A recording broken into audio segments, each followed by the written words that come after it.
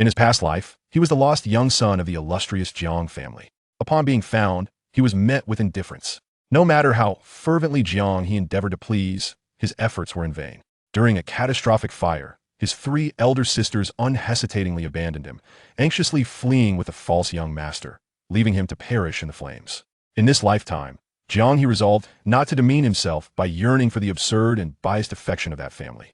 Instead, he chose to quietly await his adulthood and depart from this so-called home. However, this time, they regretted their actions. Chapter 1. After rebirth, he embraced apathy. Jiang He, what on earth are you thinking? It's merely a broken puppet. Jiang Li did not act with intent. Listening to the voice of a woman from the doorway, Jiang He rubbed his dazed head. Am I reborn? Observing his own pristine hands, untouched by the searing flames. Recalling the events of his previous life, a sharp pain surged through Jiang He's head. He was the young master of the Haizhou Jiang family, lost for 16 years, brought back on a rainy night. Yet, the prestigious Jiang family failed to promptly clarify his identity, instead allowing him to reside there as the son of a nanny. Initially, Jiang He paid little heed to these matters. After spending 16 years as an orphan, he cherished this hard-won familial love to the utmost. However, over the past year, no matter how he endeavored to win their affection, he received no acknowledgement whatsoever. Even Jiang Qin and Lu Ru, who were meant to be his biological parents, treated him as if he were invisible. On what was supposed to be his birthday, they abandoned him at home, entirely forgetting that it marked the first birthday of his return simply because Jiang Li had a mild fever. Yet, Jiang He truly did not care about such things. After all these years, birthdays had become inconsequential to him, until one day, when the Jiang family's villa caught fire, his 3 sisters rushed to save the still drowsy Jiang Li, completely forgetting that he was locked away in the nanny's room as punishment. The sensation of being engulfed by flames, watching his hair singe away, and feeling every inch of his skin seared in excruciating pain, Jiang He would never forget. Perhaps the heavens could no longer bear to witness his suffering, thus granting him a chance for rebirth. Yet this time, Jiang He was genuinely fatigued. The familial love he had longed for ultimately brought him only endless anguish. Therefore, it was better to forego it entirely. Jiang He, have you developed a temper? Open the door at once. Had I known you were such an uncouth child, I would never have brought you back to the Jiang family. This time, as Jiang Zi, the second sister, was about to finish her sentence, the somewhat dilapidated door swung open. Jiang Zi was about to speak when she beheld Jiang He raising a puppet with a severed arm and forcefully hurling it to the ground. I apologize. I should not have contended with Jiang Li.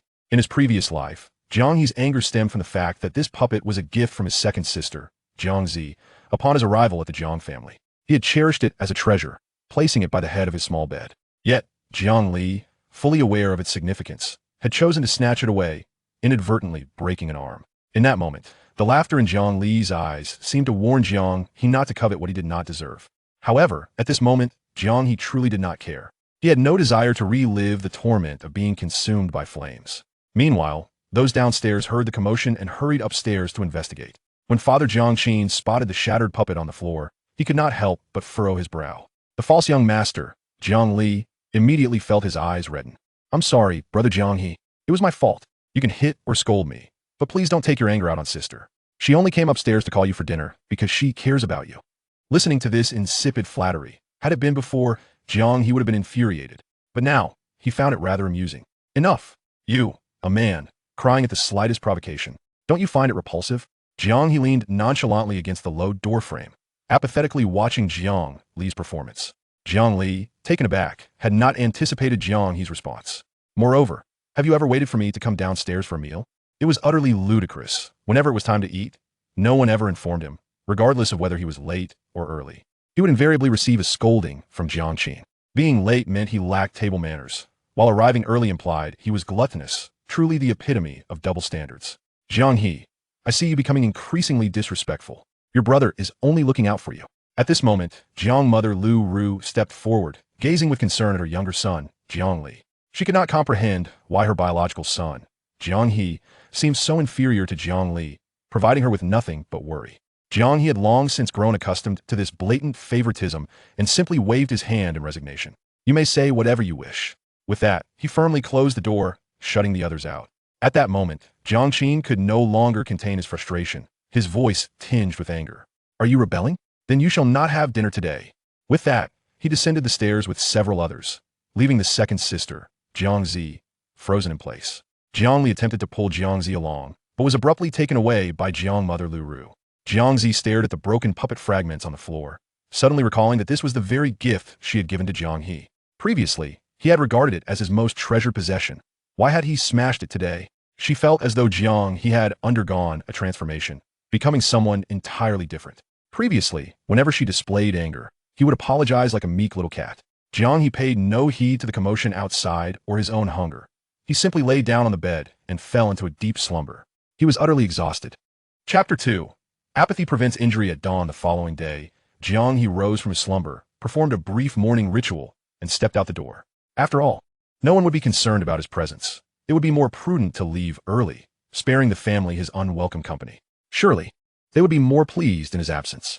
However, he was unprepared to encounter his elder sister, Jiang Huang, in the hall, savoring her coffee. Clad in a tailored suit, Jiang Huang's poised figure was accentuated, embodying the essence of a formidable businesswoman.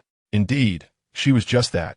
Having graduated from university, she swiftly joined the family enterprise, where under her stewardship, the company flourished, securing several international contracts and hinting at the prospect of ascending to prominence in the business realm. This success rendered Jiang Huang a celebrated figure in the city. Jiang He had no intention of engaging with his sister and was about to push open the door when a cool, authoritative voice cut through the air. "Where are you headed?" The tone, though phrased as a question, bore an unmistakable edge of interrogation. "To school," Jiang He replied curtly, stepping out of the Jiang family villa without affording Jiang Huang a moment's response.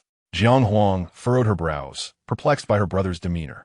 Previously, he would eagerly approach her with sweet greetings, though she had never reciprocated. In her view, Jiang He's return was motivated solely by a desire for the family's wealth, especially after he had pilfered her jewelry.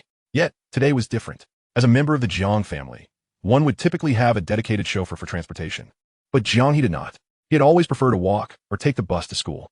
He had never requested such luxuries, not wishing to be perceived as indulgent. Yet, despite his efforts, the family's opinions of him remained unchanged. Walking along the path, Jiang He felt the gentle breeze, a long-lost sensation that served as a reminder of his existence. It became evident that indifference shields one from pain. The individuals who inflicted the deepest wounds were invariably those he held dear. The familial affection he so desperately craved was perhaps merely a jest in their eyes. Henceforth, he would no longer yearn for it. Upon arriving at school, Jiang He settled into his seat and opened his textbook. This year marked his preparation for the college entrance examination, and in his previous life, he had squandered his considerable talent on those he mistakenly considered family, resulting in a dramatic decline in his once exemplary academic performance. This time, he resolved to study diligently and make up for lost time. Meanwhile, within the Jiang household, Jiang Qin sat in silence, his gaze fixed on the dining table, like an impending volcano ready to erupt. Where is Jiang He? Has he not risen yet? Must we all wait for him? Jiang Li chimed in softly. Perhaps he is still upset with Sister Jiang He. I should go apologize to him, she suggested, attempting to rise, only to be pulled back down by Jiang He. Is he still angry? Why does he have to be upset? He is merely a puppet.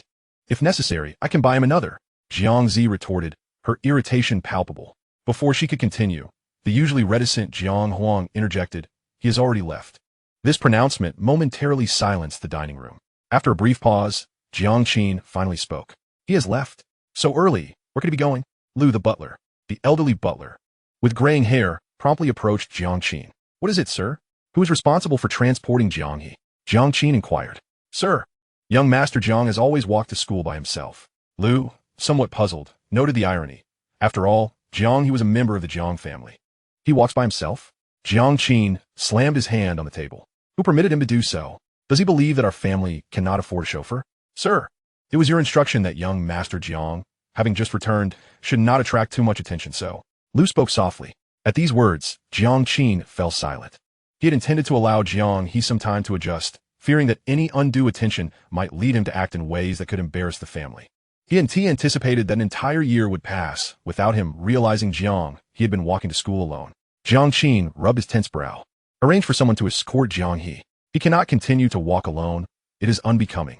He must take responsibility for his own shortcomings, rather than shifting the blame onto Jiang He. Yes, sir, Lu acknowledged, departing to find a suitable candidate. Jiang Mu, Lu Ru, cast a disapproving glance at Jiang Qin, seemingly reproaching him for not noticing sooner. She had not realized that Jiang He had been walking alone all this time. However, this did not indicate her fondness for Jiang He. Rather, she felt a profound sense of shame for her failings as a mother. As evening fell and classes concluded, A luxurious vehicle pulled up before Jiang He. "Young master, please step inside." A suited young man quickly exited the car to open the door, revealing Jiang He seated in the back. Jiang He was taken aback, bewildered by the unexpected turn of events. Chapter 3. Departure. No longer willing to be hurt, noticing Jiang He's indifference, Jiang He frowned and forcefully pulled him into the car. The driver, Xiao Zhang, awkwardly cleared his throat, reminding the passengers to ensure their safety as he started the vehicle. "Are you waiting for me to apologize?" Jiang He asked, her displeasure evident as she glanced at her brother. Yet, Jiang He remained unresponsive, unable to comprehend his sister's motives. In the past, if Jiang He had come to collect him, he would have been elated. However, now he found himself indifferent. Jiang He, growing increasingly frustrated by his lack of reaction, seized his wrist. To her surprise, she discovered how alarmingly delicate and slender Jiang He's wrist was. It could easily be encompassed by a single hand. It dawned on her that Jiang He had become exceedingly gaunt. After all, he had been an orphan, accustomed to the erratic availability of food. Survival was a challenge in itself. Upon joining the Jiang family, he often missed mealtimes due to the family's neglect. Even when he did eat, he would frequently be reprimanded for various reasons, resulting in his inability to consume much. The Jiang family, upholding strict dining protocols, forbade eating after mealtime. As for snacks, after a particularly harsh reprimand, Jiang had not touched them again. He had always sought to avoid being a burden, thus he complied with their rules. Were it not for the nanny residing in the adjacent room, who discreetly left him scraps, Jiang He would have been even more emaciated. "You've remained this thin for long?" Jiang He withdrew his hand, his tone flat. "I should express my gratitude to the Jiang family for providing me a place to stay. Having a room in a nanny's quarters is certainly preferable to wandering the streets." "What do you mean by your Jiang family?" Jiang He's fleeting guilt was swiftly consumed by anger. Was Jiang He not a member of the Jiang family? If he had not stolen from them, pushed Jiang Li down, and associated with unsavory characters, would they still harbor such disdain for him? Jiang He found himself at a loss for words and turned to gaze out the window, choosing to ignore Jiang He.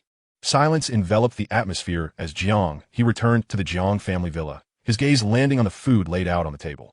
A wave of dizziness washed over him, a testament to the fact that he had not eaten for a full day and night since awakening.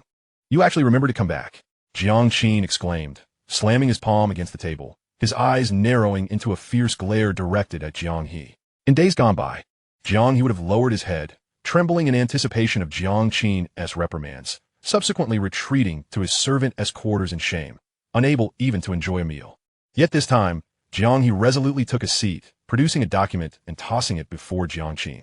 Upon discerning the contents of the paper, Jiang Qin erupted in fury, akin to a volcano awakening from slumber, and swiftly kicked Jiang He to the ground. "Are you rebelling against me?" Jiang He lay on the floor, dazed, taking a moment to recover, a trickle of blood seeping from the corner of his mouth. The sudden turn of events left both Jiang Mu, Lu Ru, and Jiang He momentarily stunned. Only Jiang Li, seated calmly in a chair, harbored a secret delight. This wretched Jiang He had long declared that everything here would rightfully belong to him. What did it matter if Jiang He was a blood relative? As Lu Ru regained her composure, she rushed forward to embrace Jiang He. "Jiang Qin, what have you done?" At that moment, Jiang He had already succumbed to unconsciousness, and in his fading awareness, he felt the fleeting sensation of life slipping away. Perhaps, he mused, it would not be so bad to perish like this. Realizing that he had struck too forcefully, Jiang Qin's demeanor lost its usual authority, replaced by an uncharacteristic panic. "I just lost my temper. It was mainly because of this." He handed the agreement Jiang He had given him to the others. The bold letters on the document proclaimed, "Agreement to sever parental relationship." In an instant, everyone's eyes widened in disbelief as they stared at the document before them, silence stretching until the operating room doors swung open, jolting them back to reality. "Who among you is the patient's family?" A doctor clad in a white coat inquired, holding a clipboard. "I'm his mother. Is Xiao He all right?" Lu Ru stepped forward, gripping the doctor's shoulder, her voice laced with urgency. The doctor regarded the group with a puzzled expression, noting their affluent appearance juxtaposed with the frail patient inside. "He is stable now. However, he has suffered from long-term malnutrition, leading to insufficient vitality and extreme weakness. Coupled with the fall you mentioned, resulting in chest injuries, he needs to rest at home and replenish his nutrition." "Ah, please sign here." The doctor, albeit curious about how such an injury could occur, also sensed that the family was concealing something. Hearing that Jiang He was out of danger, Lu Ru exhaled a sigh of relief and hastily signed the document. "Doctor, may we enter now?" "Yes, but please do not agitate the patient." "Thank you, doctor." Lu Ru hurriedly pushed open the hospital room door and quietly approached Jiang He's bedside. Meanwhile, Jiang Qin attempted to follow but was intercepted by Jiang Huang. Father, you should wait outside for now. With that, she effectively barred him from entering. Acknowledging his guilt, Jiang Qin remained silent, lighting a cigarette only to extinguish it upon noticing the no smoking sign. He had merely intended to teach the boy a lesson, never anticipating Jiang He's frail condition. But was it truly Jiang He's fault? Was it Jiang Qin or the Jiang family that had wronged him? Were it not for the Jiang family, he might still be an orphan today. At that moment, Jiang Qin failed to recognize his own culpability. Had it not been for their negligence years prior, Jiang He would never have endured such hardships, lacking even the warmth of a normal family. Lu Ru gazed at Jiang He, who lay pale and emaciated on the bed, tears welling in her eyes.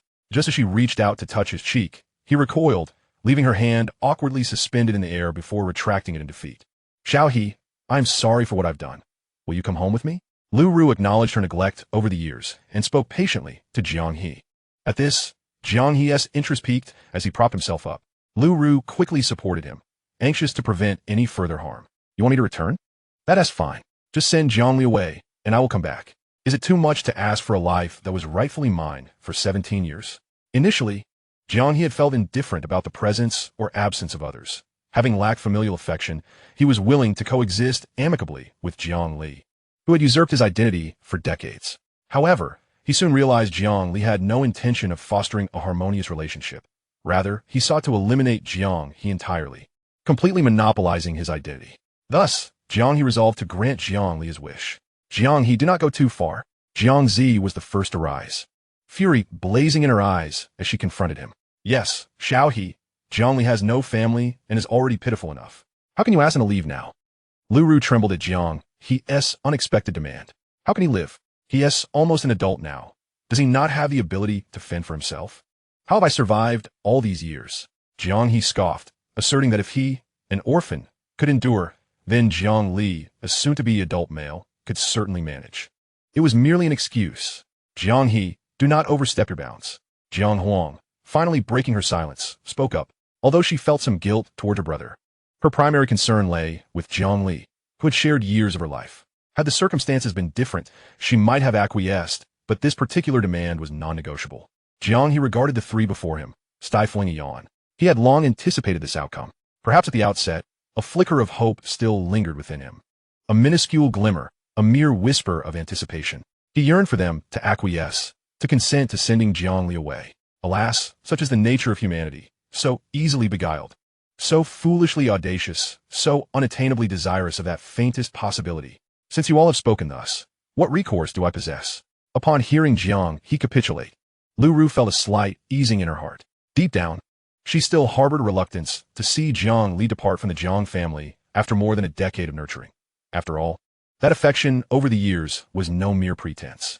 Yet, she remained oblivious to the fact that allowing two children who had exchanged identities to coexist was inherently a misguided choice. Favoring one over the other was destined to culminate in tragedy. Then let us return home, Lu Ru began, but was abruptly interrupted by Jiang He. Let us sever ties then.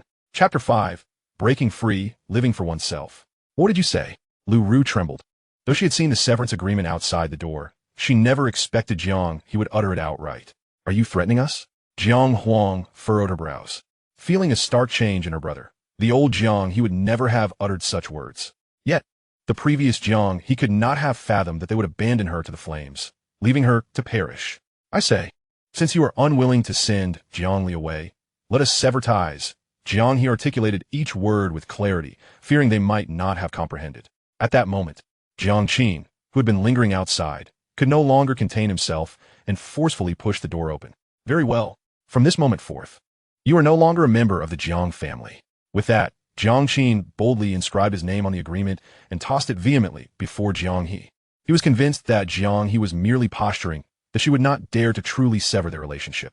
After all, becoming a member of the Jiang family was a dream cherished by many. It wouldn't be long before Jiang He would come crying to him in remorse. Absolutely. In truth, Lu Ru, Jiang Huang, and Jiang Zi shared the same sentiment. They believed Jiang He was merely venting her frustrations. How forthright. I must thank Mr. Jiang then. Jiang He exhibited no hesitation, swiftly grasping a pen from the doctor's table and signing her name with alacrity. This scene left the onlookers momentarily stunned. None of them had anticipated that Jiang He would genuinely sign her name. Even the formidable businesswoman, Jiang Huang, gazed incredulously at the agreement in Jiang He's hand. Could it be that Jiang He truly? Only then did she comprehend that Jiang He genuinely no longer cared. You unfilial child. Jiang Qin glared furiously at Jiang He, utterly astonished that this rebellious child had the audacity to sign. Very well. We shall see how you survive without the Jiang family's support. With that, Jiang Qin turned and stormed off. Lu Ru rushed forward, attempting to pull him back. Despite her disbelief that Jiang He would truly sever ties with them, Jiang He was still her flesh and blood, a piece of her heart.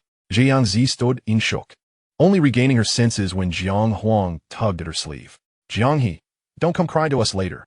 Jiang Huang then realized that it was not that Jiang He was indifferent to them. Rather, this was her method of garnering their attention. She believed that it wouldn't be long before Jiang He returned to them, tail between her legs, pleading for forgiveness. Wait, Jiang He called after the departing figures. Jiang Huang scoffed coldly. As expected, she knew Jiang He was merely putting on a facade. The moment they prepared to leave, she could not sit idly by. This time, she would not forgive him so easily. Just his desire to expel Jiang Li revealed his malice. Lu Ru felt a slight alleviation. As long as Jiang He was willing to admit her mistakes, she would not pursue the matter further. After all, they were still family. To this day, Lu Ru still perceived all of this as Jiang He's theatrics. How laughable her so-called mother was. You have given me money, yet I have spent not a single cent, a total of 20,000, all intact in the card you provided. Moreover, throughout this past year, I have hardly eaten more than a few meals at home, yet I still account for it daily, 50 yuan a day, amounting to 18,000 a year. Is that unreasonable? You pay for tuition only once. The previous fees were covered entirely by scholarships and poverty alleviation grants. Even calculating 4,000 is not excessive, is it? The former Jiang He had always excelled academically, receiving scholarships and support from the school leadership and teachers, which naturally fell to him. Originally, no one knew Jiang He had returned to the Jiang family.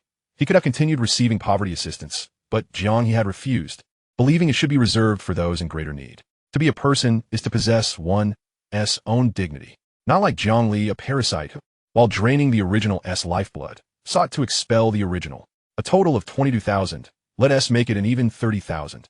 With that, Jiang He swiftly tore off a blank sheet from the earlier medical record and hastily penned an IOU. Rest assured, you may keep this IOU. Once I reach university and can work, I shall repay you. At that moment, Jiang Qin's expression had darkened to a deep shade of fury. He could hardly believe that Jiang He was genuinely intent on severing ties with them. Even Lu Ru's face had turned pale, realizing that the expenses they had incurred for Jiang He over the past year, including tuition, amounted to less than 30,000. It is worth noting that Jiang Li's weekly allowance exceeded 30,000. Watching as they departed, with no intention of accepting the IOU, Jiang He could only tuck it away. Gazing at the stark white ceiling of the ward, Jiang He felt an unprecedented sense of relief. Perhaps he had truly cherished this familial bond in the past.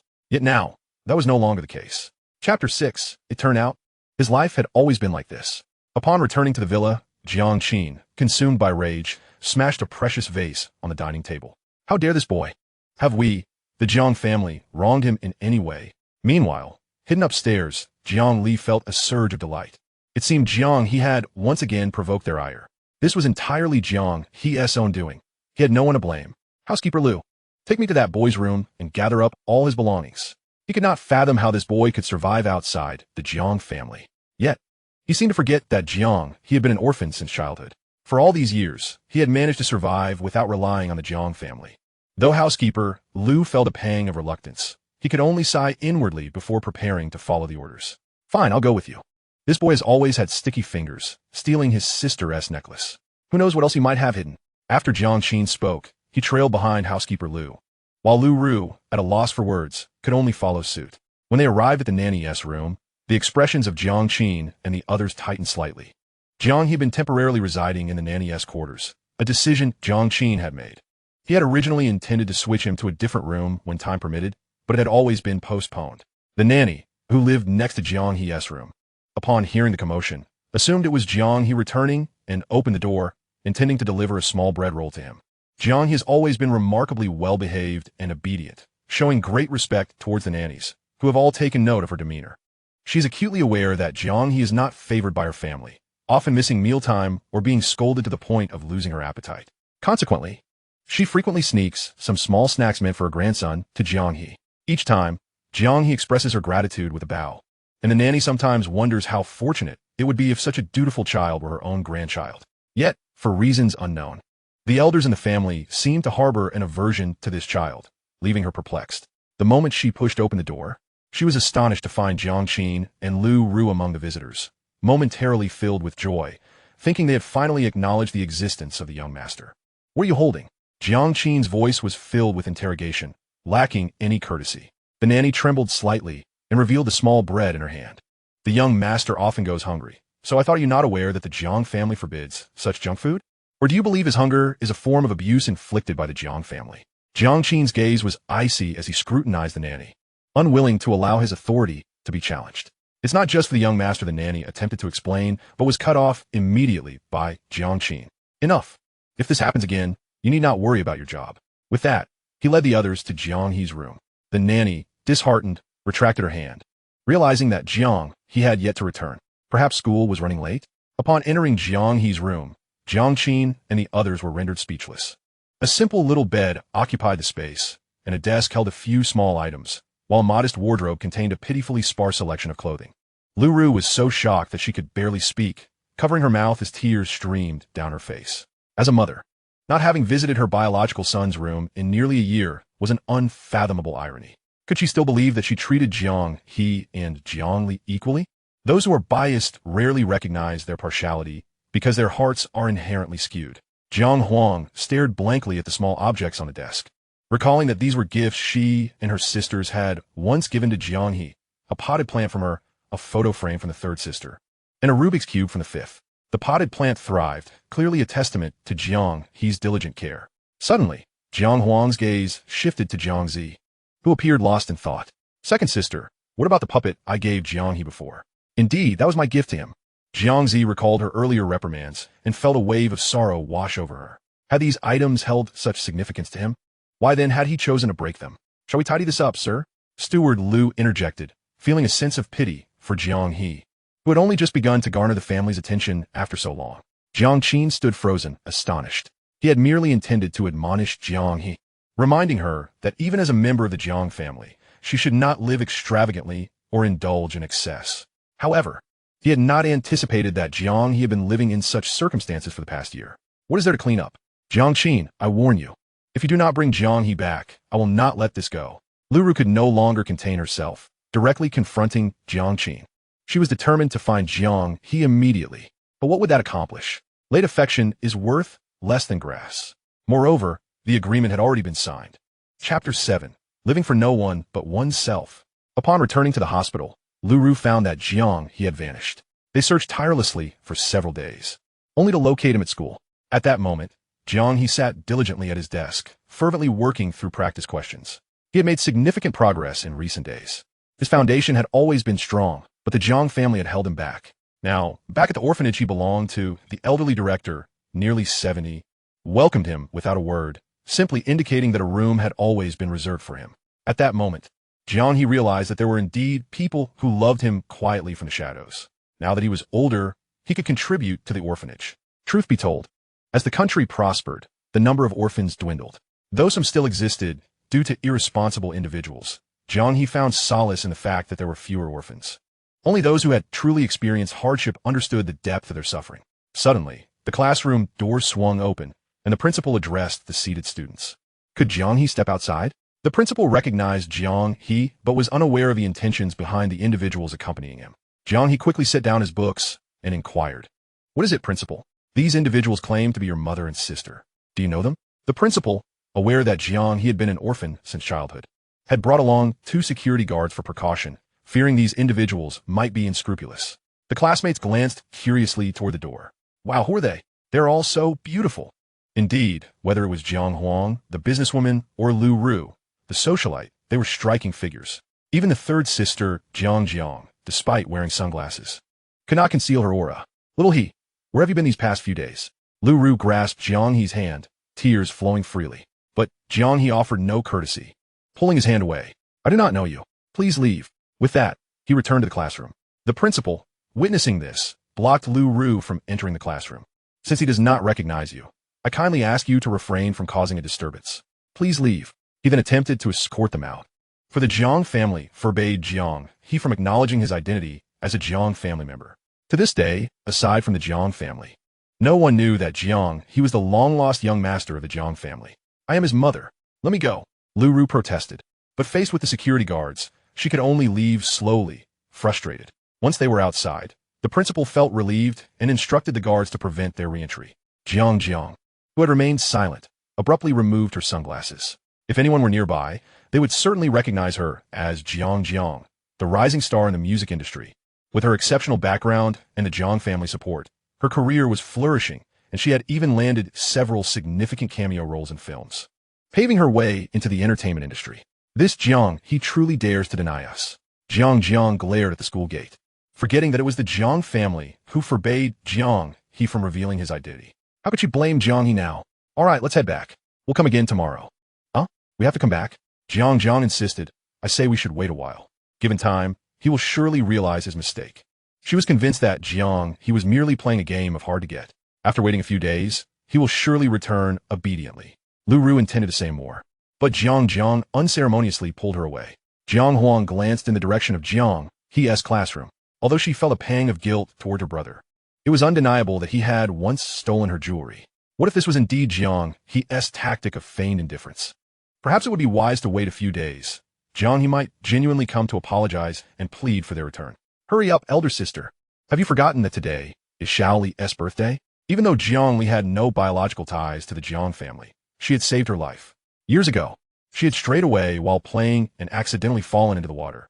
Had it not been for Jiang Li, she certainly would not be alive today. After years of companionship, she firmly believed that mere blood relations could not sever the bond she shared with Jiang Li. Meanwhile, Jiang He, seated by the window and watching the group depart, remained silent. Yet, he could not comprehend why they had come back. Wasn't it better without him? Jiang Qin would no longer fly into rages. Lu Ru would not find fault with this and that, and his sisters would not look upon him with disdain. Surely, there was no reason for them to seek him out. Suddenly, Jiang He felt a darkness envelop him, followed by a ringing in his ears, and he collapsed onto his desk. All that could be heard was the startled exclamations of his classmates. Chapter 8. Birthday. When Jiang He opened his eyes again, he felt a gentle warmth illuminating his cheek. Just as he attempted to rise, a hand as pure as jade halted him. Do not get up yet, said the doctor, clad in a white coat, as she gently guided him back down onto the bed. You're suffering from malnutrition and low blood sugar. After receiving intravenous fluids, you will need to rest at home for a while. Jiang He's body had always been frail, and after escaping the hospital a few days prior, he had refrained from mentioning his hospitalization to avoid worrying the orphanage's director. Thank you, Doctor, Jiang He replied, feeling somewhat awkward. He was acutely aware that the treatment would likely incur considerable expenses, and he currently had no means to pay. He wondered if the infirmary would allow him to incur a debt. Seeing Jiang He's demeanor, Jiang Xin, the school nurse, understood the situation. Adjusting her glasses, she smiled and said, It's all right. Just make sure to go home early, understood? With that, she began to leave. Wait, she heard him call. What is it? Jiang Xin looked back at the frail boy on the bed, puzzled, thinking he might be feeling unwell again. I'm sorry, doctor, but I don't have any money at the moment. However, I can work to pay it off. I'm good at cleaning and moving things. This was no idle boast. Before being taken in by the Jiang family, Jiang had lived this way, doing chores, washing dishes, cooking, and running errands to contribute to the orphanage. Even for the slightest remuneration, he worked without complaint. After all, before reaching adulthood, most employers were reluctant to hire him. Only those who saw his low price were willing to give him odd jobs, and payments were made on the same day to avoid any potential trouble. Jiang He had never complained, but rather felt grateful to those who had offered him temporary refuge. After returning to the Jiang family, he continued to be diligent, often assisting the housekeeper with manageable household tasks.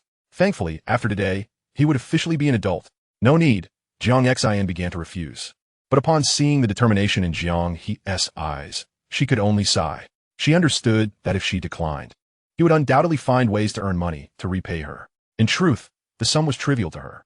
As the eldest daughter of the Jiang family in the capital and a top student at the medical university, her position as the school nurse was merely a task assigned by the institution.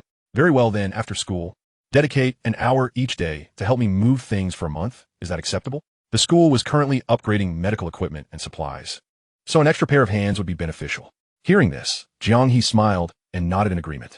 At that moment, outside the Buckingham Hotel in Highshire. The entrance was bustling with people, and luxury cars lined the street. As darkness enveloped the sky, Jiang He stood on stage with a beaming face, addressing the guests below. Thank you all for attending my son's coming-of-age ceremony. Let the banquet officially commence.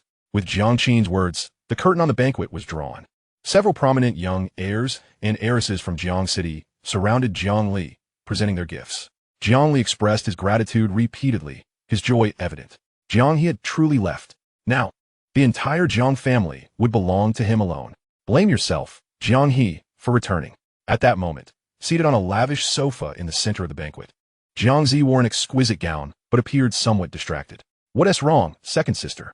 Jiang Huang, dressed in her standard professional attire, felt a bit constrained by the elaborate gown. It's nothing, just thinking about Xiao He, she replied. Upon hearing this, Jiang Huang fell silent. Indeed, today was also Jiang He's birthday. Elder sister, second sister. Jiang He approached, seating himself beside them. Where's my gift? He pouted, eyes gleaming with anticipation. Jiang Huang, remembering, promptly produced a delicate box from behind her. Its exterior alone spoke of its extraordinary value. Upon opening it, Jiang He gasped in delight. It was a Patek Philippe watch. Do you like it? Jiang Huang affectionately ruffled Jiang He's hair. As a businesswoman, she reserved her softer side for her younger siblings. I love it. Thank you, elder sister. At that moment, a group of wealthy second-generation heirs looked on enviously. That watch was worth at least 2 million, although their families were affluent. They could not compare to the Jiang family's wealth. Meanwhile, Jiang He remained lost in thought until Jiang Li's voice snapped her back to reality. Second sister, where's my gift? You didn't forget, did you? Of course not. Jiang He quickly handed him a set of car keys. For how could an 18-year-old not have a car of his own? Seeing the Porsche keys in front of him, Jiang Li's face lit up with joy. He had longed for his own vehicle. Little did he know that behind Jiang He was a small box containing the puppet Jiang he had discarded earlier. I need to step out for a moment. Before Jiang He could express his gratitude, he saw Jiang He hastily leave, clutching the unknown box. Chapter 9. Though the candlelight flickers weakly, it now belongs solely to him. Upon returning to the orphanage, Jiang He discovered several lights still aglow. Have those little rascals been mischievous again? He wondered as he entered the yard, but found no one around. Did they forget to turn off the lights? Just as he was about to head back to his room, a loud bang echoed through the hall.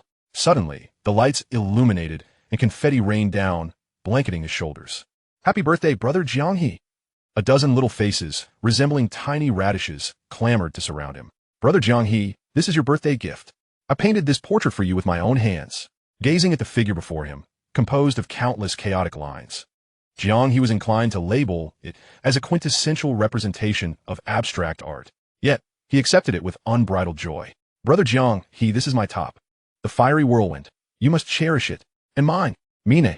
As he surveyed the assortment of gifts laid before him, tops, yo-yos, and an array of Ultraman cards, Jiang He couldn't help but feel a mix of amusement and exasperation, but he expressed his gratitude and accepted each one with solemnity. He understood that, despite their apparent insignificance, these items represented the best offerings from these little cherubs. Get down. Are you trying to crush brother Jiang He? At that moment, a girl of about 15 or 16 stepped forward, admonishing the group of children.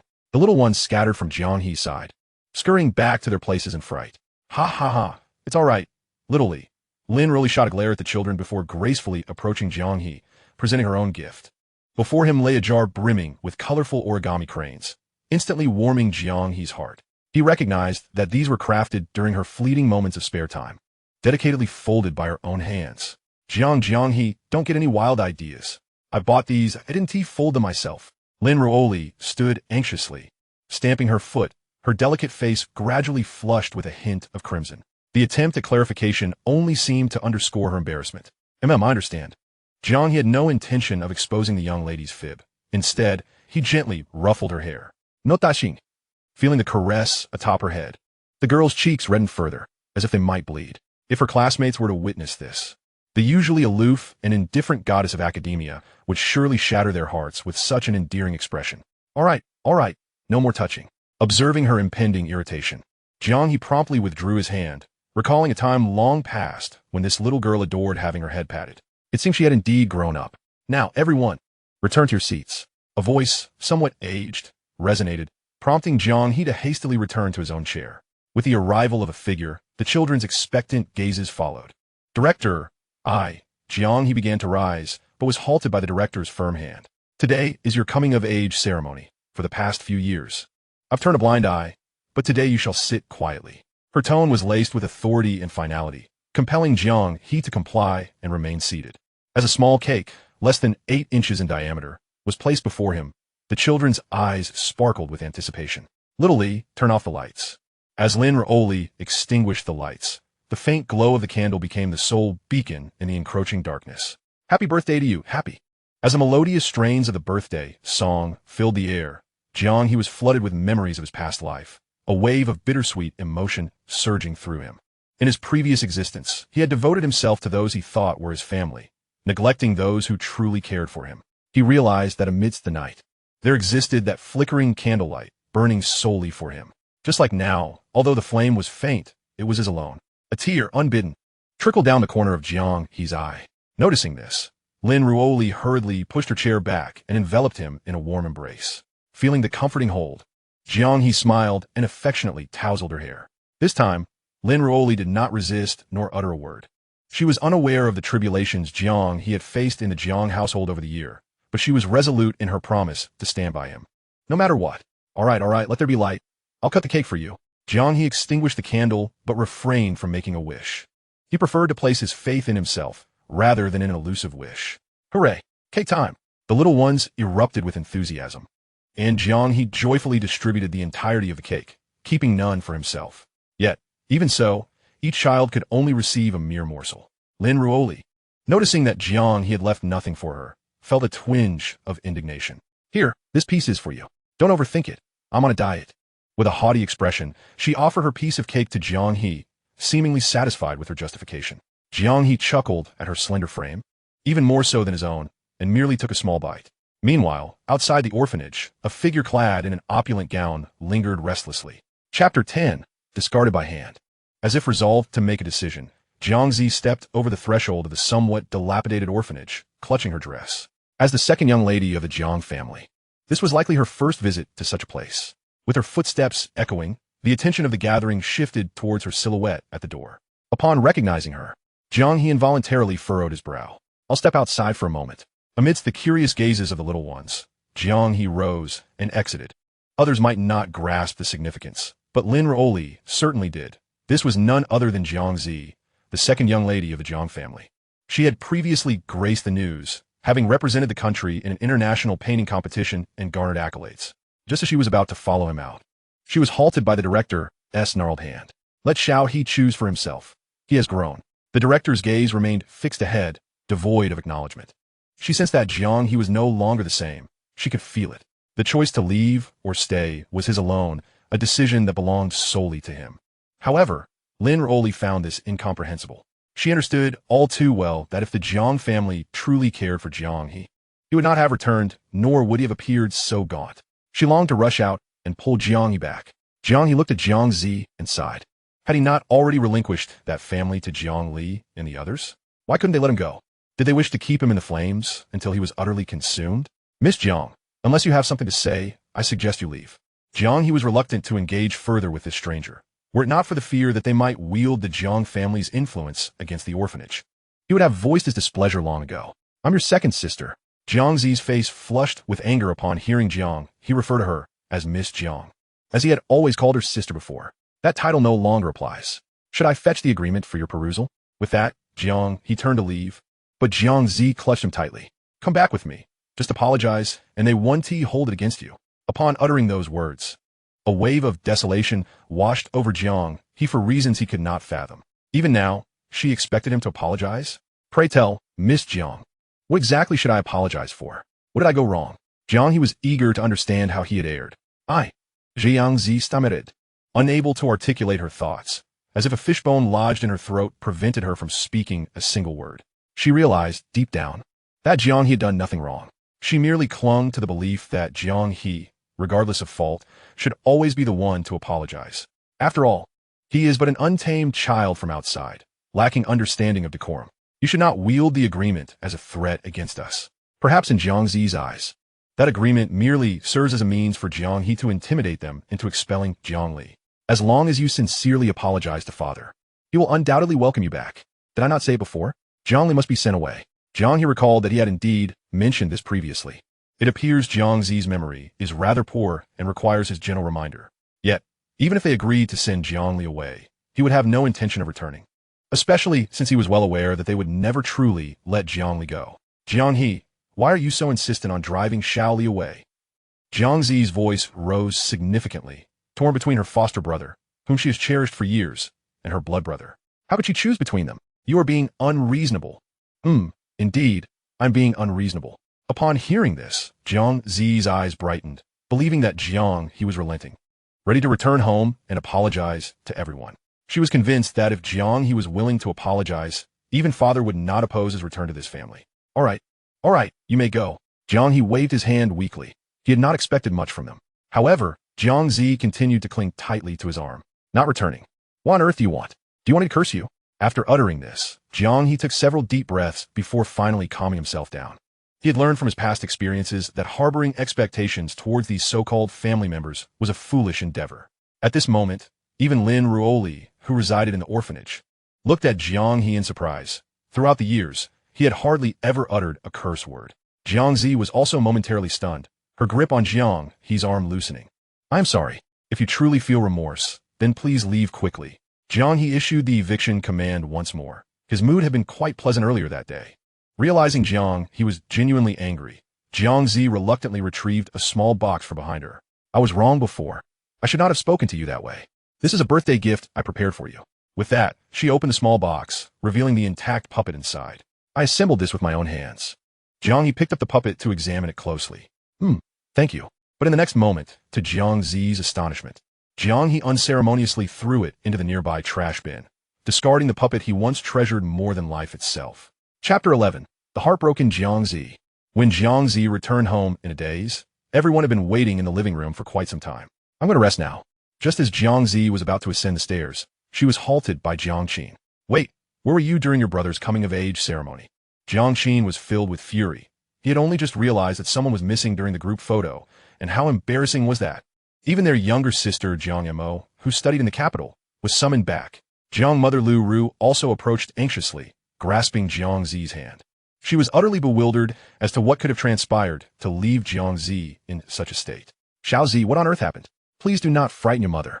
At this moment, Jiang Zi finally regained her composure and, looking at the crowd before her, spoke each word with clarity. I want to see Xiao He. With a loud crash, Jiang Qin hurled a precious cup to the floor. Who allowed you to meet him? Even Jiang Li, standing by, clenched his fists so tightly that his nails dug into his flesh without him feeling a thing. Jiang He, why are you disrupting my life? Why? Why did you not die back there? You should have perished long ago. Why? Why do you keep appearing in my life over and over again? At this moment, Jiang Li's heart brimmed with resentment towards Jiang He. He could not comprehend why someone who had already left would still cast a shadow over the family that rightfully belonged to him alone. Today is Xiao He's birthday. The moment those words left her mouth, the room fell into an eerie silence. Even Jiang Qin's intended reprimand stifled in his throat. They had never considered that the two were born on the same day due to a mix-up in their adoptions. If the outside world learned that the Jiang family had organized such a grand coming-of-age ceremony for an impostor while casting out their biological son, the scandal would be insurmountable. Lu Ru's eyes instantly turned red. As a mother, she had forgotten her own son's birthday. Yet, it seemed she had forgotten that previously, she had left Jiang He alone at home to celebrate Jiang Li's birthday while she stayed outside with Jiang Li during his fever. Now that she thought about it, was it too late? I'm going back now. Jiang Zi's expression remained forlorn. She still could not believe that Jiang He had discarded the puppet she had painstakingly assembled right before her eyes. But it was not like this before. No matter what happened, Jiang He would always heed her words. Jiang He would carefully place the puppet she gifted him on his bedside. So why had everything changed?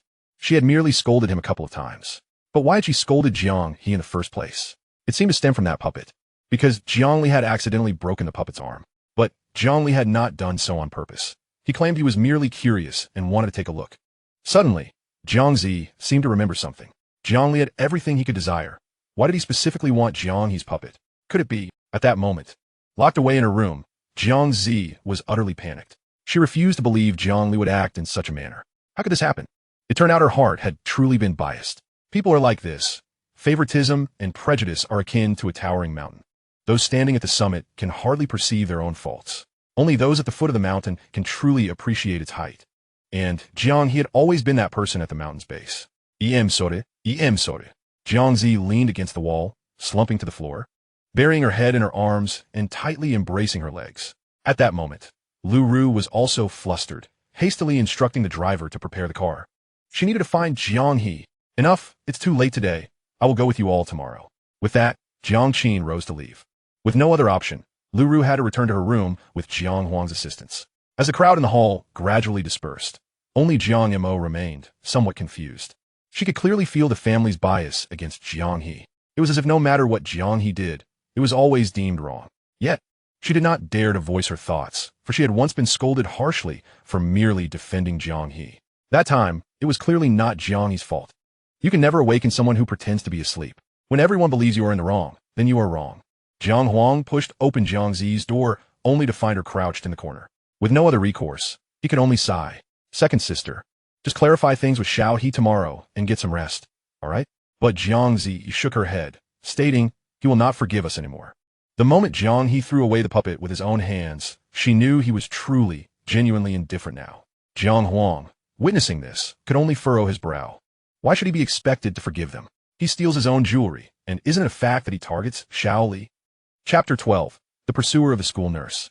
After confirming that all the little ones, including Lin Ruoli, were sound asleep, Jiang He began tidying up the table. Suddenly, an idea struck him. What if he set up a small stall at the night market next door? It could provide extra funds to support the orphanage. Once this thought emerged, it became unstoppable, and he found himself harboring some unique ideas of his own. Even by the next day after school, Jiang He was still mulling over the plan. All right, he also needed to help out.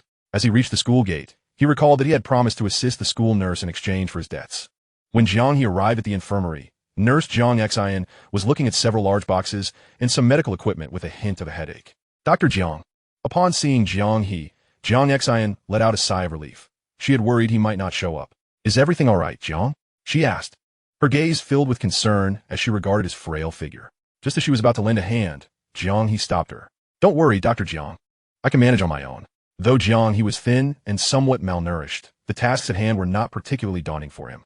He had endured far more strenuous work in the past and had managed just fine. Witnessing Jiang, he effortlessly lifted one of the large boxes. Jiang Xian's eyes widened in astonishment. He worked with remarkable efficiency, soon moving everything inside and arranging it neatly according to her instructions. It was evident that Jiang He had considerable experience in such matters. Jiang Xian felt a pang of sympathy for him and hurriedly offered him some hot water. Jiang He accepted the disposable cup without hesitation and drank it down. After finishing, he stood up to grab a broom to clean, but Jiang Xian stopped him. Take a break. There's no rush. Unable to persuade her otherwise, Jiang He reluctantly resumed his seat. Seeing him comply, Jiang Xian couldn't help but smile slightly. Just then, a tall figure appeared at the infirmary door. The man, clad in a sharply tailored suit and holding a vibrant bouquet of red roses, inquired, "Is Miss Jiang here?" Upon hearing this, an awkward expression crossed Jiang Xian's previously gentle face. Jiang He immediately perceived the shift and chuckled. Is he a suitor of Dr. Jiang? Indeed, despite her white coat, Jiang Xian's striking figure could not be concealed. Her exquisite features, enhanced by a touch of makeup, rendered her a vision of beauty. With her petite nose and a pair of glasses, she exuded an air of sophistication. Countless young boys in school feigned illness just to catch a glimpse of Jiang Xian. Such mischief at your age. Jiang Xian lightly tapped Jiang He's forehead with her pristine fingers, chiding him for teasing her. At that moment, the man in the elegant suit pushed open the infirmary door, his face beaming with delight as he gazed upon Jiang Xian. Jiang He, standing nearby, was completely overlooked, regarded merely as a student. Jiang Xian, I've finally found you. Yet, Jiang Xian, visibly weary, rubbed her temples. This Lu Yu had managed to track her down, even in High City. Noticing the flowers he offered, Jiang Xian made it clear she had no intention of accepting them, prompting Lu Yu to retract his hand with disappointment. What brings you here? She asked. I just wanted to see you. Well, you've seen me. You can leave now. Lu Yu opened his mouth to protest, but was gently pushed out by Jiang Xian. Faced with the firmly closed door of the infirmary, Lu Yu could only manage a rueful smile. He understood all too well that Jiang Xian had no affection for him, yet his family relentlessly pressured him to win her over. Securing Jiang Xian's favor was essential for his family's standing to rise in Jing City. Moreover, he genuinely liked Jiang Xian, for she was the belle of the medical university back in the day. However, from the looks of it, his hopes seemed bleak. Perhaps I should just stay in High City for a while? With that thought, Liu Yu promptly took out his phone to make a call. Meanwhile, Jiang He observed Jiang Xin, surprised to discover that the seemingly gentle school nurse could also exhibit a temper. It was rather endearing. This made Jiang He reminisce about Lin Ruoli, the little girl who often directed her ire at him. In his eyes, she resembled an irate little rabbit, utterly adorable. You're still smiling. Jiang Xin glared at Jiang He, her annoyance flaring as she realized he dared to laugh at her. All right, I apologize, Dr. Jiang. Jiang He raised his hands in surrender and then began to clean up, having rested sufficiently. Take your time. There's no hurry, Jiang Xin reassured him, knowing he was a good kid and that there was no need to rush the cleaning. As time passed, Jiang Xin flipped through a medical book, occasionally yawning. It was evident she had stayed up late the previous night. When Jiang He completed his tasks, he noticed Jiang Xin had dozed off with her head resting on the table. He couldn't help but smile, placing his tools aside and approaching her. Observing her beautiful sleeping face made his heart flutter involuntarily, prompting him to shake off such thoughts. He gently draped a blanket over her and thoughtfully removed her glasses from the tip of her nose. After giving her one last glance, he closed the door quietly and left, feeling at ease. Chapter 13. Speaking ill words cleanses the heart. When Jiang Xin awoke, the sky had darkened. Feeling the blanket draped over her and the glasses on the table, a smile graced her lips. This boy is rather considerate. At that moment, Jiang He had already returned to the orphanage, ready to put his stall plans into action, but was stymied by the lack of initial funds. Sitting on the porch, he chuckled at himself, pondering whether this was akin to embarking on a venture only to face failure prematurely. Yet he soon rose, as if having made a decisive resolution. Financial matters were not something he could discuss with the director. Thus, he decided to seek employment instead. Jiang He had calculated that he would need around 4,000 yuan to set up a small stall. Therefore, he would have to earn that amount on his own. After a period of diligent review, Jiang He felt confident about achieving a commendable rank in the upcoming midterm exams, which would increase his chances of securing scholarship. Although 2,000 yuan was not a substantial sum, to Jiang He at this moment, it felt like a fortune. Suddenly, several luxury cars approached his location, creating quite a scene. Given the orphanage's position in the city village, it was not particularly remote. Yet most of the surrounding residents were laborers who had come to High City seeking work, living here primarily for the affordable utilities and rent. However, the arrival of these luxury vehicles seemed entirely out of place. The local residents, finishing their shifts, cast curious glances in their direction. When Jiang He noticed the group, it was already too late. As he attempted to shut the door, he was called out by Liu Ru. Wait, Xiao He. Liu Ru hurriedly flung open the car door and rushed towards Jiang He. With a sigh, Jiang He ultimately decided against closing the door. It would be better to clarify things with this group rather than face endless complications. Seeing that Jiang He did not shut the door, Liu Ru felt relieved. What's the matter, Aunt Liu? Is there something you need from me? As soon as those words escaped his lips, Liu Ru felt as if her heart had been ruthlessly pierced. She never anticipated that Jiang He would refuse to even call her little he, despite being her mother. What do you want from me? Jiang He merely wished to hasten the departure of the others. At that moment, Jiang Huang, Jiang Zi, and Jiang Li slowly emerged before Jiang He. Jiang Li's eyes were slightly reddened as he reached out to grasp Jiang He, only to be forcefully shrugged off. Damn it. What a pathetic man, constantly playing the victim. How disgusting. Don't you dare touch me. In an instant, Jiang Li stood frozen, bewildered. He had never been subjected to such scorn before, and a fleeting glimmer of resentment flashed in his eyes. Liu Ru gazed at Jiang He with disbelief, as he had never been one to utter harsh words. Observing the dazed expressions of those before him, Jiang He felt a sense of relief wash over him. Indeed, once one articulates their frustrations, the heart feels lighter. Brother Jiang He, as long as you agree to return, I am willing to do anything for you, even if it means leaving this home. Here it came again. Jiang He regarded the theatrics of Jiang Li with disdain, having grown weary of such performances long ago. Initially, he had been deceived by Jiang Li's facade of innocence, hoping to foster a cordial relationship with his so-called brother. Little did he know, Jiang Li would go so far as to slander him by claiming he associated with unsavory individuals and even sought someone to harm him. No matter how he tried to clarify at the time, his words fell on deaf ears. Back then, Jiang Li had feigned support, all the while solidifying Jiang He's guilt. Xiao Li, your brother is not that kind of person, right, Xiao He? Liu Ru hastily interrupted Jiang Li, turning her pleading gaze towards Jiang He, convinced he wouldn't truly cast Jiang Li aside. After all, the words exchanged in the hospital were merely in the heat of the moment. Well, if this is all you have to say, I shall take my leave. Jiang He made his stance abundantly clear. There is me without you, and you without me. How could they still play dead at such a juncture? Only Jiang He understood that Jiang He's words were not mere bluster. Wait, mother came to bring you a birthday gift. At that moment, Lu Ru finally grasped the situation and hurriedly produced an exquisite little box. Xiao He. This is before she could finish, Jiang He interrupted her. Take it back. My birthday is already passed. With that, he promptly shut the door, leaving them to depart. After all, yesterday was his birthday. What significance did receiving a gift today hold? Moreover, did they truly believe he was oblivious to everything? Jiang He had dressed so splendidly the night before solely to attend Jiang Li's birthday celebration. It was truly laughable. Driving away her own flesh and blood merely to appease Jiang Li. Now they sought him out? Wasn't that a display of utter contempt? Xiao He, open the door. Yet, no matter how Lu Ru called, there was no response, leaving them no choice but to return home in disappointment. On the way back, Jiang Li sat beside Lu Ru, offering her words of comfort, though he could scarcely suppress the smirk tugging at the corners of his mouth. At that moment, Jiang He, who had been silent, suddenly regarded Jiang Li with earnestness. Jiang Li, did you intentionally damage Jiang He's puppet? Upon uttering those words, the spacious vehicle fell into an oppressive silence. Chapter 14. A Confession? Second sister, why do you say that? In an instant, Jiang Li's eyes brimmed with tears, his expression one of pitiful innocence. Lu Ru seized the moment to defend Jiang Li. It's just a puppet. Xiao Li didn't mean to. But that was a puppet I gifted to Xiao He. Why'd you have to ruin that specific one? As Jiang He pressed on, Jiang Li found himself at a loss for words, stammering an explanation. I was just curious. Second sister, I can replace it for Jiang He. I am willing to do anything as long as Jiang He forgives me. Before he could finish, tears as large as peas began to roll down his cheeks. Lu Ru quickly enveloped Jiang Li in a comforting embrace. All right, Xiao Li didn't do it on purpose. At that moment, Jiang He felt a throbbing headache but remained silent, simply sitting in quiet contemplation.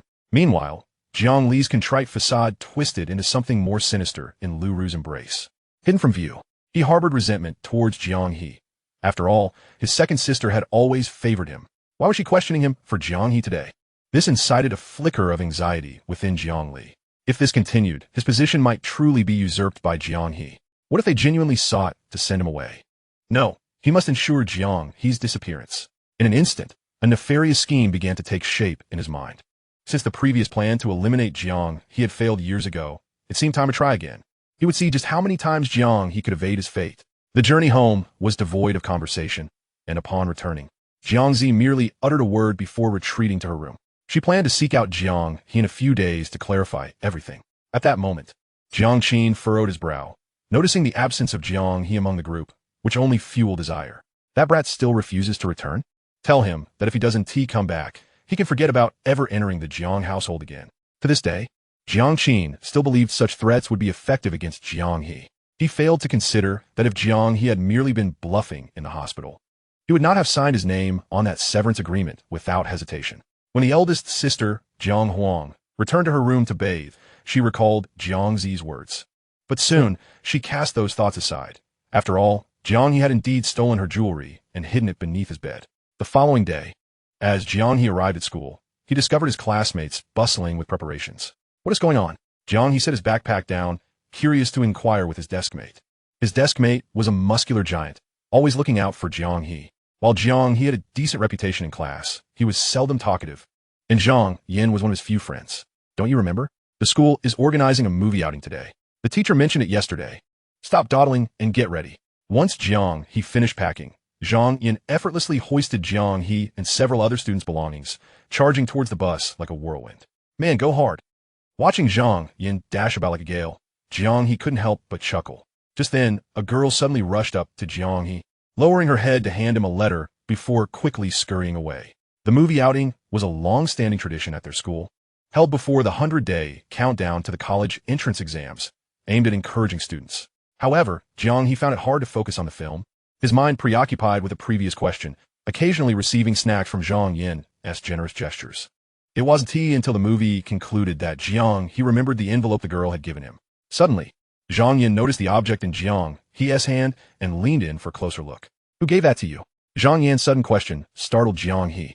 Glancing at the pristine envelope, he recalled that it had been given to him by Lu Cece from their class. Lu Cece gave it to you?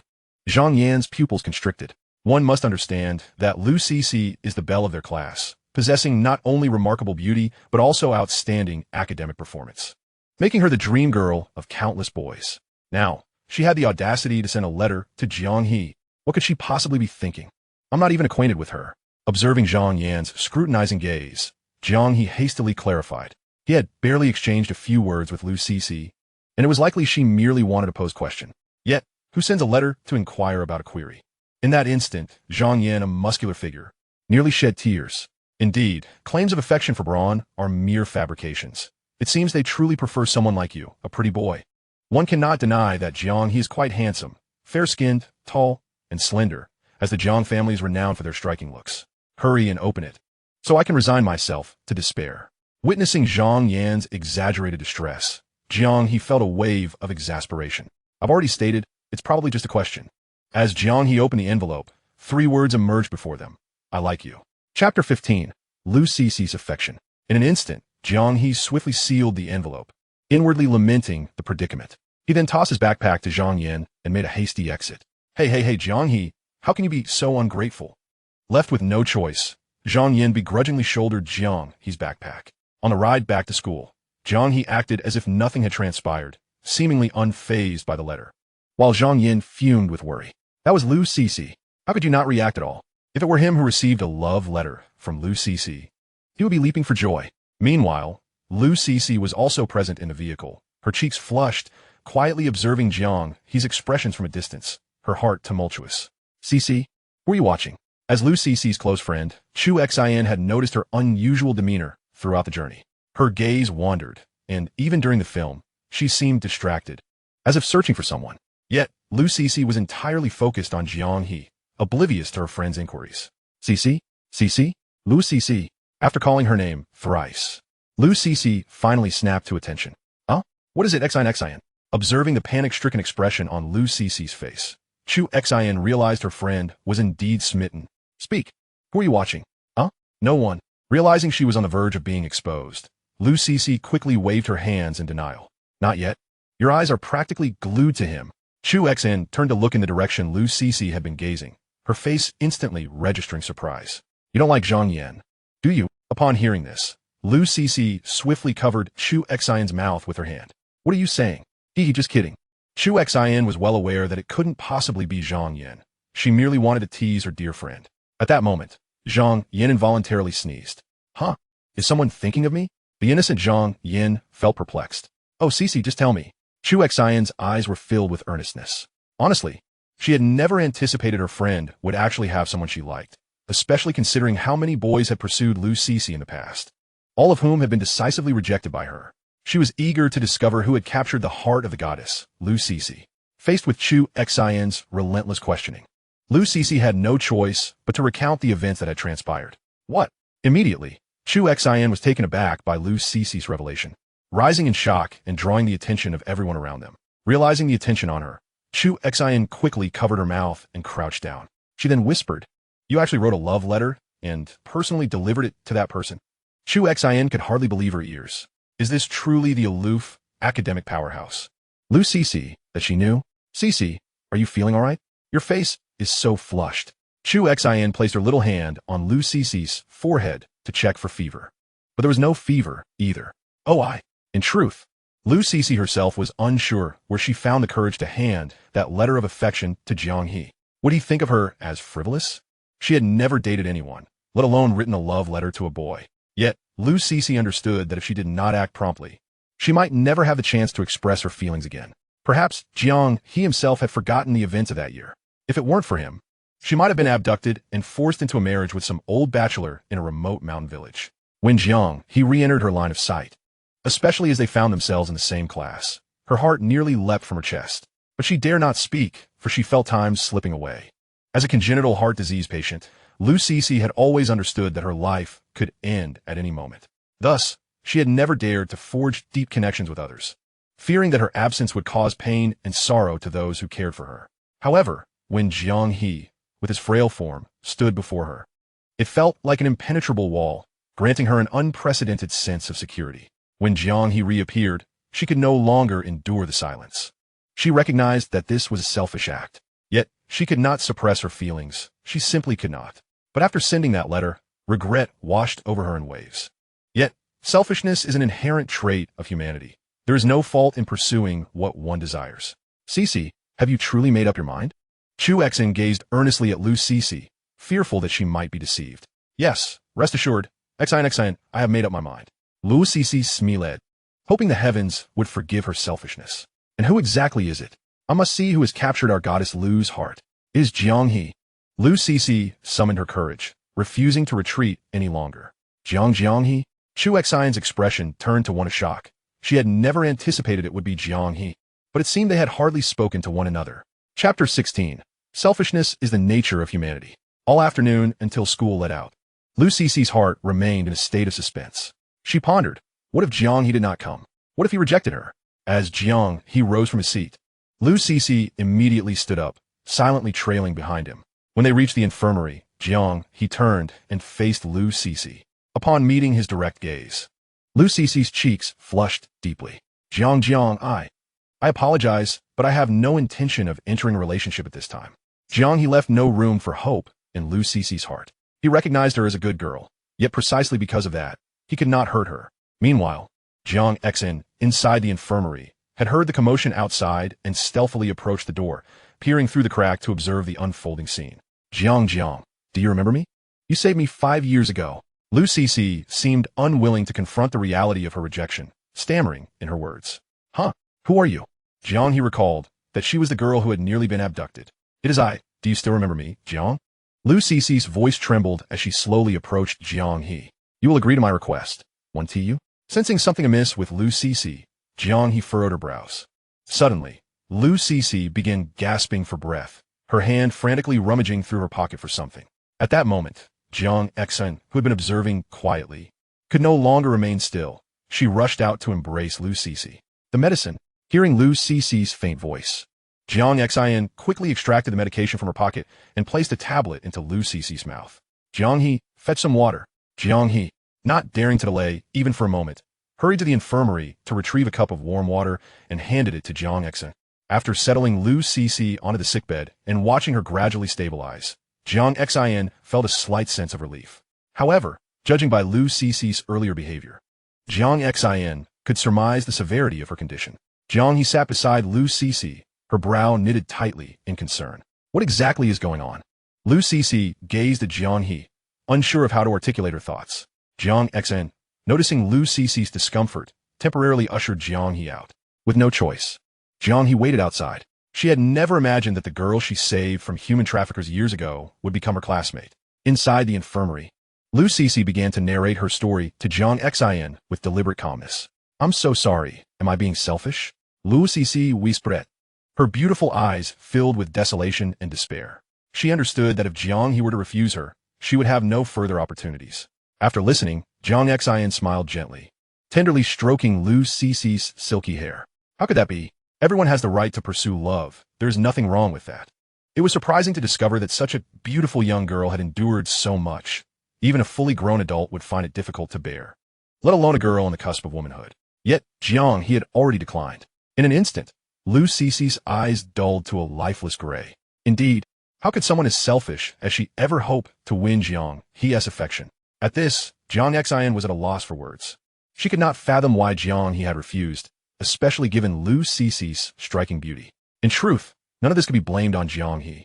Ever since her previous life ended in flames, she seemed to have lost her capacity for love. She no longer dared to trust in others' affections, folding her heart away, trapping it deep within. It was a profound fear, a fear of love. Suddenly, Lu Cece seemed to arrive at a resolute decision. Since I have already been so selfish, I shall embrace it fully. Dr. Jiang, could you please call Jiang He back? Certainly. With Jiang He's reappearance, a faint blush returned to Lu Cece's previously pale cheeks. Jiang He, I must confess that I have a congenital heart defect. I'm sorry for hiding this from you. A congenital heart defect? Jiang He's brows knitted even tighter. Yes, Jiang He, I may not have long to live. She had undergone surgery before, but with little success. The doctors had informed her family that she might not live to see 20, that death could come at any moment. Lu Cece then looked at Jiang He, uttering the most difficult words she had ever spoken. Jiang He, would you grant me 1 month? Just 1 month. Considering that I do not have long left. At her words, even Jiang Xen appeared astonished, She had not anticipated Lu Cece would say such a thing. Tears streamed down Lu Cece's cheeks uncontrollably. She had finally confessed her feelings. Using her illness to morally compel Jiang He, she truly was a selfish and shameless woman. Please, Lu Cece sobbed, unable to bear looking at Jiang He's face. Chapter 17 Jiang Xin. Be careful, or I will inform your homeroom teacher. All right. Jiang He looked at Lu Cece on the sickbed and ultimately nodded. Is that really true? Of course. He understood the longing for love, as well as the immense anticipation mingled with the agony of unreachability. He wished for Lu Cece to be spared from such torment. Perhaps her feelings for him were merely a fleeting whim, or perhaps a misattribution of her gratitude and dependence as love. Yet, Jiang He believed that, with time, Lu Cece would come to understand. Nevertheless, it was indeed her condition that swayed Jiang He to acquiesce. Otherwise, he would have refused outright. Indecision only brings more pain. But with only a month at hand. Yes, a month is sufficient. Lu Cece quickly sat up, her cold, pale hand grasping Jiang He's. Jiang Ge, do you remember? You held my hand like this before, leading me for a long, long time. That feeling was one Lu Cece would never forget. Jiang He felt the chill of her hand, and his face flushed. It was indeed his first experience of holding hands with a girl. Oh dear, be careful, or I will tell your homeroom teacher. Jiang Xin looked at the two with a mix of exasperation. Had they come to feed her lovebirds? Oh well, who can blame them for being young? She mused. It was a bittersweet reminder of youth's fleeting beauty. However, Jiang Xin felt more sympathy toward Lu Cece. Knowing that a vibrant young girl might not have much time left, it was a sentiment that tugged at anyone's heartstrings. Regrettably, she was not an expert in this field. By the way, I could consult my mentor. She recalled that her mentor was acquainted with several specialists in cardiology. Unbeknownst to Jiang Xin, Lu Cece's family had previously taken her to the capital for treatment, only to be told that even a heart transplant would be unlikely to cure her. Let me take you home later. As Jiang He rose to assist Jiang Xin, Lu Cece attempted to rise as well, but was gently pressed back down by Jiang Xin. Just rest. This little task won't tire out your boyfriend. Hum. At Jiang Xion's words, Lu Cece's cheeks turned a vibrant shade of red, akin to a perfectly ripe apple, but her heart felt a sweet warmth. Thus, Lu Cece lay on the bed, her gaze fixed on Jiang He. As Jiang He's classmate, she had always been able to steal only fleeting glances at him. Now she could gaze at him openly. Lu Cece lightly placed her hand over her chest, feeling the irregular rhythm of her heart. In this moment, her heart belonged solely to Jiang He, beating for him. After finishing his tasks, Jiang He's forehead glistened with fine beads of sweat. Lu Cece, ever attentive, took out a tissue to wipe his brow. This scene made Jiang Xin shiver. Was this couple truly displaying their affection in front of her, the school nurse? I'll take my leave now. I'll return tomorrow to help. Goodbye, Dr. Jiang. Thank you, Dr. Jiang. Watching the two, Jiang Xin waved her hands repeatedly. Hurry along, and be careful on your way. Only after they departed did Jiang Xin breathe a sigh of relief. She was uncertain whether Lu Cece's actions were right or wrong. Such matters were beyond the judgment of an outsider like her. Alas, it has even made me contemplate the notion of indulging in a romantic relationship. Jiang Xin waved her hand dismissively. She had always been an academic prodigy, a paragon of excellence, and even without the privileged title of the Jiang family's heiress, she would still have been a child of destiny. Throughout her life, she had consistently rebuffed the advances of suitors, for she regarded romance as a frivolous distraction, an impediment to her ambitions. Consequently, she had never experienced a romantic relationship, nor had she entertained any romantic interests. However, the events of today have instigated a shift in her perspective on love. If only she could engage in a romance devoid of ulterior motives, it might not be so bad. Unfortunately, the very identity of being the Jiang family's daughter has extinguished any such fantasies. The intricate web of interests and entanglements is an inescapable reality for her. Seeking genuine affection amidst such convoluted motives is akin to searching for gold in a garbage heap. Even if one finds it, it has long been tainted. At this moment, the two individuals walking along the path felt a lingering hesitation to hold hands. It was Lu Cece who broke the silence first. Brother Jiang He, may I accompany you home every day? Of course, Jiang He replied, smiling as he tousled Lu Cece's hair. To be honest, he still regarded Lu Cece merely as a sister. He was not in a position to accept any romantic feelings at present. Then, may we go on a date this weekend?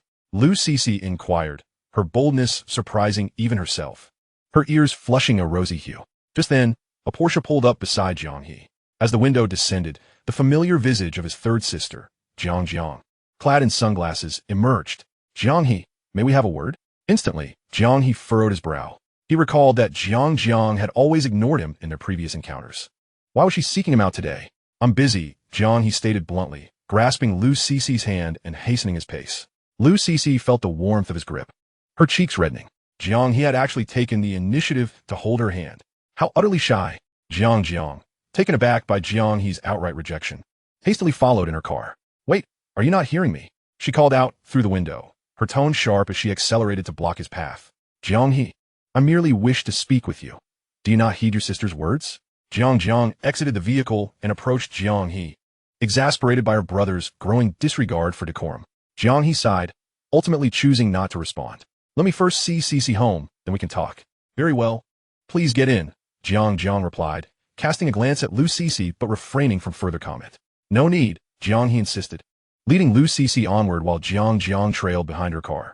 Passers-by could not help but observe this rather peculiar scene unfold before them. Brother Jiang, is she truly your sister? Lu Cici inquired, her hands tightening nervously. She recalled that Jiang He was once an orphan. That was the case before, but not anymore. Jiang He replied nonchalantly, unwilling to shroud Lu Cici in any falsehoods. Let me accompany you, Brother Jiang. Lu Cici turned earnestly to Jiang He, her young heart astutely aware of the underlying tension. Jiang He chuckled softly. Just ahead is your home. He gently brushed a fallen leaf from her hair. You should head back now. Aye. Lu Cici wished to say more, but Jiang He had already turned to leave. She stood silently, awaiting the moment Jiang He's figure disappeared from view. Meanwhile, Jiang He sat inside the car, pondering Jiang's motives for seeking him out. Your little girlfriend? Indeed. Jiang He replied candidly, recognizing that since he had promised Lu Cici, there was no need for concealment. Jiang, upon hearing his admission, began to reassess her brother. At least he possesses some semblance of masculinity. Soon, the luxurious Porsche conveyed Jiang He to a restaurant. Good evening. Do you have a reservation? For two. The private room previously booked, Jiang instructed, following the attendant to the designated area. Once the attendant departed, Jiang wasted no time extracting a bank card from her bag and placing it before Jiang He. Jiang He glanced at it, bemused by how much this resembled the plot of a melodramatic tale. Here are 2 million. Take it and cease your entanglement with the Jiang family. To Jiang's astonishment, Jiang He exhibited no emotional response, only reflecting on how accurately he had predicted the trajectory of this melodramatic scenario. I know you have endured hardships over the years. This money should suffice to enhance your current circumstances, since you have chosen to sever ties with the Jiang family. Do not harbor any illusions about returning or pursuing other aspirations. Jiang's tone sharpened. This is your sole opportunity. Accept the money and vanish from our lives, or I will ensure you regret it. In her heart, she believed her brother could never compare to Jiang Li, who had saved her life years ago. She assumed Jiang He's desire to leave the Jiang family was motivated by a quest for greater gain. Yet, when she looked at Jiang He again, he was leisurely sipping tea. Jiang's disdain for his indifference grew. What? 2 million isn't sufficient for you. Name your price, and I shall meet it. What about 1 billion? Jiang He replied coolly. 1 billion? Have you lost your mind? Jiang erupted, slamming her hand on the table, glaring fiercely at Jiang He. She had suspected from the start that Jiang He was merely coveting the Jiang family's wealth. Indeed, I am mad. If you do not grant me 1 billion. Seeing the playful smile on Jiang He's face, Jiang realized she had been outmaneuvered. Very well, Jiang He. Do not come to regret this. With that, she attempted to splash water on him, but Jiang He swiftly seized the cup and retaliated by dousing her instead. Jiang. You. Jiang was taken aback, feeling the droplets cascade down her cheeks. She had never anticipated that Jiang He would dare to retaliate. After all, he used to cower in her presence, fearful of inciting her ire. Yet now, Jiang He had the audacity to splash water on her. What do you mean? Jiang He retorted, reflecting on why he had ever invested genuine feelings in someone like her. If you're unwell, seek a doctor. Do not come to me. He continued. To this day, I have yet to approach any member of the Jiang family, yet you persist in harassing me. However you wish to interpret it. Do not bother me again, understood? With that, Jiang He stood and departed, not casting a single glance back at Jiang. Upon reaching the street, as night fell, the dim glow of the street lights illuminated Jiang He, reflecting on the day's events. He found it utterly astonishing that the girl he had saved years ago turned out to be Lu Cici. However, it seems that he once saved someone, though that memory is somewhat distant, and he cannot recall the details clearly. He only remembers that someone referred to her as Cici. Alas, one step at a time. Jiang He, in this lifetime, merely wishes to distance himself from the Jiang family whenever he encounters the faces of those relatives. He is reminded of the pain inflicted by the searing flames. The following day, Jiang He went to the infirmary as usual, though he found himself accompanied by another person. Although Lu Cece was eager to assist Jiang He in any way possible, he repeatedly deterred her efforts. TSK, TSK, TSK, how utterly adorable you are, Cece. Jiang Xin, somewhat exasperated, pinched Lu Cece's cheek playfully. One day, when Jiang He betrays you, will you still be there to count his money? Upon hearing this, Lu Cece quickly waved her hands in defense of Jiang He. Brother Jiang, he would never do such a thing. Jiang He, standing nearby, could only shake his head in resignation. Dr. Jiang, do I truly resemble a villain so much? At that moment, the door to the infirmary swung open once again. Miss Jiang, Lu Yu, who had previously visited, made his reappearance. Without delay, he presented another rose, convinced that his persistence would eventually win Jiang Xian's heart. In his mind, not only would he win the affection of the beautiful woman, but he could also leverage Jiang Xian's connections to elevate the Lu family's status. The position of head of the Lu family would undoubtedly be his. As Lu Yu indulged in his fantasies, Jiang Xian decisively discarded the flower into the trash. Lu Yu, I did not clarify our situation previously out of consideration for our shared experience as classmates, wanting to avoid any awkwardness between us. However, your actions are currently causing me considerable distress. Do you comprehend my meaning? Jiang Xian's expression darkened at that moment. Her kindness should not be mistaken for a lack of temper. Upon hearing her words, Lu Yu's face flickered between shades of blue and white as he retrieved the discarded flower and left in dismay. Just when Jiang Xian thought Lu Yu might finally relent, his voice echoed from outside once more. Miss Jiang, I shall not give up. One day, I will make you fall in love with me. When Jiang Xian rushed outside, Lu Yu had already vanished, not foolish enough to confront her directly at that moment. He had secured a job in Haishur with plenty of time ahead. He firmly believed that one day, Jiang Xian would be his. Back in the infirmary, Jiang Xian instinctively rubbed her temples, surprised by Lu Yu's tenacity. Sister Jiang, are you alright? Lu Cece rushed to help Jiang Xian onto the bed, her face filled with concern. I'm fine, it's just that I've been angered. She pondered how to make Lu Yu completely give up. She was aware that Lu Yu's interest extended beyond her to the Jiang family behind her. Suddenly, Jiang Xian seemed to have an idea. She grasped Lu Cece's small hand, her eyes filled with pleading. Cece, could I possibly borrow your boyfriend for a while? Huh? Even Jiang He, who was tidying up nearby, was taken aback, let alone Lu Cece. What does he have to do with this? How could he possibly be involved? Cece, please don't misunderstand. I have no ulterior motives regarding your boyfriend. Jiang Xian quickly waved her hands in explanation, noticing Lu Cece's skeptical gaze. Hearing this, Lu Cece felt somewhat reassured, as she genuinely feared that Jiang Xian would compete with her. In her eyes, Jiang Xian not only possessed striking beauty, but also embodied vitality. Whereas she herself struggled with a heart condition and had used her illness to manipulate Jiang He. With this thought, Lu Cece lowered her head once again. Perhaps Jiang Xian was indeed a better match for Jiang He. This sensitive young girl began to spiral into her own thoughts again. Noticing Lu Cece's lowered gaze, Jiang Xian grew increasingly anxious. She truly had no other intentions. Cece, I simply want Jiang He to help me drive Lu Yu away. Nothing more. Really? Of course. I do not harbor feelings for your brother. Jiang Xian, at 24, was 6 years older than Jiang He and certainly did not desire to pursue a younger man, which would only burden her with guilt. Then, perhaps you should ask Brother Jiang He. Lu Cece, a bit nervously, glanced at Jiang He in the distance, fearing that her unsolicited decision-making might cause him to dislike her. Alas, this girl was perfect in every regard, except in her dealings with Jiang He, where she felt a sense of inferiority, always worrying that he might come to resent her. Jiang He, however, merely set aside his broom and addressed Lu Cece. You should decide these matters. I will defer to your judgment.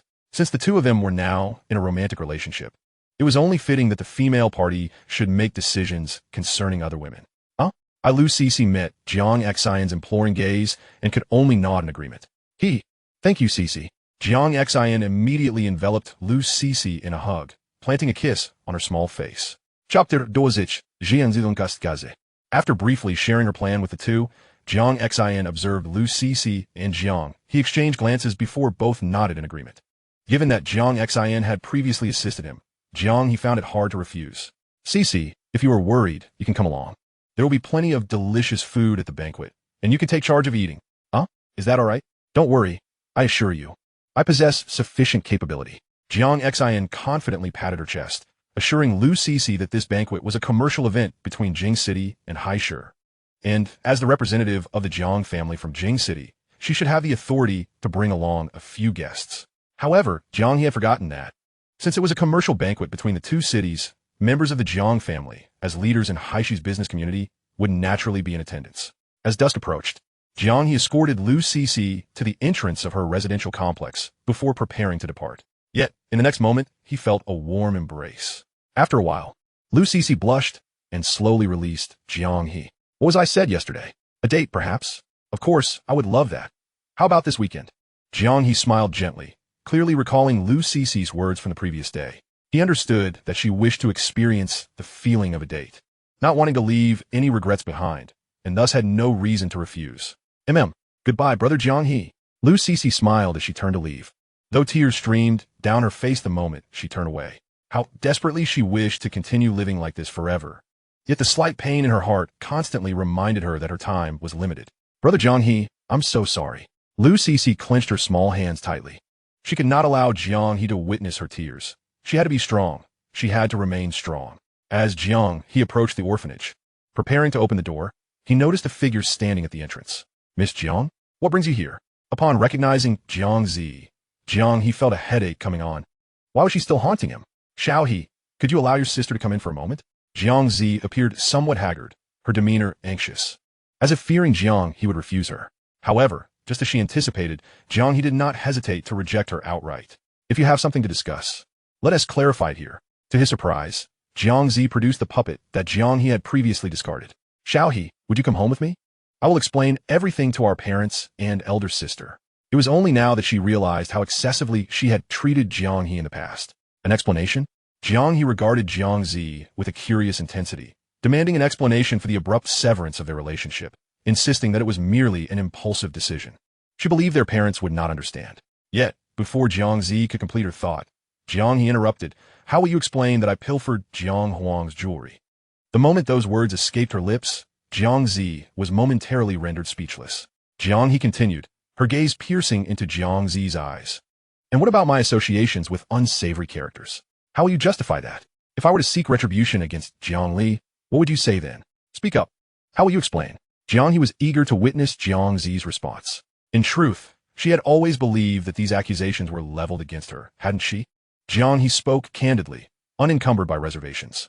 They remained blissfully unaware that there was no concrete evidence linking her to these alleged misdeeds. Yet, based solely on Jiang Li's fleeting remarks, Jiang He had been condemned, her attempts at justification interpreted as a lack of remorse. Oh, and what about the time she was confined due to the incident of the fire? Wasn't that because Jiang Li accused her of having an early romance with a girl, claiming she had become pregnant? That family was truly laughable, passing judgment based on a mere photograph of her with that girl. Without grasping the truth, Jiang He did not even know the girl, let alone engage in any romantic entanglement. And thus, she had met an untimely demise in the conflagration, shrouded in misunderstanding. Furthermore, Jiang seemed to have completely forgotten about her imprisoned younger brother at that time. Xiao He, can't you just yield for once? As your sister begs of you? Jiang eyes were bloodshot, bewildered as to why Jiang He steadfastly refused to relent. If only she would soften her stance. They could return to the Jiang family and escape the confines of this dilapidated orphanage. Yield? Jiang He let out a peal of laughter. Ha ha ha, Jiang. Have I not already yielded enough? You label me a wild child, claim I lack decorum, that I am without dignity. What have I ever said in response? But all of this is a consequence of your actions. Had it not been for you, I would not have been an orphan for 16 years. And now, it seems all the blame falls upon me. Jiang had never complained before. In her eyes, familial bonds were paramount, more significant than her own existence. Yet, what had her compliance earned her? Favoritism and prejudice. Jiang Mu, Lu Ru, professed equality, yet her actions told a different tale. Fearing that her adopted son might feel abandoned, she left Jiang He alone at home while she and the others went on holiday. What kind of farcical equality was that? Chapter 21. Lin Ruoli's overwhelming possessiveness. I'm sorry. Jiang stared blankly at the puppet in her hands, falling silent as she departed, her silhouette steeped in melancholy. With Jiang exit, Jiang He finally exhaled, anticipating the weekend ahead and contemplating where to take Lu Cece on their date. However, he was utterly clueless about dating. Perhaps he should consult Lin Ruoli? Lin Ruoli was of similar age to Lu Cece, both being high school students and girls. Without hesitation, he resolved to act. Thus, what transpired next was likely predictable. Upon returning to the orphanage and sharing his plan with Lin Ruoli, he was promptly dismissed with a sharp command to leave. Get out! With a resounding slam. The door closed violently, leaving Jiang He standing at the threshold, clutching the pillow Lin Ruoli had hurled at him. What was wrong with her? Had she been bullied at school? The thought spurred him to knock on the door again. Ruoli, open up. Has someone been bothering you? Yet the moment he spoke, Lin Ruoli's anger intensified. She flung the door open, startling Jiang He. As he caught sight of her reddened eyes, he opened his mouth to speak, only to have the pillow snatched from his grasp before the door crashed shut once more. This time, no amount of knocking would elicit a response from Lin Ruoli. Lin Ruoli curled up on her small bed, clutching the pillow tightly, biting her lip to suppress her tears, which betrayed her resolve as they streamed down her cheeks. Hadn't they promised to always be together? Why had he abandoned her? She had been sent to the orphanage shortly after starting elementary school. The same year, her parents perished in a tragic car accident. Those so-called relatives, seeing her as nothing more than a child, seized her family's assets and cast her aside into the orphanage. At that time, she had been blissfully unaware of her plight. All she knew was that everyone around her had changed. Her parents never returned, leaving only the headmaster of the orphanage. How terrified and anxious she had felt then. When her classmates discovered she was an orphan, they mocked and bullied her. Envious girls, jealous of her beauty, took scissors to her hair, destroying her once lovely locks. The cruelty of children is no less than that of adults, and often more so. This is a truth everyone can understand. It was Jiang He who stepped forward, wrapping her in his protective embrace, retaliating against the bullies by cutting their hair in kind. They even threatened to call the police on him. Yet, as a minor himself, and having acted in self-defense, the police merely reprimanded them, and the matter was set aside. From that moment on, the entire school knew that Lin Ruoli was not an orphan. She had an incredibly remarkable brother. At that time, she had asked Jiang He if they could always be together. His affirmative response had brought her immense comfort. But not long ago, Jiang He had left. His family had come to claim him. It turned out he had a family after all. Rather than feeling anger, she felt joy for him. He was no longer an orphan. Yet, she mourned the loss of her brother, feeling alone once more. When Jiang He returned, her heart soared with happiness. But why had he so swiftly broken their promise, casting her aside again? Liar! Jiang He, you great deceiver! Lin Ruoli buried her face in the pillow, tears quickly soaking one corner. Why had he betrayed her? Suddenly, as if struck by inspiration or a newfound determination, she rose, wiped her tears, tidied her disheveled hair, and approached the door, inhaling deeply. She knew Jiang He was just outside. Opening the door again, a smile touched her eyes. Jiang He, why not take me along? I can personally guide you. Huh? That sounds good. No diffuses. All right. Jiang He, wary of further inciting Lin Ruoli's ire, acquiesced, though he wondered if having her tag along on his date with Lu Cece might prove awkward. Don't worry, I'll just follow behind. I won't intrude. Seemingly perceptive of Jiang He's predicament, Lin Ruoli reassured him. She was eager to see who this enchanting girl was. Fine. Yet, Jiang He still intended to inform Lu Cece about this arrangement. If she was unwilling, he would have a word with Lin Ruoli. Countless people plead for my assistance, yet I seldom heed their requests. With that, Lin Ruoli slammed the door once more. She pressed her body tightly against the door, clutching the pendant around her neck with fervor. It was the sole relic left by her mother. Years ago, it had been snatched away by a group of ruffians, only to be reclaimed by Jiang He. Brother Jiang He, please don't leave me. A flicker of despondency passed through the girl's eyes. Chapter 22. Returning to the Jiang family? The following day, after school, Jiang He informed Lu Cece about Lin Ruoli's desire to accompany him. Lu Cece, displaying remarkable generosity, replied, "It's perfectly fine. I'm not bothered by such matters." Jiang He's willingness to confide in her signified his unblemished conscience and his respect for her as a girlfriend. This thought brought a glimmer of joy to Lu Cece.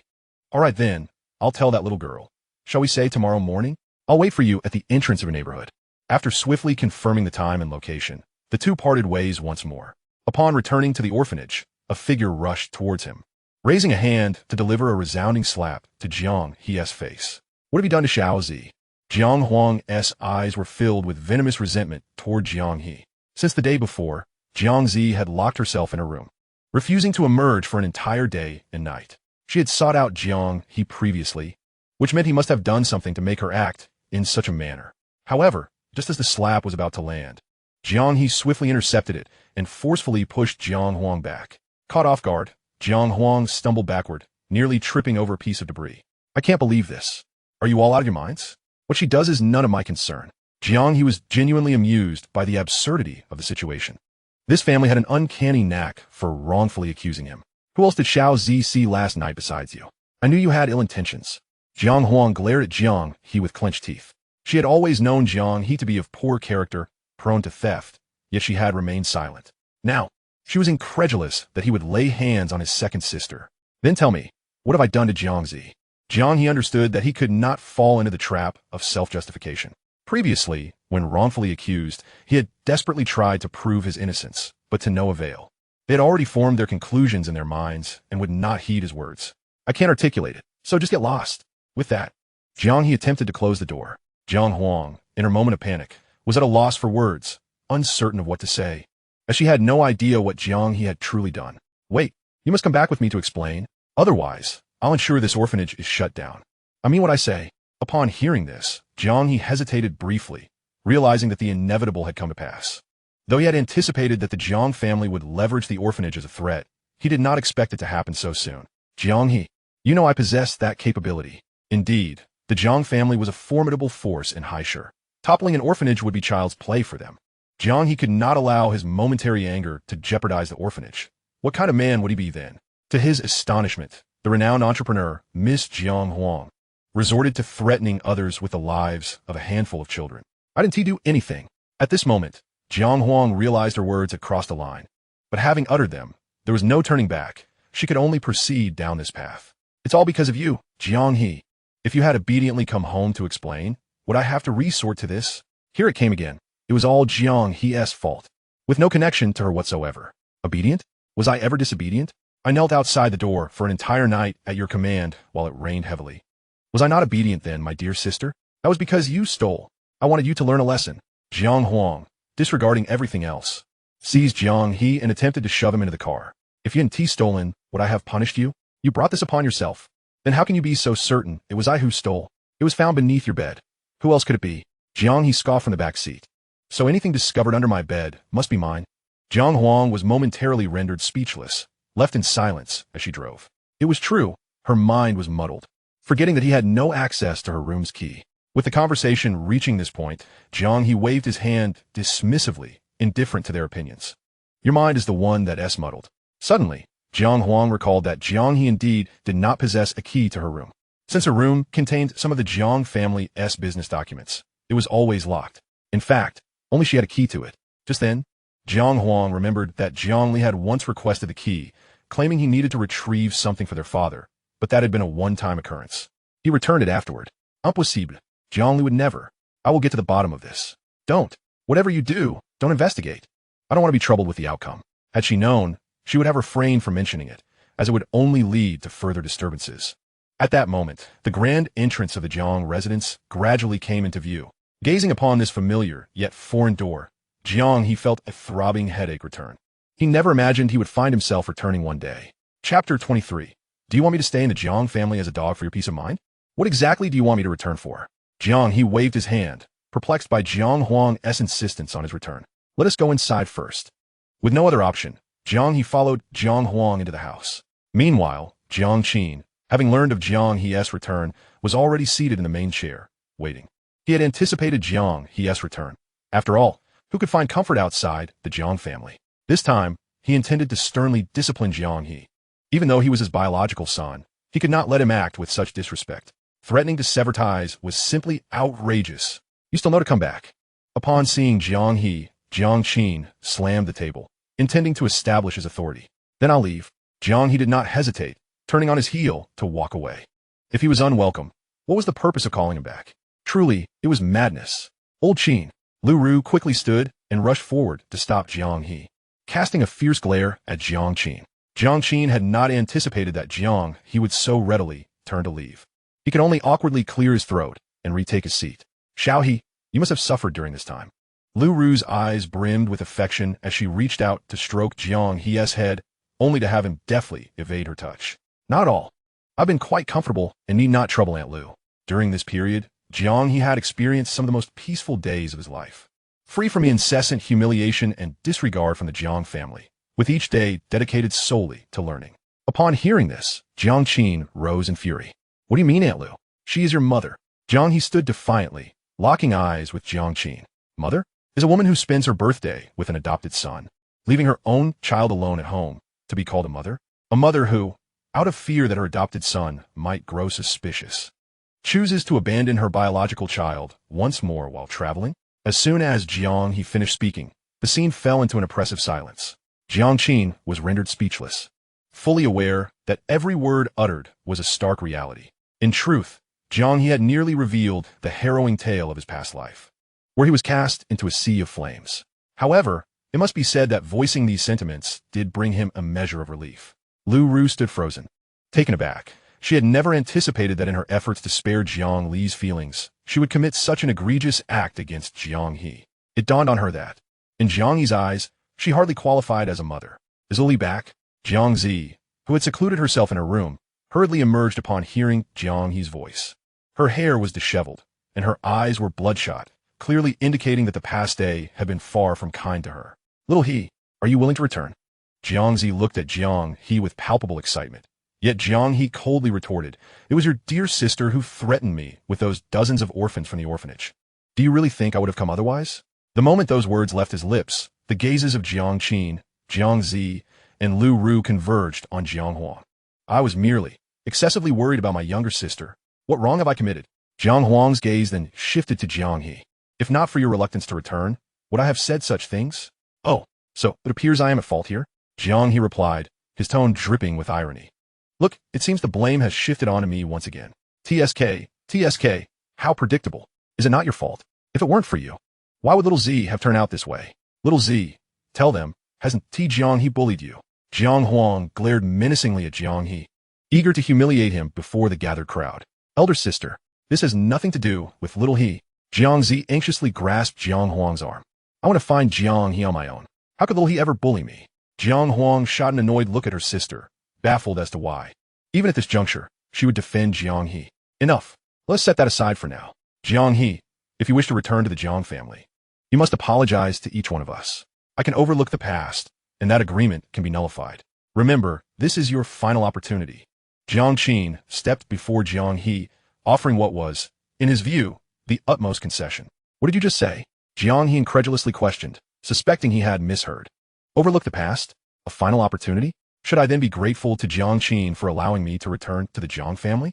Mr. Jiang, you are perhaps unaware that for the past few days, it has been your family that has been harassing me. When did I ever express a desire to return to the Jiang family? Yet Jiang Qin remained resolute, disdainfully snorting, Kid, remember, this is your last chance.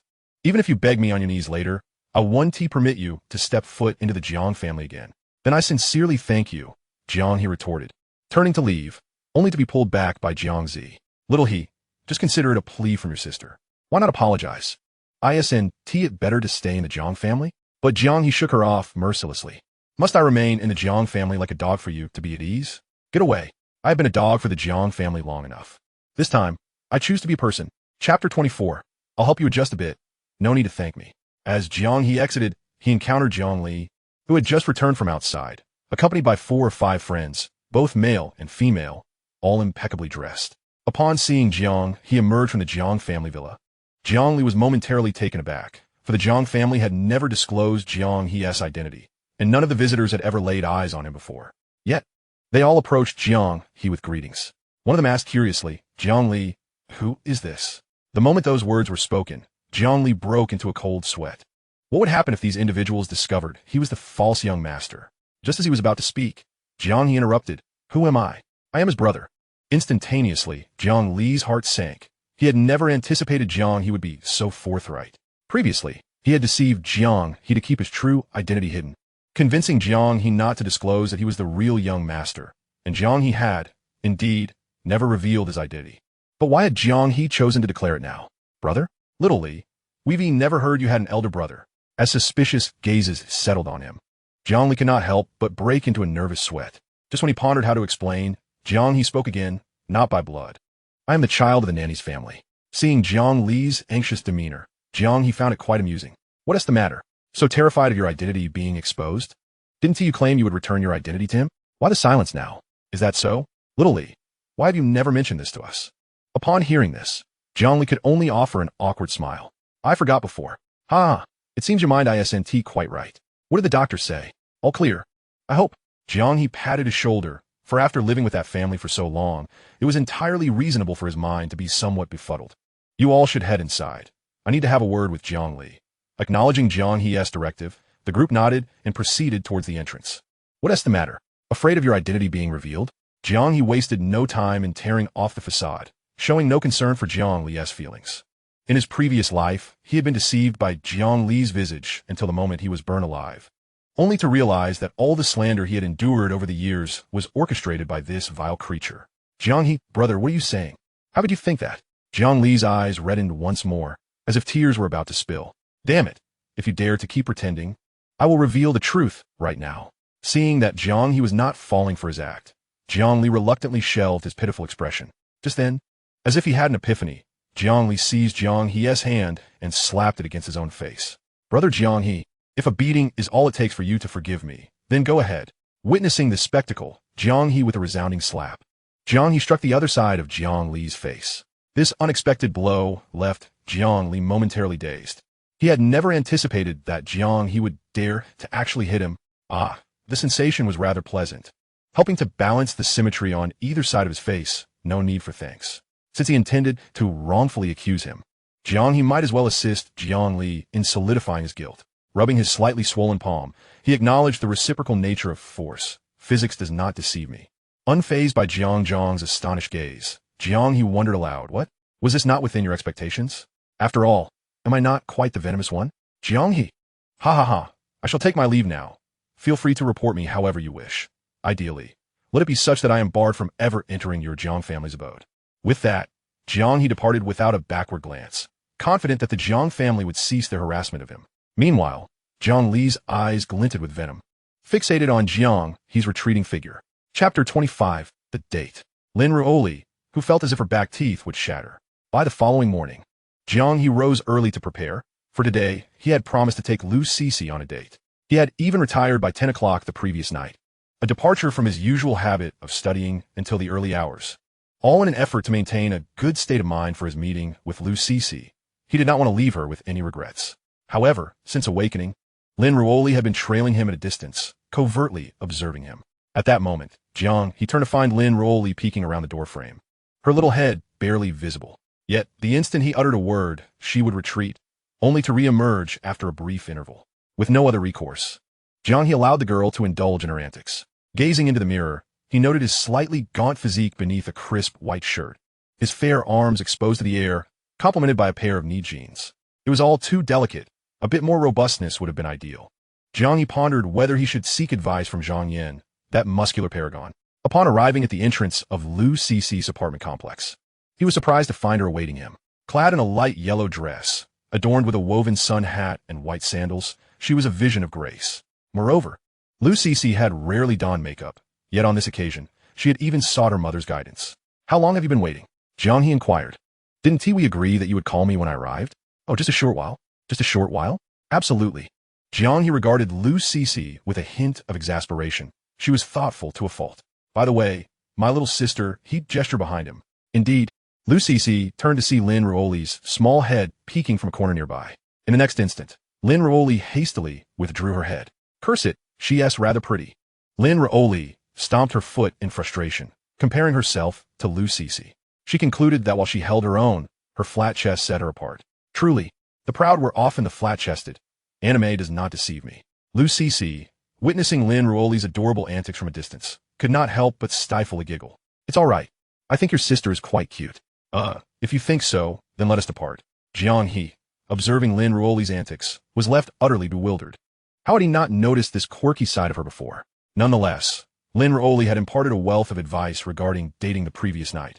Despite her lack of practical experience, they could be aptly described as one willing to teach and another eager to learn. As Jiang He and Lu Cece boarded the bus, many passengers inevitably cast their gazes upon Lu Cece, for her presence was undeniably striking. Several young girls also stole glances at Jiang He, whispering to their friends. Lu Cece, glancing at Jiang He, longed to take his hand, yet her shyness held her back, her cheeks tinged with a delicate blush. Jiang, but in the next moment, the driver slammed on the brakes. Lu Cece lost her balance, nearly being thrown from her seat. Be careful. Jiang He reacted swiftly, grasping her cool little hand. It must be said, her hand was delicate and soft, akin to holding a cool jade in the warm weather. Are you all right? Jiang He asked. Concern etched on his face as he noted her paler complexion, tightening his grip slightly out of worry. Me fine. Lu Cece hurriedly took a couple of deep breaths to calm her racing heart. She did not want to mar this long-anticipated date due to her own unease. If you feel unwell, do tell me. We can always reschedule, understood? Jiang He feared she might endure discomfort silently. I will. Lu Cece felt the warmth of Jiang He's hand enveloping hers, her pale face once again flushed with color, her heart swelling with sweetness. Meanwhile, not far away, Lin Ruoli sat watching their intertwined hands, nearly grinding her back teeth in frustration. At the same time, Zhang Huang was busy preparing for an upcoming gala with the commercial magnates of the capital, reviewing the materials regarding the Jiang family.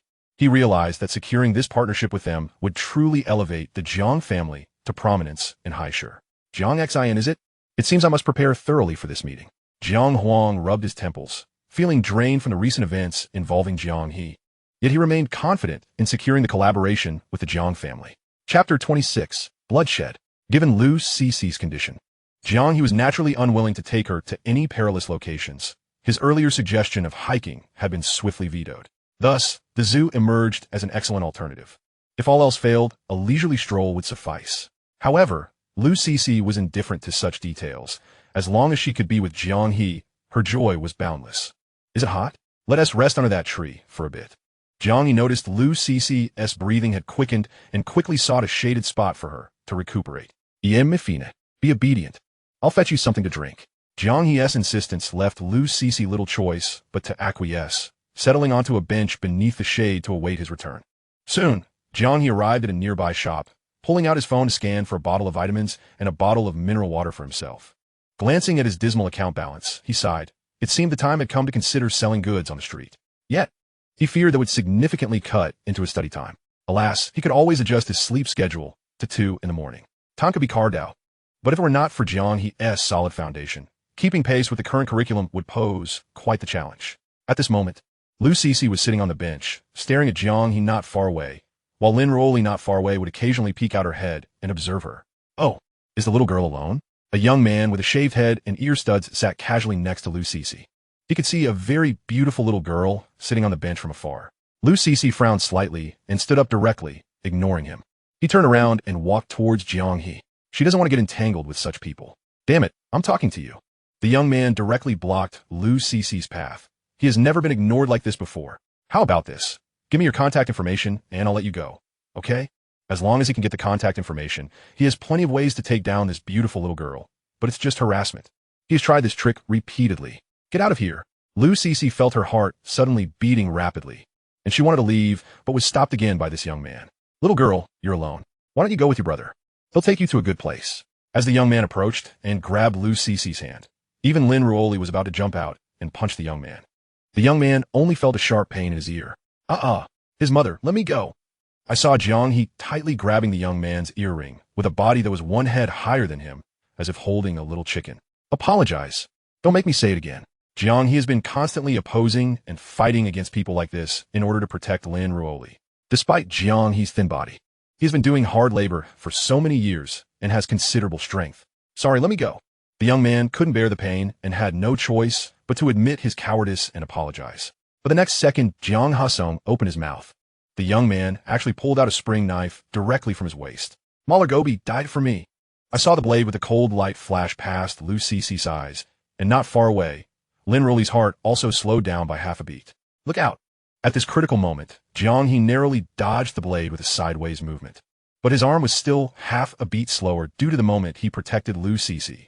Then a cold light flashed in Jiang He's eyes, and he grabbed the young man's arm, twisting it. With just a click, the young man's painful moans echoed throughout the square, and he fell to the ground, constantly twisting his body in an attempt to relieve the pain in his arms. At this moment, those people eating melons on the roadside saw knives and quickly reported 110, seeing that the young man still refused to throw away the knife in his hand. Jiang He did not hesitate at all and once again gave a foot to the young man's hand holding the knife. Another piercing, clicking sound. The young man's hand bones probably couldn't be saved. This is also Jiang He's experience of dealing with those delinquent youths for so many years. As long as the other party takes a knife, there is no need to hold back. We must fight the other party until they can no longer resist. Brother Jiang He, there's a lot of blood. Listening to Lu Cici's words, Jiang He finally felt the warmth on his arm and the pool of blood on the ground. Without hesitation, Lu Cici tore off the hem of his skirt and used it as a simple bandage to stop the bleeding on Jiang He's arm. But what Jiang He didn't know was that Lu Cici had been afraid of blood since childhood, and at this moment, her face was already terrifyingly pale. Brother Jiang He, it's all my fault. I'm just a disaster star. Lu Cici couldn't hold back any longer, tears streaming down her face. If it weren't for her, how could her family have been working hard for her illness? If it weren't for her, how could Jiang He have been injured? At this moment, sirens and emergency calls came one after another. Jiang He and Lu Cici, along with the half-dead young man on the ground, were taken to the hospital, and the police followed the ambulance throughout the process. Chapter 27. Appointment to the police station.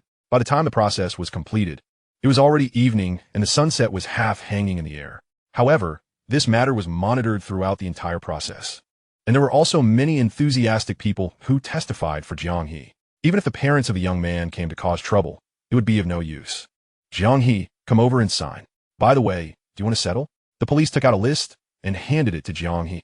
But seeing that both Jiang He and Lu Cici were still children, they couldn't help but remind him. Don't be so impulsive next time. That scumbag is not worth pulling into your future, understand? That's a knife. What if it doesn't scratch your arm? Well, we got it. Jiang He also knew it was his impulse. After all, he still had Lu Cici by his side. Do you still want to reconcile? The other party's parents are willing to contribute 20,000 yuan. At first, the parents of this young man were very arrogant, thinking that their son's arm was twisted and 3 fingers were crushed by Jiang He, and that Jiang He should be sent to jail. But when the police showed them the previous surveillance footage in front of them, they instantly became timid. When they heard that they were going to be sentenced, they were so scared that they knelt down directly to the police. The police, however, said that it all depends on whether Jiang He is willing. After all, Jiang He is the victim. So the parents of the young man quickly expressed their willingness to contribute money. Although their family is not wealthy, they only have one son. Cici, you decide. Jiang He left the decision-making power to Lu Cici. In his eyes, Lu Cici was the victim and should make the decision. I'm all yours. Lu Cici stood beside Jiang He, holding on his arm again. She listened to Jiang He's advice. In fact, she is still blaming herself and why she insists on taking Jiang He on a date. If it weren't for her, how could Jiang He been hurt? Let's reconcile. But I need to talk to them. The young man has already suffered enough, with 4 bones broken all over his body.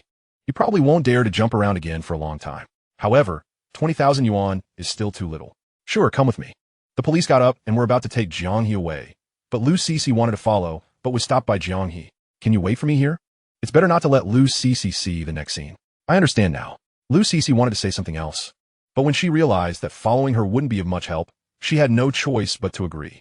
Jiang He also smiled and then brought Lu Cici to the front desk next to a female police officer. Police sister, can you help take care of her? She is not feeling well. And when the female police sister saw such a quiet little girl like Lu Cici, she naturally wouldn't refuse. Wait for me. Once again reminded, Jiang He left with peace of mind. The female police officer noticed that Lu Cici was a bit restrained, so she smiled and poured her a cup of warm water. At this moment, Jiang He followed the previous police to the mediation room, and the young man's parents were anxiously waiting inside, afraid that Jiang He would not agree. Fortunately, Jiang He still came. However, in their eyes, Jiang He is just a little kid. 20,000 yuan should be enough. We were wrong. We are willing to go out. 100,000. Jiang He didn't wait for them to finish speaking before directly making his request. 100,000. Why don't you go grab it? As soon as these words were spoken, the parents of the young man were also scared. 100,000 yuan is not a small amount. Hee. How many years do you think the sentence should be for molesting students and intentionally causing harm? Oh, indeed. Drawing a knife to harm others in public places and threatening the safety of society should be met with additional consequences. I could always find a media outlet to proclaim that your son deliberately assaulted a student. Can you imagine the public's reaction? Upon hearing this, even the police officer beside them could no longer remain composed. Ahem, perhaps it would be best not to inform the media about this matter. After all, once an incident involving student safety begins to escalate, their precinct would undoubtedly find itself in the eye of the storm, leading to thorough inspections and evaluations that could jeopardize promotions and accolades. Who would want such a burden, especially since this incident occurred within their jurisdiction? Thus, the officers found themselves supporting Jiang He's stance. Reluctantly, the young man's parents nodded in understanding. Very well, let us proceed with drafting a mutual understanding agreement. As this matter was resolved amicably, the officers breathed a collective sigh of relief. Suddenly, after the young man's parents departed, Jiang He discreetly pulled aside a police officer to whisper something. Coincidentally, this officer happened to be the captain, who responded with a smile and an agreement. Consequently, Lu Cece, who was seated beside the female officer, soon witnessed Jiang He rushing toward her. In the next moment, Jiang He enveloped Lu Cece in a tight embrace and bolted away, pursued by a dozen officers. "Stop right there, kid. Don't run." Even the female officer at the front desk was bewildered by the unfolding scene. What on earth is happening? Lu Cece, feeling anxious, curled up in Jiang He's arms, her mind racing with thoughts of whether Jiang He had committed a crime. Should she help him find a place to hide? Oh dear girl, such thoughts are perilous. Chapter 28, just in time. It wasn't until Jiang He burst out of the door that the officers finally halted their pursuit. Ha ha ha, this kid is rather amusing. The seasoned captain found the situation quite entertaining. Never had he witnessed such a scenario where a suspect had them feign a chase. The other officers admitted to being outsmarted by Jiang He. Perhaps next time, they would bring their girlfriends along for a similar adventure. They would soon learn that such bravado could lead to embarrassing consequences. Ah, youth is a delightful thing. Let's return now. Meanwhile, Jiang He continued to carry Lu Cece as they navigated the bustling streets, indifferent to the gazes of onlookers. Jiang He, should we just turn ourselves in? Lu Cece worriedly speculated, fearing that the young man had been gravely injured. Observing her concern, Jiang He gently set her down and smiled at her. Isn't this exhilarating? You tricked me, Jiang He. Lu Cece finally realized he was jesting. I apologize for the interruption to our date. I merely wanted you to experience something out of the ordinary. Under the glowing sunset, Jiang He earnestly addressed Lu Cece. You needn't feel guilty toward me. Once I make a promise, I intend to fulfill the responsibilities of a boyfriend. You can be affectionate, express your frustrations, and confide in me without hesitation. Do you understand? Jiang He's intention was to reassure Lu Cece that he had never blamed her for past events. He hoped she could feel at ease in his presence, free from the constant need to consider his feelings or fear provoking his ire. Jiang He, tears welled in Lu Cece's eyes as she suddenly embraced him tightly. I'm scared. I'm scared you might dislike me. I truly am terrified. Jiang He tenderly stroked her hair, his gaze filled with warmth. He understood that feeling of fear, of losing someone, of being anxious about their reactions, and the desperation for acceptance from loved ones. He wished for Lu Cece to avoid experiencing such torment. The mere thought of it brought him pain. Rest assured, I will never feel that way, Jiang He promised. May I make a request? Lu Cece released him, a hint of shyness creeping in as she became aware of the onlookers. Of course. Now that Jiang He was somewhat affluent, once the police transferred the funds, he intended to share half with Lu Cece. Use a portion to repay the Jiang family $30,000, and save the remainder as capital for his street vending venture. I want to see the sea and witness the sunset sinking into the water. Yet suddenly, Lu Cece recalled that the bus might soon cease operations. Perhaps we should wait. Jiang He promptly retrieved his phone, lifted Lu Cece into his arms once more, and dashed through the crowd with determination. We can make it. Jiang He had calculated precisely. They would just catch the last bus. Even if they missed it, they could take a taxi. Thus, the two of them boarded the final bus to the Bund amidst the curious gazes of others. Yet, Lu Cece remained uneasy. Shouldn't we just go back, just in case? Get off. Jiang He interrupted her, grasping her hand tightly as they raced toward the Bund. Jiang He. Lu Cece gazed at his back, her voice choked with emotion. We will make it, I assure you. Jiang He once again swept Lu Cece into his embrace, sprinting with fervor toward the Bund. At that moment, his slender figure, illuminated by the last rays of the setting sun, seemed to stretch infinitely. Em sore. Feeling Jiang He's heart racing from exertion, Lu Cece could no longer hold back her tears. They arrived just in time. In the final second before the sun dipped below the horizon, Jiang He finally reached the edge of the beach with Lu Cece in his arms.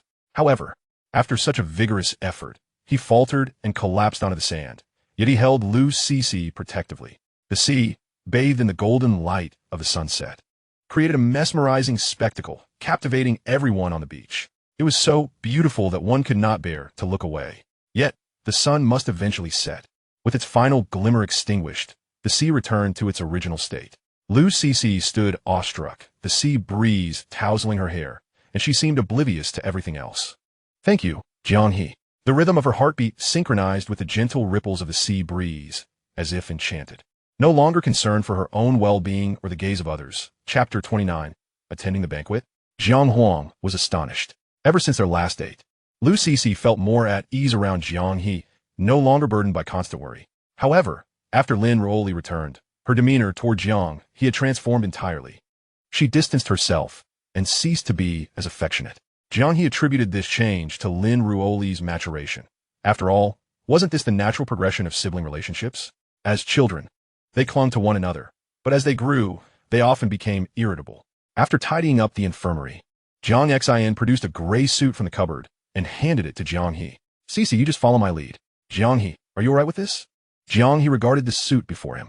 Since Lu Cece had already agreed to let Jiang Xin assist in dealing with that Lu Yu and attending the banquet, he felt no need to protest. As the trio made their entrance at the soiree, they instantly captivated a multitude of gazes. Jiang He, without a doubt, was a sight to behold. Donned in a tailored suit, he shed the youthful naivety characteristic of a high school student, revealing the essence of a mature individual within. On the other hand, Jiang Xin, free from her white coat, radiated an even more striking allure. Meanwhile, Jiang Huang was engaged in a discussion with Jiang Qin in the conference hall on the second floor. This time, securing a partnership with the Jiang family was imperative. Once that collaboration was established, the Jiang family would reign supreme in Haishu. Who would dare challenge their dominance? Jiang Qin, with ambition gleaming in his eyes as he scrutinized the proposal before him, recognized this as the Jiang family's golden opportunity, one they could not afford to miss. "Xiao Huang, are you familiar with the esteemed Miss Jiang Xin? After all, she is the belle of this gala."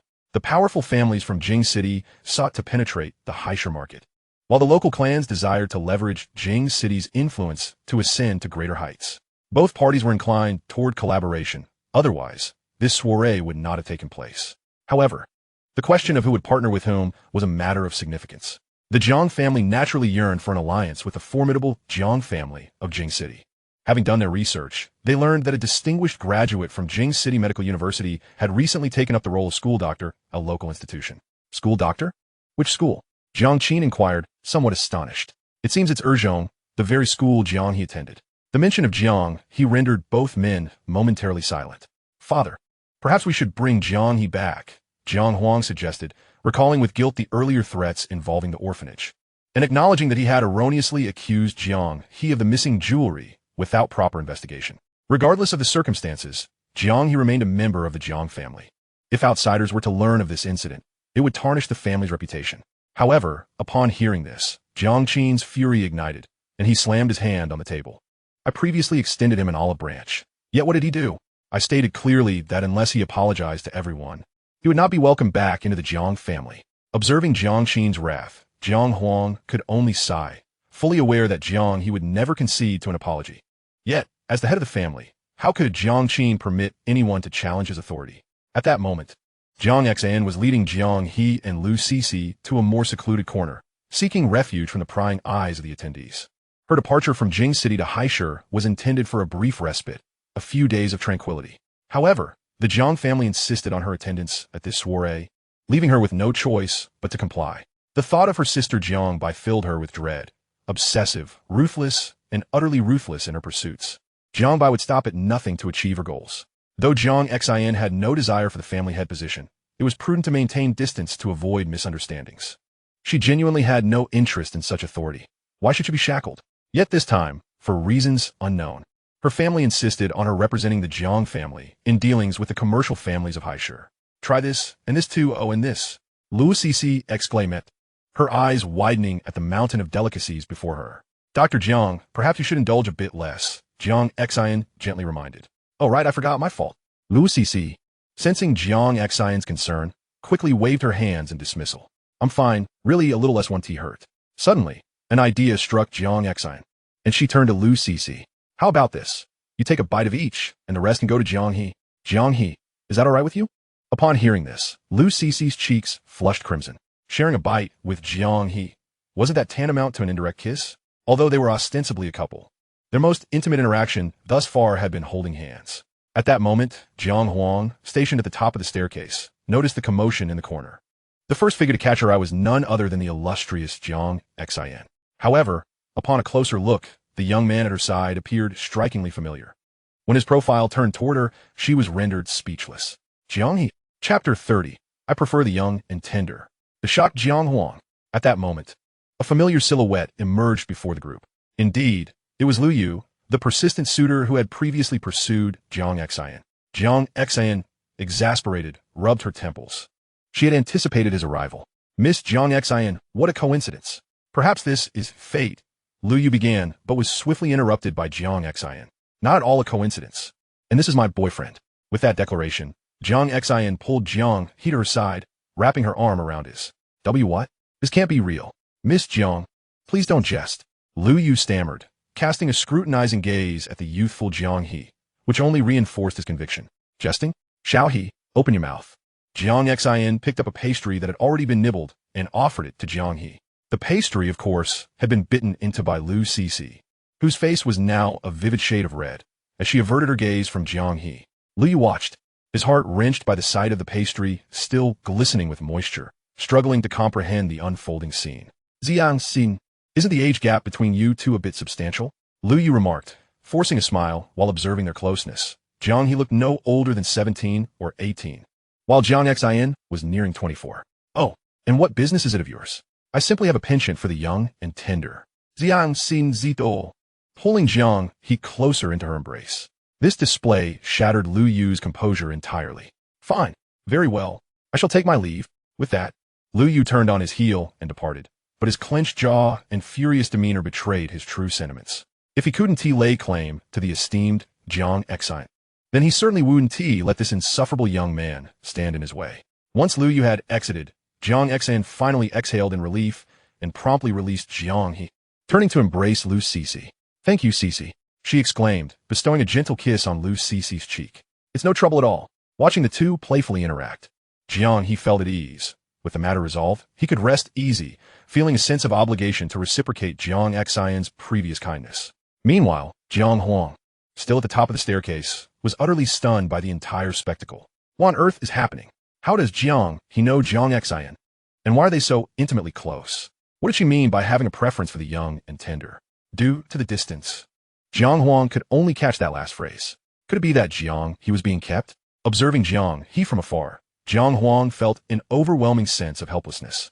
If Jiang He and Jiang Xian were truly in such a relationship, given Jiang He's attitude toward the Jiang family and the previous threats, securing the collaboration would undoubtedly be fraught with challenges. As time passed, the banquet formally commenced, and numerous attendees approached Jiang Xin, all of whom she deftly rebuffed with various excuses. After all, these minor families from Haishur could not possibly accommodate a deal with the Jiang family. In her heart, she had already narrowed down her options to two candidates. One is the venerable Lin family, a long-standing lineage in Haishur, while the other is the recently ascendant Jiang family. Alternatively, one might choose to pursue an independent path, eschewing any collaboration with established families. This, indeed, reflects Jiang Xion's true sentiments, for only in such a manner could she remain unshackled by others. At that moment, Jiang Huang approached the group. Meanwhile, Jiang He, who had been seated nearby, could not help but slap his forehead upon realizing that, of course, members of the Jiang family would also attend such an event. Consequently, he rose to leave, wishing to avoid any association with his relatives. Observing Jiang He's intent to depart, Lu Cece also stood, as she was merely accompanying him. Wait, Xiao He. Jiang Huang called out hastily to detain him. Huh? You two know each other? Jiang Xian was taken aback. How could Jiang He possibly be acquainted with Jiang Huang? After all, Jiang Huang was the most sought-after business prodigy in all of Haishur, and it seemed improbable that a mere student like Jiang He would have any connection to such a figure. Although they shared the same surname, Jiang Xian had not considered them to be related. After all, Jiang He had previously fainted due to hypoglycemia and malnutrition, and she was aware that he was genuinely impoverished. Even residing in an orphanage, the disparity between them was indeed vast. Given Jiang Xian's silence, Jiang He had no choice but to turn back and respond. We met a few times, but we're not familiar. These few words pierced Jiang Huang's heart deeply. Yet, Jiang He's words rang true. During his time in the Jiang household, Jiang Huang had always treated him with indifference. Wasn't he that a testament to their unfamiliarity? Xiao He, return home with your sister. You need only to admit your mistake. Upon hearing this, Jiang Xian gazed at Jiang He in astonishment. What on earth? Jiang Huang was Jiang He's sister? Jiang He too sensed something amiss. What had Jiang Huang become so accommodating? Suddenly, he cast a glance at Jiang Xian, a thought dawning upon him. You needn't feign concern. I shall not intervene in your matters, and that is final. With that, Jiang He took his leave with Lu Cece. Having surmised that Jiang Xian's identity was not to be underestimated, Jiang Xian, however, chose to remain. Her interest piqued as she observed the glamorous woman before her. so evidently out of place compared to Jiang He. So, you are Jiang He's sister? Chapter 31. For the Jiang family. Jiang Exen narrowed her eyes, scrutinizing Jiang Huang, whose gaze flickered with a hint of danger. Oh dear, I hope you won't find it amusing, but my brother is somewhat oblivious. Since Jiang He had not divulged anything about himself to Jiang Exen, the opportunity had presented itself. Although Jiang Huang felt a twinge of guilt towards Jiang He, it paled in comparison to the prospect of collaborating with the Jiang family. Unbeknownst to her, Jiang Exen, as Jiang He's school nurse, was certainly aware of his circumstances. Even if Jiang He had never mentioned it, she could surmise quite a lot. Oh, I would love to hear more. Please, Miss Jiang, share some details about Jiang He. Jiang Exen feigned great interest, which only intensified Jiang Huang's sense of determination. Meanwhile, other families in Haishur, witnessing the congenial exchange between the Jiang family representative and Jiang Exen, felt a chill of despair. It seemed that the collaboration with the Jiang family from the capital was virtually assured. Among them, the Lin family, as a traditional powerhouse in Haishur, felt the most discomfort, yet they could only stew in their anxiety. I am sorry, Jiang He, this is all for the Jiang family. Jiang Huang silently lamented, then turned to Jiang Exen with a troubled expression. Miss Jiang, my brother has rather unscrupulous tendencies. He what? He even stole my necklace. Though I hold no grudge against him, I merely wish for him to improve. Jiang Exen feigned shock, appearing genuinely taken aback by this revelation. How could that be? I never imagined Jiang He. This is entirely my failure as a guardian. Jiang Huang sighed. How can this be your fault, Miss Jiang? I am utterly disappointed to learn that Jiang He is such a person. Jiang Exen's countenance darkened, her expression igniting with a simmering fury, as though she might erupt at any moment. I assure you, Miss Jiang, this is not his fault. Suddenly, Jiang Huang shifted her tone. However, no matter what, Jiang He should never sever ties with his family. This statement was pivotal, for Jiang Huang understood that should Jiang He truly become dependent on Jiang Exen, even she, no matter how naive, would eventually grasp the reality of Jiang He's situation. Why would Jiang He wish to distance himself from the Jiang family? Naturally, it was due to his own failings, and it was imperative that Jiang Exen not perceive the Jiang family as having mistreated him. What? Sever ties? Jiang Exen finally comprehended why Jiang He resided in an orphanage, why he could scarcely afford a few hundred yuan, and why he even needed to work to repay debts. Indeed, the family merely forgot to arrange for a driver for him, and Jiang Huang lowered her head, adopting an expression of familial shame. At this juncture, Jiang He had already departed with Lu Cixi, perhaps unaware that Jiang Huang was willing to malign him for the sake of collaborating with the Jiang family. Such is the nature of a business person. In Jiang Huang's eyes, Jiang He was merely a reflection of that persona. Prejudice is a formidable mountain, one not easily traversed in a short span. Even Jiang Zi would only compel him to return home and offer an apology. While the notion of expelling Jiang Li was utterly inconceivable, in their eyes, allowing him to return to the Jiang family was already a generous concession. Suddenly, a Porsche sped past the two.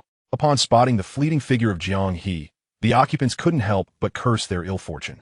Indeed, seated within the Porsche was Jiang He's third sister. However, her mood was rather buoyant, for her investigation had revealed that the young boy who had once saved her was in this vicinity. She had disregarded the late hour to search for him, fully aware that her hopes were slim, yet still eager to make the attempt. Years ago, in her eagerness to play, she had become separated from her family and, while near the water's edge, had accidentally fallen in. After struggling fruitlessly, she succumbed to unconsciousness due to lack of oxygen. When she regained consciousness, she found herself beside Jiang Li. Initially, Jiang Li had claimed sole credit for her rescue, and Jiang had believed him until, during a later inquiry, she discovered that Jiang Li appeared to be unable to swim. Thus, under her persistent questioning, Jiang Li confessed that two had rescued her back then. Yet in truth, when Jiang Li reached the waterside, he had already noticed Jiang being pulled ashore, and the boy who had saved her had left behind only a fleeting silhouette before departing. Jiang Li had comfortably accepted Jiang's gratitude for all these years until his inability to swim was revealed, at which point he refused to disclose the truth. Ultimately, after all these years, Jiang had little hope of locating that individual. As Jiang He walked the path back to the orphanage, he unexpectedly encountered Jiang once more. Originally, he intended to pretend not to recognize her, but Jiang seized his arm. Let go. Not a chance. What will you do about it? Jiang, known for a fiery temper, was hardly inclined to relent. Are you insane? Don't provoke me. Jiang He was at a loss for words. What was wrong with her at this late hour? I'm afraid of the dark, Jiang finally admitted, her true feelings emerging in response to Jiang He's anger. Who could have imagined that the imperious Miss Jiang had a fear of darkness? Chapter 32. Miss Jiang Huang. Why does my perception of Jiang He differ from yours? Oh, afraid of the dark? What of it? Is it shameful? This time, Jiang He shook his head, given that Jiang harbors a fear of darkness. One cannot fathom why she would confine him to a pitch-black room in her previous life. Jiang He recalls that it was Jiang who proposed a seclusion in that dim chamber for the sake of his education, suggesting it would encourage him to be more obedient. How absurd. Seizing an opportune moment when Jiang was distracted, Jiang He withdrew his arm and promptly fled. Assist Jiang? What a jest. Jiang He, come back here. As he watched Jiang He's figure recede into the distance, Jiang's voice quivered with a hint of sorrow. The area they occupied was rather desolate, with scant illumination from streetlights. With no other option, she resorted to activating her phone's flashlight, cautiously making her way back to where she had parked. Meanwhile, at the banquet, Jiang Xin was engrossed in conversation with Jiang Huang, occasionally nodding in agreement. Even Jiang Qin, not far off, appeared quite pleased with his eldest daughter's performance. Jiang Qin, you truly have a remarkable daughter. The representative from a Lin family was none other than their head, Lin Qin, though his son and two daughters were merely frivolous beings, incapable of matching up to Jiang Huang's stature. However, Jiang Qin remained amiable, engaging in cheerful discourse with Lin Qin, convinced that his ascension in High City was inevitable. Soon, even Lin Qin would have to bow before him. By the way, Miss Jiang, here's our project proposal from the Jiang group. I kindly ask you to review it. Jiang Huang seized the moment to present his proposal to Jiang Xin, who believed that this collaboration was destined to succeed. From a distance, onlookers, though oblivious to the details of their conversation, understood that the partnership was likely concluded when they witnessed Jiang Huang extending the proposal. Yet, just as Jiang Huang brimmed with confidence, Jiang Xin refrained from accepting it. What is the matter, Miss Jiang Xin? Noticing her hesitation, Jiang Huang felt a surge of anxiety. Miss Jiang, why does the Jiang He I see differ so greatly from the one you describe? Jiang Xin's expression shifted drastically. Her previously pleasant demeanor clouded with stormy discontent. At the utterance of those words, Jiang Huang's hand trembled slightly as he extended the proposal. Jiang Xin rose, towering over Jiang Huang. To be frank, her emotions were a tumultuous blend. She never anticipated that Jiang He's family would embody such a visage. It was no wonder Jiang He had never mentioned them. The depth of his hurt must have been profound. Miss Jiang, you claim that Jiang He is unscrupulous. That he stole your necklace, correct? We can discuss this matter later, however. Jiang He willingly toiled for a month to repay a mere few $100s. Do you truly believe he would steal your necklace? Jiang Xin gazed intently at this so-called elder sister of Jiang He, continuing her monologue. You assert that he severed ties with his family because they refused to provide him with a driver? Yet, he agreed to come here to assist me, fully aware that it might offend someone of considerable consequence. Even the smallest act of kindness prompts him to repay it with all he possesses. Do you still believe Jiang He would forsake his ties with your family over something as trivial as a driver? Jiang Xin was convinced that even the slightest kindness from the Jiang family would prevent Jiang He from completely severing their relationship.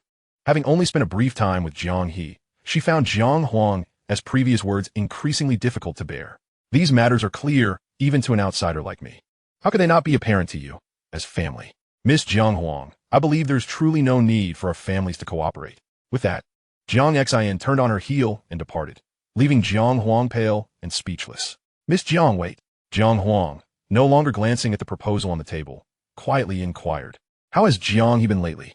Jiang Xin was taken aback, surprised by Jiang Huang's question.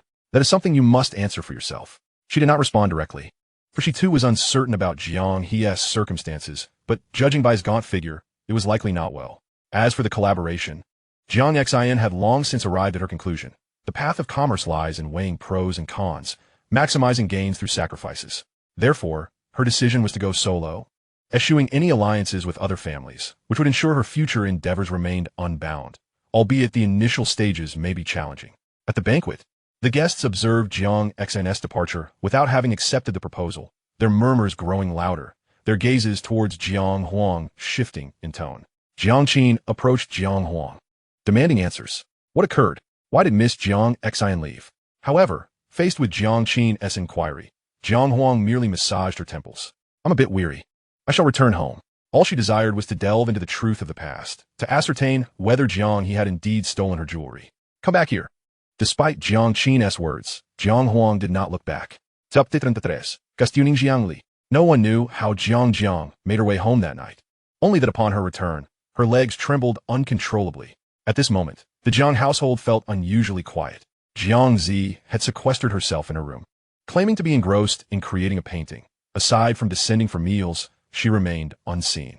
Meanwhile, Jiang Huang scoured through surveillance footage from years past, meticulously searching for the truth. Perhaps deep down, she struggled to believe that Jiang Li had falsely accused Jiang He. Jiang occasionally ventured out, claiming to seek someone, often absent for an entire day, even foregoing scheduled programs. Observing the dining table occupied solely by Jiang Qin and Lu Ru, Jiang Li's heart brimmed with resentment towards Jiang He. Why had such a profound transformation taken place in the family after his departure? What right did Jiang He have? His once adoring elder sister was now actively investigating the truth of the past. Fortunately, he had preemptively bribed the former nanny, ensuring that the incriminating footage had been destroyed. And his second sister, Jiang He, was now isolating herself in a room over a trivial puppet gifted to Jiang He, a behavior that would have been unthinkable previously.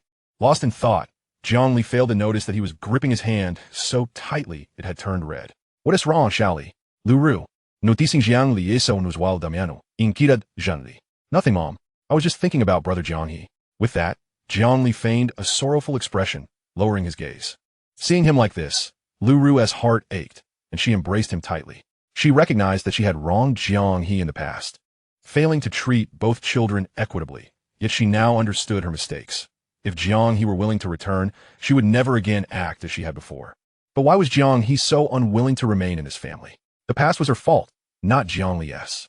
Were you thinking about? Jiang Qin slammed his chopsticks down, his fury ignited at the mere thought of Jiang He's defiance towards him. Was this how one spoke to their father? Simultaneously, Jiang Huang, examining the footage upstairs, noticed an anomaly. Why was there a gap in the surveillance during this period? If one were not to scrutinize it closely, they might never uncover it. The footage jumped from 10 o'clock straight to 12. Jiang Huang immediately descended the stairs. Meanwhile, Jiang Li, watching Jiang Huang come down, found himself utterly perplexed. However, when Jiang Huang spoke, Jiang Li was instantly startled. Dad, who was in charge of the surveillance footage back then? Why is there a segment missing? Upon hearing this, Jiang Li's expression subtly shifted.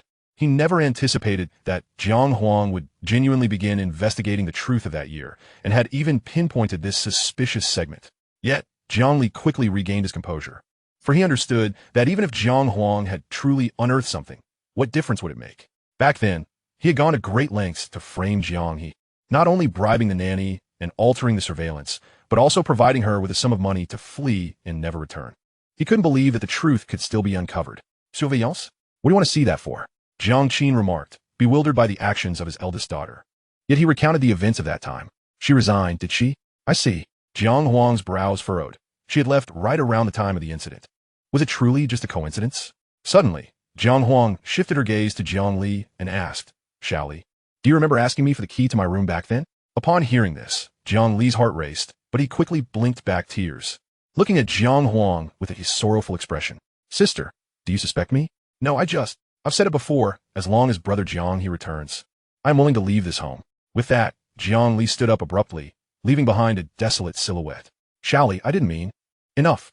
Because of that, brat, just look at what this family has become. Do you really want to drive your brother away? Jiang Qin could hardly bear to witness the scene. This household had been turned upside down because of Jiang He. If only they had never brought him back, a wild child would always be a wild child. And no matter what, he wouldn't change his bad habits. That is not what I meant. I just want to know the truth from back then.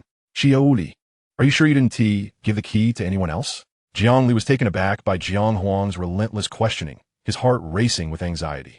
This was a situation that had never occurred before.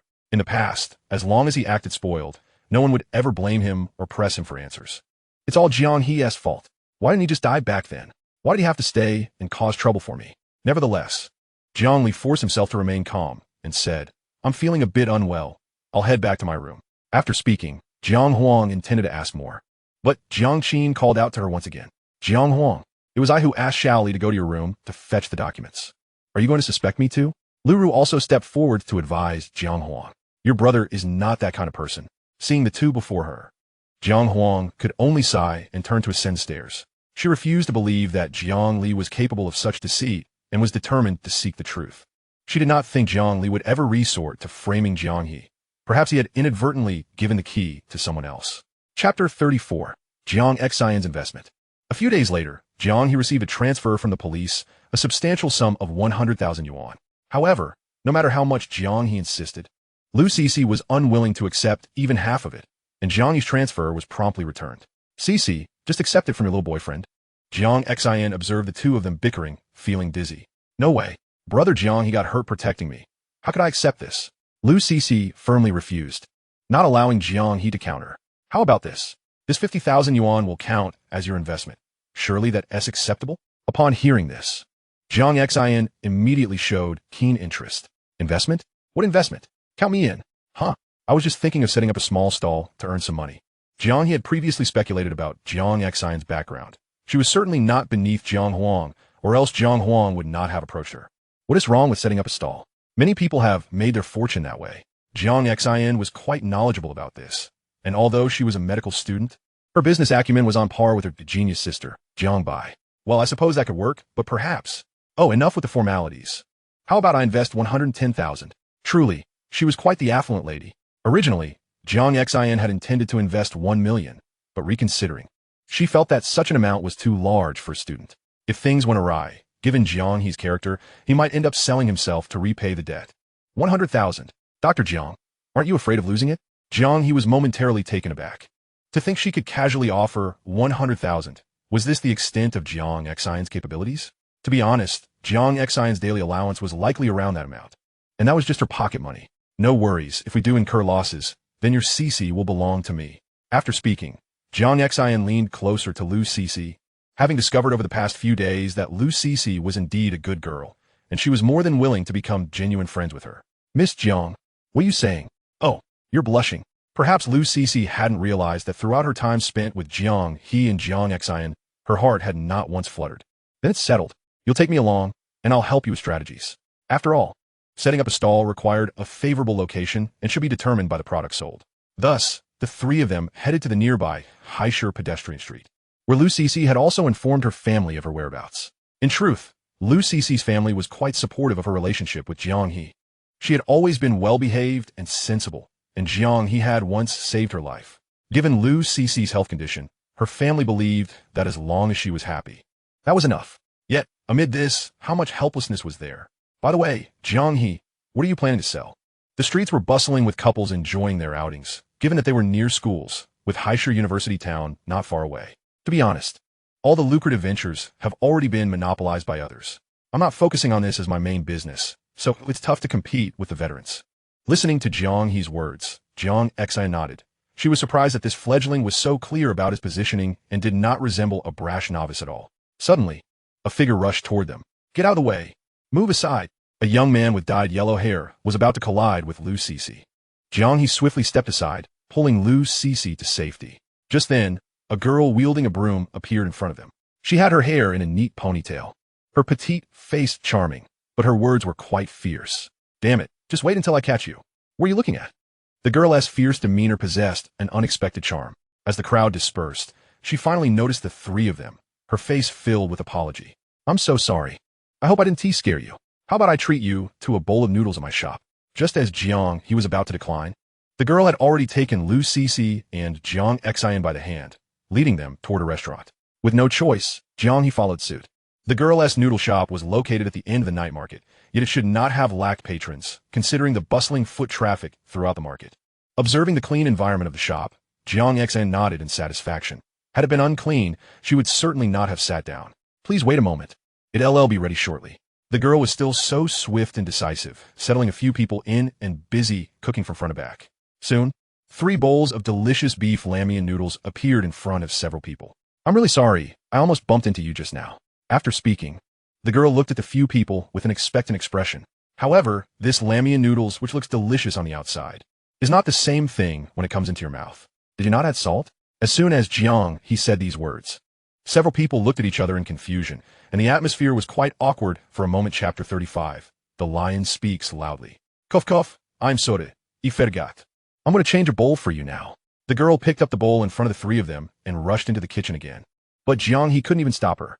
Jiang Xin got up and walked outside the store, nodded, and then turned back. Although the location may not be good, it is definitely not bad. Why isn't there anyone there? Jiang Xin pondered secretly, while Jiang He naturally saw some problems. In theory, how could a chef forget to add salt? Unless the girl just now is not a professional. Suddenly, Jiang Xin asked Jiang He, "What do you think of this place?" At this moment, 3 figures appeared in the store. Just as Jiang He thought it was another guest, the 3 of them spoke directly. "Zhou Ruyan, come out for me." As soon as these words were spoken, even if Jiang He and the others were foolish, they knew that the 3 people in front of them were here to cause trouble. Just as Jiang He was about to call the police quietly, Zhou Ruyan had already heard the commotion and came out of the kitchen. And in her hand, she also carried a shiny kitchen knife. I said, "You need money to find that gambler." But obviously, the 3 of them were not here for the first time, and it was completely worth the kitchen knife in the girl's hand. "Girl, aside from anything else, is this shop under the name of your gambling dad?" The leading burly man looked around and seemed quite satisfied with the store. "How about this? Give me this store, and let's just calculate the 100,000 yuan. As soon as these words were spoken, Zhou Ruyan's body began to tremble slightly. "This shop belongs to my mother, not that gambler." Seeing Zhou Ruyan about to go berserk, Jiang Xin quickly stood up and protected her behind her. "Do you think you have a wild idea to take away this store for 100,000 yuan? Jiang Xin estimated the location and area of the storefront, and, at the very least, it should be worth around 800,000 yuan. Even if it's urgent, it can still be worth around 600,000 yuan. Who are you? It's none of your business." The strong man was also a little impatient when he saw his little plan exposed. "Who am I? I am an investor in this store." Jiang Xin waved her hand, her name probably not recognized by these hooligans either. 100,000 yuan, right? I'll take it out. After speaking, Jiang Xin directly took out a card from her bag, which was originally intended for Jiang He and happened to be used to help him invest. But the strong man immediately changed his mind when he saw Jiang Xion's generosity and ease of speaking. "Not 100,000. It's 1 million. As soon as these words were spoken, even the little brother behind the strong man looked at each other in awe. It was 1 million. Even the strong man's forehead broke into a cold sweat. In fact, he was extremely panicked and anxious. But Jiang Xin just looked at the strong man in front of her with a disappointed expression. She had thought that the strong man would mention how much, but it turned out to be only 1 million.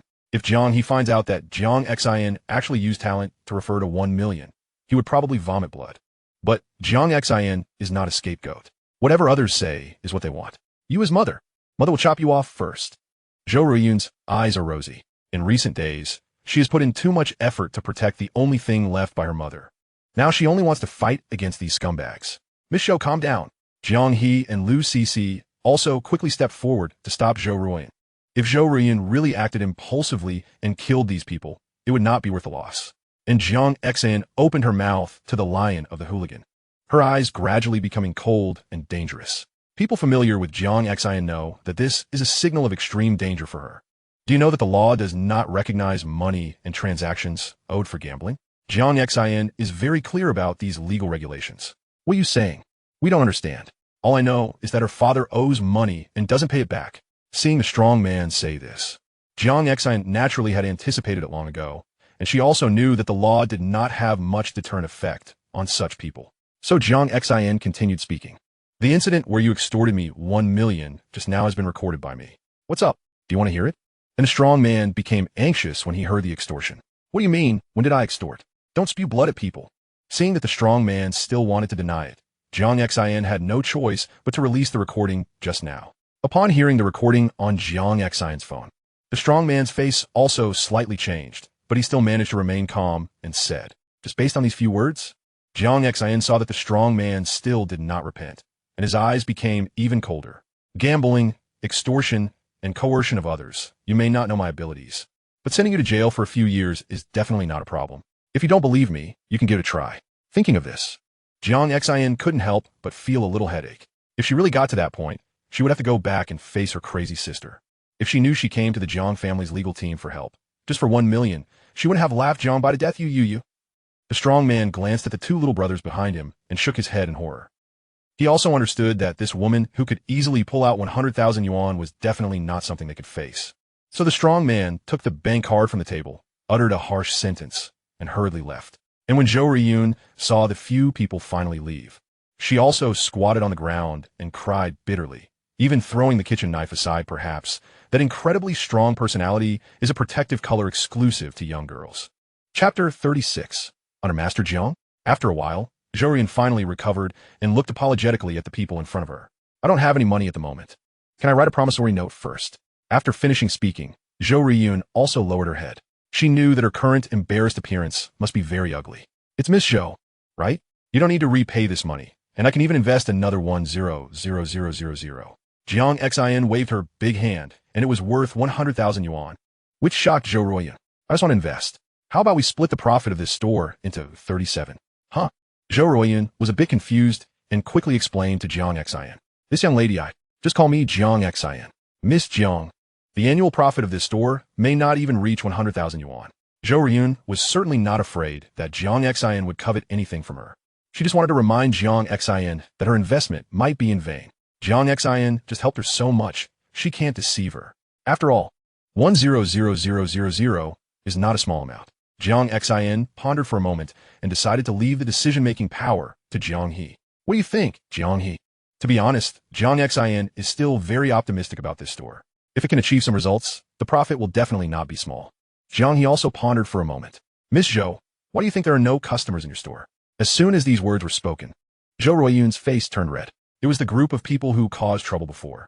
And Jiang He didn't save face for Zhou Ruiyun and asked directly. Moreover, I must confess that I am not particularly adept at cooking noodles.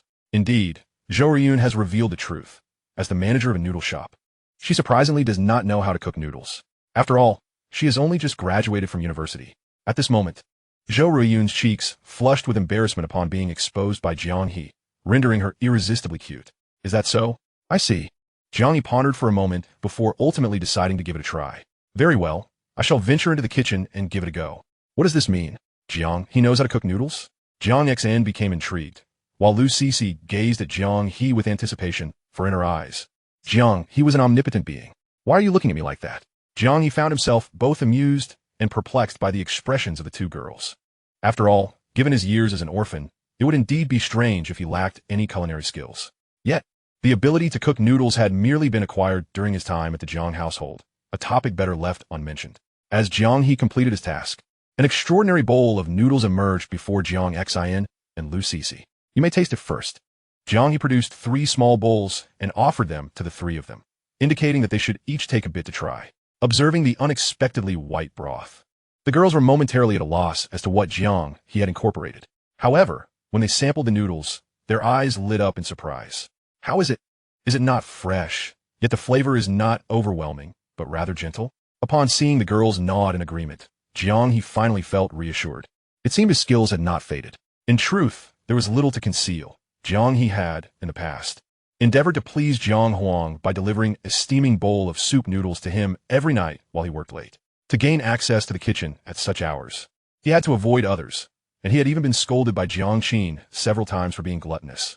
It is truly amusing to think that one could be reproached for merely a bowl of noodles. Reflecting on it now, Jiang He could not help but feel bemused at his own persistence, as he had approached someone who had shown him no interest. How is this possible? Zhou Riyun gazed in disbelief at Jiang He, having originally thought he was merely boasting. For he appeared no more than a high school student capable of merely cooking a meal. Yet she was astonished by Jiang He's remarkable abilities. Unbeknownst to her, Jiang He had spent 16 years as an orphan, and, as the leader of the orphanage, he had always cared for others. Ahem, it's a secret. I will teach you later. One must always remain cautious, a lesson Jiang He had learned through years of experience. Is that settled then? Jiang Xin attempted to withdraw another 100,000, only to be halted by Jiang He. Dr. Jiang, the previous 100,000 has already been counted as an investment. The rest I shall handle. With that, Jiang He directly transferred 20,000 to Zhou Riyun. This is a deposit. I will provide the remaining 50,000 next month, with profits divided 70-30. However, before Jiang He could finish, Zhou Riyun interrupted him. 50-50 is fine. I truly do not have much to contribute. Zhou Riyun scratched her head, admitting that she could only make noodles. Very well, then I shall take 30%, and the remaining 20% can be divided between Cixi and me. Upon hearing this, Jiang Xin quickly waved her hands. I only want 10%. You two can split the rest. She was not one to exploit Jiang He's finances. She merely wished to indulge in some fun.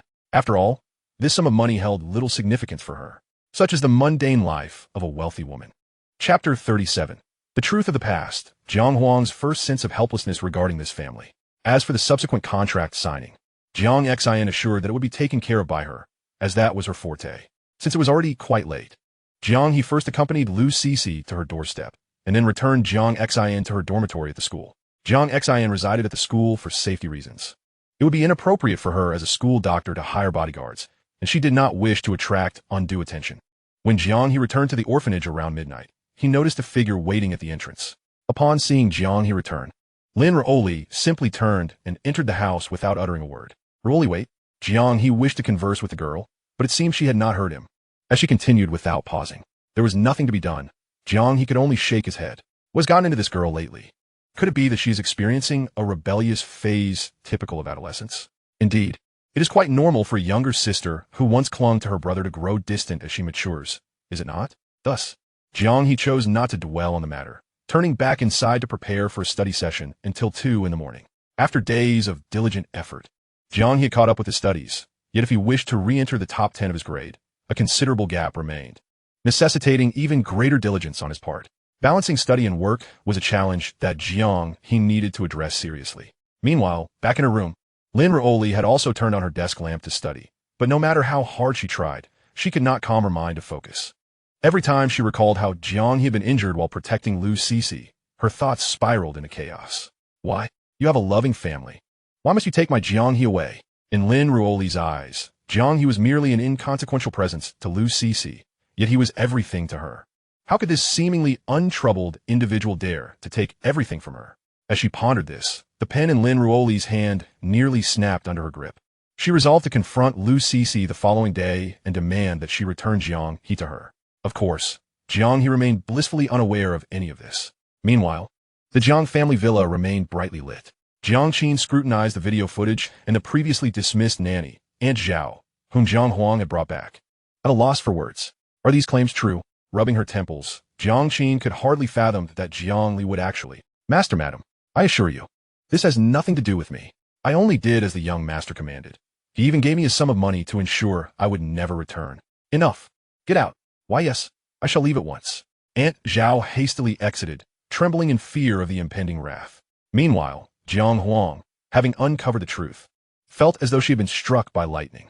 She had never anticipated that her beloved younger brother could commit such acts. The memory of having punished Jiang He by forcing him to kneel in the rain all night while remaining ignorant of the truth left her shaky. No wonder Jiang He had grown so cold toward her. Recalling how Jiang He would always bring her a steaming bowl of soup noodles during her late-night study sessions filled her heart with pain, such profound pain. It dawned on her that she had not been a good sister. Where is Jiang Li? Bring him to me. Young Master Jiang Li went to a classmate's house and will return tomorrow, replied Butler Lu, who had been standing beside Jiang Qin. Call him. Have him come back immediately. Just as Jiang Huang was about to dial Jiang Li's number, she was interrupted by Lu Ru. Huang, Jiang Li may have simply acted impulsively. He was only mother. What are you doing still favoring Jiang Li at this time? At this moment, Jiang Huang realized the profound favoritism the Jiang family held for Jiang Li and the deep-seated prejudice against Jiang He. Lu Ru hastily offered an explanation. I merely wish to spare Xiao Li from sorrow. He no longer has parents. If we continue this way, Jiang Li, lacking parental care, is pitiable. Yet Jiang He, who has parents, fails to receive the love she deserves. Should she not be equally deserving of sympathy? Is it fair that she endures the plight of a 16-year-old orphan? Enough. Let us not dwell on this matter any further. Let us first bring Jiang He back. Jiang Qin interjected, his fingers pressed against his temples. Father, this cannot be. Jiang Huang exclaimed, alarmed. Clarity must be sought before Jiang Li, and such matters cannot simply be brushed aside. What then do you propose? Our family has just celebrated Xiao Li's coming of age. If this incident were to leak, where would our family's dignity reside? Upon hearing this, Jiang Huang fell silent. Sigh. Let us first retrieve Xiao He. We shall address the remaining issues later. Do you understand? This was the best solution Jiang Qin could muster. With no other option, Jiang Huang could only nod in despair before retreating to his room. Chapter 38. Jiang He takes the initiative to visit. By the time school let out the following afternoon, Jiang He had first requested a leave from Jiang Xin and then escorted Lu Cece home. He intended to visit the Jiang family to return the 30,000 yuan he owed them. Thus, he would completely sever ties with the Jiang family, leaving them with no debts between them. He gazed up at the dimming sky and exhaled deeply. Lu Cece, perceptive as ever, noticed Jiang He's unusual demeanor and inquired, Brother Jiang He, may I accompany you? Seeing the concern on Lu Cece's face, Jiang He smiled gently. No need, it's merely a small matter. You should head home. With that, Jiang He turned and walked away, while Lu Cece, watching his retreating figure, understood that Jiang He still regarded her as a sister. Jiang He had always felt pity for her. Yet, perhaps it was for the best, Lu Cece thought with a bright smile. That way, when she departed from this world, Jiang He would not be too heartbroken. Suddenly, a figure leapt from the bushes of the community. Lu Cece Laogid, recognizing it as the little sister who had been secretly following her and Jiang He. "What are you laughing at?" Lin Ruoli exclaimed, her hair bristling like an agitated kitten, glaring at Lu Cece. "It's nothing. Come upstairs and sit with me." Lu Cece gently brushed the dried leaves from Lin Ruoli's hair, sensing her intentions. Meanwhile, Jiang He remained oblivious, making his way to the Jiang family. A bundle of 30,000 yuan cash in his bag. Upon arriving at the gates of the Jiang residence, the first to spot Jiang He was Butler Lu. His eyes widened in surprise, and he promptly opened the door for Jiang He to enter. "Young master, you have finally returned," Butler Lu exclaimed, a flicker of excitement in his gaze. Was it possible that the master had relented? He had always felt sympathy for Jiang He's plight in the Jiang household. Though he could not openly advocate for him, he had cared for Jiang He in secret. "How has Grandpa been lately?" Jiang He inquired with a smile, aware of who had treated him well. "By the way, there's no need to call me young master. I'm no longer a member of the Jiang family." "Young master, please do not jest." The master was merely acting out of impulse. Butler Lu quickly changed the subject, leading Jiang He into the grand hall of the Jiang villa. At that moment, Jiang Qin sat in the living room, engrossed in a newspaper. Compared to a phone, he found the tangible nature of paper news more reassuring. Whether this inclination stemmed from being outmoded or simply nostalgic remained uncertain. "Master, the young master has returned." Upon hearing this, Jiang Qin immediately set down his newspaper and stood up. "Ahem, you're back. Please take a seat. I will call your mother and sister down." Jiang He froze, momentarily questioning if he had misheard. Was this truly Jiang Qin? Sure. It was the perfect opportunity to clarify matters in front of everyone, thus preventing any further disturbances. When Lu Ru heard that Jiang He had returned, she hurried downstairs, eager to embrace him. However, Jiang He deftly sidestepped her. Lu Ru trembled slightly, her eyes reddening as she gazed at her indifferent son. "Xiao He, I have a hug?" Lu Ru knew she had wronged Jiang He and desperately wished to make amends. "That one tea be necessary. I'll state my piece and then leave." Jiang He replied coldly. In the past, if Lu Ru had wanted to embrace him, he would have been overjoyed. Did she not understand what a mother's embrace meant to an orphan? Yet, back when Jiang He first returned home, Lu Ru had only retracted her affection out of fear of Jiang Li's misunderstanding. Could she not comprehend the depth of Jiang He's disappointment at that moment? But now, Jiang He had ceased to harbor any expectations. "Why leave? Xiao He, I beg you, please stay," Lu Ru pleaded, but Jiang He remained silent. "Then I shall take that as a yes. I'll go prepare dinner and take you out tonight." Lu Ru, visibly flustered, hurried back to her room to get ready. Watching her retreating figure, Jiang He shook his head.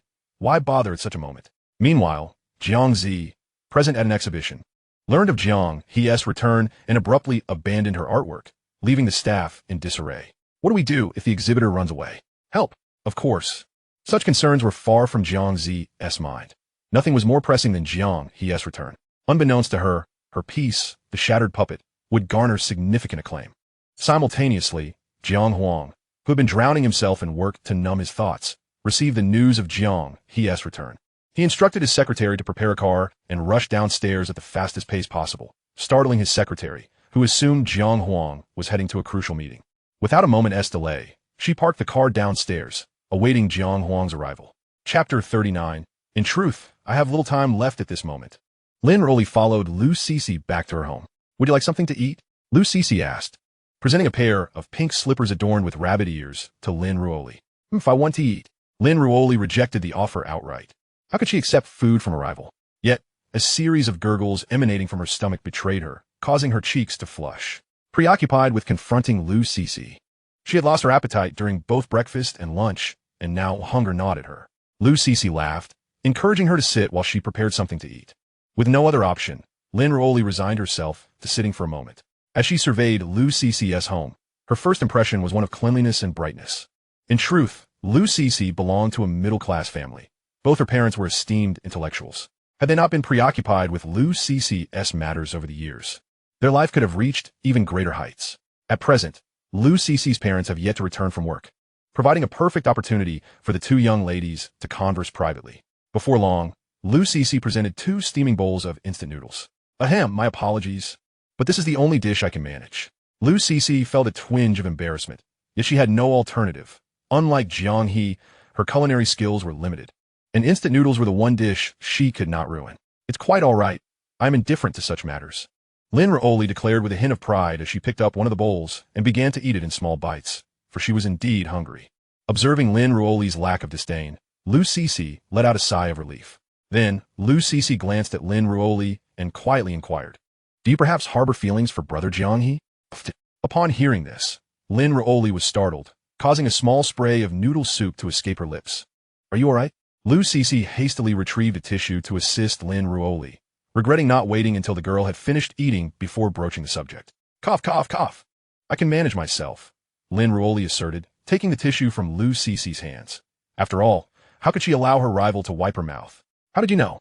To be honest, Lin Ruoli had a fleeting moment of vulnerability. Could her feelings truly be that transparent? "I merely guessed, but it appears my intuition was correct," Lu Cece replied, maintaining her gentle smile, unperturbed by the revelation. "Yes, I do like Jiang He. So what?" Lin Ruoli retorted, her temper flaring. She was unapologetic about her feelings for Jiang He. "Then, what is it about Jiang He that you find appealing?" Lu Cece inquired. Her curiosity piqued as she gazed at the feisty yet endearing girl before her. For a moment, Lin Ruoli regarded Lu Cece in disbelief. She had anticipated a more confrontational response upon revealing her affection for Jiang He. Yet here was Lu Cece asking her to elaborate on her feelings. Was this truly the behavior of rivals? Or did Lu Cece harbor no genuine feelings for Jiang He and merely wish to toy with him? The thought compelled Lin Ruoli to stand her ground. She would not allow any unscrupulous woman to toy with Jiang He's affections. "I grew up alongside Jiang He." Lu Cece offered Lin Ruoli a cup of warm water, eager to learn more about Jiang He's past and the reasons behind this girl's affection for him. Did growing up together naturally lead to such feelings? This notion intrigued Lu Cece, for she had often envied those who had companions throughout their youth, having lacked playmates herself. Not necessarily. Lin Ruoli began to recount how, after losing her parents and becoming an orphan, Jiang He had sought justice for her and had always protected her. "Brother Jiang He promised he would always be by my side." As she spoke, Lin Ruoli's voice softened, adopting a more affectionate tone towards Jiang He. "But he deceived me. He abandoned me." Tears brimmed in Lin Ruoli's eyes, filled with both rage and love for Jiang He. After absorbing Lin Ruoli's words, Lu Cece fell silent for a moment, taken aback by how significant Jiang He was to this somewhat proud young girl. Perhaps the bond they shared could indeed be likened to that of family. "Please, I beg you, will you return brother Jiang He to me?" Lin Ruoli implored, her gaze earnest. She had never begged anyone before. Jiang He had taught her that in the face of adversity, one must be self-reliant. Others are unreliable, and the only dependable person is oneself. These words had resonated within Lin Ruoli for years, driving her to excel in academics and sports through sheer determination. But when it came to this matter, she was genuinely afraid of losing Jiang He, the boy she had long regarded as family. Seeing the pitiable expression on Lin Ruoli's face, Lu Cece could only smile gently. "Actually, I do not have much time left." The shock of those words rendered Lin Ruoli momentarily speechless. "What do you mean by that? You won't live long?" Yet Lu Cece seemed to have come to terms with this reality. "I have had a heart condition since childhood. The doctors told me I would not live past 20. Witnessing Lin Ruoli's stunned silence, Lu Cece smiled again. "Moreover, the reason brother Jiang He is willing to be with me is..." Thus, Lu Cece recounted her experiences with Jiang He in full detail to the girl before her. After listening, Lin Ruoli felt utterly bewildered. She had been quarreling with a girl who had a heart condition and was not expected to live long. The realization filled her with profound shame. "I am so sorry. I had no idea." Before Lin Ruoli could finish, Lu Cece interrupted. "Oh, it's quite all right. I have long since made peace with it. But how did you and Jiang He meet? Do you truly love him?" Lin Ruoli knew her questions were intrusive and that she owed Lu Cece an apology. Yet she couldn't suppress her desire to know whether Lu Cece's feelings for Jiang He were sincere. "It was approximately 5 years ago that my parents took me to the hospital and were targeted by human traffickers," Lu Cece began, recalling the harrowing experience. "They deceived me into leaving with them while my parents were away. By the time I realized something was amiss, it was too late." The horror of that moment was utterly despairing for a girl of 13 or 14. Lin Ruoli's heart ached in sympathy upon hearing this. "Just as I was about to be taken by those traffickers, brother Jiang He appeared. Perhaps he heard my cries for help. I distinctly remember him wielding a red brick and striking the lead thug with it. At that moment, Jiang He's presence was akin to a beacon of hope piercing through the darkness that threatened to engulf me. I still vividly recall how he shielded me with his own body, his slender frame standing defiantly against those ruthless traffickers. Though Jiang He was merely a boy of 13 or 14, his courage made him seem monumental in my eyes, a steadfast protector. He was astute enough to attract the attention of passers-by with his shouts, fully aware that he was outmatched by the traffickers. Fearing exposure, the traffickers fled in their vehicle but were ultimately apprehended by the police at the city limits. Thanks to Jiang He's bravery, several other children who were about to be sold into remote regions were also rescued. Had Jiang He not intervened, I shudder to think what fate awaited me. I might have perished in some unknown mountain. As she spoke, Lu Cece lowered her head, grappling with the guilt of having exploited her illness to draw Jiang He closer to her. Lin Ruoli suddenly remembered another incident when Jiang He returned home covered in injuries. At that time, she had asked him why he hadn't stayed to receive commendation for his bravery. But Jiang He had simply stated that he had no interest in such accolades. Now it appears that he is nothing more than a fool. A great fool. Yet, why is it that such a simpleton is so endearing? Lin Ruoli chuckled at herself. After all, she too had found herself enamored with this fool. Having gained a sufficient understanding, Lin Ruoli felt no further reason to linger. Rising from her seat, she looked at Lu Cece and spoke. I apologize, Miss Lu. My previous actions were impulsive. Lin Ruoli was indeed a person of clear distinctions between love and hate. She could not demand a patient to relinquish her affection, nor would she attempt to do so. It's all right, I bear no ill will, Lu Cece replied, attempting to stand, but Lin Ruoli gently pressed her back down. Just as Lin Ruoli was about to depart, Lu Cece called out to her once more. If I were no longer here one day, I entrust Brother Jiang He to you. Lu Cece understood that her departure from this world was inevitable, and the thought of such a good girl being by Jiang He's side brought her solace. Upon hearing those words, Lin Ruoli faltered. Do not speak like that. You'll be fine. Observing Lin Ruoli's anxious demeanor, Lu Cece couldn't help but stifle a laugh. She knew this proud little girl had a heart of gold beneath her sharp tongue. Yes, I understand. Even after exiting the gates of Lu Cece's community, Lin Ruoli remained somewhat dazed. She had just contemplated forming an attachment to a patient. Alas, it is all Jiang He's fault. Why must you be so charming, Jiang He? Lin Ruoli crouched by the roadside, her tears flowing uncontrollably. Chapter 41. Forgiveness? Just a stranger. At this moment, the Jiang family had mostly gathered, with the exceptions of Jiang Mo, who was studying in the capital, and Jiang, who refused to return. Upon learning that Jiang He had returned to the Jiang family, Jiang Li felt as if he'd been struck by a bolt from the blue. He knew that Jiang He would never so easily relinquish his identity as the young master of the Jiang family, an identity that countless individuals yearned for but could not attain. Jiang He, since you insist on disturbing my life, do not blame me. Jiang Li clenched his fists in secret, resolute that he would not allow anyone to usurp his place within the Jiang family. Yet, he had never considered that this position rightfully belonged to Jiang He, and he had merely occupied it for years. Since we are all gathered here, I shall speak. However, before Jiang He could finish his sentence, he was interrupted by Lu Ru. Little He, could you please let this one time be an exception? Whatever it is, can we discuss it after dinner?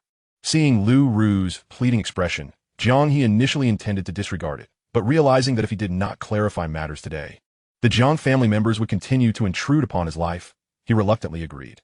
All right, Butler Lu, please prepare the car. Upon hearing this, Butler Lu hurriedly scurried off to arrange the vehicle.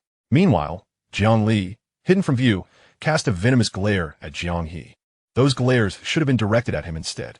Why did Jiang He deserve such treatment? When the group arrived at the Buckingham Palace, the doorman had already been notified and awaited the arrival of the Jiang family.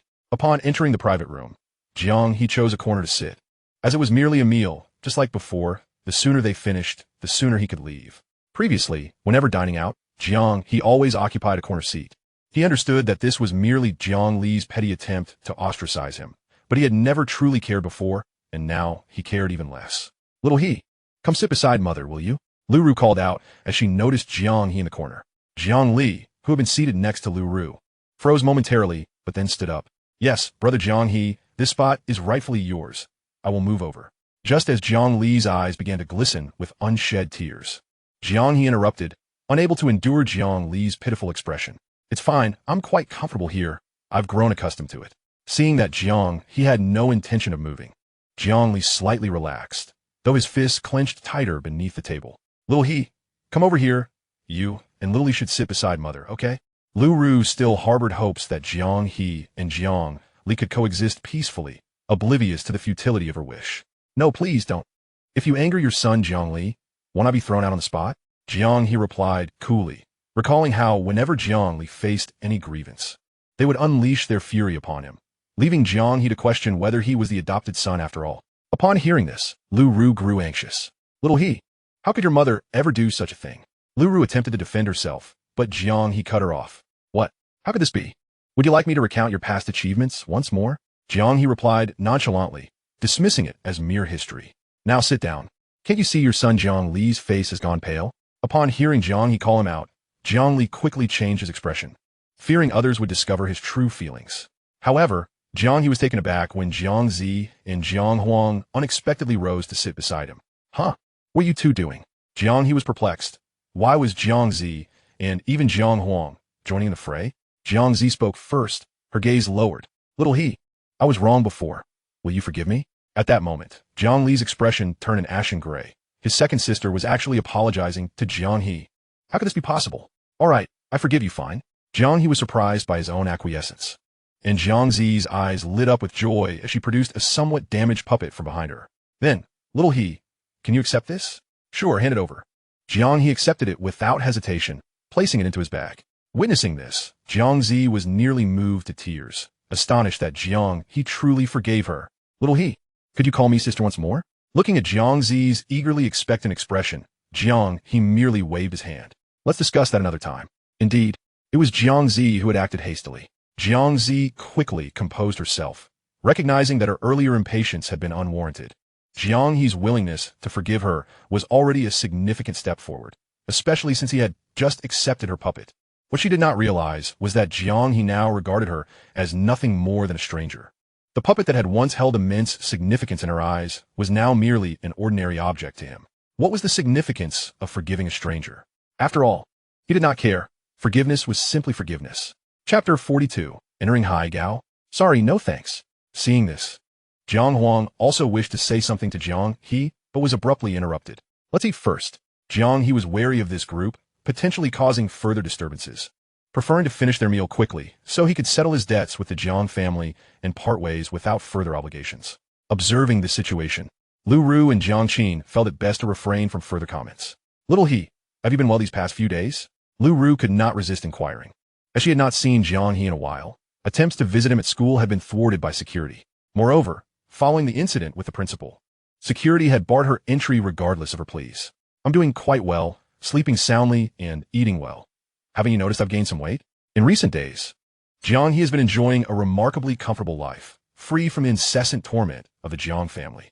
It would be even better if they did not intrude upon her peace. Upon hearing this, Lu Ru and Jiang Qin exchanged awkward glances. It turned out that Jiang He was thriving since leaving the Jiang household, and if word of this were to spread, where would that leave the Jiang family's reputation? Even at such a time, they were still concerned about the family's prestige. It was truly bewildering. Observing the situation, Jiang Qin timely interjected, ahem, shall he? The second high school ultimately cannot compare to Haigao. In a few days, I shall arrange for you to transfer to Haigao. No sooner had he spoken than a loud crack echoed in the room.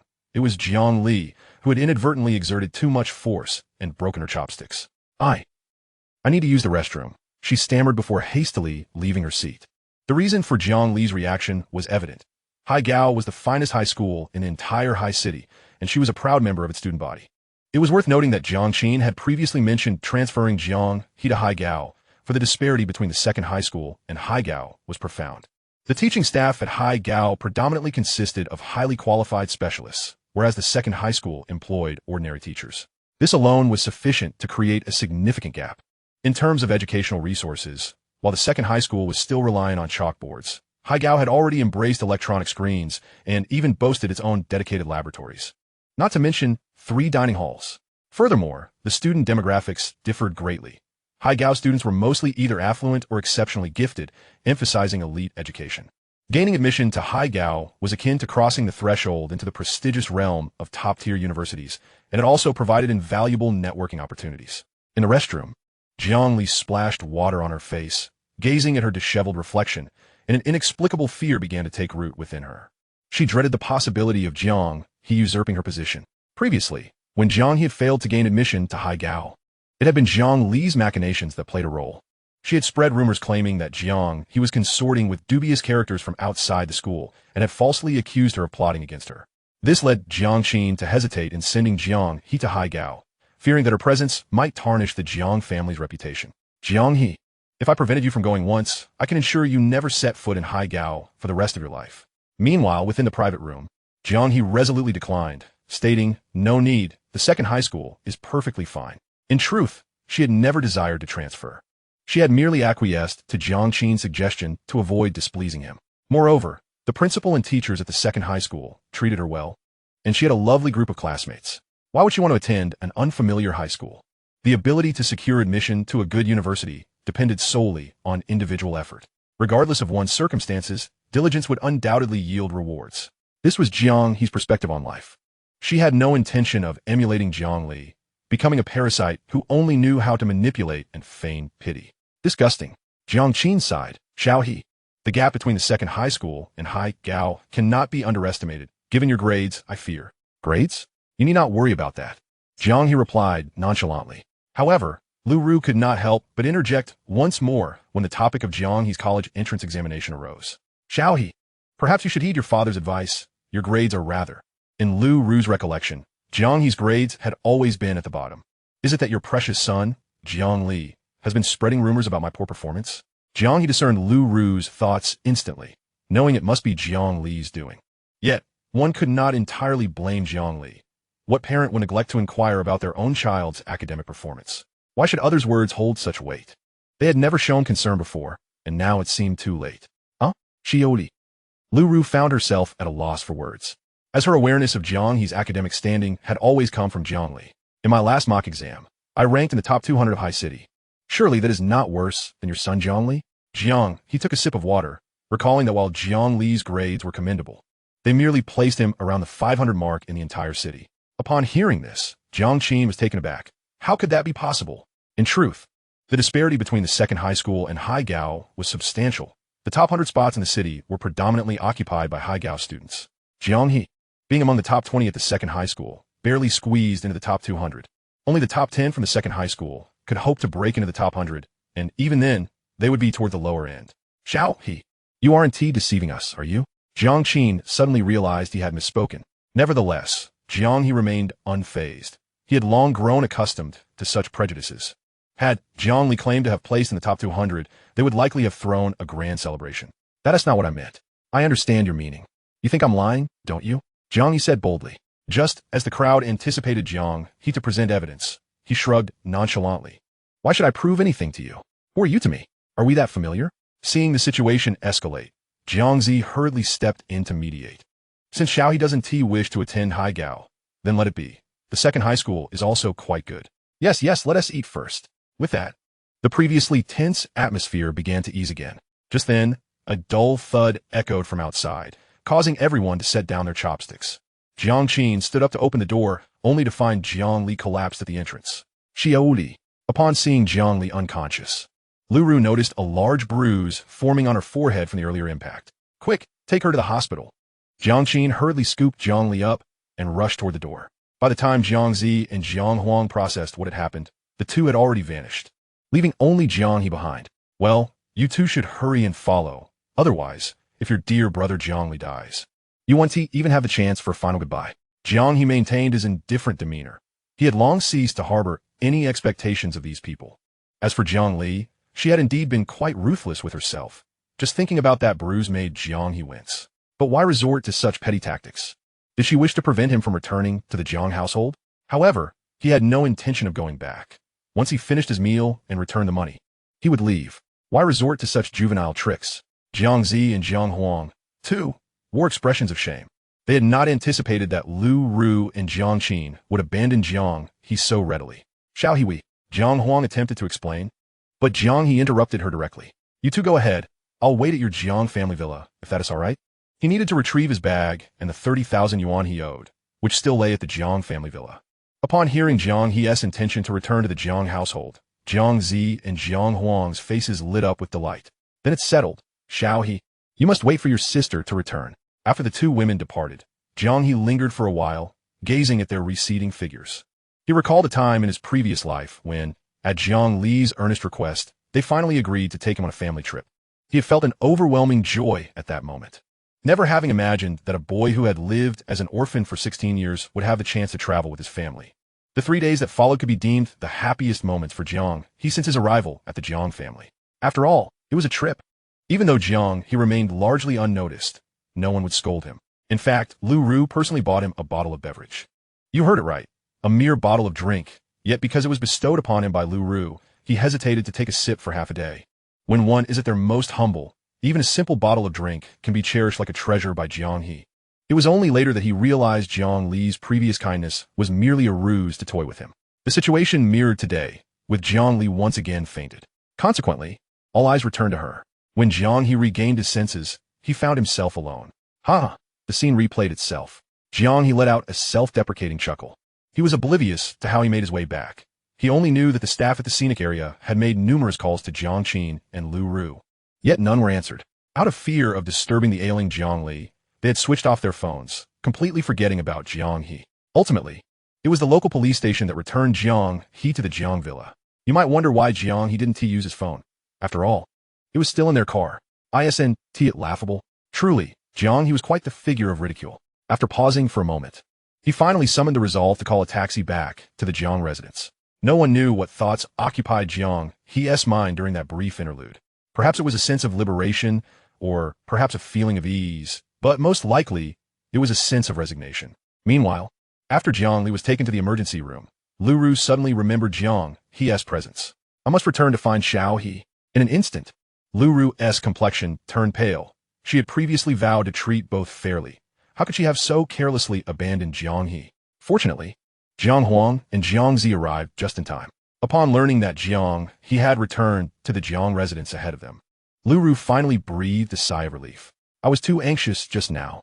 I will make it up to Xiao He when I return. Simultaneously, a flicker of joy ignited within Lu Ru.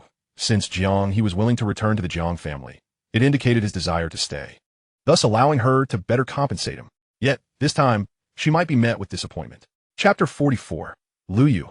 I believe I can still manage. In truth, Jiang He was unaware that Lu Yu, who had been persistently pestering Jiang Xian, was in the adjacent private room. At that moment, Lu Yu was flushed. His neck reddened from drink. He had never imagined that Jiang Xian would be fond of a pretty boy, declaring that she only liked the youthful. Drink. Everyone drink. Two of Lu Yu's companions were seated beside him. Although the Lu family was far less esteemed than the Jiang family, he was still a super-rich second generation. In Haishur, having two lackeys was quite commonplace.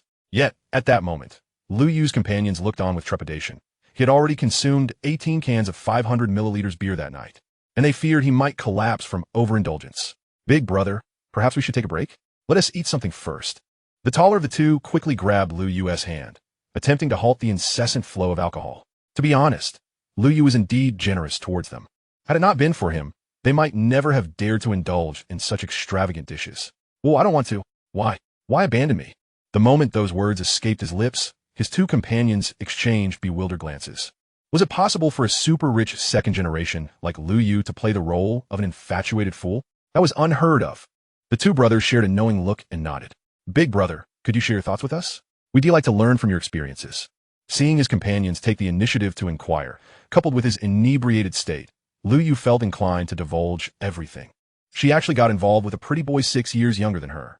What do I lack compared to that pretty boy? Upon hearing this, the slightly chubby companion was taken aback.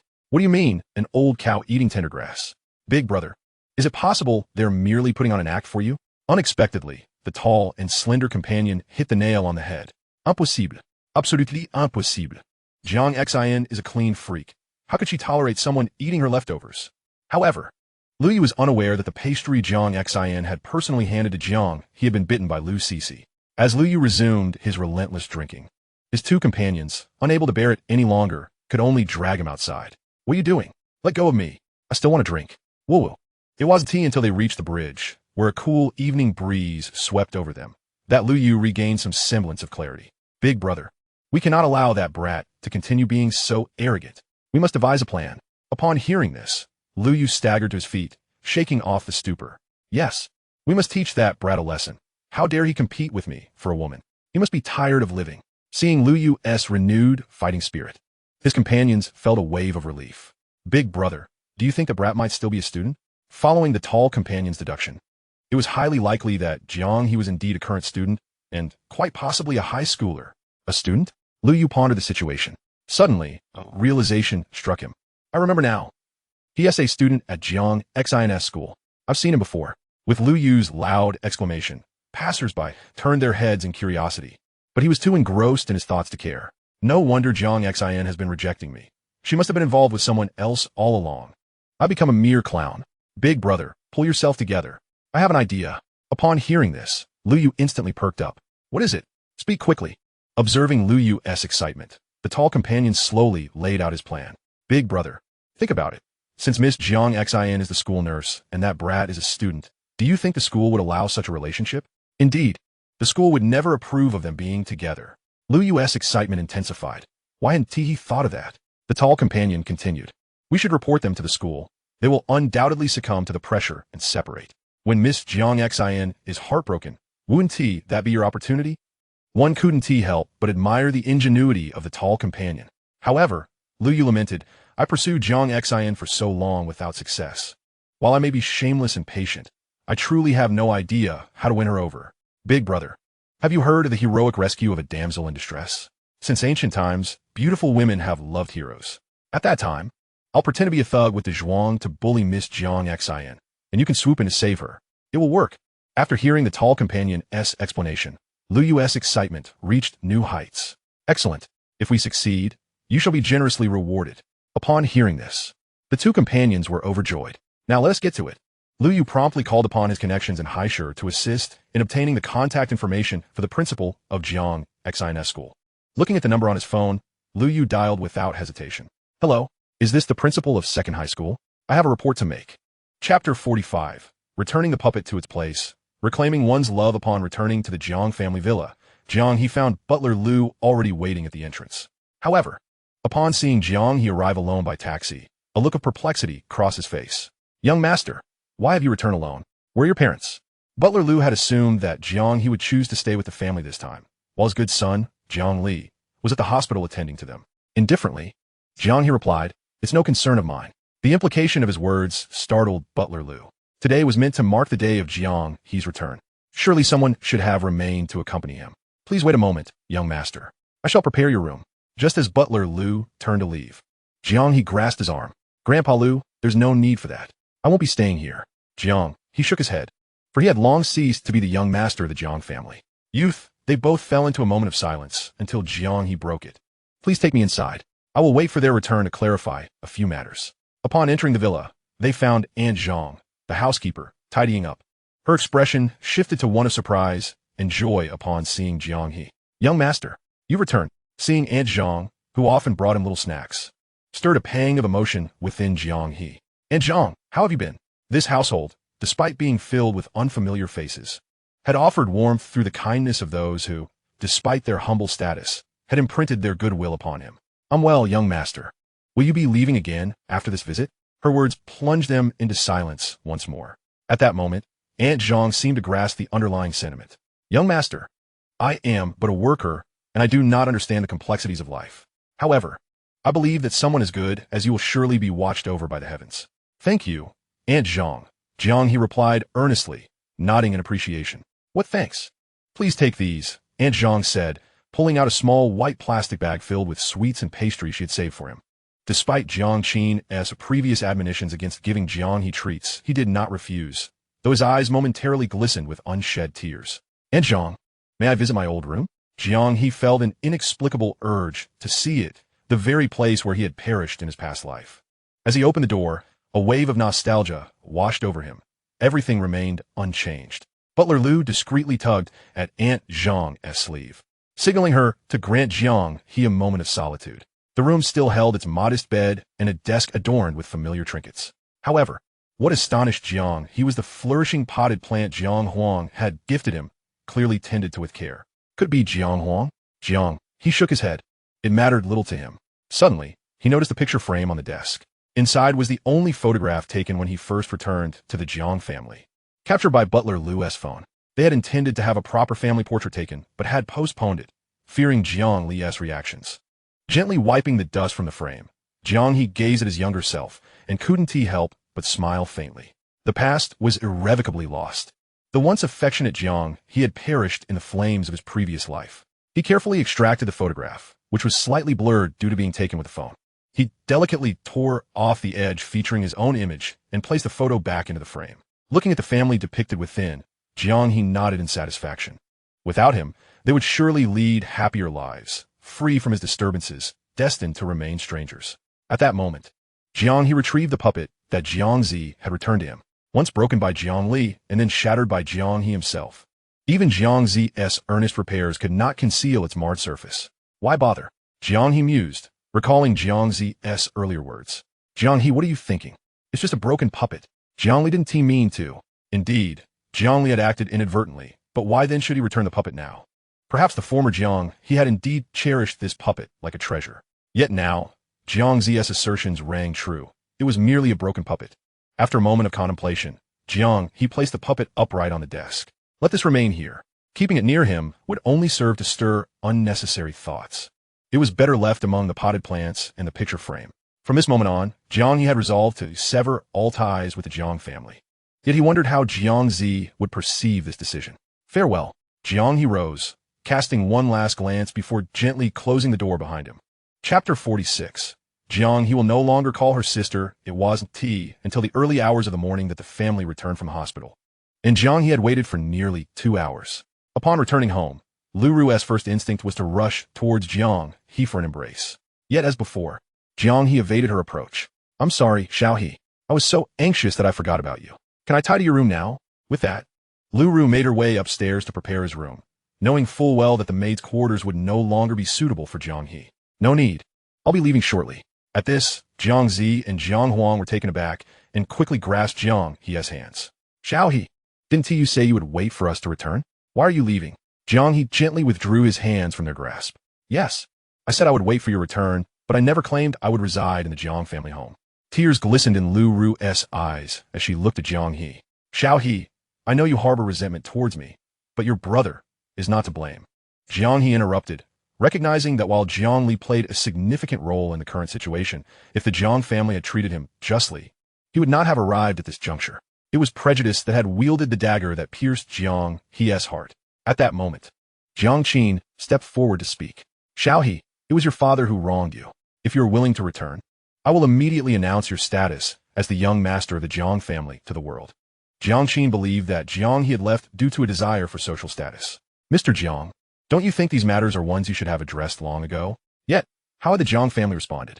They had labeled him as the child of the maid. Did their so-called reputation truly hold such paramount importance?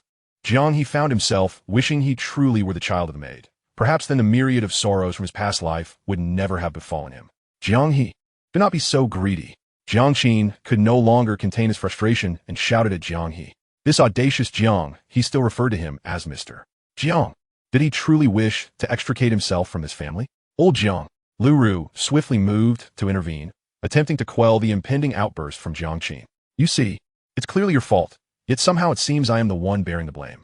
Jiang He waved his hand dismissively, realizing that even now, Jiang Qin had yet to acknowledge his own mistakes. What have I done wrong? Without the Jiang family, would you be the insufferable brat you are today? Jiang Qin continued to interrogate Jiang He with unbridled fury. Over the years, he had poured his heart and soul into the Jiang family, and he would not allow anyone to tarnish its reputation, not even himself. Is that so? Then how have I survived these past 16 years? Jiang He stood his ground, unwilling to concede any further. He had already yielded enough in the past and was determined not to do so again. You. Upon hearing his words, Jiang Qin was momentarily at a loss for words. For these 16 years, I have never relied on the Jiang family, not even during the year you brought me back. I have never once depended on you. Jiang He stated matter-of-factly. He was not lamenting or complaining. He was merely informing the Jiang family that very few knew of his status as the young master of the Jiang family. His departure would not inflict any harm upon them. Shouldn't you be pleased that I am leaving? Jiang He chuckled bitterly. Isn't this the best outcome? Xiao He, what are you saying? If you leave, how could we possibly be happy? Lu Ru's voice trembled, revealing the weight of her guilt for how they had treated Jiang He over the years. If I leave, your precious son, your beloved brother Jiang Li, will no longer have to worry about being cast aside by you, will he? Xiao Li is not. Lu Ru attempted to interject, but was cut off by Jiang He. I know, Jiang Li is so kind-hearted. How could he ever worry about such things, right? That's not what I meant. Lu Ru stammered, momentarily lost for words. Very well. Here is the 30,000 you owe me. Do you want to count it? As Jiang He retrieved the sum from his bag and placed it before the Jiang family. They exchanged bewildered glances, momentarily rendered speechless. Jiang Huang was particularly taken aback. Jiang He, where did you acquire this money?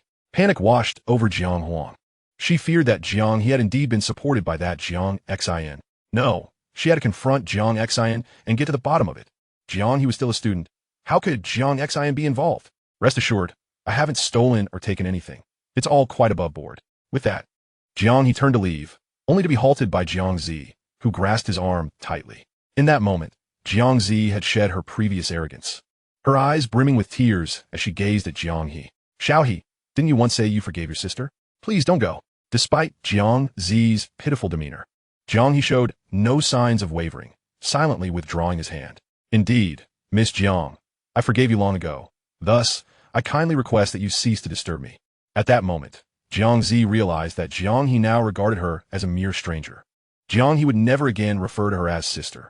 Chapter 47. The proud often face defeat. After Jiang He departed, the Jiang family fell into a prolonged silence. Jiang Qin never imagined that Jiang He would truly disregard the title of young master of the Jiang family. Xiao He, he will come back, won't he?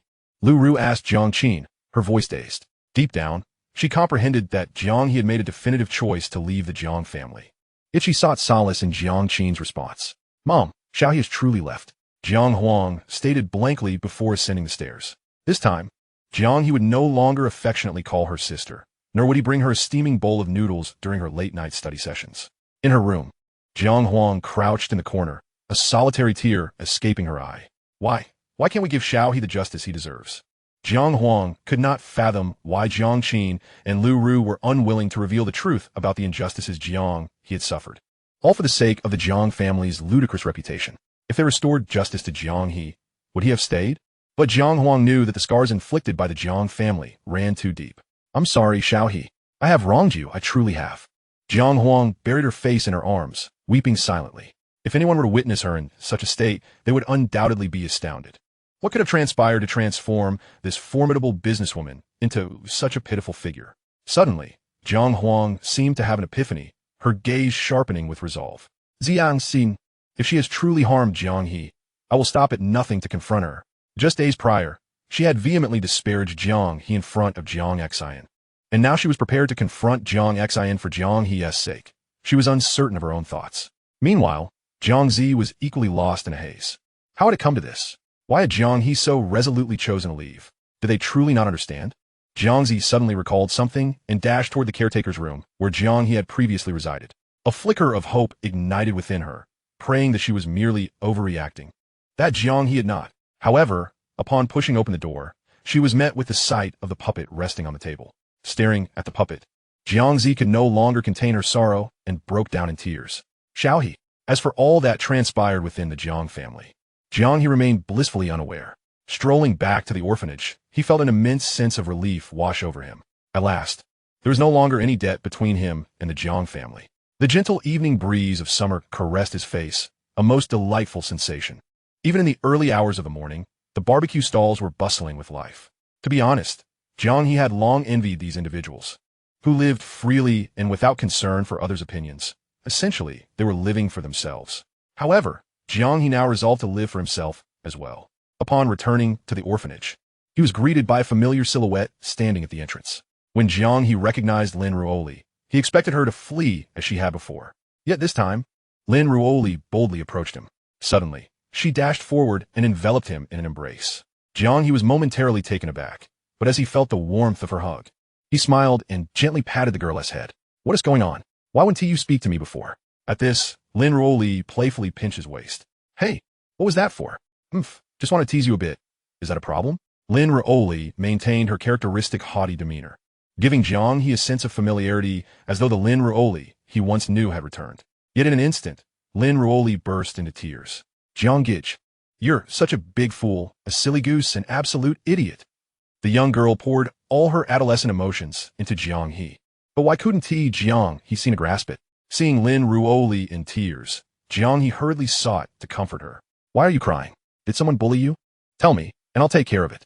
You are the one who bullied me. Lin Roli pointed at Jiang He, her tear-streaked face evoking a pang of sympathy. Huh? How did I bully you? Jiang He scratched his nose, baffled. Had he truly been unkind to her? It's just you. Why do you care so much? Lin Roli could never confess her feelings for Jiang He, especially knowing he had another girlfriend. Such a declaration was utterly beyond her. It should be Jiang He who speaks first. Indeed, the age-old adage holds true. Those who are tsundere often end up as the defeated. Ah, I admit my fault. Is that satisfactory, my lady? Oomph. Now that's more like it. This time, Lin Roli granted Jiang He a slight forgiveness. Subsequently, she embraced him once more, this time speaking to him as a younger sister would. Lu Cece is a good girl. You must not bully her, do you hear? With that, Lin Roli released Jiang He and turned to return to her room. Jiang He watched her retreating figure with a faint smile. Perhaps this was the essence of a sharp tongue, yet a tender heart? Chapter 48. Principal.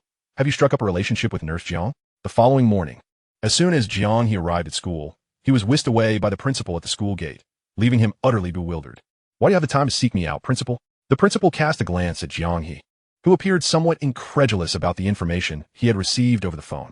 He intended to probe Jiang He, as it would be prudent to extinguish any potential flames of wrongdoing early on. What? Can I come to see how you are doing?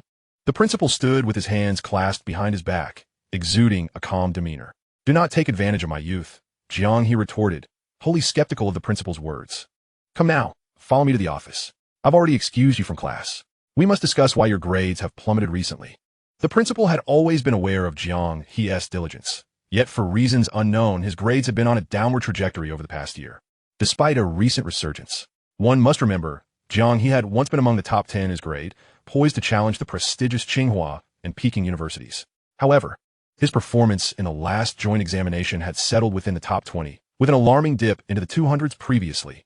Well then, I suppose I must comply. Reluctantly, Jiang He trailed behind the principal to the office. Have a seat. I'll prepare some tea for you. The principal attempted to rise, but Jiang He halted him.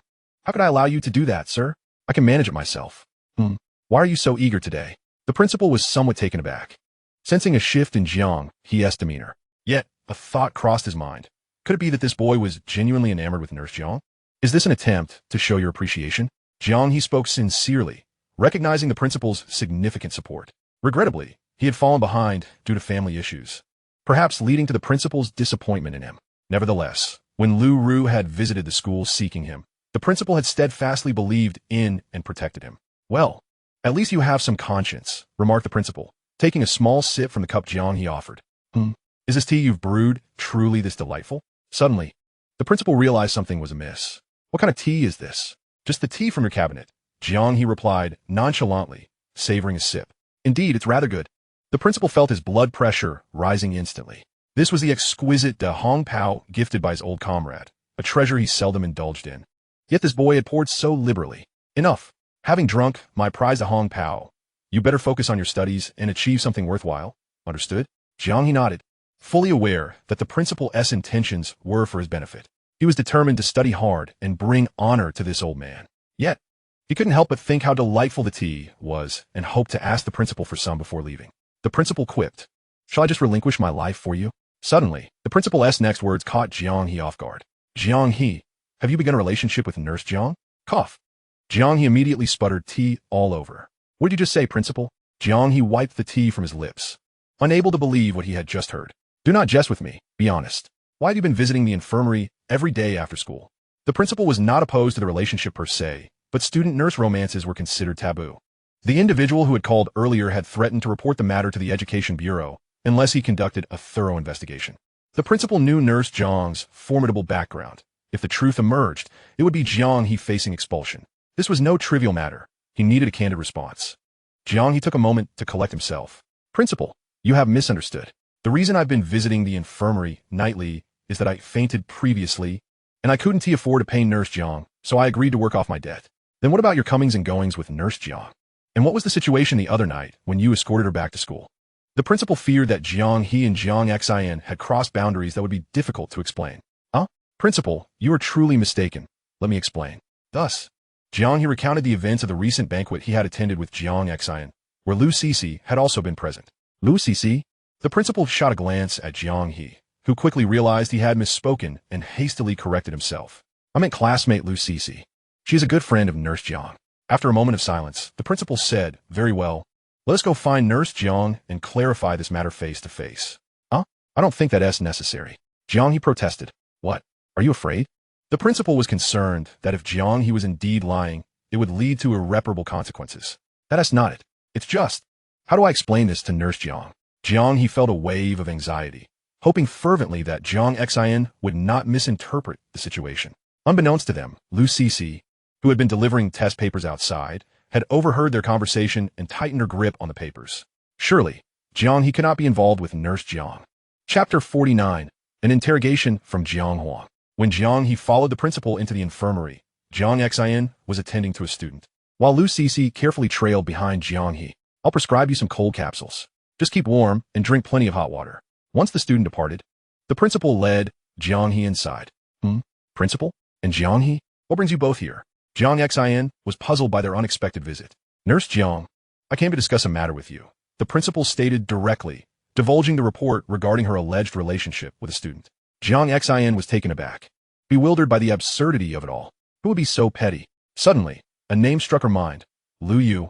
It could only be that little rascal behind such a trivial act. With no choice, Jiang Xin explained the entire situation to the principal. "That's good to hear. Since everything is clarified, I can rest easy." Upon listening to both Jiang Xin and Jiang He's accounts, the principal felt reassured. At the entrance, Lu Cece, who had been eavesdropping, let out a slight sigh of relief. She was confident that brother Jiang He would not let her down. The thought of Dr. Jiang Xin's kindness towards her made her feel a tinge of shame, causing her petite face to flush slightly. "Well, we shall take our leave now. I apologize for interrupting Dr. Jiang," she said, just as the principal and Jiang He departed. A woman adorned in an elegant professional attire and black high heels appeared at the door of the infirmary. At that moment, Jiang Xin was preoccupied with thoughts on how to administer a fitting lesson to Lu Yu, making him understand that she, Jiang Xin, was not to be trifled with. Suddenly, the infirmary door swung open once more. Jiang Xin initially presumed it was a student seeking medical attention, but to her surprise, it was an unfamiliar woman stepping inside. "Who are you?" Jiang Xin inquired, carefully scrutinizing the woman before her. Suddenly, it dawned on her that this was the very individual who had introduced herself as Sister Jiang He at the banquet.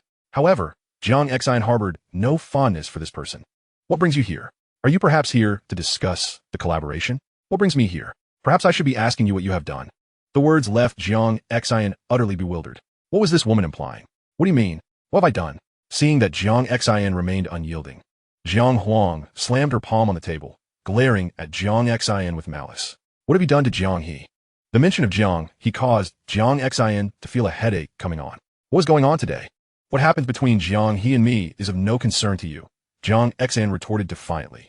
Regardless of whether there was any inappropriate conduct between her and Jiang He, why did this woman have to question her?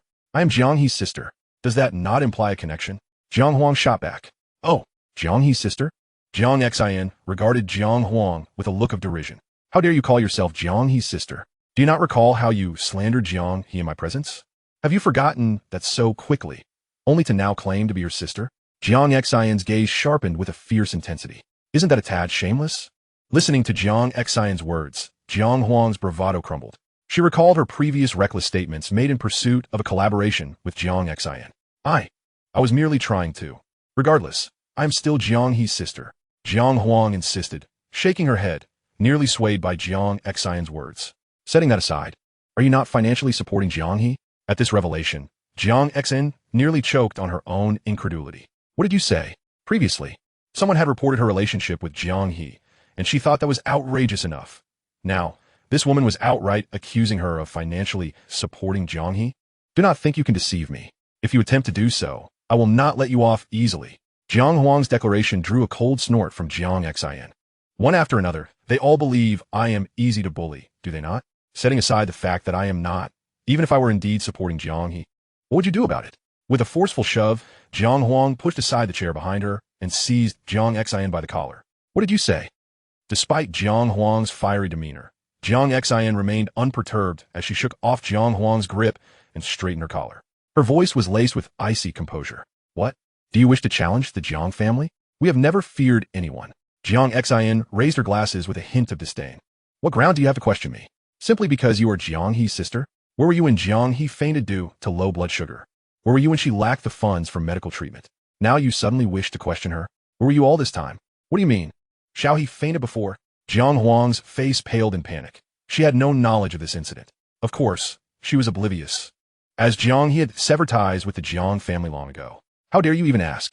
Xiang Xin Ziplit Unpoving. Chapter 50. As long as you're willing to lend me, I am willing to do anything.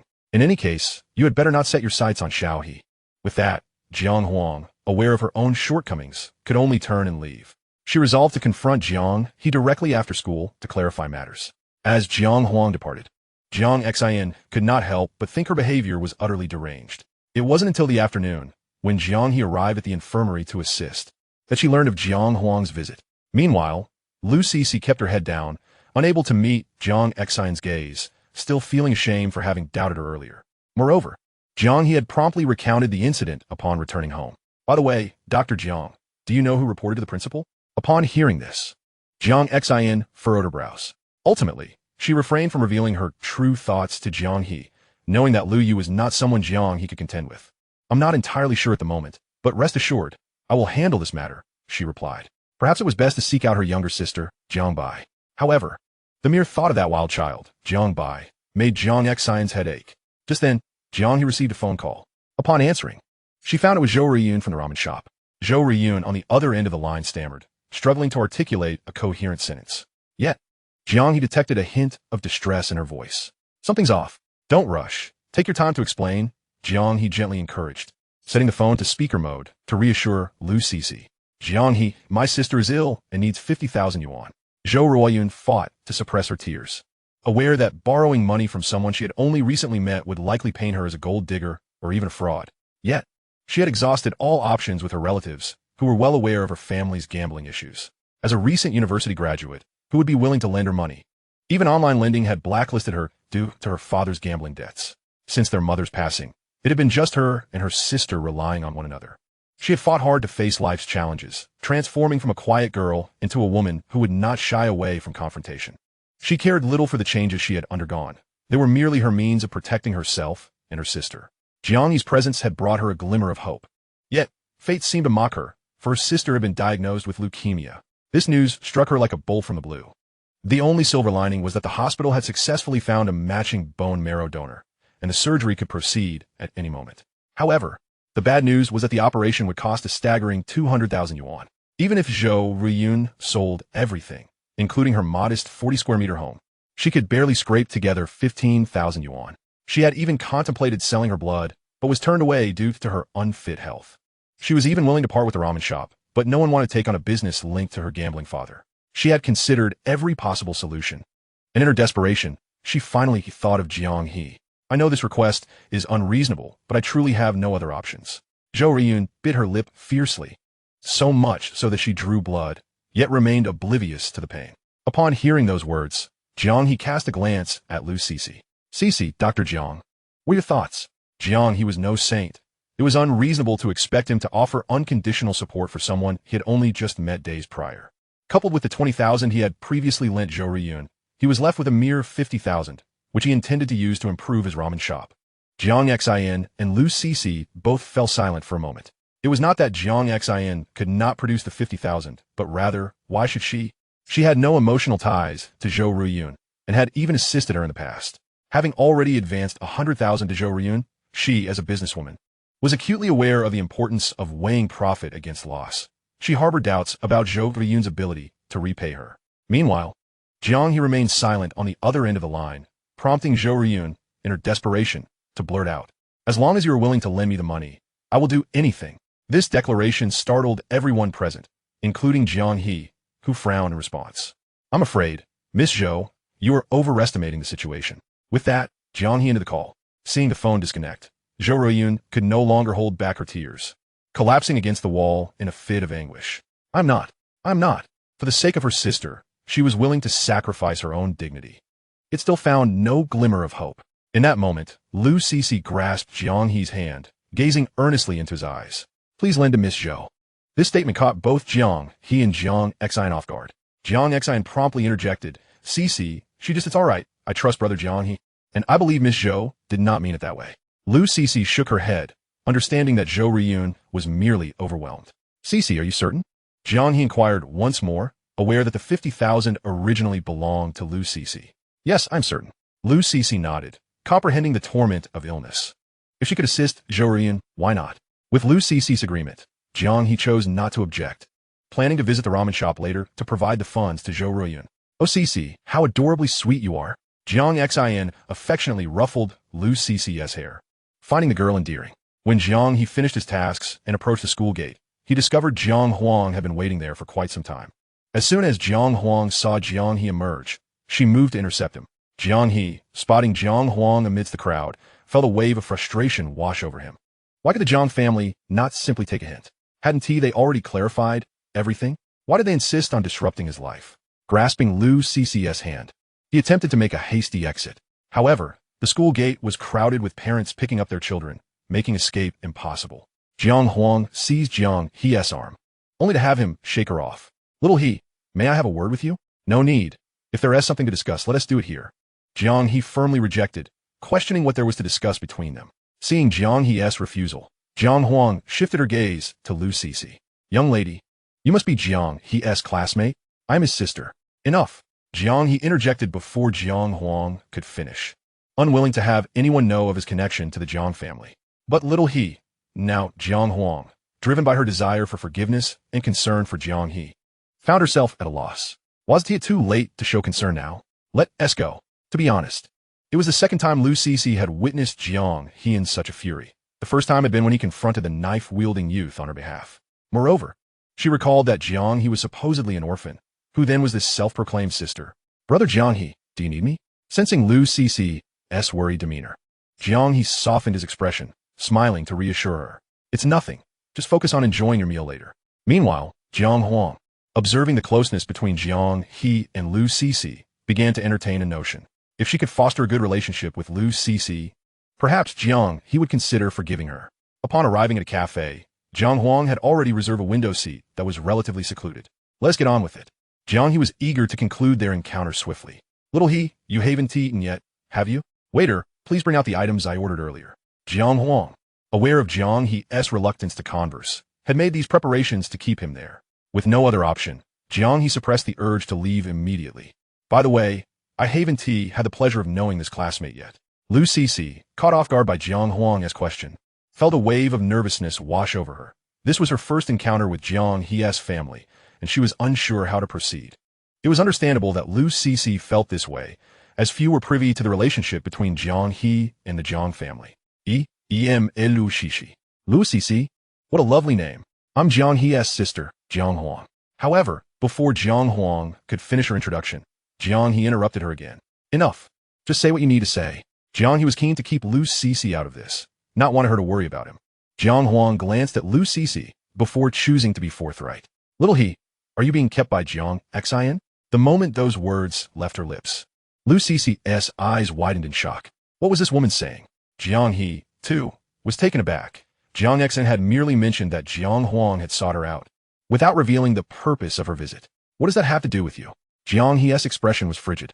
Not only was he innocent of any wrongdoing with Jiang Xin, but even if he were involved, what concern was it of Jiang Huang's? Little He, you cannot let money. Jiang Huang, sensing Jiang He's silence, grew anxious. Indeed, I only came back for the money. Stealing your jewelry was for the money. Are you satisfied now? With that, Jiang He stood abruptly, taking Lu Cece by the hand as they prepared to leave. As Jiang He stood to depart, Jiang Huang hurriedly followed. Little He, sister didn't mean it that way. I was just worried you might be deceived. Hearing the words trailing behind him, Jiang He paused. Sister? You have long ceased to be my sister. Have you forgotten?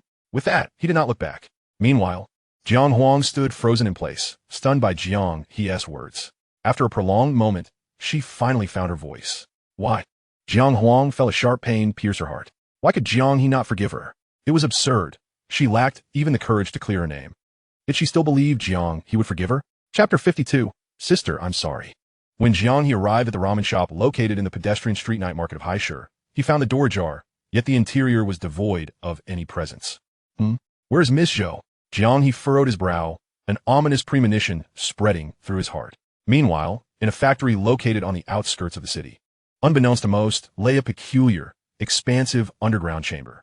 At this moment, the basement was abuzz with voices, with throngs of gamblers crowded around numerous gaming tables. Can you keep up? If you're broke, get lost. What? Are you cheating? How could I possibly be younger than you? Let me some more. I swear I'll win it back. The cacophony of voices surged and receded, reaching the ears of Zhou Riyun, who was experiencing this scene for the first time, causing her to grip tightly the concealed dagger at her waist. Hurry up, don't dawdle. Leading Zhou Riyun was the brawny man who had previously caused a ruckus at the noodle shop. They finally halted at the last room, where the muscular man respectfully knocked on the door. Guomin, a somewhat aged voice emanated from within, and though it was but 2 words, it sent chills down one's spine. You are Zhou Laogui's daughter? The boss scrutinized Zhou Riyun from head to toe, nodding in apparent satisfaction. I have nothing to do with that old gambler. If it weren't for him, how could my mother have passed away from overwork at such an early age? How could our family of 3 be crammed into a mere 40 square meter room? I'm not interested in your backstory. I'll take your shop for 100,000. At this proclamation, Zhou Riyun's eyes widened in disbelief. 100,000? In that location, it's worth at least 600,000. Zhou Riyun was no fool. She had done her research prior to this encounter. Oh, do you think you can sell it now? Your sister seems to be waiting for money to save her life. Doesn't she? The boss appeared to have Zhou Riyun firmly in his grasp. With them around, who would dare to purchase her shop? 20,000. It cannot be any less. Zhou Riyun clenched her fists. This shop was the only remnant of her mother's legacy. Yet now, she found herself devoid of any bargaining power. The reason for demanding 20,000 was to repay the 120,000 Jiang he had previously lent her. Fine. The boss then handed Zhou Riyun a contract. Surprised by how easily the boss acquiesced, she hastily signed her name. Is this sufficient? When will the money be transferred? Upon seeing her sign, the boss chuckled. Old Zhou, come out. At these words, a slight, pallid man clad in a tank top stepped into view. Zhou Riyun's gambling father. Zhou Wang, what are you doing? Suddenly, the brawny man who had been standing behind Zhou Riyun produced a handkerchief and swiftly covered her mouth and nose while she was unprepared. By the time Zhou Riyun realized something was amiss, it was already too late. Even as she reached for her dagger, she lost strength and could only watch helplessly as both the knife and her body fell to the ground. The sharp clang of the dagger hitting the floor sent a wave of alarm through the brawny man and the boss. No one had anticipated that Zhou Riyun would carry a weapon. Fortunately, she was now utterly incapacitated. The handkerchief the brawny man had used was soaked in a potent new drug, designed to keep the victim conscious, yet powerless to resist. Old Zhou, your daughter is quite remarkable. This is a reward for you. With that, the boss tossed a wad of cash to Zhou Wang, who eagerly caught it, showering the boss with gratitude. Indeed, for a mere 100,000, Zhou Wang was willing to sell his own flesh and blood. To a gambler, wives and children are expendable. Those deeply ensnared in gambling can no longer be considered human. Tears of regret streamed down Zhou Riyun's cheeks. She should never have resorted to desperate measures, placing her trust in these unscrupulous individuals. Zhou Riyun fought desperately to rise, managing to stir slightly. She could not succumb. This money was meant to save her sister's life. Witnessing her resilience, both the brawny man and the boss were taken aback. It was well known that this latest drug could incapacitate even the strongest of men. Yet this young girl was still able to move. Drag her away. Let the brothers have a taste, and remember to record it. The brawny man nodded eagerly. He had long coveted Zhou Riyun. Though she was somewhat brash and fierce, her beauty was undeniable. She was a true stunner. Now, in this vulnerable state, she was even more enticing. As Zhou Riyun felt herself being moved, she could no longer resist. I'm sorry, sister. It's my fault for being so useless. Zhou Riyun's eyes brimmed with tears, understanding the horrors that awaited her. No matter how strong she tried to be, she was still just a girl who had recently graduated. If she were to be recorded and threatened, she would rather die than endure such a fate. Chapter 53. The Madness of Jiang Bai. After receiving the money, Zhou Wang wasted no time in returning to the gambling table. The boss watched Zhou Wang's retreating figure with a cold smile. He knew that Zhou Laogue, having pocketed the cash, would undoubtedly return to gamble, and eventually, that money would find its way back to him. This was the nature of gambling. One might win once or twice, but it merely serves to tantalize. Just as Zhou Wang was reveling in his luck, a delicate, pale hand rested upon his shoulder. Where is Zhou Riyun? Instantly, Zhou Wang turned to see a young upstart behind him, who seemed uninterested in his presence. I'll ask you one more time. Where is Zhou Riyun? With a fierce grip, Zhou Wang cried out in pain, collapsing to the ground. Who are you? This question drew the attention of several gamblers nearby. Indeed, the newcomer was Jiang He, and she was not alone. A group of fully armed SWAT officers stood at the entrance of the underground chamber. Jiang He had descended alone to avoid alarming the culprits. hoping to quickly locate Zhou Ruyin. You may wonder how Jiang He managed to find this place so swiftly. It was thanks to Jiang Xin. At that moment, Jiang Xin was conversing with her somewhat deranged sister, Jiang Bai. Jiang Xin wore a look of exasperation. She truly wished to avoid contact with her insane sister. But she had no choice. Without leveraging Jiang Bai's influence, it would be nearly impossible to locate Zhou Ruyin in time. The fate of Zhou Ruyin was in jeopardy. On the other end of Jiang Xion's phone call, the sound of melodious laughter echoed. "Sister, you can never escape from my grasp," followed by a series of pained screams. It was clear that Jiang Bai was torturing some poor soul. This was Jiang Bai's method. If she wanted to pry information from someone, she had her ways. "All right. Thank you this time. I'm hanging up." Jiang Xian quickly terminated the call.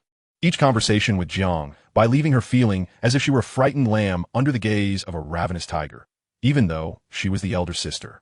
As Jiang Xian hung up, Jiang Bai licked her lips in excitement. "Sister, my dear sister needs me. She needs her little sister." The manic expression on Jiang Bai's innocent face sent shivers down the spines of those around her, causing even her two burly bodyguards to break into a cold sweat. Woo! The man, who was bound to a chair and tortured to death, had already been scared out of his wits by Jiang Bai, with pleading eyes in his eyes. "Shut up!" Jiang Bai glared fiercely at the man in front of him. "I have investigated everything you did before, including human trafficking, forcing prostitution, and opening casinos." Jiang Bai said lightly. "Actually, I don't care about these things." Suddenly, Jiang Bai grabbed a baseball bat and slammed it straight into the man's thigh. With a muffled sound, the man's mouth, sealed with tape, let out an extremely painful growl. His thigh was broken. Why did he provoke this madman? Who can save him? But he never thought that who would go to save those children and women he sold? But you shouldn't reach out your hand to your elder sister. Another muffled sound. The man's other leg was also directly broken by Jiang Bai. You should know that the human thigh bones are very hard, which shows how strong Jiang Bai's strength is. The metal baseball bat is slightly bent at this time. Looking at the man who had fainted, Jiang Bai threw away the baseball bat in his hand, and then spoke the most terrifying thing in his pleasant voice. "Cut off both of his legs, and throw him to a mental hospital, understand?" "Yes." As soon as these words were spoken, the two strong bodyguards immediately bowed and nodded, even shedding a few drops of cold sweat. At the same time, Jiang He gradually lost patience as Zhou Wang refused to reveal Zhou Ruoyin's location. Every second of delay now adds a little more danger to Zhou Ruoyin. "Release me quickly, or I'll call someone." Zhou Wang didn't know that this skinny-looking kid had such great strength. And Jiang He really let go of Zhou Wang, because he saw a familiar face. It is the strong man who came to Lammy and Noodle's shop to make trouble. And when the strong man saw Jiang He also secretly thought something was wrong. Just as he was about to report this matter to the boss behind the scenes, Jiang He stepped forward and stopped him. "Where is Zhou Ruoyin?" As soon as these words were spoken, the strong man also experienced a momentary panic and quietly closed the door behind him. "What did you say?" "I don't know." Immediately, the strong man showed a fierce look and spoke fiercely to Jiang He. "Kid, this is not the place you should be. Get out of here." At the same time, Zhou Ruoyin in the room seemed to hear some movement, as if it was Jiang He's voice. Zhou Ruoyin desperately tried to struggle and create some sounds to attract Jiang He's attention. But when I heard the footsteps of Jiang He leaving, I fell into despair again. "Help me."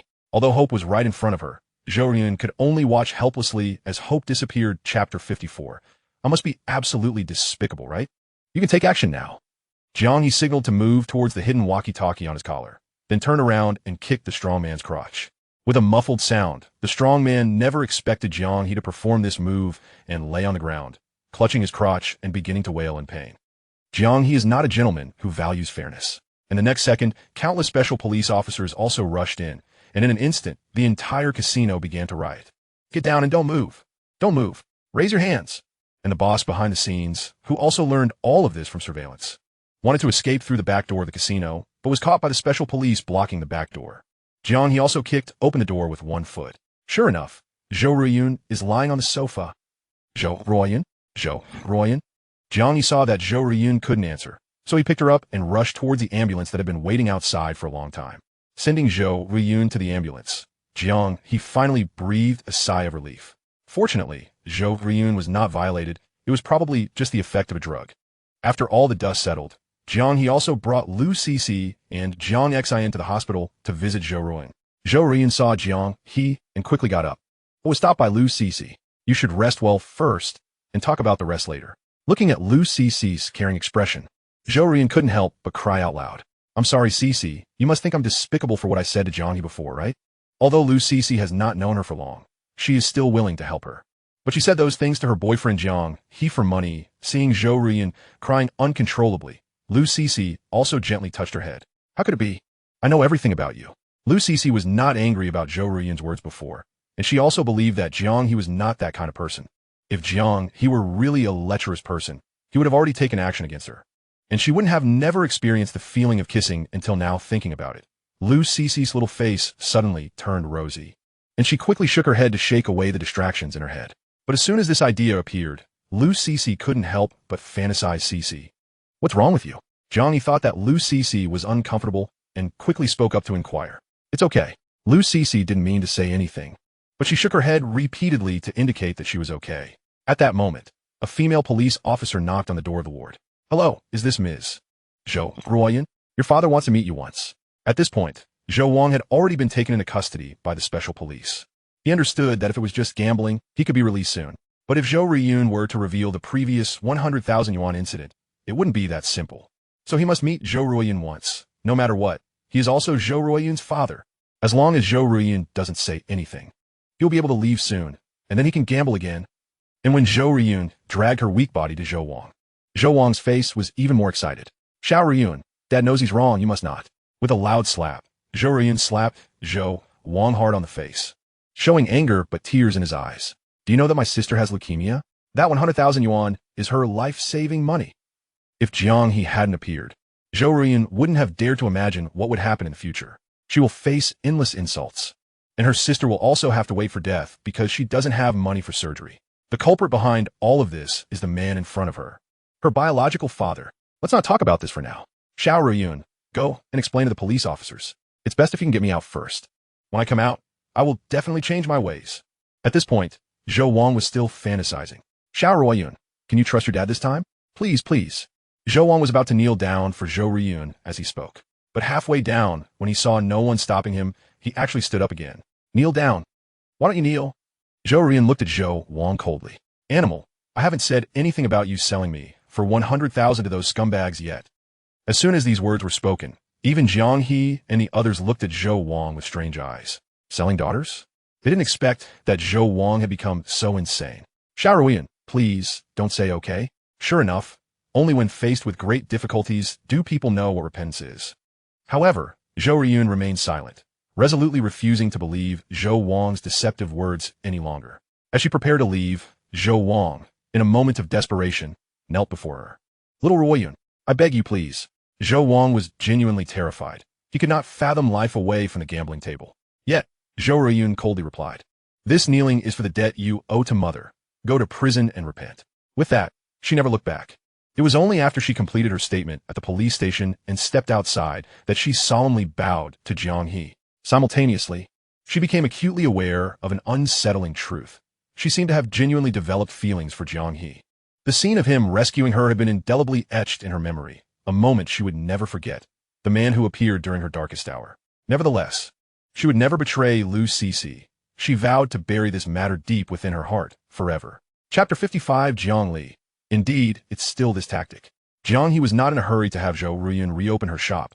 After all, such a significant event had transpired, and it would be prudent to wait until her sister's surgery was completed before resuming operations. Upon returning to the orphanage, Jiang He noticed a figure loitering at the entrance. Jiang He, what brings you here? Jiang, wearing dark sunglasses, looked down at Jiang He with an air of entitlement, as if expecting something from her. Why shouldn't I be here? Step aside. You're blocking my way.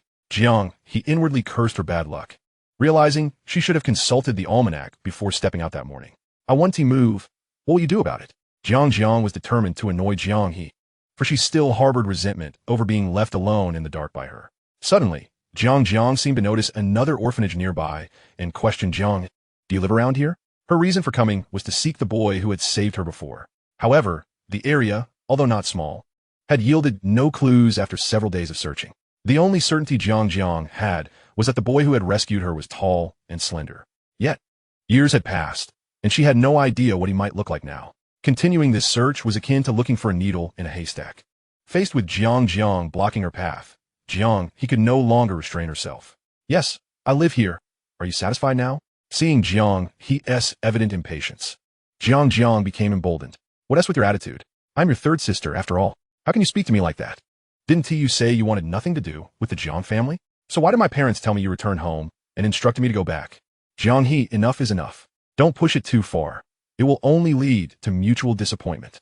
Despite Jiang's relentless barrage of questions, Jiang He remained unfazed. You're right. I'm indeed enamored with the Jiang family's lifestyle, and I do wish to return. So, can this stray dog of mine pass now?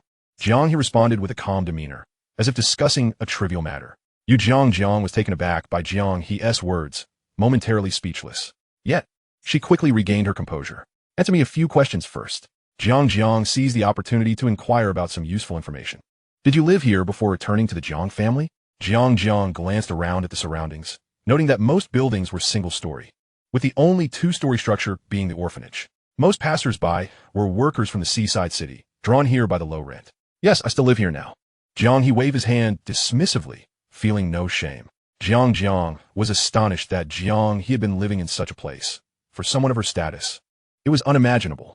Do you remember if there was a tall, skinny boy around here? He should be about my age now. Upon hearing this, Jiang He felt a twinge of curiosity about why Jiang was asking. Tall and skinny? What do you want with him? Jiang He was intrigued, wondering what kind of person could warrant such an effort from the eldest daughter of the Jiang family to seek out. Of course it's about him. Just then, Jiang's phone rang unexpectedly. What? Their SA lead? I'm on my way. After the call, Jiang hurriedly left, leaving Jiang He in a state of confusion. I really don't understand. Jiang He shook her head, pondering how every member of the Jiang family seemed a bit unhinged. Suddenly, a figure appeared in front of Jiang He as Jiang walked away. It was someone Jiang He had not anticipated. Jiang Li, what are you doing here? Jiang He furrowed her brow. Wasn't this boy supposed to be recuperating in the hospital? Jiang Li approached Jiang He without hesitation. As long as I'm here, you can forget about returning to the Jiang family. Jiang Li warned, revealing a side of himself that no one had ever seen before. Perhaps this was his true nature. Aren't you done yet? Jiang He grasped Jiang Li by the collar. Why couldn't this boy take a hint? Hadn't he previously stated he would never return to the Jiang family? Jiang He, what are you doing? Let go of me, cough, cough, cough. Observing Jiang Li's exaggerated demeanor, Jiang He couldn't help but smile in exasperation. Back again? Indeed, the next moment, Lu Ru and Jiang Qin appeared behind Jiang He. Little He, what are you doing? Let go of your brother. Hearing Lu Ru's words, Jiang He quickly understood why Jiang Li had dashed out of the hospital and why he had provoked her to act. It seemed everything had been meticulously planned. In fact, Jiang He felt a bit of admiration for Jiang Li's cunning. If he could apply his scheming mind to his studies, he would undoubtedly rank among the top 500 in the city. Chapter 56, wasn't the previous Jiang He someone you all admired? Little He, please let go of your brother, all right? Lu Ru stepped forward, attempting to intervene. At that moment, Jiang Li added, Mom, just let Jiang He hit me. Jiang He, as long as you're willing to come home, you can hit me however you like. Seeing Jiang Li's tearful, pitiful expression, Lu Ru's heart ached for him. Little He, your brother just wants you to come home. Please don't make it difficult for him. Let's sit down and talk. Upon hearing this, Jiang He scoffed. Is that so? Then I must sincerely thank my dear brother. With that, Jiang He swiftly slapped the little brat twice, ignoring the astonished gazes of those around her. She leaned closer to Jiang Li's ear and whispered, if you haven't learned from the last lesson, don't forget it this time. After that, Jiang He tossed Jiang Li aside and turned to head back to the orphanage. Previously, she had dared to strike Jiang Li in front of Jiang. Now, Jiang Li had the audacity to employ the same tactic. Jiang He wouldn't tolerate it at all. If he tried this a few more times, she would respond in kind. After all, she had never intended to return to the Jiang family. In simple terms, Jiang Li's ploy was ineffective against the current Jiang He. The reason Jiang Li had succeeded repeatedly before was simply that Jiang He cared too much for the Jiang family. After Jiang He departed, Jiang Li's complexion turned pale, and she fainted once more.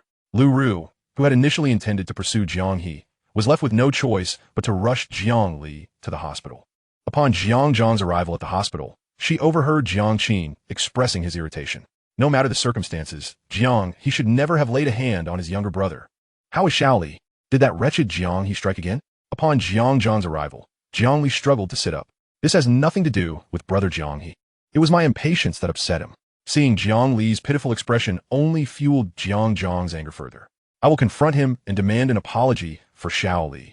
With that, she stormed off to find Jiang He, ignoring Lu Ru's pleas for her to return. Witnessing this, Jiang Li felt a flicker of joy. In truth, the phone call she made to Jiang, claiming to have found a lead, was orchestrated by him. He had discovered that the person who had truly saved Jiang was none other than Jiang He. He could not allow this truth to surface, for it would jeopardize his standing within the Jiang family. Previously, Jiang Qin, Lu Ru, and his three sisters had unwaveringly supported him. Now, due to Jiang He's departure, everything had changed. Jiang Zi had the audacity to question him over a trivial matter, and Jiang Huang's recent demeanor had also become somewhat unsettling. Even the warmth in his gaze had diminished. He absolutely could not permit Jiang He to return to the Jiang family. He needed to take decisive action to ensure Jiang He remained beneath his heel, reminding him that the Jiang family belonged to him. Jiang He, if you're to be blamed, it is for your very presence within the Jiang family. Meanwhile, Jiang arrived at the orphanage and, without hesitation, pushed the door open. Jiang He, come out this instant. Faced with Jiang's fury, Jiang He understood her motivations. He knew full well that Jiang was here because of Jiang Li. As Jiang He stepped out, Jiang quickly approached him, seizing his collar with a fierce glare. What have you done to Xiao Li? Do you realize he is in the hospital? Observing Jiang's expression, one could easily mistake Jiang Li for her biological brother. I warned him before not to provoke me. Jiang He replied nonchalantly, stating that had Jiang Li not insisted on seeking trouble, he would have had no reason to engage. Jiang He, look at you now. Resorting to violence at the slightest provocation, you are nothing short of an unreasonable brute. Upon hearing this, Jiang He's interest was piqued. What was I like before? If I was not this way, surely you found me more agreeable, did you not, my dear sister? It delighted him that Jiang despised his current demeanor. The Jiang He who once refrained from retaliating and sought to please everyone had perished in the flames of his past life. At this moment, Jiang was rendered speechless by Jiang He's words. She was well aware of his previous circumstances within the Jiang family, and it could be argued that she played a significant role in shaping Jiang He's current state. Regardless, you should never have laid a hand on Xiao Li. Come with me to the hospital and apologize. Jiang was nearly beside herself, fully aware that her actions were misguided, yet she chose to plunge headlong into this path. Indeed, in her heart, Jiang He, her biological brother, could not compare to Jiang Li, no matter what. Even though Jiang Li was not related by blood, she had long since embraced him as her true family, especially since he had once saved her life. I will accompany you to apologize, but you must vow never to disturb me again. Jiang He regarded Jiang coldly. Chapter 57. A Spirited Encounter? Zhou Riyun's Self-Deception. What do you mean? What do you mean by disturbing you? Am I not concerned about you? Concerned? Coming here late at night to make things difficult for me is concern? Forcing me to apologize to a little wretch is your idea of care? Jiang He no longer indulged her, shaking off Jiang's grip and turning to leave. He loathed the duplicity of pretending to care while only serving his own interests. Jiang He, if you do not accompany me to apologize, you shall never return to the Jiang family in this lifetime. Upon hearing this, Jiang He shook his head. This woman truly believed he was playing hard to get to return to the Jiang family. He could not have asked for anything more. With that, Jiang He firmly closed the door, ignoring Jiang's pleas to reopen it. When Jiang He refused to acknowledge her, Jiang had no choice but to leave in frustration. Internally cursing Jiang He for his ungratefulness, warning that he would come to regret his decision. Just then, Jiang received a call from the private investigator she had hired. Miss Jiang, we have narrowed down the search for the person you previously requested us to investigate through big data and field research. We can reasonably ascertain that the boy who saved you all those years ago still resides in the vicinity of the orphanage. We have also deployed a considerable number of personnel for a large-scale search, visiting each household. Rest assured, Miss Jiang, we will provide you with a satisfactory answer shortly. It is primarily due to the generous compensation you provided. Perhaps this is the power of money. Still in the area of the orphanage? I understand. Jiang hung up, momentarily engulfed in confusion. Previously, she had received a report indicating that the boy who saved her had gone abroad and was now missing. Why then? Did the private investigator assert that he remained nearby, even in the vicinity of the orphanage? Nonetheless, having a lead was ultimately a positive development. I will certainly find you. Jiang rarely displayed such tenderness, recalling the warmth of the boy from years past. She vowed that should she find him, she would repay him handsomely. The following afternoon, after school, Jiang He finished tidying up the infirmary and bid farewell to Jiang Xin before heading to Zhou Riyun's ramen shop with Lu Cixi. Upon seeing Jiang He and Lu Cixi, Zhou Ruiyun rushed over. Cixi. Zhou Riyun embraced Lu Cixi tightly, having missed her terribly during their time apart. Thus, the two vibrant girls strolled back into the shop hand in hand, while Jiang He was, predictably, overlooked. Jiang He touched his nose, realizing that Zhou Riyun had regained her vivacity. This was indeed a good sign. He had feared that after being nearly sold out by his biological father, he would fall into despair. However, it seemed he had worried for naught. Cece, thank you so much for your help. I truly do not know what I would have done without you. Yet Lu Cece repeatedly waved her hands, insisting it was all thanks to brother Jiang He. I hardly contributed anything. Lu Cece felt quite bashful in response to Zhou Ruoyun's gratitude. Noticing this, Zhou Ruoyun suddenly stood up and performed a perfect 90-degree bow to Jiang He. Mr. Jiang He, thank you very much.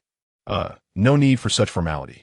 Jiang He could only think of one word to describe the situation: exceedingly spirited. Truly, Zhou Ruoyun had the aura of a protagonist from a passionate anime. It was during her time at the hospital accompanying her sister that Zhou Ruoyun devised a strategy to confront her feelings for Jiang He. She was aware that she had genuinely developed affections for him, yet she had previously vowed never to engage in any actions that might betray Lu Cece, even on a psychological level. However, she also recognized that the closer she drew to Jiang He, the more her heart would inevitably stir with tumultuous ripples. Consequently, when faced with Jiang He, she chose to ignore him. By consciously disregarding Jiang He, she believed she could prevent thoughts of him from invading her mind. If communication were absolutely necessary, she would muster all her energy, treating him as she would an elder. This approach could be dubbed the exuberant spirit method. She was convinced that a girl like her, who only shouted and displayed no gentleness, would surely evoke no feelings of fondness in Jiang He as a man. Just then, a remarkably sturdy figure entered the ramen shop. "Boss, 3 bowls of ramen, please." Yet in the next moment, this robust figure stood frozen in disbelief. "Jiang He? Class leader Lu? What are you doing here?" Upon hearing this, Zhou Ruoyun also cast a curious glance at the group. "Ahem, Zhang Yin, what brings you here?" Jiang He felt a twinge of guilt. Indeed, the newcomer was his brawny classmate, Zhang Yin. "Shouldn't it be me asking you that? Tell me, are you hiding your relationship with class leader Lu from me?" Zhang Yin approached Jiang He and executed a strongman hold, preventing him from making a quick escape. Upon hearing this, Lu Cece's face flushed crimson. Their relationship was something even her closest friend was unaware of. Yet deep down, Lu Cece yearned for others to know about it. But as a student, she understood the need for discretion. "Yes, indeed, Cece is now my girlfriend," Jiang He declared without hesitation, confident that Zhang Yin would keep the secret, especially as he could sense Lu Cece's subtle emotions. Lu Cece's face radiated a hint of shyness, her eyes betraying a flicker of panic and anxiety. But she couldn't help but steal a glance at Jiang He, her heart swelling with a small thrill. This was the unique inner world of a young girl, afraid of being discovered, yet longing for blessings and envy. Zhang Yan's eyes widened, his mouth agape in disbelief. To be frank, he had once harbored feelings for Lu Cece. After all, she was stunningly beautiful, academically gifted, and a gentle class leader. It was no exaggeration that most boys in the class had fancied her at some point. Yet now, his good friend had realized what all the other boys could only dream of. He found himself torn between happiness, sadness, and jealousy. "You sly dog. How would you keep this from me for so long?" Zhang Yin pulled Jiang He aside, speaking in a hushed, conspiratorial tone. "Ahem, could you teach me, brother? I genuinely envy you." Jiang He surveyed Zhang Yin's impressive physique. "Young man, you must believe in yourself." The truth was, Jiang He was not withholding information. He simply lacked the knowledge. Had it not been for Lu Cece's proactive advances, how could he have found the words? He and Zhang Yin were, at best, 2 peas in a pod. "By the way, what brings you here today?" Jiang He remembered that this guy frequented the gym after school, as he was on an athletic path preparing for a bodybuilding competition. Don't mention it." Zhang Yin waved his hand dismissively, his face a mask of frustration. "The food around the gym is all heavy on oil and salt. After every workout, I have to trek so far for something decent to eat. Otherwise, I have to bring my own, but it gets cold after a while." "Boss, still 3 bowls of ramen, just like before." "Coming right up," Zhou Ruoyun cheerfully replied, pleased to have her first returning customer, who turned out to be Jiang He's classmate. "Huh, what do you mean by like before?" Jiang He looked at Zhang Yin, puzzled. "Less oil, less salt? You know, when I first came here, I was astonished by how light the ramen was. It was simply delightful." Upon hearing this, Jiang He facepalmed.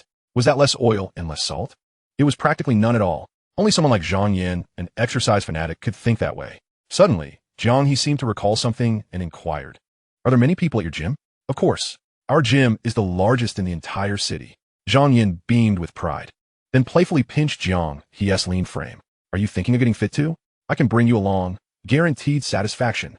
Zhang Yin assumed Jiang He wanted to train with him. "Ahem, that won't be necessary. How many people are usually at your gym? Can you give me a more precise number?"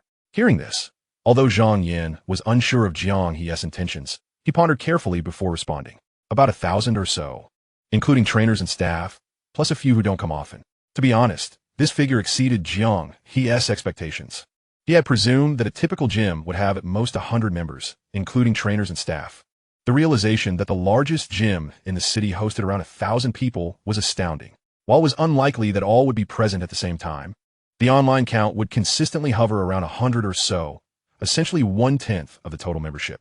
With so many people and no stable, suitable dining options for fitness enthusiasts nearby, doesn't this present an opportunity? Hey, could you do me a favor? Speak up. There's no need for formality between us.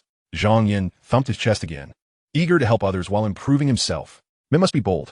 Introduce me to the owner of your gym. I wish to discuss a potential collaboration. Upon hearing this, Jiang He gazed at Jiang He with curiosity. Weren't they both students? Or was Jiang He a secret rich heir? Tell me the truth. Jiang He, are you a rich second generation? Caught off guard by Jiang Yan's probing gaze, Jiang He could only chuckle in exasperation. Once yes, now not at all. Previously, as the son of the Jiang family, he could indeed have been considered a rich heir. But now, he was merely an ordinary student.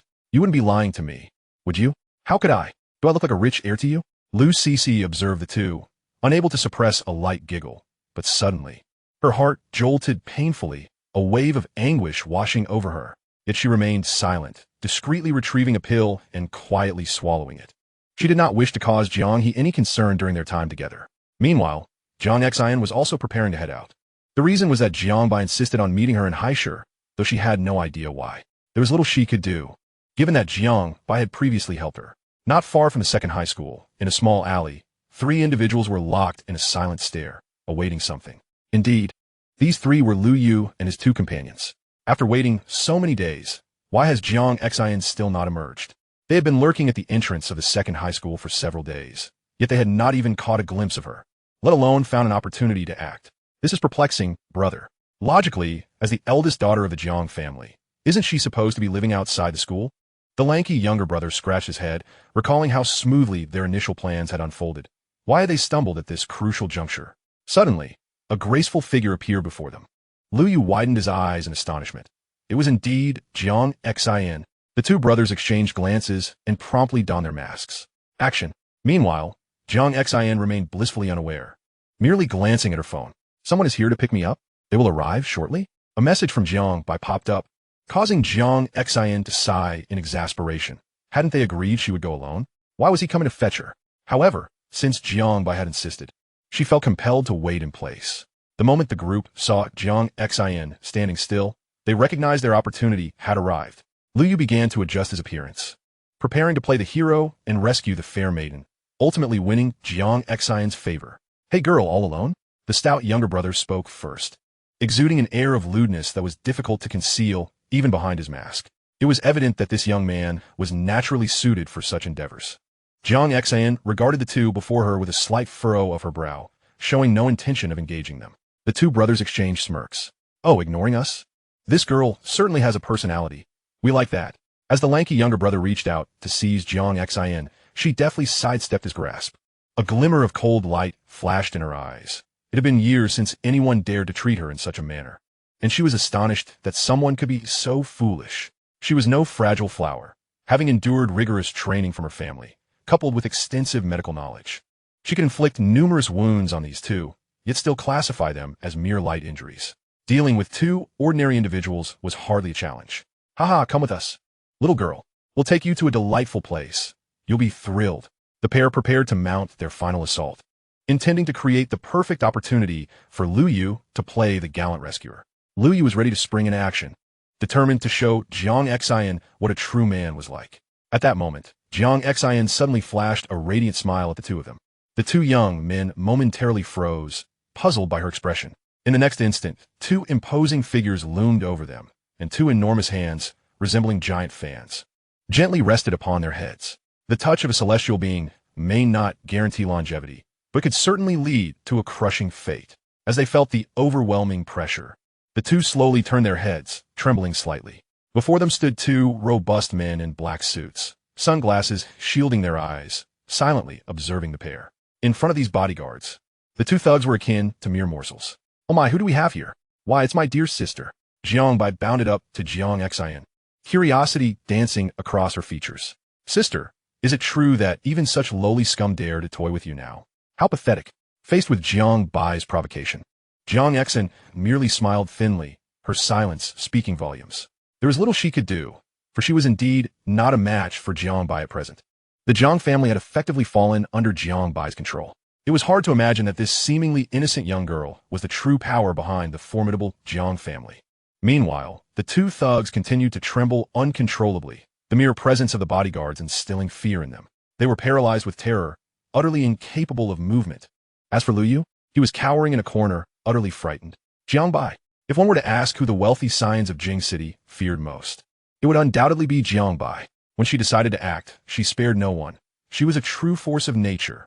Years ago, after the untimely demise of their parents, leaving only the two sisters behind, every predator in Jing City had set their sights on this substantial prize.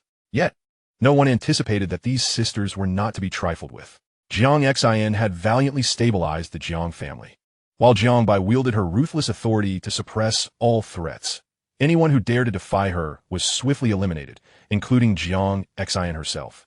Sister, how shall we deal with these two? Shall we burn them or sink them to the sea? Jiang Bai chuckled softly, her eyes glinting with madness. The two thugs, upon hearing this, were nearly paralyzed with fear, collapsing to their knees before Jiang Bai. Ha ha, just kidding. Vigilante justice is illegal. Jiang Bai found their plight utterly amusing, nearly laughing herself into stitches. Sister, you wouldn't want me to break the law, would you? Enough with the jokes. Let's take these two to the police station. Jiang Bai gestured dismissively, not wishing to present herself as overly ruthless in front of Jiang He. What if her sister were to become frightened? Upon hearing that their lives were not in immediate danger, the thugs breathed a sigh of relief, their bodies going limp, though they were still incapable of moving. The two burly bodyguards exchanged glances and, as if lifting a couple of chicks, tossed the two men into the rear of a business vehicle. Come on, my dear sister. I've done you such a tremendous favor this time. How will you thank me? Jiang Bai looked at Jiang He, genuinely curious about her sister's current feelings towards her. Speak up, as long as it's within my power. Oh, is that so? I must ponder this carefully. Suddenly, Jiang Bai's tone shifted. I've noticed you've been quite close to Jiang He lately. The moment these words left her lips, Jiang He's expression darkened, and she seized Jiang Bai's collar, glaring fiercely. You investigated me. Seeing Jiang He in such a state of distress, Jiang Bai felt a thrill of excitement rather than fear. It had been a long time since she had seen her sister like this. Oh dear, is this how you treat your benefactor? At that moment, Jiang He slowly released Jiang Bai's collar. Yet, upon witnessing Jiang Bai's nonchalant demeanor, she felt a throbbing headache. She understood that in Jiang Bai's eyes, she posed no threat. Or perhaps she simply lacked the ability to intimidate Jiang Bai. I have already withdrawn from the core of the Jiang family, and have no desire to vie for the position of head of the family. Even so, you still refuse to let me go? In our childhood, whenever you misbehaved and were punished, it was I who pleaded on your behalf, who bore the consequences for you. And now, this is how you repay me? Jiang He gazed into Jiang Bai's eyes, struggling to comprehend how they had arrived at this point. Did Jiang Bai truly perceive her as someone who coveted power? If she were truly so ambitious, why would she leave Jing City? Seeing Jiang He's earnest explanations, Jiang Bai couldn't help but chuckle. What are you laughing at? Jiang Bai's expression ignited an inexplicable fury within Jiang He. Nothing. I just find you incredibly naive. So naive, it's almost nauseating. After uttering this, Jiang Bai fixed her gaze upon Jiang He, her large eyes betraying an innocence that, paradoxically, sent shivers down Jiang He's spine. Let us venture to locate Jiang He. It would be preferable if I do not discover any connection between you two. You are utterly insane, completely unreasonable. Jiang Xin et Gulim, forcefully shaking off Jiang Bai's hand. She could not comprehend how the previously clingy little crybaby had transformed into this lunatic. Oh, so you are aware that I am insane? Then do ensure that the madwoman does not lose her mind. With that, she strode purposefully toward Jiang He's location. Meanwhile, Jiang He, engrossed in discussions about a collaboration with the gym at the ramen shop, remained blissfully unaware of the impending danger. 1 week trial? Of course, that's perfectly acceptable. Jiang He was negotiating the terms with the gym owner through Zhang Yan's phone, and she would have agreed to a month of ramen delivery without hesitation. The mere opportunity to engage in this venture left Jiang He elated. Success is always a gradual process. In truth, the fruition of this opportunity was largely owed to Zhang Yan. No one had anticipated that Zhang Yan's fitness coach was in fact the proprietor of the largest gym in Haishur. Jiang He was held in high regard by that owner, or else he would not have been invited to participate in various competitions. Additionally, credit must be given to Zhou Rian, whose exquisite clear broth ramen was truly commendable. Miss Zhou, I will leave the next steps to you. It would be wise to hire another delivery person. Otherwise, with my daytime classes, you will undoubtedly be overwhelmed. Upon hearing Jiang He's words, Zhou Rian was momentarily taken aback before regaining her composure. I understand. Indeed, you are quite spirited. Jiang He felt a twinge of embarrassment at the enthusiastic response. Miss Zhou, there's no need to take it so seriously. Just consider it a conversation between friends. The main issue lay in Jiang He's ability to endure, while Zhou Rian's vocal prowess was less certain. Very well. Spirited. Jiang He decided to let that remark slide. At that moment, a brand new Maybach came to a halt in front of the ramen shop. The bustling crowd in the night market paused to gawk, some even pulling out their phones to capture the moment. That's a Beijing A, and it's a consecutive number. Who is this top-tier tycoon? My goodness, that car must cost at least $1 million. $1 million? This is the latest model of Maybach. Even if you have the money, you might not be able to acquire it. Listening to the cacophony of voices outside, Jiang Xin felt a sense of helplessness. Jiang Bai, however, was filled with excitement as she alighted from the vehicle, eager to discover who this Jiang He was, to be so closely associated with her esteemed sister. At that moment, Jiang He noticed the commotion at the entrance. Just as she was about to step outside to investigate, two figures entered. Dr. Jiang? And who might this be? Are you Jiang He? I am Jiang Xin's sister. You can call me Xiao Bai. Jiang Bai gently linked her arm with Jiang Xin's. Her eyes devoid of any prior mania, presenting an entirely innocent facade akin to a charming neighborly sister. By the way, my sister mentioned that you two share a close bond. Is that truly the case? Observing Jiang Bai's seemingly harmless demeanor, Jiang He felt no hint of suspicion, remaining oblivious to the lurking danger. Dr. Jiang has always been supportive of me, and I am naturally grateful to her. Upon hearing this, Jiang Bai blinked her large, clear eyes, gazing curiously at Jiang Xin. Sister, could you tell me more about it? However, Jiang Xin was not deceived by Jiang Bai's facade. She understood that if Jiang Bai were to discover that Jiang He had once pretended to be her boyfriend, she would undoubtedly spiral into madness. What does it matter to you? Jiang Xin's cold voice echoed in the shop, plunging everyone into an awkward silence. No one had anticipated such a response from Jiang Xin. Not even Jiang Bai. Jiang Bai's expression shifted slightly, but she quickly regained her composure. The more Jiang Xin concealed the truth, the more curious Jiang Bai became about Jiang He. Ahem, let's take a seat and discuss this. I will fetch you some food. Jiang He stepped forward to alleviate the tension, although she remained uncertain about the dynamics between Jiang Xin and her sister. All right, I do like that too. Yet before Jiang Bai could finish her sentence, she was pulled outside by Jiang Xin. In the alleyway, Jiang Xin glared coldly at Jiang Bai. I warn you, do not harbor any designs on Jiang He. I have no connection with him, do you understand? Why? Jiang Bai chuckled lightly. What I do has nothing to do with you. Jiang Xin found it utterly intolerable, confronting Jiang Bai's current demeanor, which was simply incomprehensible. But you weren't always like this. A flicker of despondency crossed Jiang Bai's eyes. This remark left Jiang Xin momentarily stunned.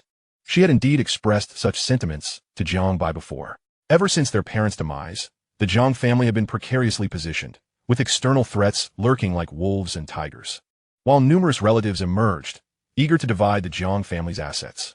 During that tumultuous time, Jiang Xin had vowed to persevere for Jiang Bai's sake. She could not afford to falter. But how had Jiang Bai treated her? Jiang Bai, how dare you say that? Have you lost your conscience? Seeing Jiang Xin's clenched teeth, Jiang Bai felt a surge of exhilaration. How have I treated you? How have you repaid me? You expel me from the board, force me to leave Beijing. These are all your masterpieces. Now that I choose to leave and live in Haishur, you still refuse to let me go. Jiang Xin had truly misjudged her sister. She had regarded Jiang Bai as her only family, but what did Jiang Bai consider her to be? Is this truly how you perceive me? Everything Jiang Bai had done was merely to protect Jiang Xin. Jiang Bai fell into an unusual silence for a moment. But soon her expression morphed back into one of madness. She did not require understanding. With a cold scoff, Jiang Xin turned to re-enter the ramen shop. Realizing that communication with Jiang Bai was futile, Jiang Bai, unconcerned, decided that if Jiang Xin was so protective of that boy Jiang He, she would commence her manipulation with him. She was determined to see whether Jiang He could withstand her temptations or reveal his true nature. Upon returning to the shop, Jiang He had already served 4 steaming bowls of her secret ramen. Jiang Bai promptly sat down beside Jiang He. May I call you brother Jiang He? This statement caused Lu Cece to shudder slightly, while Jiang Xin slammed her chopsticks onto the table. Come here. Jiang Bai, however, looked at Jiang Xan with innocent confusion. Why? You. Jiang Xan was nearly beside herself with rage. What was Jiang Bai trying to pull this time? Miss Jiang, perhaps you should sit beside me. Lu Cece couldn't help but interject. Even with her gentle temperament, she could not permit anyone to make advances toward Jiang He in her presence. Oh, is this beautiful sister perhaps Jiang He's girlfriend? Jiang Bai's eyes glinted with mockery. Beautiful sister, with such a weak disposition. You might not be able to keep Jiang He. Instantly, the atmosphere grew tense, and Jiang He furrowed his brow. Miss Jiang Bai, Cece is my girlfriend. Even if you're Dr. Jiang's sister, I must ask you to leave. Jiang He was decidedly unyielding toward Jiang Bai. Lu Cece was exceedingly anxious, clutching her small hands until they turned pale, oblivious to her own fragility and her inability to offer any assistance to Jiang He. Yet in that moment, a warm hand enveloped hers, and Jiang He bestowed upon her a reassuring gaze, conveying that everything would be all right with him. Oh dear, I was merely jesting. Sister Cece, you wouldn't be upset with me, would you? Observing their subtle interactions, Jiang Bai took the initiative to approach Lu Cece, playfully linking her arm with his. I apologize. Sister Cece, it was my mistake earlier. Can you forgive your younger sister? Jiang Bai blinked her innocent eyes, displaying a demeanor of remorse. Lu Cece nodded in response. Recognizing Jiang Xin as Jiang Bai's sister, and feeling it inappropriate to press further since she had already admitted her fault. Nevertheless, she remained wary of Jiang Bai in her heart. All right, Jiang Bai, let us return. Jiang Xin spoke wearily, wishing to avoid any further pretense with Jiang Bai. Sure. Then goodbye, Sister Cece, and goodbye, Brother Jiang He. With that, Jiang Bai surprisingly exited the noodle shop, prompting a sigh of relief from Jiang Xin. I apologize. My sister isn't the brightest. I shall take my leave now. Jiang Xin felt unable to elaborate, merely hoping Jiang Bai would refrain from disturbing Jiang He further. Well then, goodbye, Dr. Jiang. After bidding farewell to the two, Jiang He too exhaled a sigh of relief. He found Jiang Bai to be an enigma, unable to decipher her true intentions. Cece, it is getting late. Allow me to escort you home. The night had fully descended, and although Lu Cece's parents did not oppose their relationship, returning home too late would inevitably raise concerns. Yes, let us go. For reasons unknown, Lu Cece appeared burdened with thoughts. Thus, Jiang He first bid farewell to Zhou Ruoyun before returning to Lu Cece's side. As they strolled along the bustling street, the surrounding pedestrians were lively, yet the faint glow of the streetlights shone uniformly. Truth be told, they hardly resembled a genuine couple. What couple walks side by side without holding hands? Brother Jiang He, do you think I'm utterly useless? When Miss Jiang spoke earlier, I couldn't muster the courage to respond. Lu Cece's voice was soft, yet it bore a melancholy timbre. I'm not as vivacious as Roly, nor as carefree as Miss Zhou, and I lack the steadiness of Dr. Jiang.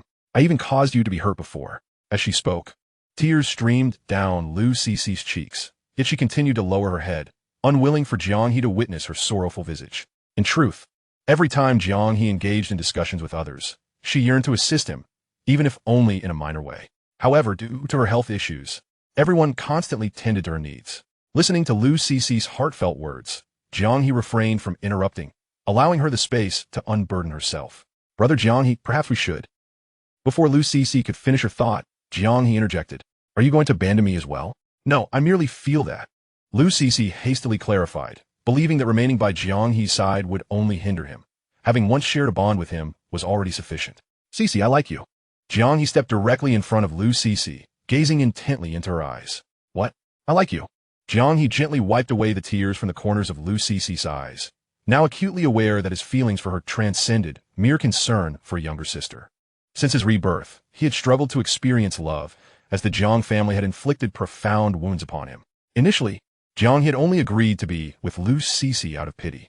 However, through various experiences, he realized that whenever Lu Cece was beside him, an inexplicable sense of peace enveloped him, and in her absence, he often reminisced about that gentle girl. Love is never instantaneous. It is only through the test of time that one can confirm and affirm their feelings. Previously, you confess your feelings. Now, it is my turn. Jiang He knelt on one knee, fixated on the adorable girl before him. This lovely young lady, would you do me the honor of being my girlfriend? Fireworks may fade swiftly, but true affection endures. Oh, I. In that moment, Lu Cece's tears flowed more profusely, nearly leaving her breathless. She had never imagined Jiang He would act in such a manner toward her. This was a scene she had only envisioned in her dreams. Jiang He, captivated by the glistening tears in Lu Cece's eyes, found himself drawn closer to her. Chapter 63. The Romantic Rampage of the Steam Locomotive. As Jiang He beheld Lu Cici's enticing pink lips, he was interrupted by a familiar voice. Jiang He and Lu Cici? What are you two doing out so late? Jiang He stiffened at the sound, turning to see the school principal. How is it that you are here, principal? Jiang He felt a wave of despair. Why did this have to happen at such a critical moment? Oh, you still remember, I am the principal? The principal of the second high school had unexpectedly encountered Jiang He while rushing to the education bureau to investigate matters. Continue your kiss. Why have you stopped? The principal glared at the pair, exasperated. Ahem, what are you saying, principal? Jiang He attempted to feign ignorance. But it was clear the principal was not to be trifled with. All right, if you don't rank within the top 100 in the next joint examination, you're in big trouble. Understood? Understood. Left with no choice, Jiang He could only acquiesce, realizing he would need to study until 3 in the morning from now on. The principal glanced at Lu Cici behind Jiang He, who was blushing furiously. Lu Cici felt dazed. Did Jiang He really intend to kiss her? Should she allow it? But this was her first kiss. If she gave it to Jiang He, would he think her too frivolous? Yet if she refused, would Jiang He become upset? What to do? The girl's mind was in a frenzy over the prospect of a kiss from Jiang He. All right, take care of Lu Cici and head home early. Ultimately, the principal refrained from saying more, understanding Lu Cici's unique circumstances and wishing to spare her any distress. Were it someone else, he might have hesitated, but he held a measure of trust in Jiang He. Understood, goodbye, principal. Jiang He waved goodbye, feeling a wave of relief wash over him once the principal had departed. Goodness, this was in front of the principal. If Zhang Yin and the others learned of this, they would undoubtedly be shocked.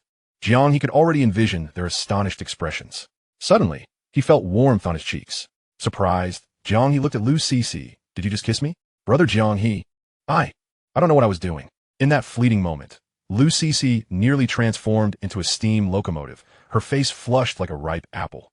So tempting that one could not resist wanting to taste her sweetness. Brother Jiang He, I truly like you so very much. Perhaps the heat of youthful affection had clouded her mind, causing her to utter her innermost feelings without restraint.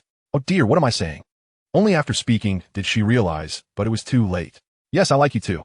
Jiang He gently grasped Lu Cici's small hand. Let's call it a day. If we continue, I fear Cici might truly be unable to bear it. Really? Lu Cici blinked, her eyes still glistening with unshed tears, as if seeking confirmation. Indeed, you're not deceiving me? Of course not. As they exchanged tender words, their figures gradually faded into the bustling streets. Meanwhile, Lu Yu found himself in a rather dire predicament, acutely aware of Jiang Bai's ruthless tactics. He was certain that his two younger brothers might not face severe consequences, perhaps only a few days of hardship and detention, as Jiang Bai typically refrained from dealing harshly with ordinary individuals. However, if Jiang Bai were to discover that Lu Yu was the mastermind behind it all, he would be doomed. Thus, Lu Yu hastily packed his belongings, preparing to board a flight out of Haishur. Passengers of Flight 3891, please proceed to the boarding gate for ticket inspection. Gazing at his ticket and the imminent departure of the flight, Lu Yu let out a slight sigh of relief and hurried to the boarding gate. Jiang Xin, just wait. I will return. Lu Yu was not the type to surrender easily. For the sake of the Lu family and his own ambitions, he was determined to win over Jiang Xian at all costs. Just then, two burly men clad in black suits approached Lu Yu from behind, moving at a leisurely pace. Lu Yu, mistaking them for fellow passengers, paid them no mind until he realized he could not budge his suitcase. Turning around, he inquired, "What are you doing? Are you attempting to rob me?" Let go immediately. Furrowing his brow, Lu Yu attempted to reclaim his suitcase, only to find it firmly held in place by the two men, as immovable as a mountain. Do you know who I am? Lu Yu declared arrogantly, regarding the two men with disdain. He was the scion of the Lu family from the capital. In Haishur, besides the esteemed Lin and Jiang families, who would dare to disrespect him? The two suited men exchanged glances, seemingly amused by his bravado. At that moment, a slender figure appeared before Lu Yu. Release me at once, or I shall have to invoke Jiang Bai's wrath. Upon seeing Jiang Bai, Lu Yu immediately fell to his knees, for he knew his fate was sealed. Chapter 64. Jiang Bai's imagination. The afternoon after school, Jiang He sought out Jiang Xian to request a day off, intending to have a serious discussion with the gym's owner. To his surprise, Jiang Bai was also present. Jiang Xian was equally exasperated. No matter how she attempted to send Jiang Bai away, her efforts were in vain. Eventually, she resorted to leveraging her family's influence. Aren't you concerned that the Jiang family might face repercussions if you remain away from the capital? Yet, Jiang Bai remained unfazed. This was all part of her scheme. Although the Jiang family appeared stable on the surface, lurking beneath were numerous deeply rooted malignancies. Her departure was a bait to lure these parasites into the open. Only by eradicating these leeches clinging to the Jiang family tree could she ensure a future free from worry. Moreover, this time would allow Jiang Xin to discern Jiang He's true nature. She could not fathom that a man would approach her sister without ulterior motives. Perhaps Jiang He's previous fainting episode had been feigned, merely to garner Jiang Xin's attention. One must admit, Jiang Bai's imagination was quite remarkable. Brother Jiang He, why not take me along? I am quite formidable. At last, Jiang Bai revealed her predatory side to Jiang He. She intended for Jiang He to gradually comprehend her capabilities and the power behind her, hoping he would eventually be tempted to abandon Lu Sisi for her, thus allowing Jiang Xin to see Jiang He's true character. With her beauty and prowess, no man could resist her. Absolutely not. There's no need to trouble Miss Jiang. Jiang He interrupted, shattering Jiang Bai's fantasies with his blunt refusal. Based on the remarks Jiang Bai made about Lu Sisi yesterday, Jiang He held a rather unfavorable impression of her. Furthermore, he was not one to be swayed by his superficial charm, no matter how striking or innocent Jiang Bai appeared. It mattered not. At this moment, Jiang Bai struggled to maintain her composure, her lips twitching in frustration, clearly incensed. Brother Jiang He, you may not be aware, but I am the chief business consultant for the Jiang family in the capital. Countless individuals seek my counsel. Then it is even less necessary to trouble Miss Jiang. Sisi, let's go. With that, Jiang He took Lu Sisi's hand and departed, leaving Jiang Bai stunned. Meanwhile, Jiang Xin watched Jiang Bai stifling a laugh, amused to witness her sister face such a setback for the first time. Jiang Bai had not anticipated a man would so brazenly reject her. Jiang He, very well. You have successfully captured my attention. Jiang Xin, somewhat exasperated, looked at Jiang Bai and remarked, is this truly the plot of a domineering CEO falling in love with me? How thrilling. I have already stated that Jiang He and I are merely friends. I am well aware of what kind of person he is. Do not harbor any illusions. Before Jiang Xin could finish her thought, Jiang Bai interrupted. Her interest piqued as she regarded her elder sister. Sister, is it typical for ordinary friends to pretend to be boyfriends? I recall you have a bit of a cleanliness obsession. Would you allow a mere friend to consume food you have bitten into? At this juncture, Jiang Bai's mind was filled with a mix of suppression and frenzy, all gleaned from Lu Yu's loose lips. How do you know that? Jiang Xin was taken aback. These were details known only to her, Jiang He, and Lu Sisi. How could Jiang Bai possibly be aware of them, especially the fact that Jiang He had consumed food she had bitten into? But all of this was merely for show in front of Lu Yu. It was never meant to be taken seriously. Jiang Bai, listen to me. No need to elaborate, sister. For now, I will refrain from taking action against Jiang He. I intend to expose his true nature personally. Then you will understand that everything I have done is justified. With that, Jiang Bai strode away, determined to orchestrate an elaborate scheme specifically targeting Jiang He.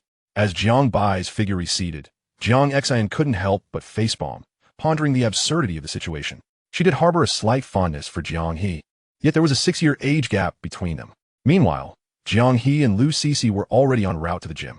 Jiang He had also coordinated with Zhang Yin to meet him at the gym's entrance. Suddenly, Lu Sisi, as if resolved, spoke up. Brother Jiang He, perhaps we should invite Miss Jiang Bai along. She may not be of much help, but I don't want her to hinder others from assisting us. Are you not concerned that I might be taken away by someone else? Jiang He chuckled, intending to tease the sweet and kind-hearted girl. Of course not. I trust you. Brother Jiang He. Lu Sisi's anxious response indicated her determination to keep Jiang He close. Since you trust me, then there is no need to worry. I will take care of everything. With Zhang Yan's assistance and previous discussions with the gym owner, success was virtually assured. Lu Sisi tightened her grip on Jiang He's hand, fully confident in his capabilities. Unbeknownst to them, Jiang Bai was following closely behind, trailing them at a leisurely pace. Chapter 65. Is Jiang He about to be worked to death? When Jiang He arrived at the gym previously mentioned by Zhang Yin, he was momentarily taken aback by the imposing structure before him. Who would have imagined that this gym would be a 5-story edifice, and not just one, but several? Even from the outside, one could catch glimpses of the brawny men inside, drenched in sweat and exuding an aura of raw masculinity.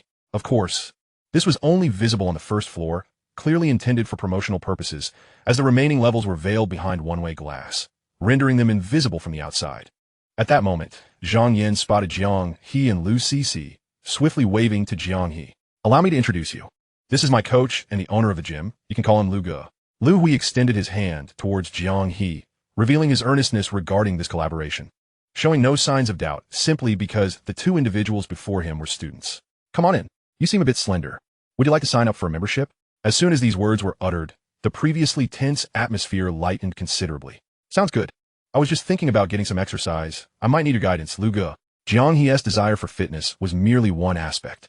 His primary intention was to forge a closer relationship with Lu Hui through this membership. Lu Hui, noticing Jiang He's savvy approach, nodded inwardly, reassured that he was not dealing with a naive youth, which made him more confident in this partnership. Lu Hui led them to the conference room on the top floor and instructed his secretary to prepare tea for Jiang He and the others. Jiang He, regarding the collaboration you mentioned earlier, I find it quite intriguing, but I have one condition. Please, Lu Ge, go ahead. I would like to facilitate this collaboration through an equity investment. Lu Hui was no fool. He understood the immense business potential and the vast market opportunities at stake. Thus, he did not wish to enter as merely a partner, but aspired to share control with Jiang He, ensuring he wouldn't be easily cast aside. Upon hearing this, Jiang He paused for a moment. He had considered this matter before coming here, but the ultimate decision lay outside of his hands. Everything depended on Zhou Ruyun's approval. I'm sorry, Lu Ge, but I might need some time to get back to you on this. That's perfectly fine. Take your time to think it over. If you agree, I'm willing to invest 1 million, but if not, we can still collaborate as planned. Lu Hui was not insistent. He simply had faith in this industry and was willing to let fate decide. Thank you, Lu Ge. I assure you, the trial tomorrow will not disappoint you. The two were in perfect accord, and everything seemed to proceed with remarkable smoothness. Even Jiang He felt that it was perhaps too smooth. By the way, Jiang He, weren't you going to sign up for a membership? I'll let you try it out for free for a year. Although term of trial, it essentially meant lifetime free access as long as their partnership continued, serving as a means to strengthen their bond. No need, Lu Ge, I can pay for myself. What kind of talk is that? You are Zhang Yan's classmate and my partner. You shouldn't have to pay to come here. That would be a slap in my face. With no other recourse, Jiang He reluctantly accepted. Lu Duoer, come out here. As soon as Lu Hui finished speaking, the office door swung open. Then a tall, healthily tanned beauty holding dumbbells appeared before them. What is up, Dad? Lu Duoer addressed the group with a hint of indifference. Teach this young man Jiang He here some proper form, will you? Mind your manners. Upon hearing this, Zhang Yan exchanged a surprised glance with Lu Hui. Coach, is it really appropriate to have senior sister teach him? This isn't a joke. I genuinely fear for Jiang He's safety under her rigorous training. Nonsense. What is there to fear for the young ones? I was once like that. As Lu Hui began recounting his glorious past, Lu Duoer quickly pulled Jiang He and Lu Cece away, knowing that once her father started, he would go on indefinitely. She led Jiang He into a gym filled with individuals working out, both men and women, and Jiang He, with his somewhat frail physique, certainly fell out of place. Skinny, give it a try. I'll personally instruct you shortly.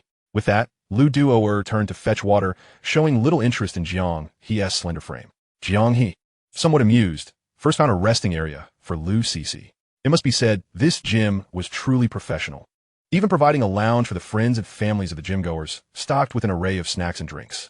However, the lounge was filled with young women, making it awkward for the muscular men to venture in. Cece, just keep an eye on me here, and if anything happens, make sure to let me know, all right?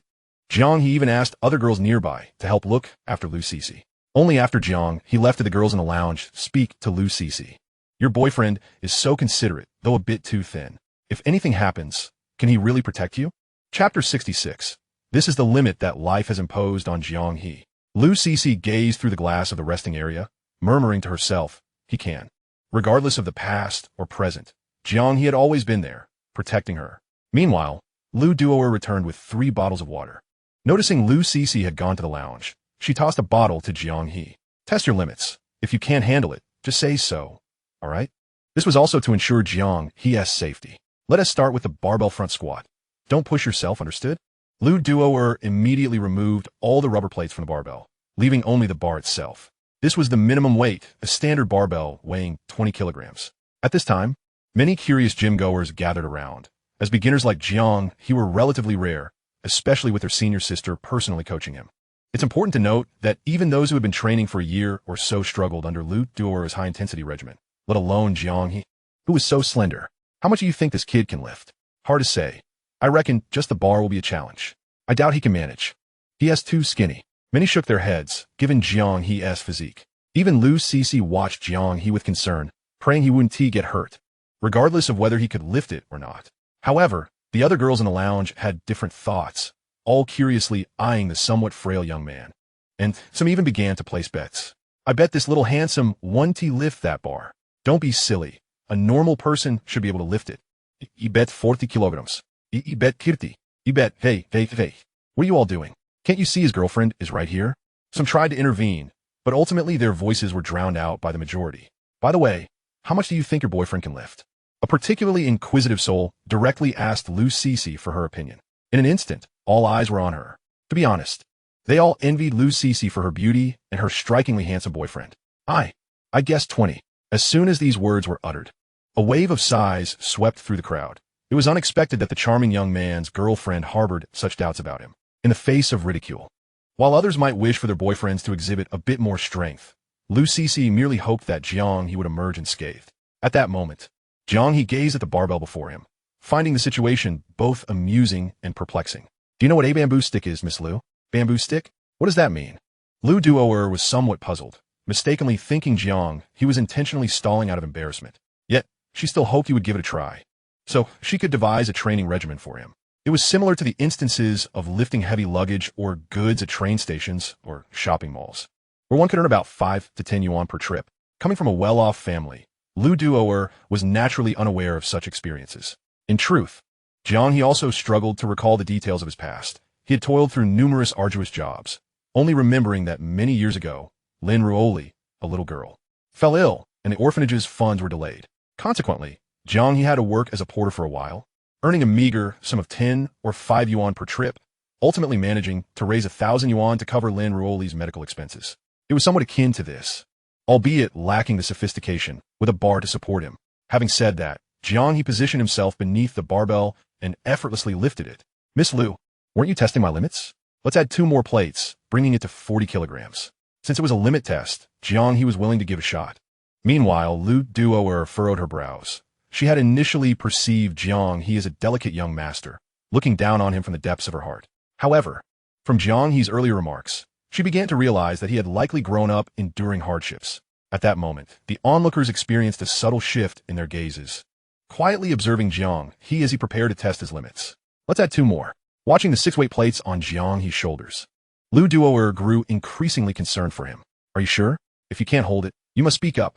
Even several burly men among the spectators stepped forward to lend their support to Jiang He. It's fine. This weight is manageable. Jiang He sensed that his limit was likely around 100 kilograms.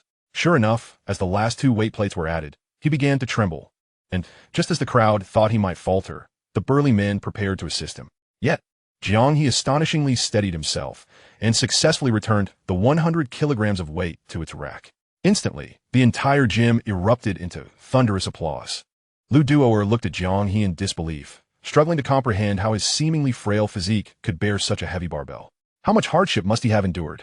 In that moment, Lu Duoer couldn't help but feel a pang of sympathy for Jiang He. Chapter 67. Lu Duoer. Awakened in the middle of the night. I truly should be ashamed. Meanwhile, observing Jiang He from upstairs, the gym owner Lu Hui nodded in approval. It appeared that Jiang He was indeed a person of great potential, capable, knowledgeable in human affairs, and able to endure hardship. How wonderful it would be if his precious daughter could take a liking to this young man. At that moment, an anonymous call came through to Lu Hui's mobile. Initially thinking it was a nuisance call, he intended to answer and hang up swiftly. However, the voice on the other end made him furrow his brow. Lu Hui, owner of Haisher Tongda Gym, also managing several construction companies, worth over 100 million. Am I correct? The voice was evidently altered, obscuring the speaker's identity. What do you want? Spare me the roundabout talk. Lu Hui was no pushover. As a big boss, he was accustomed to receiving threatening calls. Despite his courteous demeanor towards Jiang He and others, he was not to be trifled with in Haisher. Lu boss, from now on, you merely need to follow my instructions, or else your companies, including this gym, may not remain intact. To emphasize the gravity of the situation, Lu Hui received an internal call the very next second. This was a direct line only his trusted subordinates could access. President Lu, there's been an incident. Our stock prices. After hearing his subordinate's report, Lu Hui's frown deepened. Who exactly are you? To acquire such a significant share of his company in such a short time speaks volumes about your power. But what could someone so capable possibly want from me? Or rather, why would they need me to comply? Who I am is of no importance. You simply need to do as I say. Indeed, the voice belonged to Jiang Bai.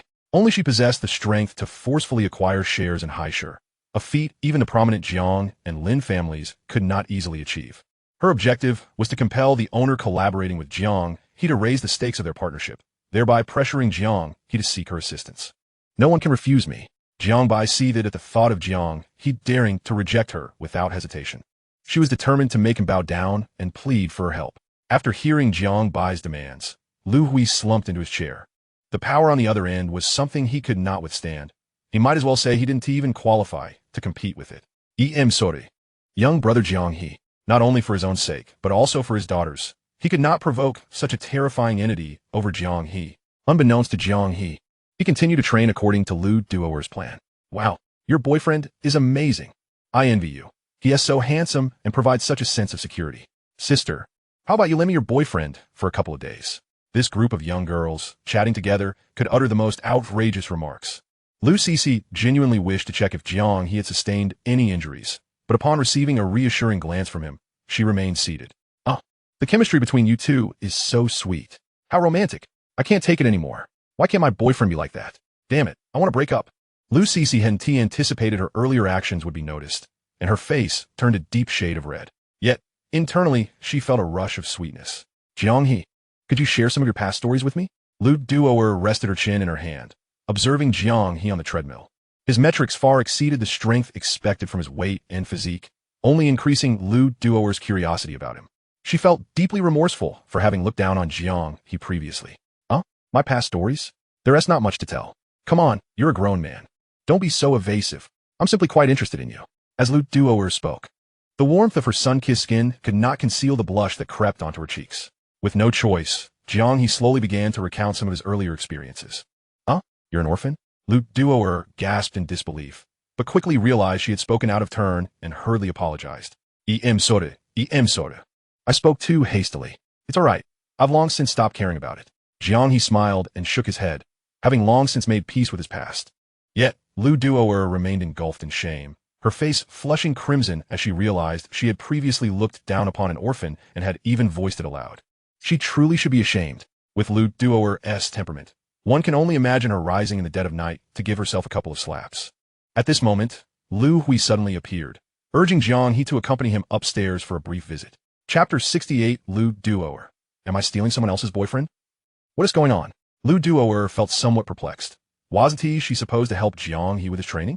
This is none of your concern, Jiang He. Come with me. Lu Hui wished to keep this matter from Lu Duoer.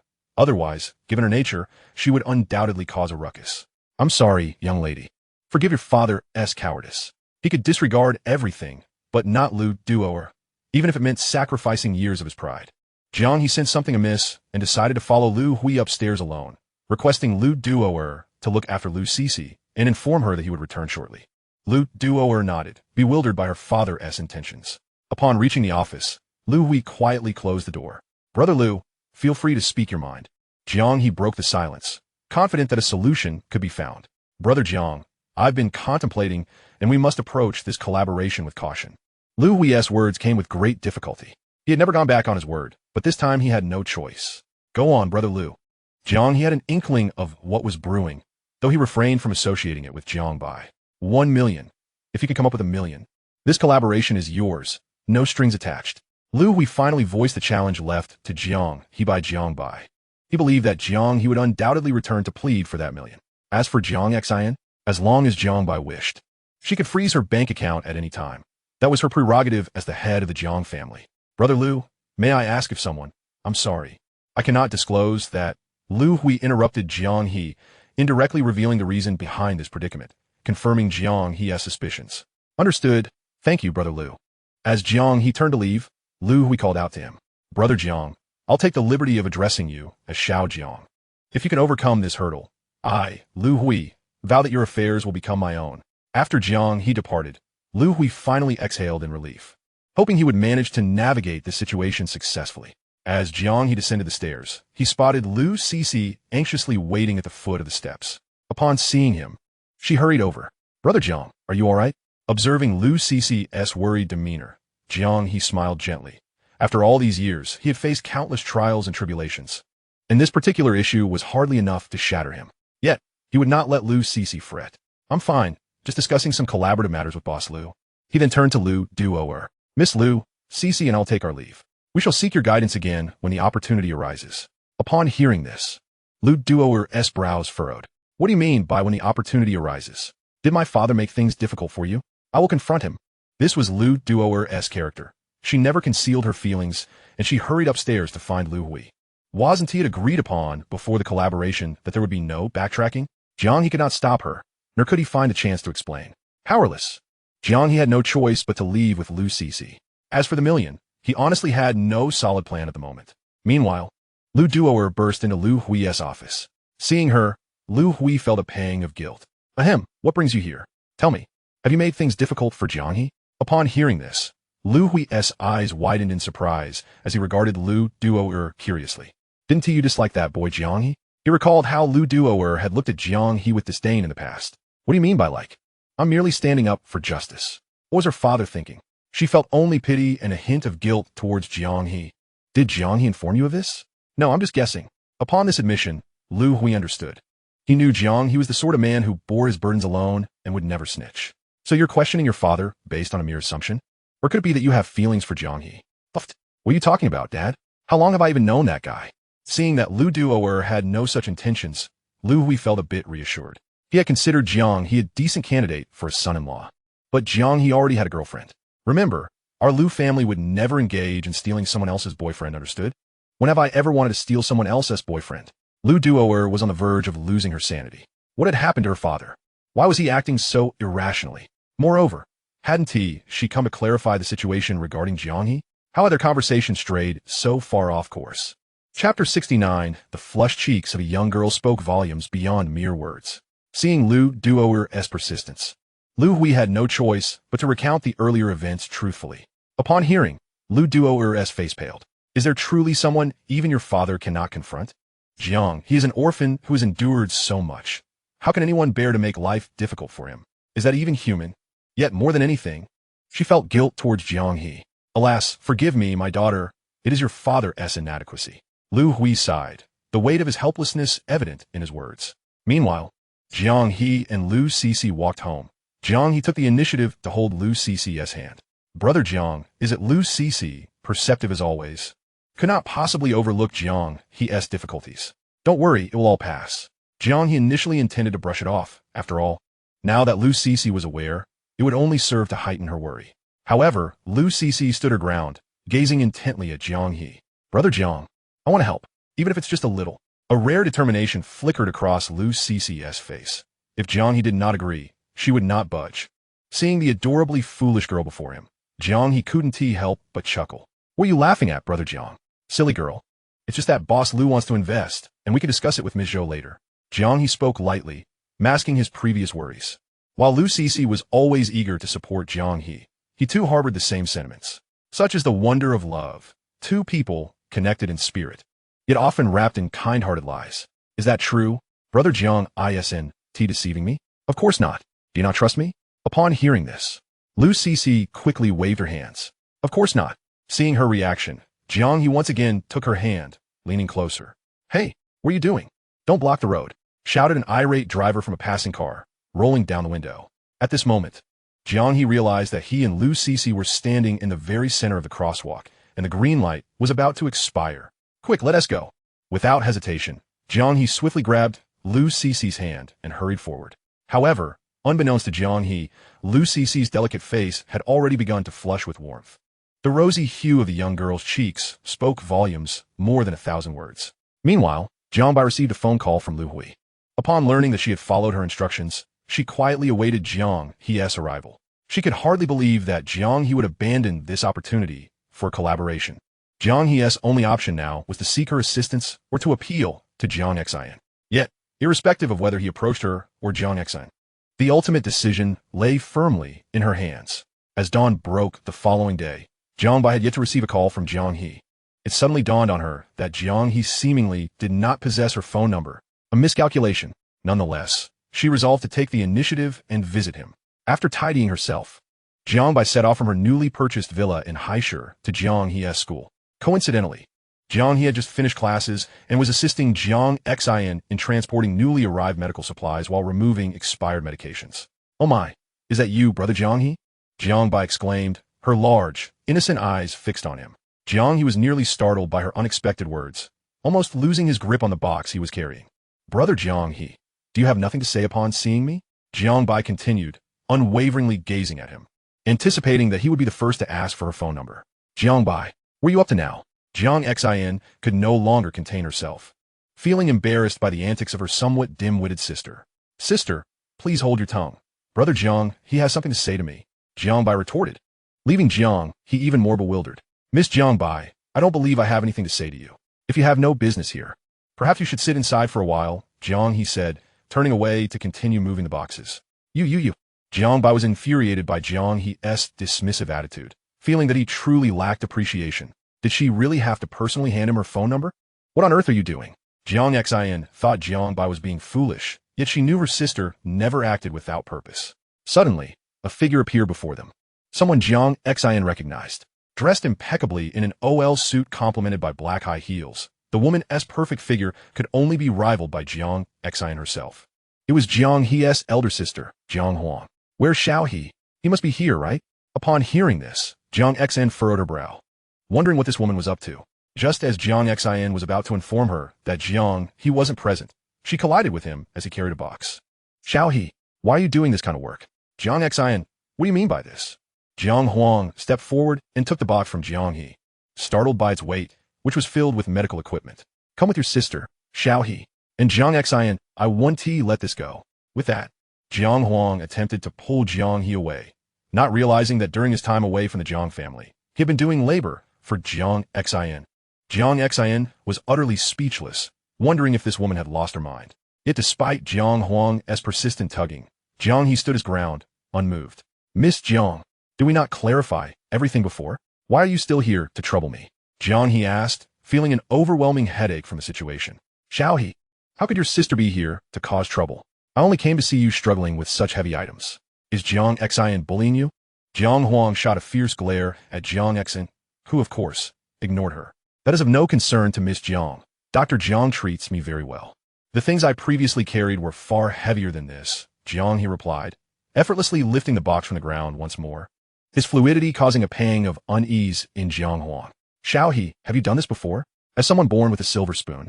Jiang Huang could hardly fathom Jiang He's previous life, nor could she comprehend that someone would toil all day for a mere couple hundred yuan, sometimes even facing wage deductions.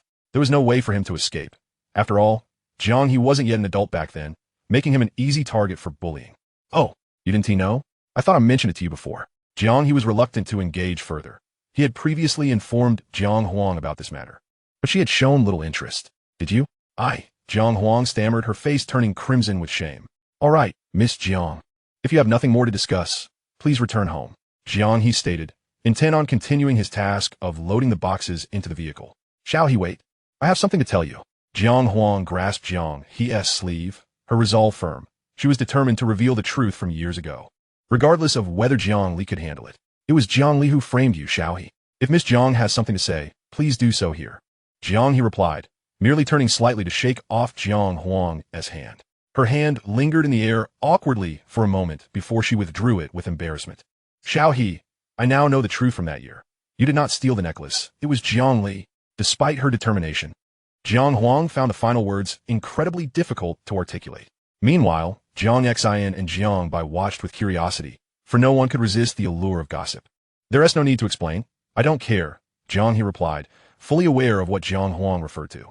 He was content with his current life and had no desire to delve into the past or play games with the Jiang family.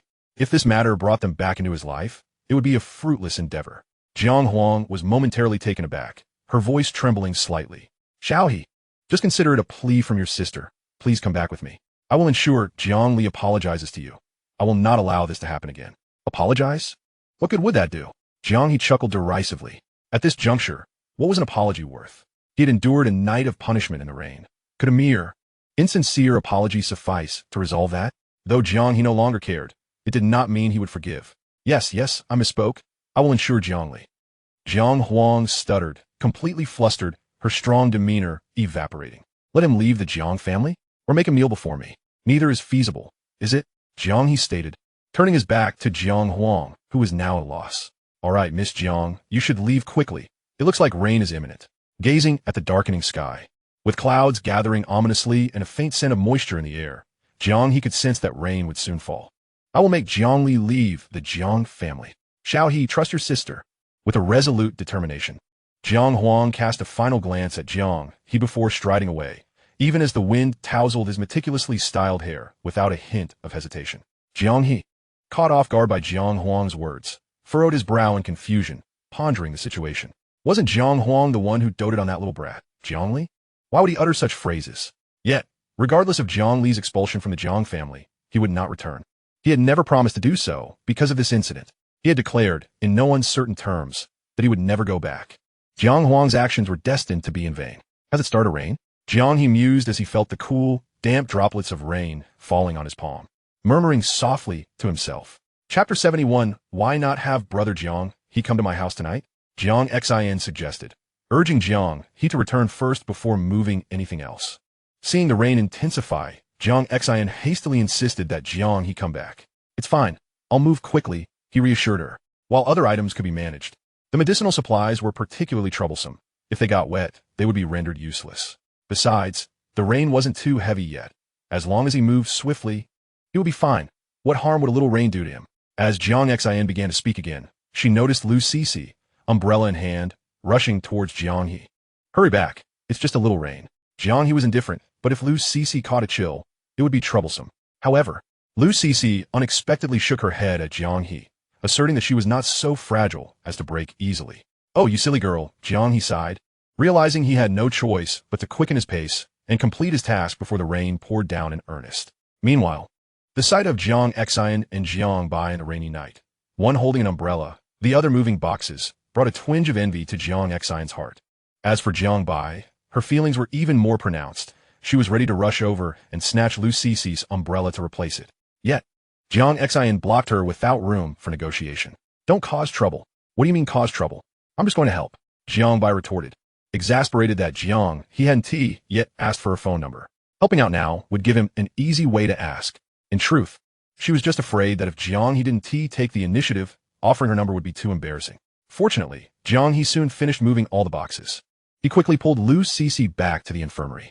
As he touched her slightly chilled hands and noticed her shivering form, along with the water droplets on her hair, he felt a surge of anger.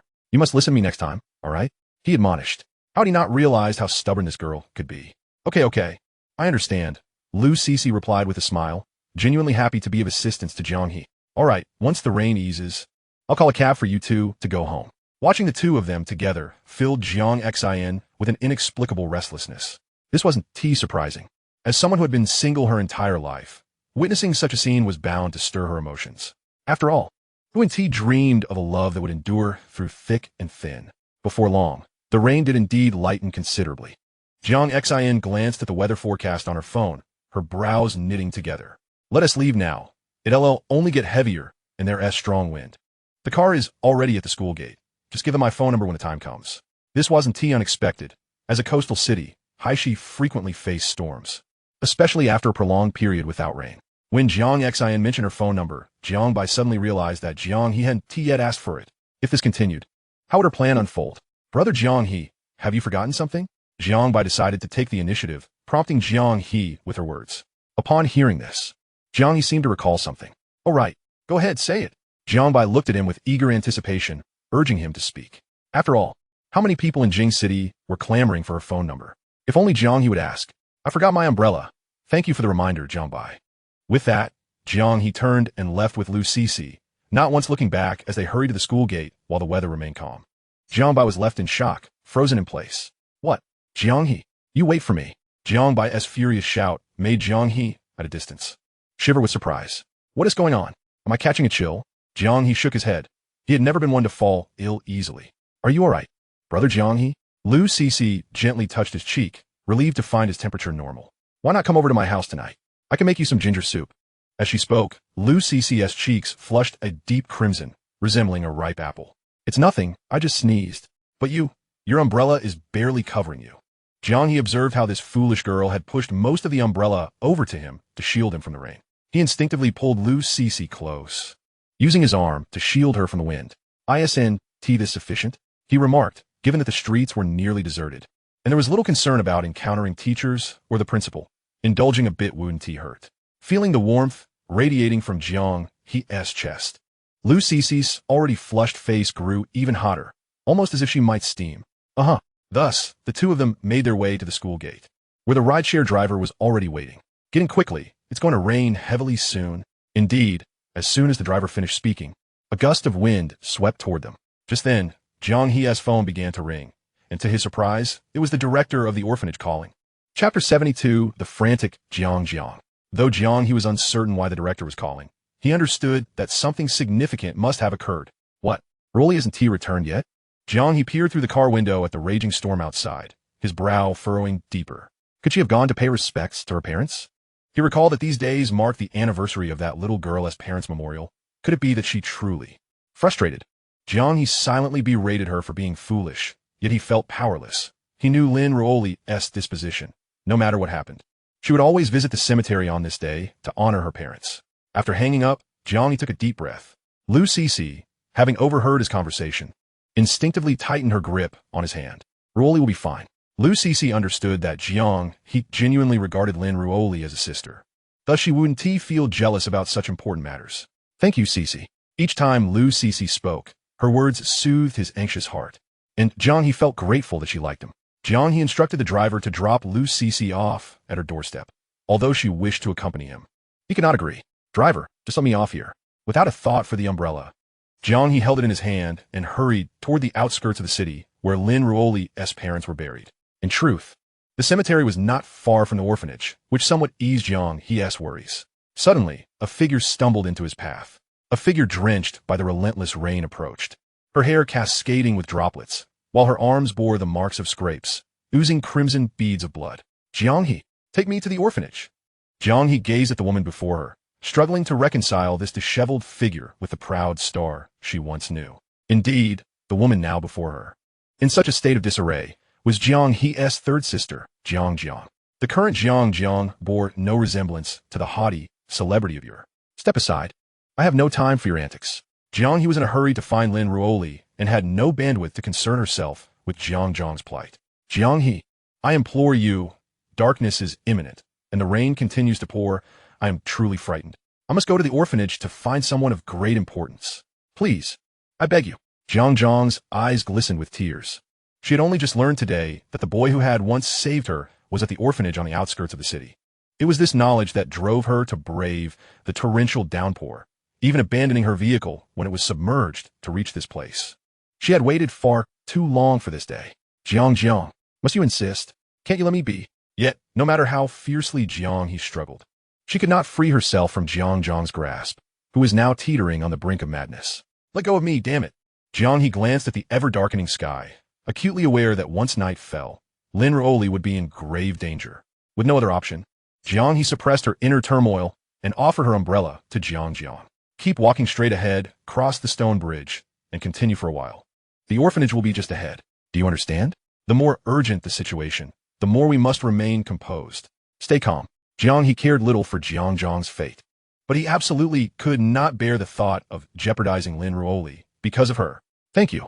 Truly, thank you. Jiang trembled as she accepted the umbrella, tears streaming down her cheeks. Her fear was palpable. Now you realize fear? You were oblivious when you treated me so poorly before? Having broken free from Jiang's hold, Jiang He quickened his pace, determined to find Lin Ruoli before darkness descended entirely. When Jiang He arrived at the cemetery, he was completely soaked. Even his eyes, stung from the rain, mixed with the wind. Lin Ruoli, relying on memory, he searched desperately for any sign of her. Yet, after calling her name repeatedly, he received no response. As the sky darkened further, his breath grew more frantic and his heart raced with anxiety. Lin Ruoli, where the hell are you? Suddenly, a figure clad in a white school uniform appeared in Jiang He's line of sight. At that moment, Lin Ruoli sat on a stone slab in the cemetery, blood seeping from her forehead, her delicate ankles swollen and bruised, utterly at a loss, tears streaming down her cheeks. Brother Jiang He. Upon seeing that Lin Ruoli had not suffered grievous harm, Jiang He felt as though the taut bowstring within him had suddenly relaxed, nearly causing him to falter. What on earth were you thinking? Have you wasted all your years of education in such rain? Do you wish to perish? Jiang He's voice trembled with fury, angry at Lin Ruoli for not valuing her own safety. I'm sorry, Brother Jiang He, I'm so sorry. The girl's voice broke as she cried, but deep down, she longed desperately for her parents, wishing for them more than anything. Jiang He remained silent, allowing Lin Ruoli to weep and release her emotions. He understood that feeling. Chapter 73. Would Jiang He still care for her once he married? The rain showed no signs of abating. Nature would not relent because of Lin Ruoli's suffering. With no other choice, Jiang He removed his drenched outer coat and draped it over Lin Ruoli. Though it was soaked, it still offered some protection against the fierce wind. Cool, I'll carry you. Lin Ruoli's ankle was sprained, rendering her incapable of walking on her own. Lin Ruoli obediently leaned against Jiang He's back. And this scene felt oddly familiar. Do you remember? When you were bullied, I carried you back to the orphanage after I confronted them. Facing the onslaught of rain, Jiang He held his head high, as if returning to a time when he was still her protective older brother. Brother Jiang He, I'm so sorry. Lin Ruoli buried her head in his back, her hot tears mingling with the raindrops. Sensing the warmth radiating from her, Jiang He understood that the girl was once again crying, yet he had to maintain his stern demeanor. If you know you're sorry, then next time, don't do such foolish things, understood? To be honest, ever since Lin Ruoli entered high school, she rarely addressed him as brother anymore. I understand. Even if you must go, you should inform me or the headmaster. I will accompany you. As Lin Ruoli listened to the howling wind and rain, along with Jiang He's voice, she couldn't help but shiver. All right, no more talking. We'll be there soon. Jiang He quickened his pace, knowing that this torrential downpour would not cease anytime soon. The drainage system on the outskirts was inadequate, and if the roads were submerged, it would be disastrous. Lin Ruoli pressed her feverish little face against Jiang He's back, murmuring in a voice he couldn't hear. Why must it only be brother? If one day Jiang He were to marry, would he still care for me? Each time she thought of this, her heart would clench painfully. Meanwhile, Jiang had followed Jiang He's directions and arrived at the orphanage located on the outskirts. When she knocked on the heavy door, footsteps approached in response. The elderly headmistress of the orphanage initially thought it was Jiang He returning and opened the door. However, upon seeing the unfamiliar woman, her murky eyes filled with suspicion. Recently, there had been many human traffickers, particularly targeting young women like Jiang. What brings you here? The headmistress did not invite Jiang in merely due to her disheveled appearance. Having lived for so many years, she would not lower her guard because someone looked pitiful. Hello, I'm here to find someone. Jiang gestured frantically, eager to clarify her intentions. However, the more anxious she became, the less coherent her explanations were. It's a tall, slender boy, about my age. He saved my life before. After much effort, Jiang finally articulated her purpose. The headmistress seemed to recall someone and, without further ado, admitted Jiang into the orphanage. The person you're looking for hasn't returned yet. Please change into some dry clothes first. The headmistress handed Jiang a few clean garments before returning to the courtyard to await Jiang He and Lin Ruoli's return. Jiang expressed her gratitude profusely. Though the clothes were not from a designer and were merely plain short sleeves and long pants, the quality was excellent, soft to the touch, obviously sewn by the headmistress herself. Meanwhile, several little ones in the orphanage had heard the commotion and peeked out from behind various pieces of furniture to observe the stylish woman. Hello, everyone. Jiang greeted the children warmly, noticing that despite their simple attire, they were all clean and full of vitality. It was clear that the headmistress was a very responsible person.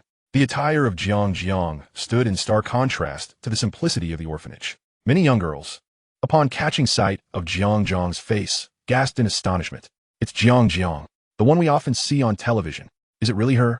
Wow, she looks even more beautiful than on screen. The young boys, however, were less impressed, still preferring their armored warriors.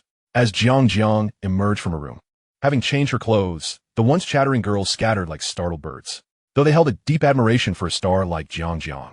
The novelty of their first encounter rendered them somewhat fearful, daring only to steal glances. Observing their apprehension, Jiang greeted them with a gentle smile and beckoned them closer. Yet, it was evident that the girls exchanged hesitant glances, too timid to approach. It wasn't until a girl in her third year of middle school bravely stepped forward that the others mustered the courage to follow suit. Do you know me? Jiang asked, and to the girl's surprise, she magically produced a piece of candy from behind her back. I'm not a child anymore. The girl replied with a hint of exasperation in her eyes. Had Jiang just been scorned by a child? Chapter 74. The Truth of the Past? He was panting heavily, her head spinning and throbbing. Lin Ruoli, perched on her back, sensed something was amiss and quickly reached to feel Jiang He's forehead. "You're burning up," Lin Ruoli exclaimed, eager to dismount. "Don't move. We'll be there soon." Jiang He furrowed her brow, gritting her teeth. Yet, despite her efforts to remain steadfast, her body trembled uncontrollably, her hands and feet growing cold. Just as they reached the orphanage's entrance, Jiang He found herself too weak to even knock on the door. "What is happening to me?" But before she could finish, she felt a wave of weakness wash over her, and everything spun around her as she collapsed. Her ears filled only with Lin Ruoli's cries and sobs. Meanwhile, Jiang, who had been inside the hall, heard the commotion from the front courtyard. Just as she was about to rush out to investigate, she was halted by the little girl from earlier tugging at her sleeve. "Don't forget your umbrella, silly sister." At these words, Jiang couldn't help but feel a mix of amusement and exasperation. Was she truly being schooled by a middle schooler? Nevertheless, she patted the girl's head, thanked her, and dashed outside with the umbrella. Upon seeing Lin Ruoli and the headmaster struggling to carry someone inside, Jiang hurried to assist with the umbrella. However, when she recognized the person being dragged, her heart skipped a beat. Jiang He, what had happened to her? Noticing the difficulty the two were having, Jiang disregarded the rain drenching her and handed the umbrella to the headmaster, lifting Jiang He into her arms. The shock of her weight startled her. At 6 feet tall, she felt alarmingly light. It was evident that Jiang He had not been eating well during her time away, revealing the harshness of her previous life.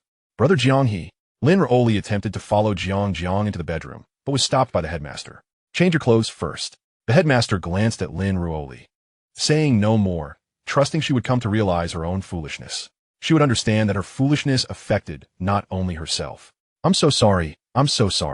Grasping the coat that once belonged to Jiang He, Lin Ruoli felt as if her very soul had been extracted, tears streaming down her face uncontrollably. In the meantime, Jiang He, now changed and lying on her bed, had her brow furrowed, her cheeks flushed, and her forehead still unnaturally hot. Jiang sat beside her, her heart inexplicably filled with panic and sorrow. Yet, the situation they found themselves in was a consequence of Jiang He's own actions. If only she had stayed calmly at the Jiang household without causing such turmoil, she wouldn't be suffering here now. "This is all your own doing. Xiaoli has always regarded you as a brother. Why can't you accept him?" If Jiang He could hear this, she would surely be infuriated. "And why are you so thin? If you weren't eating well, why didn't you say anything? Did you expect us to notice on our own?" Jiang glared at Jiang He, astonished by how light she felt, yet she couldn't blame them for this. Regardless of how she tried to justify her own lies, a sense of unease gnawed at her. "This is all your fault. Why couldn't you just stay at the Jiang family? Then you wouldn't have to suffer here." Even at this moment, Jiang continued to place all the blame on Jiang He. At that moment, the headmaster entered with a bowl of ginger soup, prompting Jiang to cease her tirade against the unconscious Jiang He. "Drink this, it will ward off the cold." Jiang was surprised it was meant for her and quickly accepted it, murmuring her thanks. "Has Xiao He taken her medicine?" "Yes, but the fever persists." The headmaster felt Jiang He's forehead again, noting the alarming heat. "Let us wait a bit longer. If the fever doesn't subside, we'll have to go to the hospital." However, with the storm raging outside, how could they possibly find a ride? The headmaster's only option was her tricycle. Yet her words were so calm. If Jiang He faltered, she would crawl to the hospital if need be. The children at the orphanage knew the headmaster rarely spoke, but her love for each child was genuine. "By the way, aren't you looking for that tall, slender boy around your age?" "That's him." The headmaster's words struck Jiang like a thunderbolt, leaving her stunned on the bench. How could this be? Gazing at Jiang He on the bed, she felt as if her breath had caught in her throat. How could it be? Could it really be? Yes, living in this vicinity, tall and slender, was indeed Jiang He. But if it were Jiang He, why had she never mentioned this before? "Jiang He, wake up. Sister has something to ask you." Jiang was now in a complete frenzy, oblivious to Lin Ruoli's arrival as she continued to shake Jiang He vigorously. Chapter 75. Jiang He unconscious. The turmoil at the Jiang household. "What are you doing?" Lin Ruoli's pupils dilated as she suddenly pushed Jiang away with force. "What are you doing to brother Jiang He? Get out." It was only upon hearing the furious shouts and feeling the pain of her body colliding with the wall that Jiang snapped back to reality. What had she just been doing? "Get out." Faced with Lin Ruoli's fiery rage and her eyes filled with wrath, Jiang, in a daze, repeatedly apologized before hastily exiting to gather herself. Outside, Jiang stood amidst the howling wind and torrential rain, raising her hand to slap herself. She needed to wait for Jiang He to awaken. She needed him to provide her with an answer, the one she had waited so many years for, even if that answer would plunge her into an abyss of guilt. Meanwhile, at the Jiang family villa, Jiang's father and mother, Jiang Qin and Lu Ru, were anxiously awaiting something. Where on earth could Xiao Jiang have gone? Lu Ru gazed out at the storm, tears brimming in her eyes. The phone line was unreachable, and the dangers lurking outside were palpable. Even her agent was on the brink of despair, fully aware of the significance of today's interview. If they could not locate her soon, they were prepared to contact the authorities. Strength in numbers. They would scour the entire city, if necessary, to find Jiang. They found her. Jiang has been located. Jiang Huang hastily passed the phone to Lu Ru. Xiao Jiang, where are you? Why aren't you answering your phone? I'm coming to get you right now. However, the voice on the other end, Jiang, remained unexpectedly calm. Sorry, Mom. But I might need some time before I return. What? What did you say? Just as Lu Ru intended to respond, the call was abruptly disconnected. It's all right, Mom. Xiao Jiang is probably just feeling down. As long as she is safe, that's what matters. Jiang Huang reassured the panicked Lu Ru. Meanwhile, Jiang was receiving a call from her agent. Jiang, my little deity, where on earth are you? Do you have any idea what day it is? Do you comprehend what this interview means for you? The agent's voice was laced with urgency. Yet, Jiang maintained her serene demeanor. Those once cherished aspirations now stirred not a ripple within her heart. Come here quickly. I'll cover for you, urged the agent. I'm not going. What? What did you just say? The agent's mind teetered on the edge of collapse. Jiang, this is crucial for your nomination as Best Actress this year. Do you have any idea how many people are counting on this? Well, I don't care. With an expression devoid of emotion, Jiang ended the call as if she were merely a bystander in her own narrative. Xiao He, I await your answer. Jiang gazed at the door before her. No one could fathom the tumult of emotions she felt, only that it was deeply painful. At that moment, Jiang Huang had finally managed to console Lu Ru and glanced towards Jiang Li's room. With a newfound determination, he addressed Jiang Qin and Lu Ru. Dad, Mom, it's time to send Xiao Li away. The words hung in the air, and both Jiang Qin and Lu Ru were taken aback. Lu Ru gripped Jiang Huang's hand tightly. Why? Huang, or why would you say such a thing? But Jiang Huang forcefully shook off Lu Ru's grasp. Dad, Mom, do you not see how foolish it is to keep both an adopted son and a biological son in the Jiang household? This was evident to any discerning observer. A false heir had enjoyed the lavish life of a true heir for years. How could they possibly coexist in harmony? Yet, amidst the chaos, only Jiang Huang stood firm in his resolve. Why? What about Xiao Li? Mom, Xiao He has endured so much suffering over the years, and he is still living in an orphanage. When I visited him recently, do you know what he was doing? What was he doing? Lu Ru's voice trembled with concern. He was moving boxes for others. He has to do all the dirty, arduous work every single day. Upon hearing this, Lu Ru could no longer hold back her tears as they streamed down her face.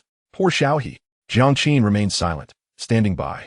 Dad, we can give Xiao Li a sum of money, then buy a house in his name. I assure you he won't suffer. Can't we do even this much? Jiang Huang's voice was filled with desperation. After enduring so many hardships, could they not at least provide this for Xiao Li? Dad, enough already. Everyone in High City knows we just held Xiao Li's coming-of-age ceremony. Do you want to humiliate the Jiang family by letting him go? At this, Jiang Huang's heart sank. Was Xiao He not worth more than mere reputation? Was their family's honor more significant than anything else? Looking at Jiang Qin's continued silence, Jiang Huang felt a profound sense of disappointment. If my actions have brought shame to the Jiang family, then I too shall leave. With that, Jiang Huang lowered his gaze and ascended the staircase, his steps light, yet laden with resolve. Chapter 76. Jiang, standing outside the door, wrestled with her indecision. Unbeknownst to Jiang Huang, Jiang Li upstairs had overheard everything. As he processed the reality that his once beloved elder sister sought to expel him due to Xiao He, a chilling wave coursed through him. His nails dug into his flesh, drawing blood, yet he felt nothing, allowing it to drip onto the carpet. Xiao He, you have brought this upon yourself. This time, he intended for Xiao He to vanish completely. Meanwhile, in the orphanage, Xiao He's fever had subsided somewhat, alleviating Lin Ruoli's worries. Gently, she wiped his palms with a warm towel, a remedy said to reduce fever. Observing Xiao He, who lay in bed with a furrowed brow, Lin Ruoli's heart shattered. She understood that all of this stemmed from her own actions. I'm so sorry. Brother Xiao He, truly sorry. Tears shimmered in her eyes as she whispered her apologies, fearful of disturbing him, yet equally afraid he might not hear her. Humanity is indeed a paradox, embodying the essence of our nature. Do you truly realize your mistakes? A faint voice broke through, startling Lin Ruoli, who quickly regained her composure. Xiao He, you're awake. How are you feeling? Let me get you some water. Just as she attempted to rise, Xiao He held her back. Cough, cough. I'm not thirsty. You sit down first. Obediently, Lin Ruoli complied, taking a seat beside his bed. Outside, the rain poured relentlessly, each droplet pummeling the window in a cacophony. Weren't you just calling me brother? Why has that changed now that I'm awake? Xiao He teased lightly, his intent not to scold, but rather to ensure Lin Ruoli's safety. This might be the essence of a fatherly instinct. Why? Why should I call you brother? Lin Ruoli suddenly stood, leaving Xiao He puzzled as to what he had said to offend her. Xiao He, do you truly not understand why I refuse to call you brother? Her voice trembled with a mix of anguish and bitterness, amplified by the rain-esque backdrop. She had loved him for so many years and waited endlessly. Why could he not grasp this? Arrogant pride destroys a lifetime? You wish for me to be your sister, yet I do not wish to be your sister. Do you understand? At her outburst, Xiao He succumbed to a fit of coughing. Cough, cough.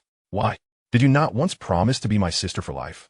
Xiao He reminisced about the days when Lin Ruoli clung to him, her innocent reliance on him. Back then, he had regarded her as family, so why did it feel different now? In truth, Xiao He had misunderstood. He had never considered their relationship in a romantic light. Would one ever develop feelings for a sibling? Even though Lin Ruoli was not blood-related, she had occupied that space in his heart. Yet, Lin Ruoli saw things differently, and therein lay the widening chasm between them. Both cherished one another deeply, yet their affections diverged. One was familial love, the other romantic love. Love, indeed, is a complex tapestry. Jiang He, in time, you'll understand. For now, rest well. I acknowledge my mistakes. I shall not be so foolish again. At this moment, Lin Ruoli suddenly regained her composure, repositioning herself beside Jiang He to gently cool his palms once more. In that instant, it seemed as though Lin Ruoli had truly matured. She realized that if this turmoil continued, she and Jiang He would inevitably drift further apart. Moreover, Jiang He now had a girlfriend. Any actions she took would be in vain, as she comprehended the essence of Jiang He. Waiting for the right moment might be prudent. Yes? What is this? I see. Jiang He promptly lay down, sensing that something was amiss with Lin Ruoli, though he could not articulate it. Meanwhile, Jiang, who had been lingering at the doorway, refrained from rushing in to confront Jiang He about the truth of the past upon hearing him awaken. She was uncertain how to face him. If Jiang He truly was the boy who saved her all those years ago, how should she confront him? Since Jiang He returned to the Jiang household, she had harbored a disdain for him, not even responding to his greetings. Each time a conflict arose between Jiang He and Jiang Li, she had invariably sided with Jiang Li to reproach Jiang He. Even when their parents urged her to return home to see Jiang He, she had ignored them, not even bothering to go back. Could Jiang He truly forgive her for being such a sister? Perhaps the answer to that question had long resided in her heart, but she was reluctant to accept it.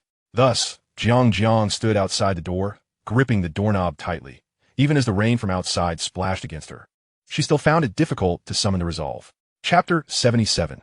Her Atonement, a source of pain for Jiang He yet. Jiang ultimately summoned her determination and opened the door that had confined her for so long. When Jiang He beheld the figure at the threshold, he felt no surprise. After all, Jiang had previously insisted on learning the location of the orphanage from him. However, he could not fathom why Jiang was so intent on coming to the orphanage, even braving such inclement weather. Surely, she was not here for him. He could ascertain that. Or else, why would she have only inquired about the orphanage's location? This realization brought him a modicum of relief. As long as she was not here for him, he would be fine. Get out. Lin Ruoli now regarded Jiang with palpable hostility. She had witnessed how this madwoman had treated the unconscious Jiang He, and she was all too aware of the situation. Little He, may I ask you a few questions? Upon hearing this, Jiang He was instantly perplexed. Little He? Sister? These were words Jiang could utter? Are you feverish? Have you lost your mind? Had Jiang caught a fever too? Or was her condition even worse, her mind irreparably damaged? Could it be that her brain had been drenched in the rain? This was problematic. Perhaps a trip to a psychiatric hospital would be in order. When Jiang saw the incredulity etched on Jiang He's face, her heart sank. She realized that she had wounded him deeply, and no matter how much she changed now, it would be difficult for him to alter his perception of her. Sister is fine. I just want to ask you a few questions, and then I'll leave, all right? Jiang understood that some matters could not be rushed and had to be approached gradually. Ask away then. He had no secrets to conceal. If Jiang wished to inquire, let her do so, as long as it meant she would depart sooner. Jiang recognized that he was only willing to entertain her questions to expedite her departure. At that moment, her voice involuntarily quivered, and her eyes glistened with unshed tears, the moisture pooling within them. Hey, if you want to ask, then ask. If you want to cry, go outside and cry. Jiang He was not inclined to indulge her. He was not crying, so why should she? Huh? All right, sister 1T cry, sister 1T cry. Jiang hastily composed herself and proceeded to voice the questions she had harbored in her heart for many years. Little He, do you remember saving someone a few years ago? Upon hearing this, Jiang He paused, taken aback.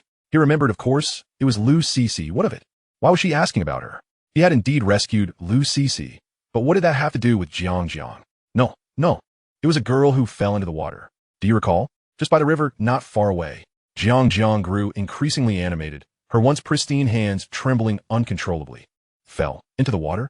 Jiang He suddenly recalled that he had indeed saved a girl by the river not far from the orphanage. After ensuring she was unharmed, he had called for an ambulance and left. But what relevance did this have to Jiang? Suddenly, Jiang He seemed to connect the dots, realizing why Jiang was so agitated. Did she? Seeing Jiang He remained silent only exacerbated Jiang's anxiety. Little He, speak. Sister means no harm. I just want to. Lin Ruoli appeared to have a realization as well. She remembered an occasion when Jiang He had returned to the orphanage drenched, claiming to have saved someone. Yet at that time, Lin Ruoli had not given it much thought, as Jiang He frequently rescued others without leaving his name. Back then, she had considered him a superhero. Now it seemed he was simply a foolish hero, deserving of some reward for his good deeds. Jiang He, I seem to recall you once know. Jiang He interrupted Lin Ruoli vehemently. Miss Jiang, I have never saved any girl from drowning. May I leave now? Jiang He's refusal stemmed from a fear that Jiang would cling to him, disrupting the peace he had finally achieved.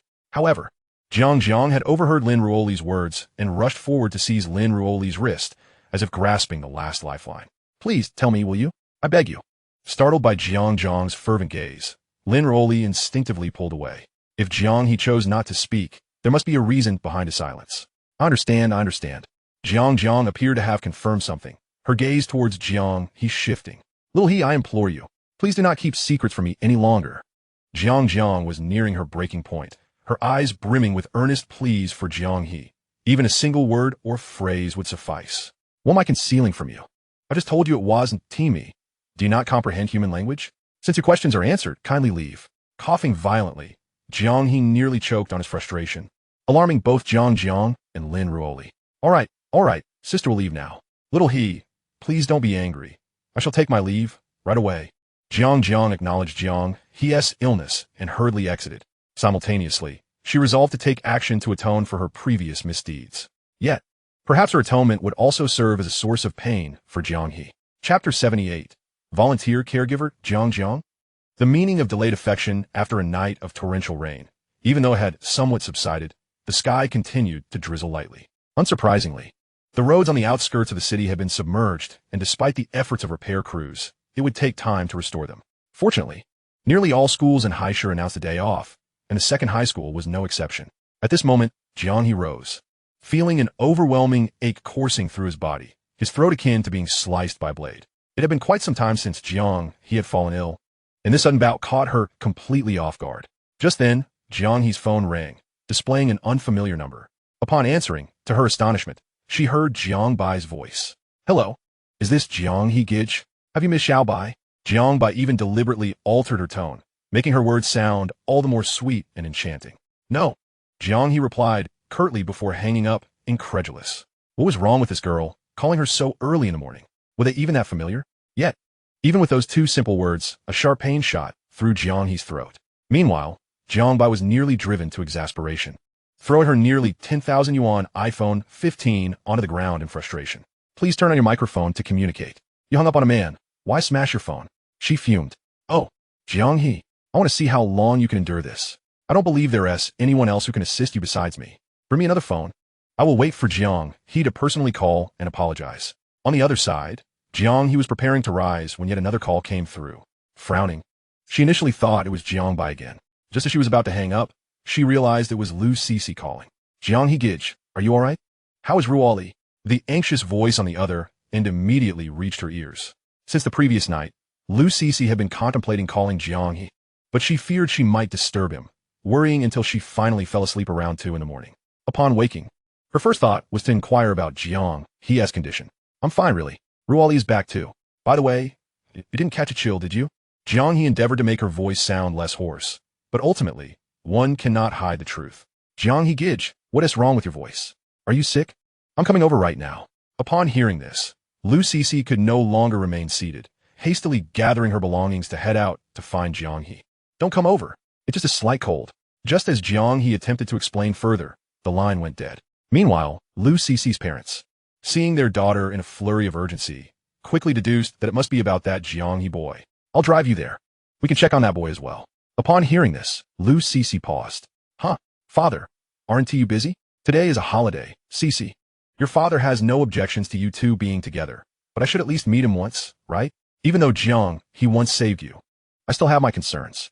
I need to assess his character firsthand. Yes, I often hear you talk about that Jiang He fellow. I would like to meet him too. Her mother added. Faced with her parents' insistence, Lu Cece could only nod in agreement. In truth, she was eager to visit the orphanage and meet Jiang He's family, wishing to understand his world better. So, Jiang He, brace yourself for the affection from your future in-laws. On the other hand, Jiang He had no choice but to muster the strength to get up and tidy up, but when he opened the door, he was taken aback. There stood Jiang, clad in the white uniform of an orphanage caregiver. Did I wake up too abruptly? Jiang He scratched his head, utterly perplexed. Xiao He. I spoke with the director yesterday. I'll be volunteering here for a while. But don't worry, I promise not to disturb you. Upon hearing this, Jiang He felt a headache coming on.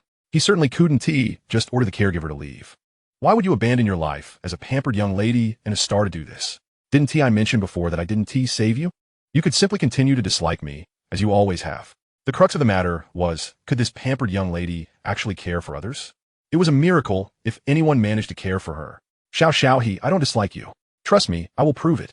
Jiang's eyes shone with determination and pleading. She wished for Jiang He's forgiveness, even if it cost her own star career. But what significance does belated love hold? In stark contrast to the calmness surrounding Jiang, the entertainment industry was in an uproar.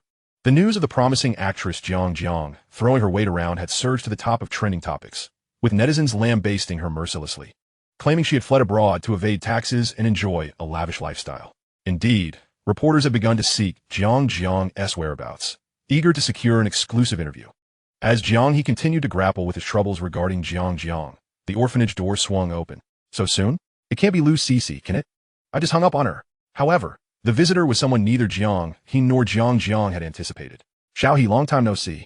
Jiang Zi appeared, dressed in crisp, clean white athletic wear, carrying a large art board wrapped securely in waterproof film to protect it from the rain.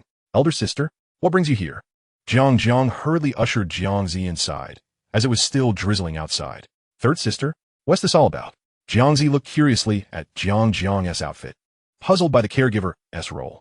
Well, I'm now a volunteer caregiver at this orphanage, and I might not be going home for a while. This revelation plunged them both into silence. Jiang Zi ultimately chose not to say much. Perhaps she could grasp the nature of Jiang's actions. Seeing the two of them, Jiang He felt overwhelmed. What was going on with the Jiang family? Why were they all converging on him lately? Especially Jiang. It was clear she wasn't going anywhere. Xiao He, may I have a word with you? Jiang Zi approached Jiang He, her tone lacking the usual urgency. She had come to terms with the fact that Jiang He had firmly resolved not to forgive them. Even if he were to forgive, it would only be to treat them as strangers.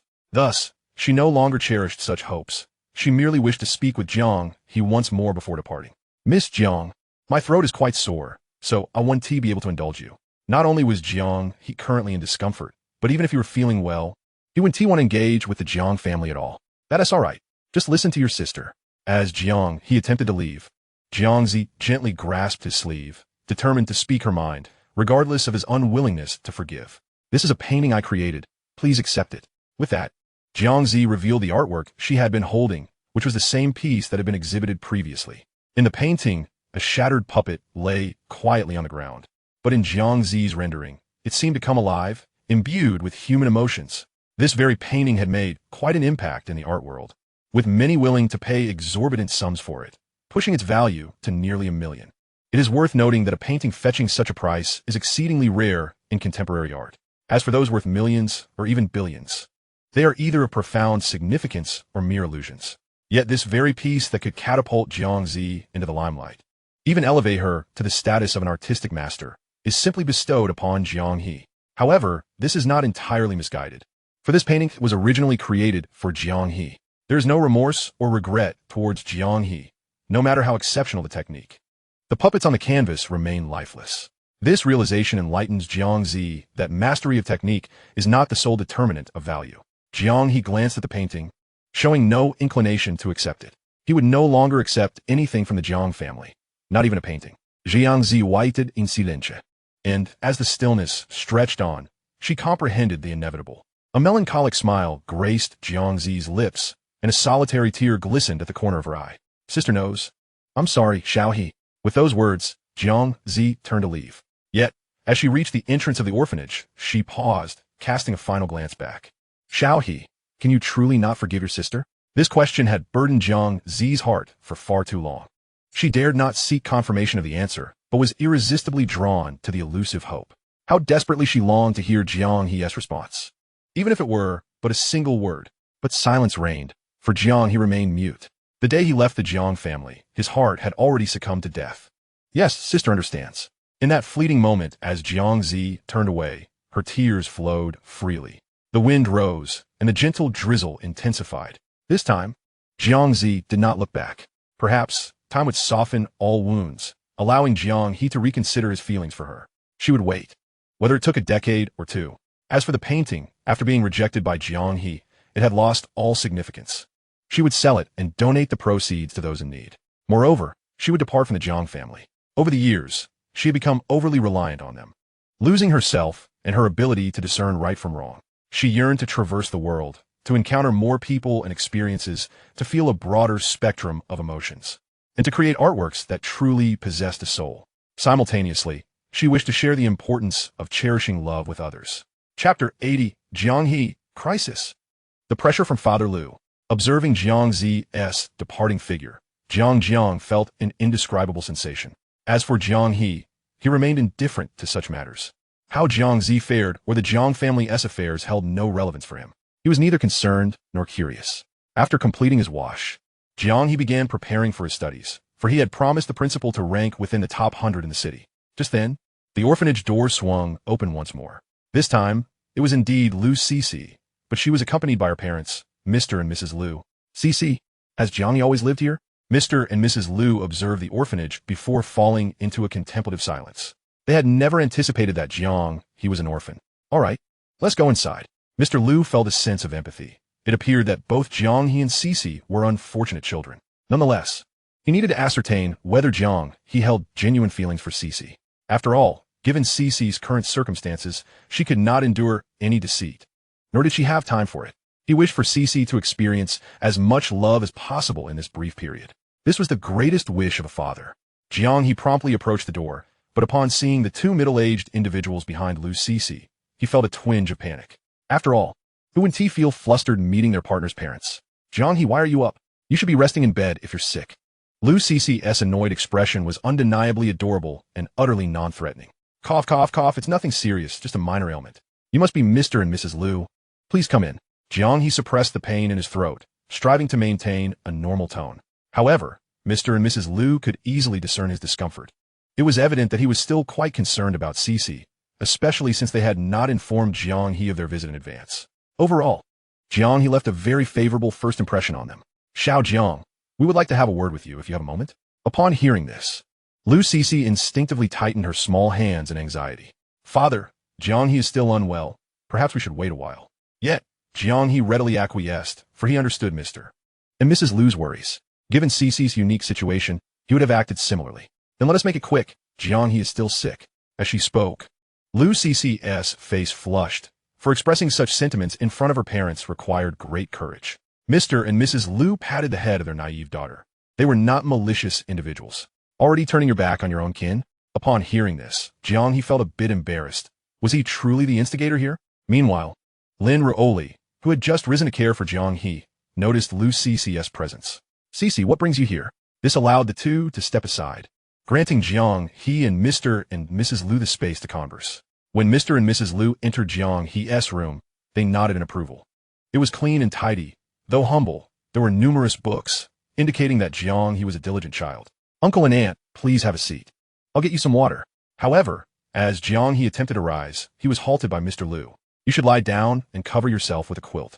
Don't trouble yourself when you're ill. As a highly educated individual, Mr. Lu was not concerned with formalities.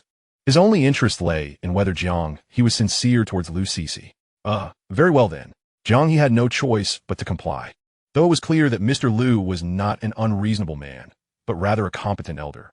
First, my wife, and I would like to thank you for saving Cece all those years ago. With that, Mr. and Mrs. Lu stood to offer a long overdue bow to Jiang He, a gesture befitting parents towards their child savior. Jiang He quickly stood to stop them. No, please don't. If you do this, Cece will surely scold me. With no other option, Jiang He invoked Lu Cece's name. Only then did they relent, but Mr. Lu quickly shifted the conversation. Could you tell us how you and Cece got together? Upon hearing this, Jiang He understood Mr. Lu's intent. He wished to know whether Jiang He held genuine feelings for Lu Cece. To be honest, I didn't initially like Cece. I merely felt pity for her and treated her like a sister. The moment Jiang He finished speaking, Mr. Lu shot to his feet, his brow furrowed, his eyes glinting with icy disdain. Oh, so, Jiang He, you mean to say that you don't love Cece, yet you agreed to be her boyfriend out of pity? Veins bulged at Mr. Lu's wrists. Despite his scholarly demeanor and spectacles, in his era, he had served in the military and could easily handle 4 or 5 ruffians. Not to mention, Jiang He was but a frail youth. Chapter 81. Jiang Zi's departure, perhaps forever unreturning. Cough, cough, cough, Mr. Lu, please don't be hasty. Jiang He could only perceive the overwhelming pressure surrounding him. Meanwhile, Lu's mother hastily pulled Lu's father down. Once Jiang finished speaking, it was only then that Lu's father slowly took a seat upon hearing Lu's mother's words, although his gaze remained sharp and intense. As a father, he could never accept anyone trifling with his daughter's feelings, not even a life-saving benefactor. In truth, how could Jiang He be oblivious to the consequences of his words? Yet, he wished to maintain complete honesty with Lu Cece's family, as it was his responsibility towards her. Subsequently, Jiang He recounted in detail the evolution of his relationship with Lu Cece, from their initial acquaintance to the deep affection that blossomed between them. Cece is a wonderful girl. I like her and I love her. This sentiment Jiang He had already firmly established. After listening to Jiang He's account, Lu's father remained silent for a considerable time before finally broaching the weighty subject. Since you are aware of Cece's circumstances, do not let her suffer. Strive to fulfill her wishes. If you encounter any issues, do not hesitate to come to me. Understood? Moreover, we will not bind Cece to you. Should she ever be gone, do not dwell excessively on it. Yet, only a father could truly comprehend the difficulty of uttering such words. I apologize, Uncle Lu, but my heart is rather small. Perhaps in this lifetime, it can only accommodate Cece. Jiang He replied with a smile. At the moment he fully embraced his love for Lu Cece, he had already found his answer. Having experienced death once, he regarded life and death with a broader perspective. Upon hearing this, Lu's mother could no longer contain her tears as they streamed down her cheeks. Meanwhile, Jiang He had returned to the Jiang household. Xiaozi, where have you been? Did you find your third sister? Observing Lu Ru's anxious demeanor, Jiang He felt inexplicably detached. Yes, I found her, but she said she wanted to be coming home for a while, so you needn't search any further. Jiang He had no intention of disclosing Jiang's whereabouts to anyone. It was Jiang's choice to make. What? Why? Xiaozi, speak up. What on earth is happening? Lu Ru felt an overwhelming sense of helplessness. Jiang Huang was hastening Xiaoli away, and Jiang refused to return home. What on earth was happening in the Jiang family? All right, Mom. I need to leave for a while. You needn't worry about me. Upon hearing this, Lu Ru instantly panicked, gripping Jiang Zi's arm tightly. Why?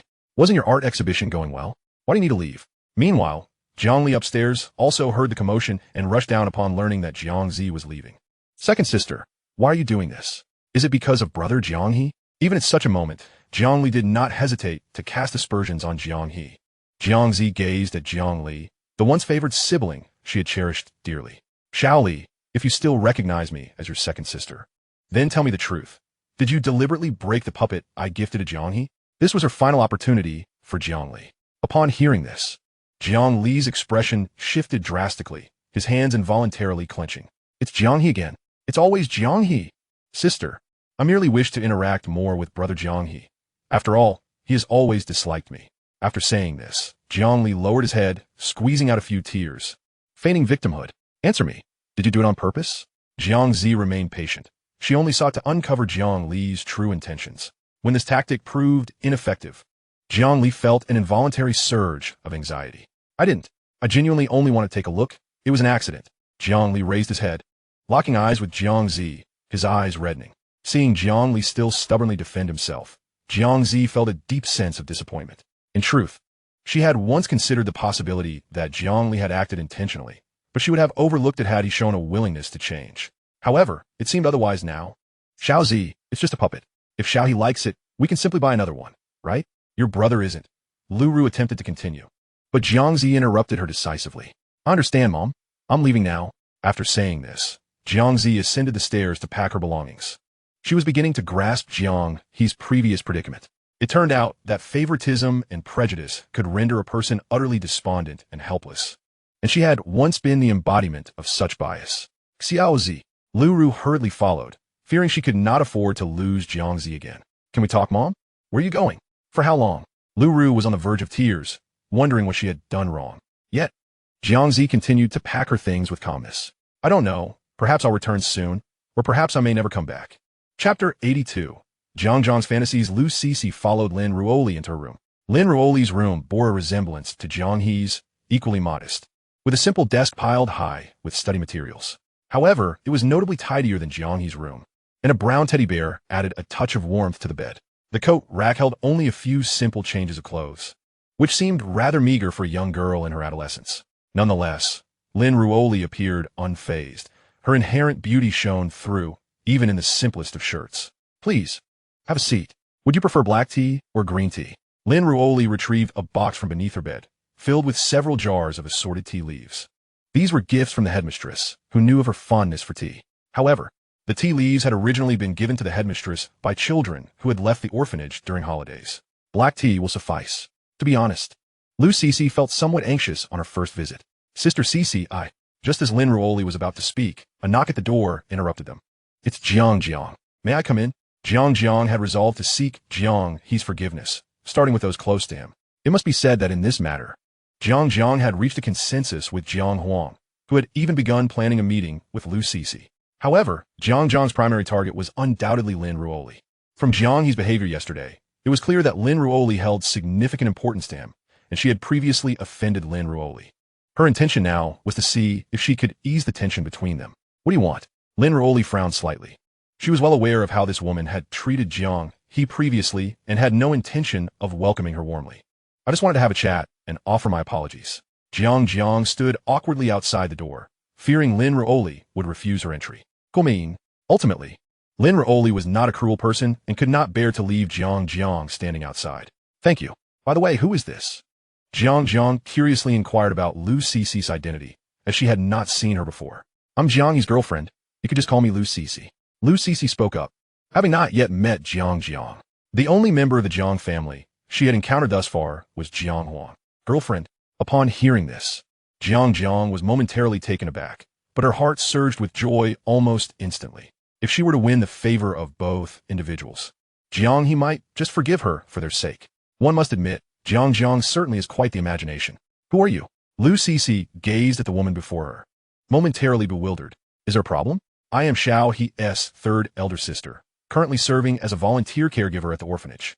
You may call me Jiang or Sister Jiang, Jiang stated, casually sitting between the two, rendering them both exceedingly uncomfortable. Lin Ruoli silently criticized, thinking that had she known better, she wouldn't have allowed this woman to enter.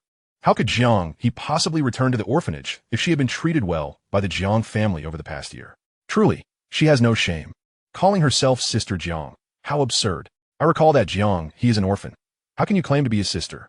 No one anticipated that Lu Cixi would speak so candidly. Now, it was Jiang who found herself in an awkward position.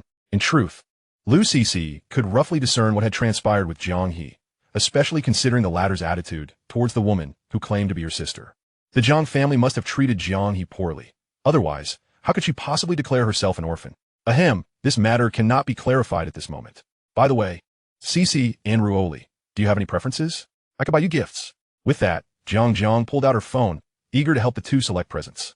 She believed that as young girls, Lin Ruoli and Lu Cixi would be unable to refuse. How about cosmetics? This store? No, thank you, Miss Jiang. I have no need for such things. Lu Cixi firmly shook her head in refusal, as she did not place any value on such items. Oh, then how about I take you shopping? You can buy whatever you desire. Jiang, now flustered, hadn't he expected the two young ladies to refuse so outrightly? Without a second thought, Miss Jiang If you have nothing else to attend to, perhaps you should leave, Lin Rolly interjected, perplexed about the woman's intentions. Iem Mifine. Jiang wanted to say more, but ultimately held her tongue. As she departed, Lin Rolly's furrowed brow finally began to ease. Watching Jiang's retreating figure, she pondered whether the woman had erred again. As a young lady and a star, arrogance is not easily altered. Sapte 83, Jiang Li's biological parents. Meanwhile, Jiang Li, disregarding the drizzle, stealthily slipped out of the Jiang residence early in the morning. He was on his way to meet two people, his biological parents. Indeed, Jiang Li had long been aware of their existence, and had even met them years ago, maintaining contact since. Arriving at an ordinary residential complex, he knocked on a door, which was swiftly opened by two individuals who beamed with delight upon seeing him. Xiaoli, what a surprise to see you in person, they exclaimed, ushering him inside. This card contains 1 million. Ensure Jiang He disappears, understood? Upon hearing this, both parents were taken aback, quickly adopting a submissive demeanor. Xiaoli, you see, Dad has been financially strained lately, and this matter is quite perilous. Is 1 million perhaps? Qin Shou rubbed his rough hands together, a cunning expression on his face, despite the fact that he was speaking to his own son. Is it insufficient? Every aspect of your house and car has been funded by my money. And have you exhausted the 500,000 I gave you recently? Jiang Li was infuriated. His money certainly did not come easily. Xiaoli, that's not quite right. If we hadn't sent you to the Jiang family, how could you possibly live the life of a young master now? It's just 1 million. Can't you charm your adoptive parents? Indeed, Jiang He had not been swapped by mistake, but had been deliberately exchanged. The couple, lazy and self-serving, believed it better to place their child in a wealthy household to enjoy a life of luxury. Under the cover of night, while the Jiang family's guards changed shifts, they switched the two children and even cut the surveillance lines. As for Jiang He, they couldn't be bothered to raise their biological son. They simply abandoned him at an orphanage, indifferent to his fate. What did you say? Jiang Li shot up from his seat. Simple? Just 1 million? Do you think the Jiang family is foolish? During this time, Jiang Li had felt a significant shift in the Jiang family's attitude towards him. How could he possibly ask for money now? Let me make this clear. If I am ruined, you will not fare any better. Upon hearing this, the couple hurriedly apologized. We're sorry, Xiaoli. It was Mom and Dad's mistake. Please don't be angry. After all, they were quite enjoying their current lifestyle, free from worries and with money to spend. They had no intentions of relinquishing such a life, primarily seeking to extract more fun from Jiang Li. Witnessing this, Jiang Li's anger began to subside. He then produced another card. This contains 500,000. Ensure you execute this task cleanly, then lay low for a while. Understood? Upon seeing the second card, the man's eyes gleamed with greed as he quickly tucked it away, as if fearing Jiang Li might change his mind. Rest assured, last time was a mere slip. That brat will not disturb your life in the Jiang family again. Once everything was settled, Jiang Li felt a sense of relief and donned a hat and mask, hastily returning to the Jiang residence to avoid raising any suspicions. As for how they dealt with Jiang He, it was no longer his concern. As long as Jiang He could no longer threaten his status within the Jiang family, that was sufficient. Meanwhile, Lu Duoer stood before the transparent glass in the gym, quietly observing the light rain outside.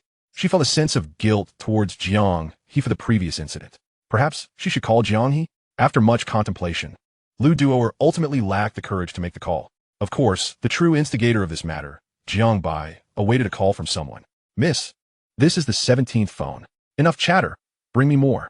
The bodyguard, feeling the pressure, complied without protest. As Jiang Bai surveyed the scattered remnants of phones, her composure gradually returned. Prepare the car. I'm going to find Jiang He. She could not believe that Jiang He would refuse her delicate, enchanting presence when she approached him. Once she played the charming damsel, he would surely be captivated. Then, when Jiang He revealed his true nature and attempted to harm her, she would seize control over him, allowing her elder sister to see through the man's true colors. She was quite clever indeed. Understood, Mississippi. I will attend to it right away. Wait, what news of those old fools in the capital? Jiang Bai's expression morphed into one of severity, her authoritative presence unmistakable. The bodyguard could not help but swallow hard. They had begun to stir, even brazenly amassing wealth. Upon hearing this, Jiang Bai let out a cold laugh. Those wretched old fools will soon find themselves compelled to regurgitate what they have consumed. She intended to seize complete control over the Jiang family. At that moment, she would be able to be with her sister forever. Chapter 84. Jiang Bai. Am I being scolded? Me? Scolded? Mr. and Mrs. Lu engaged in a lengthy discussion with Jiang He, and they came to understand that this seemingly youthful young man held an unwavering inner resolve. They also believed that Jiang He would certainly protect CC. CC, We shall take our leave now, regardless of whether we return tonight. Make sure to call us to report your safety. Understood?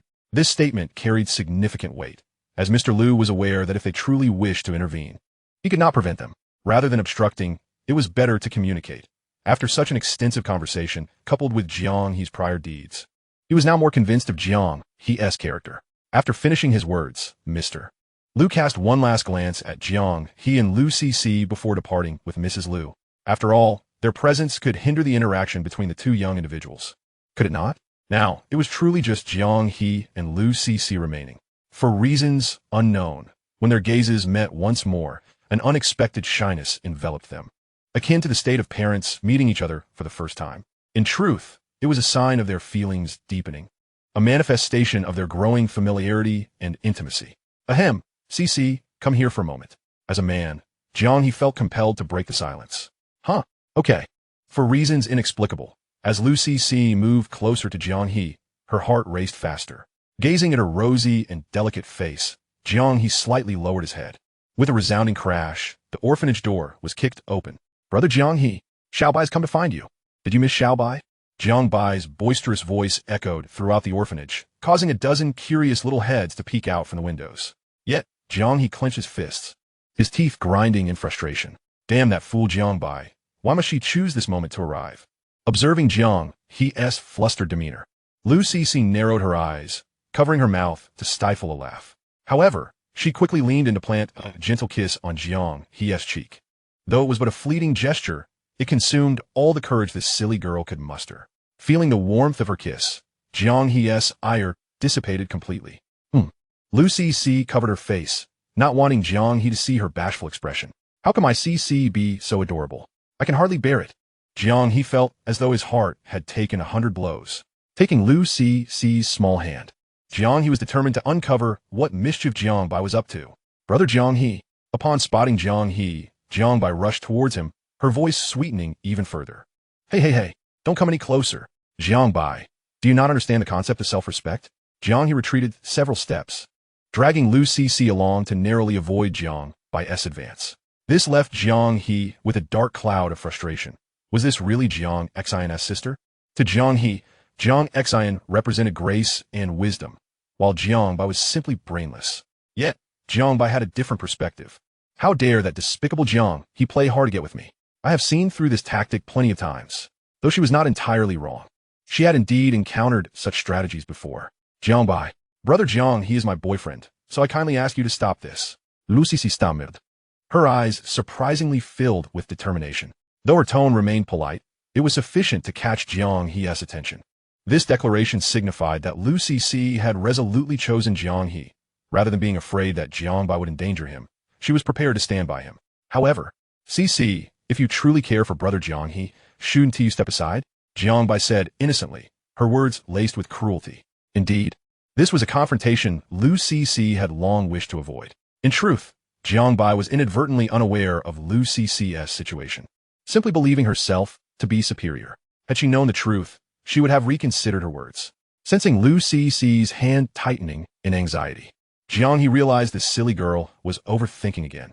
Nevertheless, he understood that it wouldn't be possible to dispel Liu Cc's concerns all at once. He would gradually provide her with reassurance, affirming that his heart belonged solely to her. Jiang Bai, what is your true intention? Stop pretending with me. Jiang He did not believe his charm was so overwhelming that Jiang Bai would act this way. From their first encounter, he had sensed something amiss. Brother Jiang He, how can you say such things about Xiaobai? Jiang Bai's eyes glistened with unshed tears as she spoke to Jiang He, her voice tinged with a slight tremor, as if she had suffered some grievance. Oh please, this will surely enchant Jiang He further. Jiang Bai imagined Jiang He abandoning Liu Cc to comfort her. Fool! Jiang He could no longer contain himself, uttering this one word, leaving everyone present, including Jiang Bai, momentarily frozen. Did she just get scolded? The eldest daughter of the Jiang family, the actual decision-maker, had just been reprimanded? Chapter 85, Jiang Huang's Plan? Zhou Ruiyan's choice having finished scolding, Jiang He led Liu Cc back inside, leaving Jiang Bai standing there, utterly bewildered. As she regained her senses, fury boiled within her. In the entirety of Jing City, apart from Jiang Xen, no one dared to speak to her so audaciously. Jiang Bai's gaze sharpened, realizing she had been underestimated. as if they believed she would not retaliate. Yet suddenly, a thought struck her. She had never been so easily led by a man. Could it be that Jiang He had acted deliberately? Thus, Jiang Bai became increasingly convinced that Jiang He had intentionally provoked her emotions. He wanted her to genuinely fall for him. The more she pondered, the more unsettling the conclusion became. If Jiang He were to hear Jiang Bai's inner monologue, he would likely add, brain dead. In truth, any scheming man with intentions towards Jiang Bai would be easily manipulated by her. Yet, by sheer misfortune, it was Jiang He who had crossed her path. Consequently, Jiang Bai opted for a temporary retreat, biding her time for the next opportunity. In her view, Jiang He was on the verge of revealing his true nature. After witnessing Jiang Bai's departure, Jiang He exhaled in relief. Having scolded her so thoroughly, surely this fool wouldn't he return? Meanwhile, Lu Cixi gazed at Jiang He with concern. Brother Jiang He, after all, Jiang Bai is Dr. Jiang Xin's sister. Was it truly right for us to act so? Though she harbored some dislike for Jiang Bai, even a tinge of hatred, Jiang Xin had been exceedingly kind to her, treating her as a confidant. Am I to be snatched away by her? Can you bear to push me toward her? Jiang He chuckled as he ruffled Lu Cixi's hair. This silly girl always tended to overthink. Yet, his previous words had been rather ambiguous, hadn't they? Of course not. Brother Jiang, he is mine. Lu Cixi blushed, determined that Jiang He was hers, and no one could take him away. Very well. That's the spirit. Simultaneously, in the ramen shop, Zhou Riyun lay idly across the table. The weather was dismal, and the street was nearly deserted. She relished the tranquility. However, there are moments when I find myself lost in thought, and suddenly, the image of Jiang He flashes before me. Oh dear, Zhou Riyun, what on earth are you doing? Jiang He is Cici's beloved. How shameless can you be? Just then, a tall figure appeared before Zhou Riyun. Hello, are you Miss Zhou Riyun? The newcomer removed her expensive sunglasses, revealing a strikingly beautiful face, Jiang Huang. And you are? Zhou Riyun quickly rose to her feet. To be honest, she had only ever encountered women of such poise on television, as if they were stars. After all, Jiang Huang was indeed a person of stature, and her elegance was undeniable. I am Jiang He's elder sister. You may call me Jiang Huang. Huh? Jiang He's sister? Greetings. Upon hearing that she was Jiang He's sister, Zhou Riyun promptly invited Jiang Huang to take a seat and went to pour her a cup of tea. Jiang Huang, noticing that Zhou Riyun showed no signs of aversion, felt a wave of relief wash over her. It seemed that Zhou Riyun was not fully aware of Jiang He's situation. This could serve as her opportunity. It's quite all right. No need to trouble yourself. I merely wish to discuss a matter. With that, Jiang Huang produced a bank card from her bag. This card contains 2 million. Consider it a means to assist Jiang He. Please do not disclose this to him, if you would. Zhou Riyun was taken aback by this statement. What did it mean? Upon seeing Zhou Riyun hesitate to accept the card, Jiang Huang felt a pang of anxiety. What is the matter? Miss Jiang, perhaps you should take it back. While I am unsure of your intentions, I cannot keep secrets from Jiang He. Jiang He was her savior, and Zhou Riyun had not sunk so low as to covet wealth. No, Miss Zhou, I harbor no ulterior motives. I simply... But before Jiang Huang could finish her sentence, Zhou Riyun's phone rang. Curiosity piqued. Zhou Riyun wondered who could be calling her. Hello, is this Jiang He? This is Lu Duoer. Lu Duoer must have summoned considerable resolve to make this call. Jiang He, I truly cannot manage that 1 million. What 1 million? When Lu Duoer heard a woman's voice on the line, she was momentarily stunned. Was this not Jiang He's number? Indeed, Jiang He had left the number of the noodle shop. Zhou Riyun furrowed her brow. Why had Jiang He never mentioned anything about this 1 million? Primarily, this issue had arisen from Jiang He's own predicament. He could not possibly drag Zhou Riyun into the mess as well. After listening to Lu Duoer's account, Zhou Riyun felt as though her spirit had been drained. 1 million. Even if she were to mortgage the shop to the bank, it would barely suffice. Yet this shop was the sole remnant of her mother's legacy. Meanwhile, Jiang Huang listened intently, her heart racing with excitement. Could it be that even now, Zhou Riyun still refused to accept this money? Jiang Huang gazed at Zhou Riyun, as if victory were already within her grasp. Zhou Riyun indeed hesitated. She could not pawn away her only source of hope. Chapter 86. Forget her. Carry her hopes to explore the world. Cici, how about I take you home?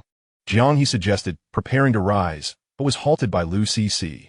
Brother Jiang, you are still unwell, and it's raining outside. Perhaps you shouldn't. I want to be leaving tonight. Upon hearing this, Lu Cici's small hands anxiously clutched the hem of her clothes.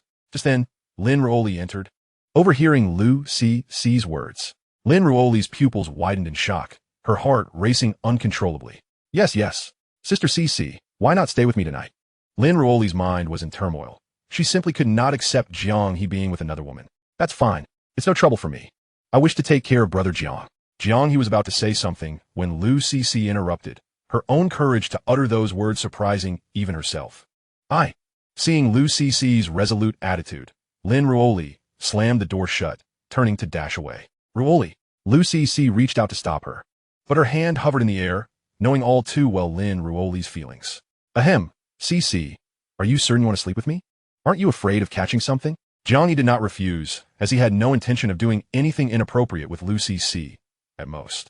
Meanwhile, Lin Ruoli, having fled the room, collapsed on her bed, clutching her stuffed bear and weeping. Damn Jiang He, why didn't you refuse? You lecherous rogue. This was a misunderstanding. He truly had no intentions toward Lu Cece. Yet, recalling that Lu Cece was indeed Jiang He's little girlfriend, she found it hard to begrudge them, resulting in even louder sobs.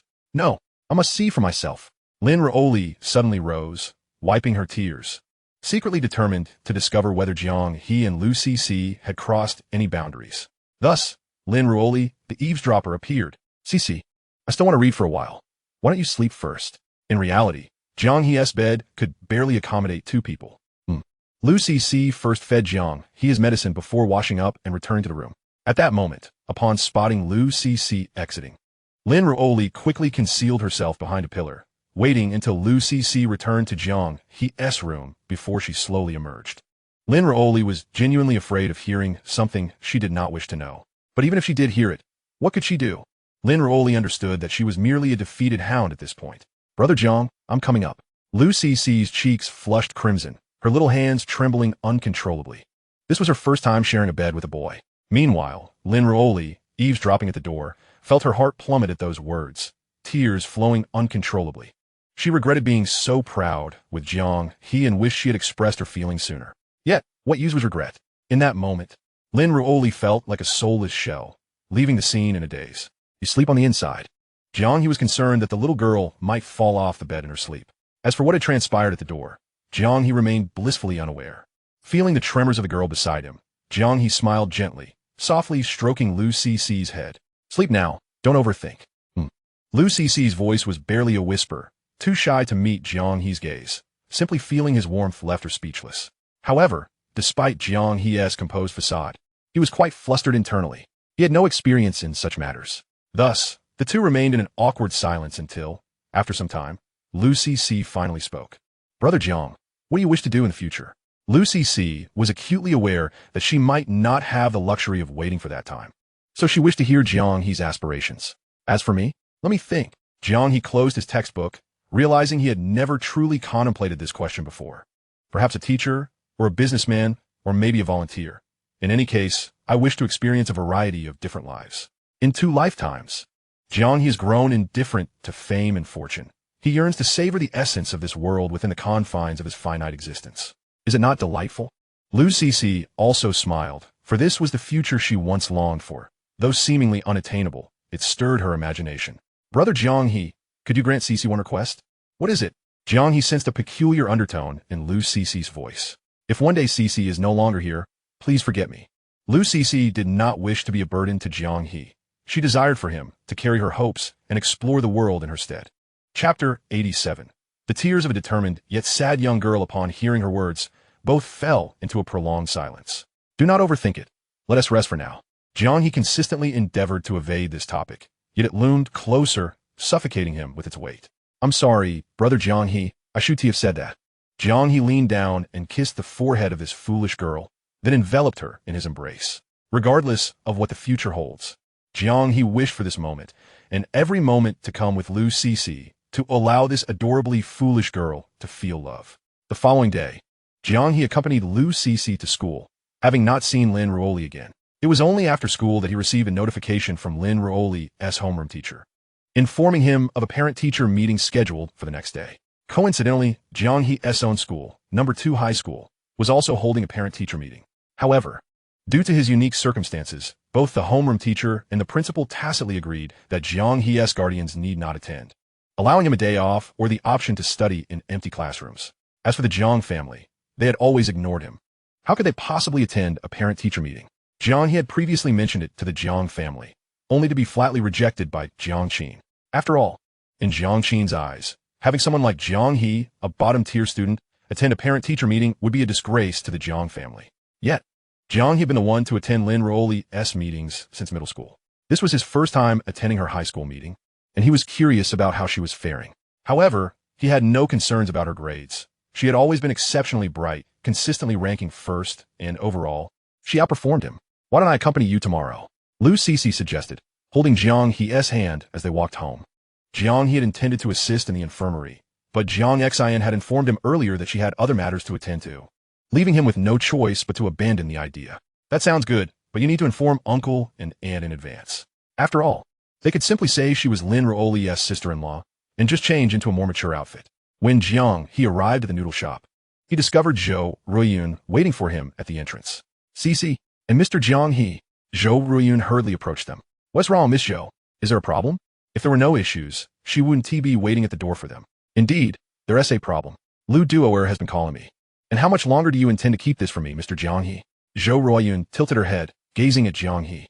As his partner, she found it incredulous that he had not mentioned a matter involving a million. What happened, brother Jiang He? Lu Cece's expression turned tense. Jiang He smacked his forehead, realizing he had forgotten about this matter. Ahem, perhaps we should. No way. Looking at the two of them, Jiang He understood he could no longer keep it a secret. The truth was, he had been reluctant to reveal it because he knew that the million was a consequence of his actions. Otherwise, he would have certainly discussed it with Zhou Ruiyun. Mr. Jiang He, here is 1 million. Please accept it. Zhou Ruiyun pulled out a brand new bank card from her pocket and extended it towards Jiang He. Upon hearing this, Jiang He was taken aback. Where had this girl acquired such a substantial sum? This was 1 million, not merely 100 cabbages. Oh, let us not worry about that. Cece, let us go inside and talk. As for the origins of this card, it traced back to the previous day when Jiang Huang had approached her. Miss Zhou, you know you need this million, so just accept it. Jiang He wanted to find out. With that, Jiang Huang pushed the card containing 2 million toward Zhou Ruiyun. The sight of the bank card on the table seemed to possess an enchanting allure, tempting Zhou Ruiyun to reach out for it. Indeed, under Jiang Huang's expectant gaze, she extended her hand towards the card. However, in the next moment, to Jiang Huang's astonishment, Zhou Ruiyun pushed the card back. Miss Zhou, what is this? Miss Jiang Huang, you should personally give this card to Jiang He. With that, Zhou Ruiyun stood up and returned to her kitchen. Jiang Huang, left with no other option, could only depart in disappointment. In the kitchen, Zhou Ruiyun dragged out a locked box from the depths. Inside was the property certificate of the shop. That day, she stared at that thin booklet for a long time. It was as if she could once again see her gentle yet incredibly strong mother. I am sorry, Mom. I truly am. The tears of the girl, resolute yet sorrowful, fell to the ground without stirring a speck of dust. If it weren't for Jiang He, she and her sister might not survive. She could not betray Jiang He, not even with a 1 in 1,000 chance. Simultaneously, she had faith that one day, she would reclaim this certificate, which held countless hopes, from the bank. Chapter 88. What about little He while you all attend Jiang Li's parent-teacher meeting? Sai, have you heard? That Lin Ruoli from our class is actually an orphan. Really? That vixen deserves it. Perhaps her family was cursed by her. Stop talking. She is here. Why should I be quiet? I'll say it. This girl, upon seeing Lin Ruoli return to her seat, grew even louder. Who let Lin Ruoli excel academically and possess such beauty? They simply couldn't stand it. Lin Ruoli, how do you survive as an orphan? Do you sell? But before she could finish her sentence, a resounding slap echoed through the classroom. The girl, stunned, covered her reddened cheek in disbelief. Lin Ruoli, you vixen. How dare you hit me? I'm going to get you back for this. However, Lin Ruoli was no longer the softy she once was. This sheltered flower was no match for her. She simply had not anticipated that even in high school, such petty individuals still existed. Of course, the consequence of Lin Ruoli taking action was that both were summoned to the homeroom teacheress office. The homeroom teacher, a middle-aged woman, viewed their public brawl in the classroom as a direct challenge to her authority. Without regard for right or wrong, she ordered both students to bring their parents the next day and dismiss them from her office. In the corridor, the previous girl was brimming with pride. Sassy vixen, let us see how you, an orphan, managed to call your parents. Maybe you could bring the old man who supports you instead. Haha. Yet, before she could finish her laughter, she was startled by Lin Ruoli's raised hand, prompting her to flee in fright. But was Lin Ruoli truly as calm as she appeared? No one knew until the following day. At the Jiang family villa, Jiang Qin and Lu Ru were preparing to attend a parent-teacher meeting for Jiang Li. At that moment, Jiang Huang slowly descended from the upper floor. You are all going to the meeting for Jiang Li, but what about Xiao He? Upon hearing this, Both were momentarily taken aback. Lu Ru suddenly remembered that she had never attended a parent-teacher meeting for Jiang He, which explained why they were ejected from the school during their last visit. Then I shall go find Xiao He immediately. It was my oversight as a mother. But was it truly just carelessness? Jiang Qin held the most authority on this matter, having been the one to personally refuse Jiang He. Feeling somewhat awkward, he hastily decided to take Lu Ru to find Jiang He. However, Jiang Huang intercepted them. You go to the meeting for Jiang Li. I will attend to Xiao He. With that, Jiang Huang turned and exited the Jiang family's grand door, leaving Jiang Qin and Lu Ru behind. Lu Ru felt an overwhelming sense of heartache, her eyes reddening. Do you think Xiao Huang is upset with us, blaming us for not bringing Xiao He back? Upon hearing this, Jiang Qin's hand trembled, but he quickly regained his composure. Regardless, Xiao Li's coming-of-age ceremony was arranged by us. He is recognized as a member of the upper echelons of society as a Jiang. If we were to cast him aside, what would others say about the Jiang family? After some time, when Jiang He comes to terms with things, she will return. Do not dwell on it. Jiang Qin reassured Lu Ru. Meanwhile, Jiang He and Lu Cixi had changed in a more formal attire. However, regardless of how they dressed, they merely appeared as fresh university graduates. Yet that was sufficient. When Jiang He and Lu Cixi arrived at Lin Ruoli's school, he realized he was unaware of where Lin Ruoli's classroom was and promptly called her homeroom teacher. You're Lin Ruoli's parent, correct? Please come to my office first. Jiang He was taken aback. What was the matter? Why did he need to go to the office? Was something wrong with Lin Ruoli? Did Lin Ruoli not tell you yesterday? She got into a fight at school. Hurry over. The other parents are waiting. Upon hearing this, Jiang He furrowed his brows tightly. He understood that Lin Ruoli would never strike someone without provocation unless she was instigated. With this thought, Jiang He struggled to contain his rising anger and directly took Lu Cixi to the homeroom teacher's office. However, before he could push the door open, he heard a commotion inside. Teacher, look, that little wretch has beaten our Zihan. A middle-aged man had even rolled up his sleeves, ready to strike Lin Ruoli. I told you, she provoked me first. She brought the beating upon herself. Lin Ruoli remained unafraid, asserting her innocence. What did you say? If you hadn't been selling yourself, would I have said anything? You little vixen, how many men have you seduced? With her parents present, Zihan became increasingly arrogant. As for the middle-aged homeroom teacher, he dared not intervene in the face of such unreasonable parents. How you treated our Zihan, I will return the favor. Saying this, the middle-aged man attempted to strike Lin Ruoli. Chapter 89. You are an orphan without parents. What is wrong with suffering a bit? In the next moment, Jiang He forcefully kicked open the office door. The loud bang startled the other teachers within, making them think it was some kind of terror attack. Who the hell do you think you're touching? Jiang He deliberately left Lu Cixi outside, rolling up his sleeves, resembling a little hoodlum. He did this because he had encountered such unreasonable individuals too many times and knew they wouldn't respond to reason. Who are you? Why do you have to seek justice for your daughter? Seeing Jiang He's fierce demeanor, the middle-aged man who intended to strike Lin Ruoli immediately wilted, even beginning to explain himself. Isn't it laughable? Lin Ruoli turned her face away, unwilling for Jiang He to see her in such a disheveled state. Justice? Your little wretch dared to insult my sister. Do you believe that once we step outside, I want to make her disappear? Cursing under his breath, Jiang He spat vehemently. Regardless of the truth, harsh words must come first to instill fear. They may not believe it, but they would never dare to gamble. Jiang He glared fiercely at the girl named Zihan, embodying the essence of a fierce youth from society. Zihan, terrified, shrank back, hiding behind her mother, tears streaming down her face. Wazti had said that Lin Ruoli was an orphan. She had taken advantage of Lin Ruoli's lack of protection, not expecting Jiang He to intervene. In fact, Lin Ruoli's plight mirrored that of many orphans, a scenario all too familiar on the internet. You are an orphan without parents. What is wrong with suffering a bit? This was the prevailing attitude, where those who seemed vulnerable were often the targets of bullying. The school and teachers were consistently complicit in this behavior, indifferent to fairness or justice, solely intent on quelling disturbances. What do you want? I warn you, this is illegal. The middle-aged man, flustered, stood in front of Jiang He, attempting to lecture him on the law, seemingly forgetting that he had just threatened violence himself. What do I care? I can afford to spend a few years inside. Just as Jiang He was about to take action, the previously silent middle-aged female homeroom teacher quickly intervened. Sir, please calm down. Let us discuss this matter calmly. Upon hearing this, Jiang He turned his gaze to the homeroom teacher. You old hag, why didn't you speak up when this old bastard was about to strike my Ruoli? If you dare say another word, I'll knock your teeth out. Seeing that Jiang He was impervious to reason and ready to fight, even the principal was compelled to intervene, kindly inviting Jiang He to his office, only to be met with a direct refusal. Jiang He was in no mood to consider anyone's authority. He knew that whoever flinched first would be at a disadvantage. It was truly laughable. Kindness invites bullying. In this world, the good are often the ones who suffer while the wicked roam free. However, Jiang He firmly believed that, ultimately, there are more good people than bad. Yet when faced with evil, one must be even more ruthless. Enough. Let that little wretch apologize to Ruoli, and we'll consider this matter settled.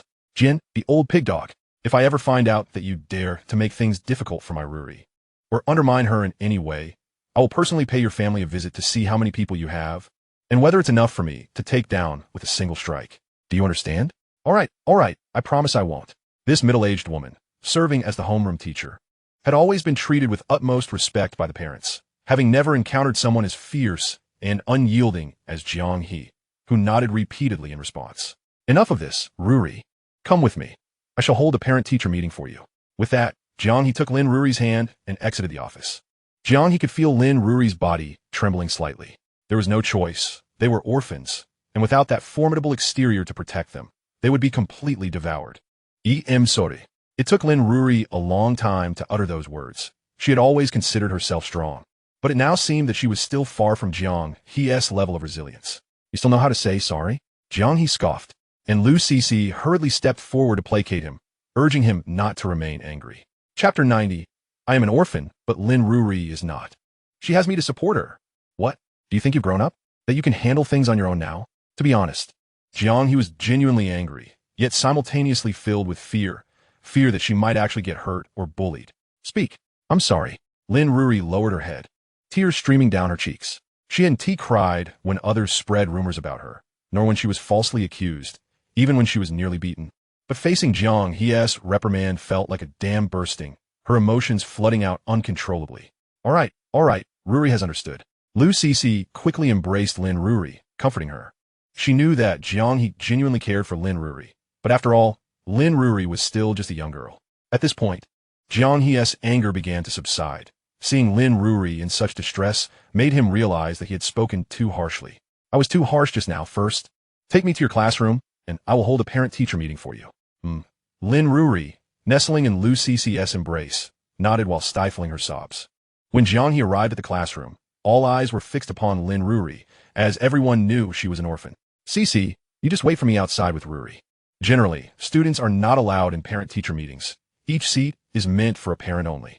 Jiang He noticed that every other parent had received a letter on their table, while his was conspicuously absent, causing him to awkwardly touch his nose. In truth, Lin Ruri had never expected Jiang He to come. After all, she hadn't mentioned this matter to him. Had it not been for the school S notification, he would have been unaware. However, Lin Ruri was indeed commendable. Among the 9 subjects in high school, she had achieved the top rank in 3, and her overall ranking was consistently within the top 3, very close to the first place.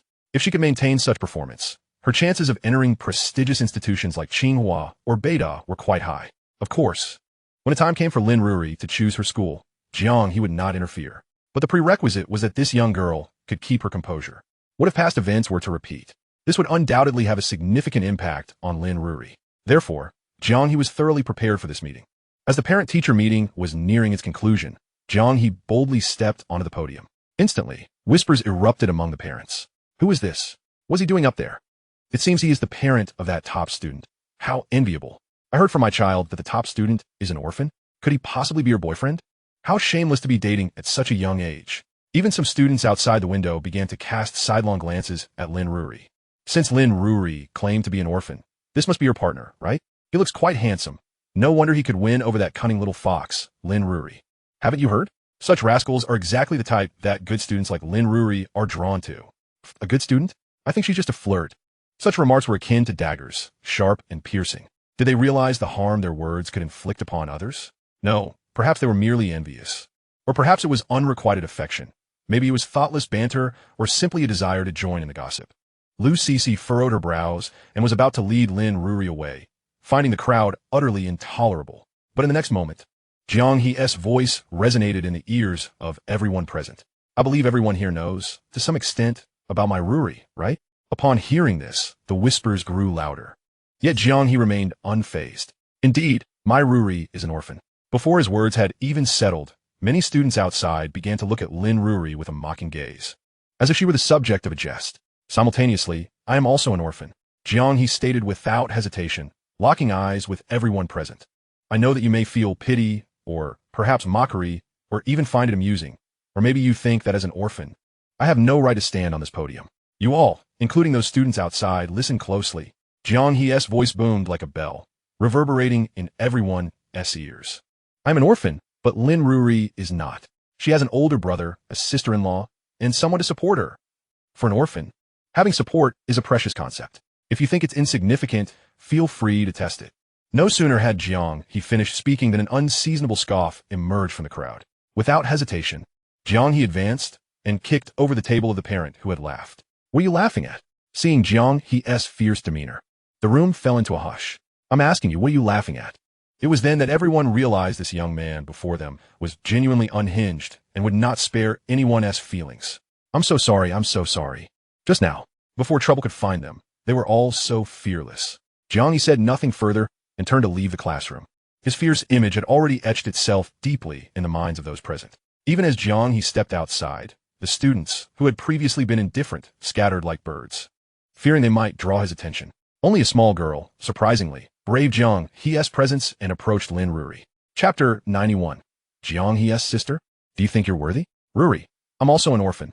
May I study with you? The courage of this small girl was truly admirable. Merely walking past Jiang, he had her trembling uncontrollably. Upon seeing the girl's state, Lin Ruri, despite her tear-filled eyes, couldn't help but laugh. Of course, I will protect you, just like my brother Jiang He does for me. As Jiang He exited the school gates, Lin Ruri and the little girl waved goodbye to him. Go back. Call me if you need anything. Having said this, Jiang He turned to leave with Lu Cici, feeling relieved. Cici, do you think I'm too violent? Walking back to school, Jiang He took hold of Lu Cici's small hand, a hint of worry surfacing in his mind about whether she might perceive him as a brute. Brother Jiang He is indeed quite violent. First, he scolded the unreasonable parents and the homeroom teacher, then kicked over the table of the one who mocked him. At this moment, Jiang He, compared to his usual gentle self, could indeed be described as violent. But brother Jiang He, your violence is to protect yourself and your loved ones. It's directed at those wicked people, and in Cici's eyes, it's quite admirable. As the last two words escaped Lu Cici's lips, Jiang He finally felt the weight on his heart lift. He was acutely aware that resorting to violence was not a viable solution. However, it had become his sole weapon in the relentless pursuit of his desire to protect. To safeguard what he cherished, he felt compelled to embrace madness and fight with fervor. If he did not exert himself to the utmost, those around him might not spare him even a glance, perceiving him merely as a joke. An orphan, was he not fair game for ridicule? The principle of self-improvement was Jiang He's guiding philosophy, one he aspired to impart to Lin Ruri. Meanwhile, Jiang Huang had arrived at Jiang He's school, successfully infiltrating it. Upon reaching Jiang He's classroom, she discovered that he seemed to be absent. Hello, fellow students. I am Jiang He's elder sister. May I inquire where he has gone? Upon hearing this, the student scrutinized Jiang Huang from head to toe. You are Jiang He's sister? Over the past 3 years, I have never heard Jiang He mention having family. Jiang Huang's face betrayed a hint of panic, for they had previously forbidden Jiang He from disclosing his connection to the Jiang family. Perhaps Jiang He simply forgot. I truly am his sister. My name is Jiang Huang. I am here for the parent-teacher meeting.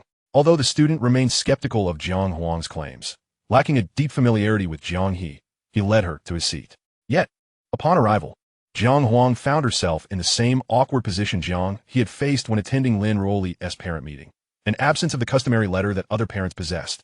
Meanwhile, Jiang He's deskmate, Zhang Yan's mother, regarded the impeccably dressed woman beside her with a puzzled expression. She had visited several times without ever encountering Jiang He's family, and her son had mentioned that Jiang He was an orphan, deserving of care. Who then was this woman? As the homeroom teacher entered, she too cast a perplexed glance at Jiang He's seat, which had always been vacant. Surely a parent had mistakenly taken the wrong seat? All right, let us invite the parents of outstanding students to share their educational experiences. When Jiang He's name was called, Jiang Huang felt a surge of panic. How could Jiang He possibly be acknowledged? Was his academic performance at the very bottom? In truth, the teacher had merely called Jiang He's name as a formality. However, when Jiang Huang took the stage, the homeroom teacher was momentarily taken aback. May I ask, who are you? I'm Jiang He's sister. Upon hearing this, the homeroom teacher was utterly bewildered. When had Jiang He acquired sister? Was she perhaps a cousin? Yet, as Jiang Huang continued speaking, Her remarks became increasingly incoherent, revealing that she did not even know Jiang He's exam scores, his progress, or his ranking in the city. "Miss, are you truly Jiang He's sister, or?" Faced with the teacher's inquiry, Jiang Huang felt her cheeks flush. Perhaps even she was astonished by her own ignorance regarding Jiang He. This was hardly the demeanor of a sister. "I'm sorry," Jiang Huang stammered, unable to articulate further, and she retreated from the stage. Below, the other parents whispered amongst themselves, some even suspecting Jiang Huang of being a human trafficker. As for Zhang Yan's mother, being rather forthright, she did not hesitate to challenge Jiang Huang. "Miss Jiang, you seem utterly uninformed about Jiang He, yet you claim to be a sister?" This statement shattered Jiang Huang's composure, and overwhelmed by the multitude of scrutinizing eyes, she felt unworthy of remaining seated. As she descended the stairs, tears streamed down her face. She truly was not his sister. But no matter how she rationalized it, the stark truth remained. She was wholly unfit to assume the role of Jiang He's sister. Simultaneously, Jiang Qin and Lu Ru had just concluded a parent meeting for Jiang Li.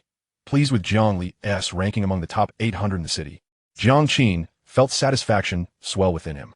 With a little more effort, Jiang Li might yet secure admission to prestigious institutions like Tsinghua or Beida, thus restoring the Jiang family's honor.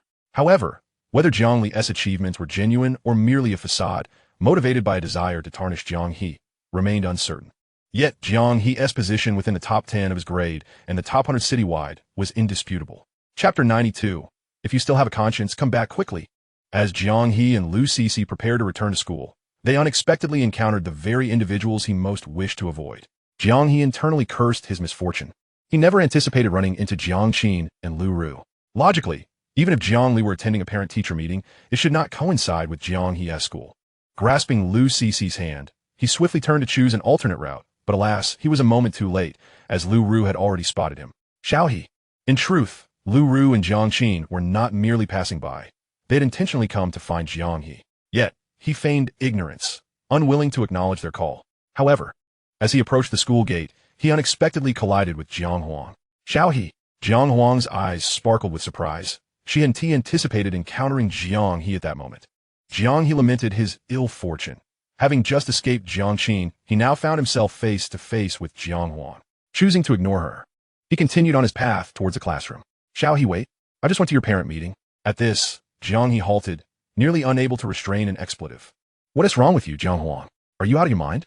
Jiang He struggled to comprehend the erratic behavior of the Jiang family. Previously, when he had sought their presence, they had shunned him out of embarrassment. Now, having severed ties with the Jiang family, they appeared one after another. "Is this not disgraceful? Xiao He, I know I haven't been there for you these past few years, but I truly regret it now. Please, just give me a chance." As she spoke, Jiang Huang instinctively reached for Jiang He's arm, genuinely wishing for an opportunity to understand and care for him. This scene drew the attention of several passing parents and students, with some female students whispering among themselves, speculating whether Jiang Huang was a mistress. One could not help but marvel at the leaps of imagination these individuals possessed.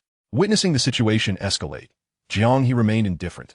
However, he was concerned about the repercussions for Lu Cixi. It was clear that Jiang Huang would not relent anytime soon. "Cixi, please head back to the classroom and help me gather my books." This was merely a pretext to distance Lu Cixi from the unfolding drama. Understanding that her presence would only complicate matters, Lu Cixi accepted it was Jiang He's affair to resolve, and if he wished to share, he would do so in his own time.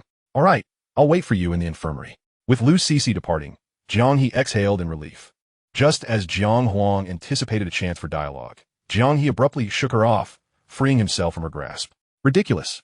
He had initially been concerned for Lu Cixi, but now that she was gone, why should he linger? He had no desire to squander time with these members of the Jiang family. "Xiao He." Jiang Huang stood frozen, her expression one of disbelief. Just as she contemplated pursuing him, a loud crack echoed. The heel of one of her high-heeled shoes had broken. Coincidentally, Jiang Qin and Lu Ru arrived at the school gate at that moment, and they hurried towards Jiang Huang. "Xiao Huang, what is wrong?" Yet Jiang Huang was oblivious to her own predicament, limping as she rushed to find Jiang He. "I know where Xiao He is. I know." She remembered that Jiang He always worked at Jiang Xi's infirmary after school. She's set to leave now. Meanwhile, Jiang He has indeed arrived at the infirmary. "Brother Jiang He," Lu Cixi exclaimed as she rushed forward upon seeing Jiang He return so swiftly. However, Jiang Xin remained troubled, not even noticing Jiang He's approach. The reason she had been occupied yesterday was to have a discussion with Jiang Bai. Yet, Jiang Bai was completely unresponsive to her words, leaving her no choice but to relent. Sigh, what has become of Jiang Bai? It cannot be solely blamed on her, much like Jiang He. Her madness and ruthlessness are merely means of self-preservation and protection for her sister. Until absolute safety is assured, she cannot afford to shed her facade. Xiao He. Upon hearing a voice from nearby, Jiang He couldn't help but rub his forehead in exasperation. What is wrong with these people? Can't they just leave him be? Upon noticing Jiang He's reluctance to depart, Jiang Huang promptly removed her high heels and hurried over to him. Xiao He, all I want is a chance to understand and protect you. Faced with Jiang Huang's earnest plea, Jiang He was at a loss for words. There's truly no need for this now. There were ample opportunities in the past to understand me, yet you chose not to seize them. Xiao He, you still blame your sister, don't you? I genuinely realize my mistakes. As Jiang Huang's eyes began to glisten with tears, Jiang Xin could no longer contain himself and stepped forward, coldly gazing at Jiang He. Look at what has become of the Jiang family because of you. If you have any conscience left, hurry back. At these words, Jiang He's eyes widened in disbelief. Is it all because of him? Chapter 93. No. You truly believe this, don't you? Because of me? Jiang He could hardly believe it, pointing a finger at himself in astonishment.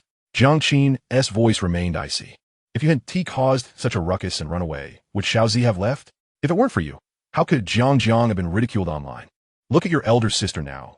Does she resemble a president of a corporation in any way? Isn't all of this due to you? The Jiang family was once harmonious, and it is you alone who has brought turmoil upon us. Jiang Qin's words echoed in the ears of everyone present, perhaps even convincing himself of their validity. Yes, Mr. Jiang, you are correct. Jiang He nodded. It was fortunate that he thought so. So, Mr. Jiang, may I ask if you can now leave? Wouldn't it be better to keep your distance from this supposed culprit? This remark sent Jiang Qin into a furious rage. What do you mean? If you understand your fault, hurry back home with me. Come back now and bring your second sister with you. However, before Jiang Qin could finish, Jiang He interrupted him. No, you truly believe this, don't you? I never sought out anyone from the Jiang family. Jiang He was incredulous that his father could genuinely think all of this was his fault. What does Jiang Zi's situation have to do with me? Did I force her to leave the Jiang family? I was completely unaware of this matter, and you dare place the blame on me? You. Jiang Qin was momentarily rendered speechless with rage. What do you mean, you? Jiang Huang, have I ever sought you out? And as for Jiang, who knows what madness possessed her to volunteer in my orphanage? Since leaving the Jiang family, have I ever reached out to any of you? Damn it. Do you think I owe you something? If I don't say it outright, you might actually believe you are in the right. Jiang He unleashed the pent-up fury he had harbored from days of harassment by the Jiang family. He is usually gentle and speaks little, yet the events of these past days, including Lin Ruoli's bullying, had truly pushed him to the brink of his patience. No, Xiao He, your father is merely confused with anger. Please don't be upset. Lu Ru attempted to step forward and grasp Jiang He's hand, but was met with his evasion. Jiang He, regardless of anything, I am still your father. Is this how you speak to your father? Seeing he could not win the argument, Jiang Qin invoked the title of father, attempting to regain some dignity. What father? Have we not severed ties long ago? Jiang He scoffed, unimpressed by such tactics. Fine. Jiang He, you are truly stubborn. Once you enter society, you will understand what it means to be a member of the Jiang family. One day, you'll find yourself begging me. Jiang Qin was unyielding, having already extended an olive branch to Jiang He. Ha! So your true thoughts are laid bare in your eyes. The Jiang family is an unattainable entity for someone like me, correct? Jiang He found it amusing. If he indeed coveted the wealth of the Jiang family, would he have severed ties? Jiang Qin, remember this. I have no desire for the Jiang family, so do not bother seeking me out again, understood? Upon hearing this, Lu Ru was overwhelmed with tears, realizing that her past favoritism and biases had led to the Jiang family's current predicament. Humph, Jiang He, I will see how long you can maintain this defiance. We are leaving. Jiang Qin was determined to see how Jiang He would manage his tuition fees once he graduated. University tuition is not a trivial sum. Furthermore, the orphanage where Jiang He resides is facing government cuts to welfare programs, and that particular orphanage is among those affected. This was the assurance Jiang Qin had that Jiang He would eventually return to the Jiang family. Without their support, the orphanage would have to close. All right, you have your spirit, but what will happen to all the orphans at your orphanage? He aimed to make Jiang He understand that without the Jiang family, he was nothing. He wanted Jiang He to kneel and beg for his father's forgiveness. He wanted Jiang He to realize that every decision he made as a father was justified. Jiang Huang, did you not hear my words? Let us go. With no other option, Jiang Huang cast one last glance at Jiang He, a tear rolling down her delicate cheek. Why? Why wouldn't Jiang He give him a chance? Yet, unbeknownst to her, Jiang He had once faced death. In his past life, when he was trapped in flames, no one had offered him an opportunity. Watching them depart, Jiang He let out a sigh of relief. But upon seeing Lu Cc's anxious expression, he couldn't help but smile. Brother Jiang He, I want to know your past. I want to share in everything that happens with you. Lu Cc gathered her courage, wishing to face the future alongside Jiang He. Chapter 94. The Jiang Family Crisis. Shocked Jiang Bai. Did Jiang He cover the million? Is that so? Then allow me to explain. Jiang He appeared relaxed, since Lu Cc wished to know. He saw no reason to conceal anything. Meanwhile, in the capital city, as the capital, it is undeniably vibrant. Even as twilight descends, the streets teem with pedestrians, tourists, couples, and students just released from school. The streetlights had long been lit.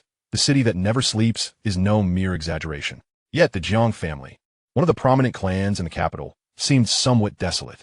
Lu Mu, Jiang Bai's personal secretary, dressed in a pristine traditional maid outfit, sat upright, observing the elderly gentleman before her. Please note that the maid outfit here is not designed for the pursuit of opulence and aesthetic appeal. Rather, it is a traditional maid's attire aimed solely at facilitating work. It bears minimal embellishments, resembling most work uniforms, albeit with an added touch of elegance. Xiao Lu. With President Jiang currently absent, rumors are circulating among the staff regarding his well-being and whether he may return. Could you possibly provide us with some clarity? Indeed, if President Jiang were here, we would not dare to voice our concerns. But now the entire corporation is buzzing with speculation. These seasoned individuals, cunning as they are, hint at underlying implications regarding whether Jiang Bai can continue to serve as the head of the Jiang family and maintain control over the Jiang group. I must say, you all seem rather audacious, leaping to conclusions merely because Jiang Bai has been away for a few days. Are you not afraid of the repercussions upon his return? Lu Mu adjusted her gold-rimmed glasses with an air of sophistication, embodying grace in every movement, which rendered her entirely unperturbed by the unfolding drama. Upon hearing her words, the elderly gentleman exchanged glances, momentarily taken aback. Had Jiang Bai been present, they would have dared not overstep. They could only covertly siphon off some assets in the shadows. But the situation has changed. Jiang Bai has been unreachable for days, and the silence is deafening. This only suggests one possibility. Something grave has indeed transpired, and news has been deliberately suppressed. With this realization, the old-timers straightened with renewed vigor. Their audacity is commendable. Once Jiang Bai is ousted, they would no longer need to live in fear, free to amass wealth as they please. Enough, Lu Mu. You're merely a dog at Jiang Bai's side. Do not overestimate your worth. Should you be expelled from the group, you will become a stray, and that would indeed be entertaining. Yet Lu Mu remained unfazed. As Jiang Bai's chief private secretary, she had weathered far greater storms than this. With resolute determination, she slammed her hand on the table, standing tall to confront the old man. Do you believe your actions have gone unnoticed? You are well aware of the public funds you've embezzled, and you know precisely the consequences that await you. There is no need for me to elaborate further. Her words ignited a firestorm of indignation among the old men, who had assumed their clandestine dealings were secure from scrutiny. But what does it matter? The shareholders' meeting is imminent, and if Jiang Bai remains absent, the entire Jiang family will fall into our hands. Even if it involves dubious means, we can easily turn the tables. Were you anyway? In the past, you had Jiang Bai's backing, but now that she is gone, you are nothing. As their insults grew fiercer, Lu Mu clapped her hands, and, in an instant, several burly bodyguards wearing sunglasses strode in, positioning themselves firmly before the elderly gentleman. In that moment, the old men's bravado dissipated. They were fortunate to be facing Lu Mu. Had it been Jiang Bai, she would have likely disarmed them in a heartbeat. This is no exaggeration. Jiang Bai possesses that kind of ferocity. It's no wonder so many in the capital fear her. Escort them out. Upon this command, the bodyguards moved to usher the old men out. Lu Mu, mark my words. In a few days, you will find yourself cast out of the group. A lost dog with nowhere to go. Seated in her chair, Lu Mu surveyed the empty office and could not help but remove her glasses, massaging her temples. Jiang Bai, where have you gone? Her eyes were heavy with fatigue. The burden of the entire Jiang family and the Jiang group rested solely on her shoulders. Yet, despite her remarkable capabilities, she remained just a young woman in her early 20s. It is also Jiang Bai's fault. In her quest for thoroughness in this plan, she had not even mentioned it to her most trusted confidant, Lu Mu, revealing the extent of her commitment to eradicate the malignant elements within the Jiang family. Miss, if I cannot endure this, please do not hold it against me. I shall personally apologize to you. To Lu Mu, Jiang Bai represented her pillar of strength. Should Jiang Bai truly be gone, so too would Lu Mu's resolve. Meanwhile, miles away in Haishur, Jiang Bai received shocking news. What? 1 million has been compensated by Jiang He? How is this possible? Jiang Bai was utterly stunned. Chapter 95. Jiang Bai's Final Strike. An unexpected visitor at the orphanage. You should know the consequences of deceiving me. Jiang Bai frowned slightly. How could Jiang He possibly amass such a sum in such a short time? Could it be that the gym owner is deceiving her? Think whatever you like. Since Jiang He has completed his task, I, Lu Hui, will not backtrack. Whatever you desire, I shall accept. I am eager to see if we can bring about mutual destruction.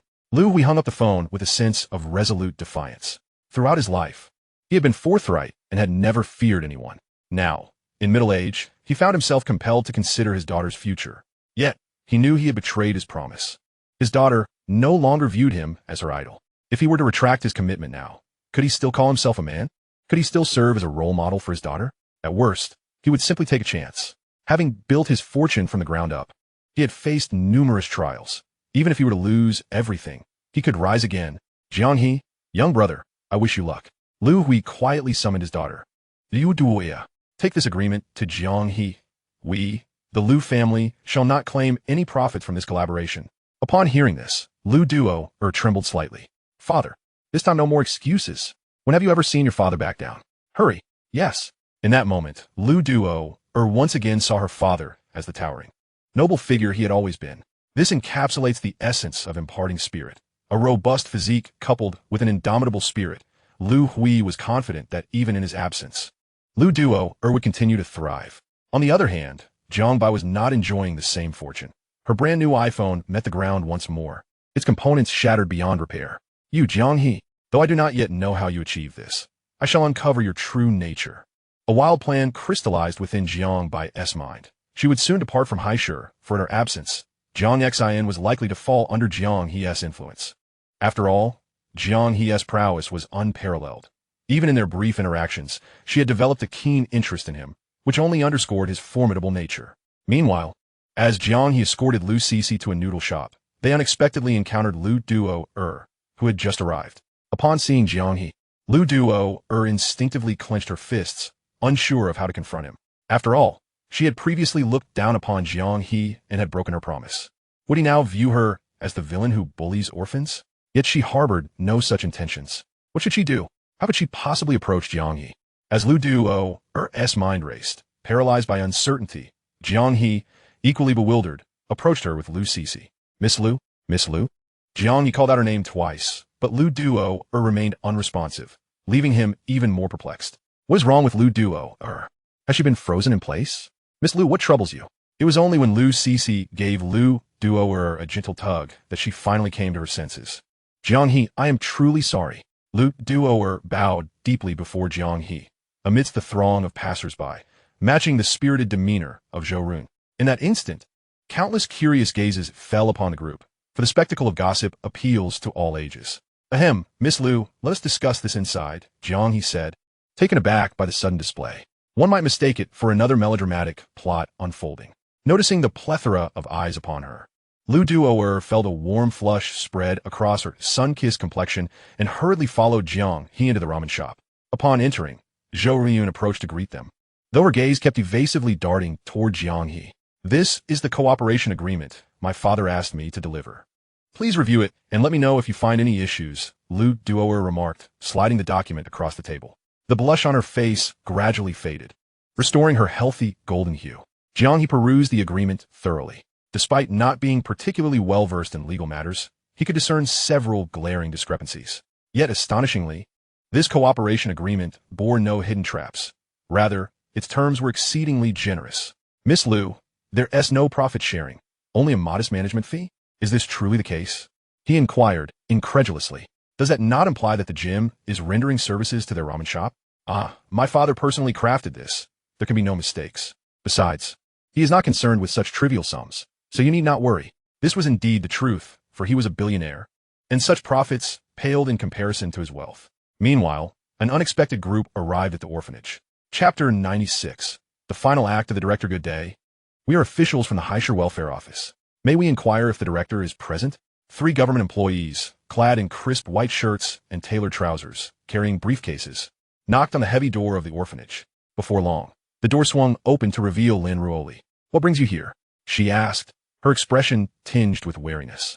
"Do not be alarmed, young lady. We are here to speak with your director regarding some matters." Their response elicited a bemused smile. Vigilance was commendable, especially given the recent surge in human trafficking incidents.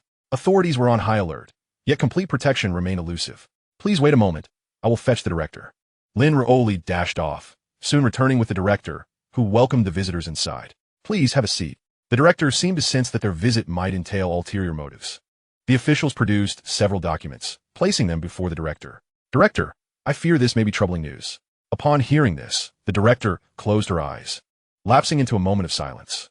"We understand that you are of advanced age, and while the orphanage is not particularly old, its location on the outskirts poses challenges for the children's commute to school, does it not? Moreover, relocating to the city could be beneficial," they continued, only to be interrupted by the director. "What conditions must be met to preserve the orphanage?" At this, the 3 officials exchanged glances, ultimately sighing in resignation. "A guarantee of $2 million in savings. For an orphanage with a dozen children, annual expenses would undoubtedly exceed $200,000. In recent years, government welfare policies had improved, leading to a decline in the number of orphans, prompting plans to consolidate orphanages for more efficient management, thereby enhancing the welfare of each child. However, such centralization would mean that children would struggle to receive the affection of caring adults. To the director, each of those children was like her own, deserving of familial love.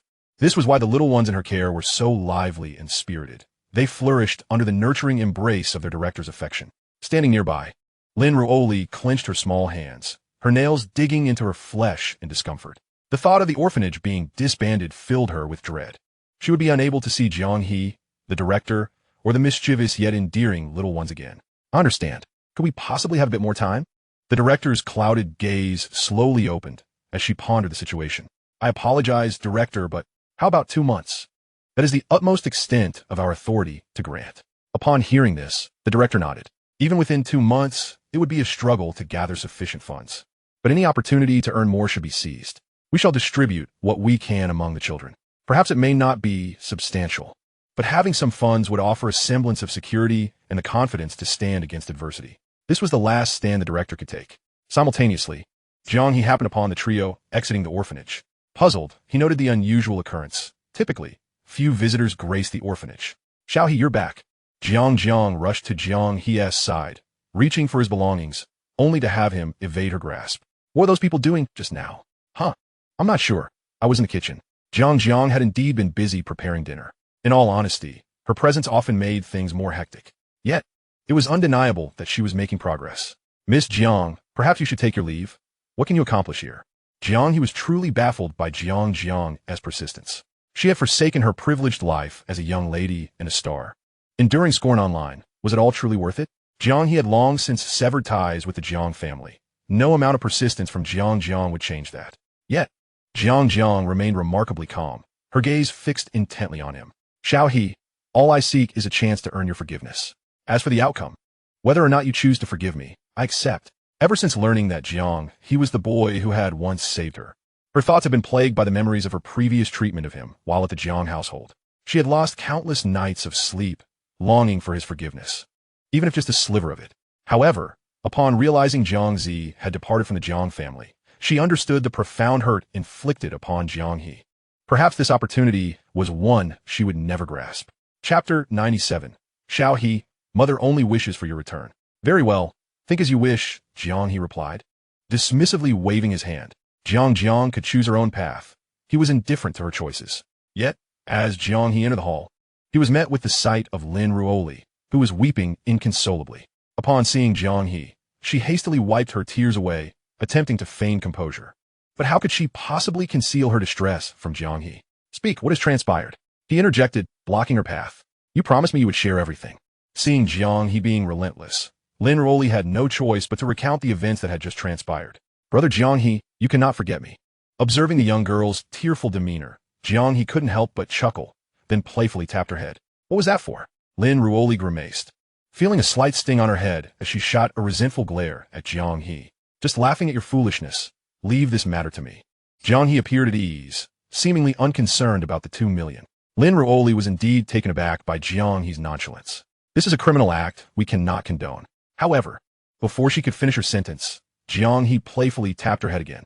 At that moment, Jiang He felt a wave of confusion. Wasn't he the one acting like a criminal? All right, hurry back inside. This matter is not for you to worry about. Yet deep within, was Jiang He's heart truly as tranquil as his expression suggested? 2 months, 2 million. Such despairing figures left him in a state of bewilderment. Meanwhile, in the Jiang family villa, upon receiving the notification about the impending reduction of the orphanage, Jiang Qin let out a cold snort. He knew Jiang He held deep affection for that orphanage and could not bear to see it vanish. But even if Jiang He managed to scrape together 30,000 to repay the Jiang family, how could he possibly procure the 2 million? Asking Jiang He, an ordinary student, how he would come up with such a sum was futile. Wouldn't he ultimately need to kneel and plead with his father? Wouldn't it still require the Jiang family's intervention to resolve? Jiang He, you are still too naive. Society is not that simple. As for Lu Ru, she was also aware of the situation. Yet, she tacitly accepted Jiang Qin's actions, believing that as long as Jiang He was willing to return, she would treat him well, and he would eventually forgive her as his mother. Xiao He, mother only wants you back. Lu Ru was deceiving herself in such a manner. One might wonder how absurd that was. Simultaneously, in the infirmary of the second high school, the lights were still brightly lit. Jiang Xin observed her sister Jiang Bai, who seemed somewhat off-kilter and couldn't help but feel a pang of anxiety. After all, this crazy sister of hers was capable of anything. Sister, tell me the truth. Are you interested in Jiang He? In that moment, Jiang Bai's gaze, illuminated by the bright lights, bore an unsettling intensity, devoid of her previous innocent charm. Upon hearing this, Jiang Xin furrowed her brows. She had stated numerous times that she harbored no romantic feelings for Jiang He. Why did Jiang Bai refuse to believe her and persistently cling to this notion? The truth was, Jiang Bai was simply too fearful of Jiang Xin getting hurt. Her protective instincts bordering on the pathological. Yes, I do like Jiang He. What of it? Who do you think you are? I am your sister. Do you think you can control me? Jiang Xin, pushed to her limits, spoke without thought, wishing for Jiang Bai to leave her be. She truly had no romantic intentions towards Jiang He. At most, she felt a twinge of jealousy seeing him so sweet with Lu Cece. Sister, you finally spoke the truth. Jiang Bai rushed forward, fixating her gaze on Jiang Xin's eyes, her obsession now evident. Oh, so now you believe what I said? Jiang Xin's gulp. Had she not just insisted otherwise? Yet Jiang Bai seemed to pay no heed. Since my sister has said so, I will help her see through Jiang He's true nature. In the next moment, Jiang Xin felt the world spin around her. What have you done? Suddenly, her eyes caught sight of the half-full cup of warm water on the table, which Jiang Bai had just poured for her. At that moment, Jiang Xin had thought her sister was finally coming around, and had given it little thought. Now, however, before long, Jiang Xin collapsed into Jiang Bai's embrace. Falling into a deep slumber, Jiang Bai had completely lost her sanity. She could not allow her sister to fall into Jiang He's trap. Sister, once you awaken, everything will be over. Next, Jiang Bai produced a brand new phone, with a fresh SIM card, prepared to prevent Jiang He from contacting the authorities, thus allowing her to be tracked down. Hello, is this Jiang He? Jiang Xin is in my possession. If you do not wish for her to come to harm, you will do as I say. Jiang Bai's voice, altered by a voice changer, revealed no discernible clues. Chapter 98. For some reason, people seem perpetually unaware of how to cherish love. After hanging up, Jiang Bai turned off the phone and discarded it into the trash, marking the first test. If Jiang He did not come, everything would naturally come to an end. Jiang He, will you come? Jiang Bai murmured to herself, not believing that he would risk his own safety to rescue Jiang Xin. Only when faced with danger do people reveal their true nature. Jiang Bai had once trusted friends, but after being betrayed, she learned that the only one she could rely on was herself. Gazing at her sister in her arms, Jiang Bai gently combed through Jiang Xin's disheveled hair. Sister, you used to protect me. Now it's my turn. I will not allow anyone to harm you. No one. Jiang Bai's eyes gradually turned frenzied, emitting an aura of danger that even the mice in the corner dared not stir. Meanwhile, Jiang He at the orphanage rubbed his temples after ending the call. He had already surmised that this situation was likely orchestrated by Jiang Bai. Yet Jiang He could not afford to gamble. Even a 1 in 10,000 chance was too great a risk to take with Jiang Xin's life. Simultaneously, Jiang Li's biological parents were conspiring about how to deal with Jiang He the following day. It was indeed a remarkable coincidence, and one could only wonder which of the two parties would succeed first. Darling, are we really going to Jiang Li's mother, who had been a rebellious youth, would not have been able to abandon her son to someone else if she were not capable of such actions? However, she lacked the audacity to commit murder. Jiang Li's father, equally inept, was nonetheless more astute than his wife. Are you foolish?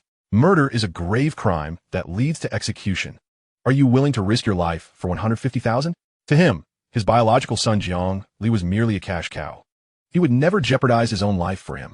Moreover, in this digital age, once a murder occurred, escaping would be nigh impossible. But Xiao Li said he wanted Jiang He to disappear forever. Jiang Li's mother cautiously inquired, fearful of upsetting her husband, who she regarded as her entire world. Years ago, she had defied her family's opposition, resolutely dropping out of school to follow him, even neglecting her ailing mother, whom she had not visited once. Love-struck individuals can be so absurd. Disappearing doesn't necessitate murder. I've already contacted Brother Zhang from the Snakehead. We can just kidnap that brat and sell him to a remote area to toil away as a beast of burden for the rest of his life. Jiang Li's father believed he was rather clever. Even if they were caught, the punishment would likely be just a few years. After all, he had been incarcerated numerous times. At that moment, Jiang Li's mother's phone suddenly rang. What? Mom is not going to make it? But before Li's mother could finish speaking, Li's father snatched her away. Hello, I am Qin Shou. Remember me? Back then, you fiercely opposed us, but now look, we live in a big house and have plenty of money in our hands. I guess you just want money, right? Let me tell you, not a penny. After finishing speaking, Li's father hung up the phone directly. He's not the same person as before. He has plenty of money. And when the other party heard that the phone was hung up, the brother, who was Li's mother, couldn't help but shed tears as he watched his mother dying on the sickbed. Mom, little sister's doing well, don't worry. His tone was relaxed. But one could hear the pain involved, but in his heart, his hatred towards his mother Li was immense. Despite the fact that his family treated her so well back then, even with excellent grades, he made the resolute decision to go out and work, leaving his only opportunity to attend school to his mother Li. But what about her? Run out and date a thug, even pregnant with that thug child. Her family asked her to have the child aborted, and she even brought the thug into the house, which made her mother so angry that she couldn't get up. It's just such a beast, yet seems to be blessed by heaven. What's the point of it? Really? Then I can rest assured. The voice came out intermittently, but one could still hear a mother's concern for her daughter for some reason. It seems that people always don't know how to cherish love. The family affection that Jiang He once desperately wanted to obtain, in the eyes of Li's mother, was a discarded existence like Shu's Lu Ru was once able to win Jiang He's love completely, but she didn't care at all and even hated Jiang He. But when she wanted to find it again, she realized it was already too late. Love is not a renewable existence. If we don't cherish it, even the most love will eventually burn out. Chapter 99. Jiang buys despair, self-inflicted until the next afternoon. Jiang He first supported Lu Cixi.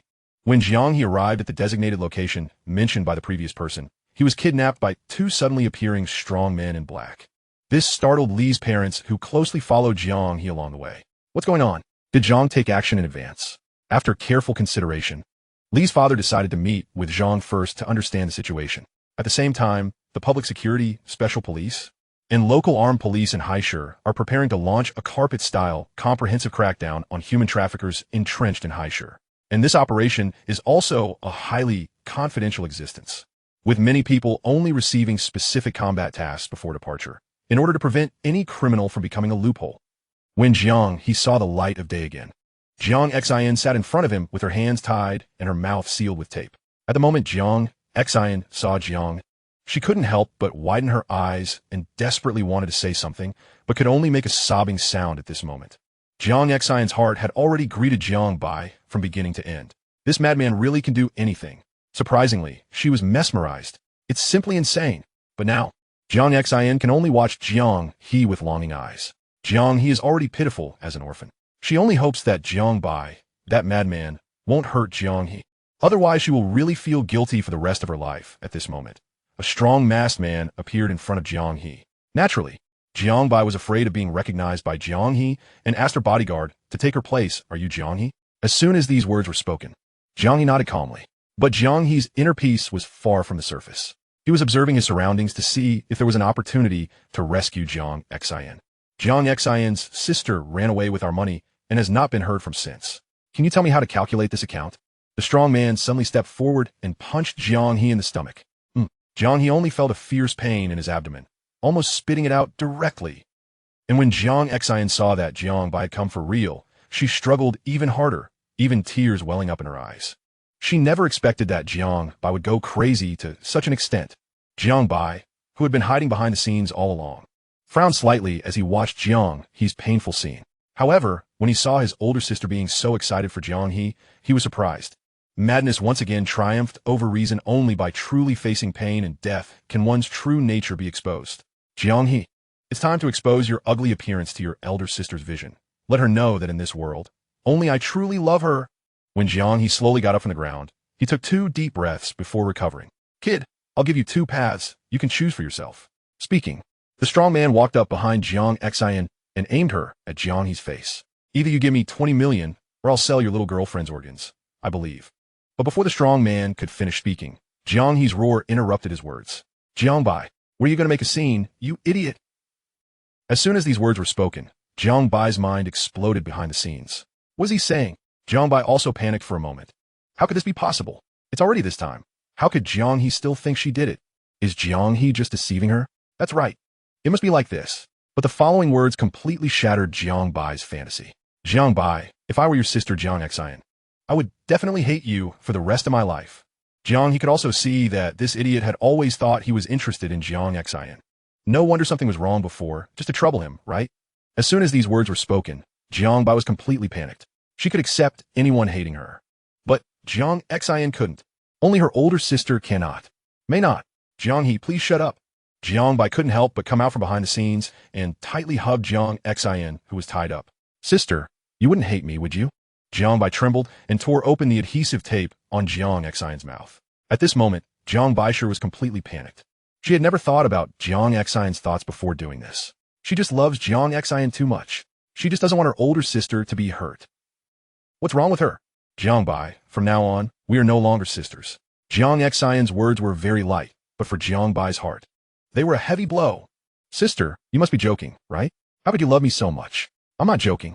Jiang He's eyes were devoid of any emotion, and everything she said was true. The sister she once loved is now dead in her heart. Chapter 100. Don't be afraid.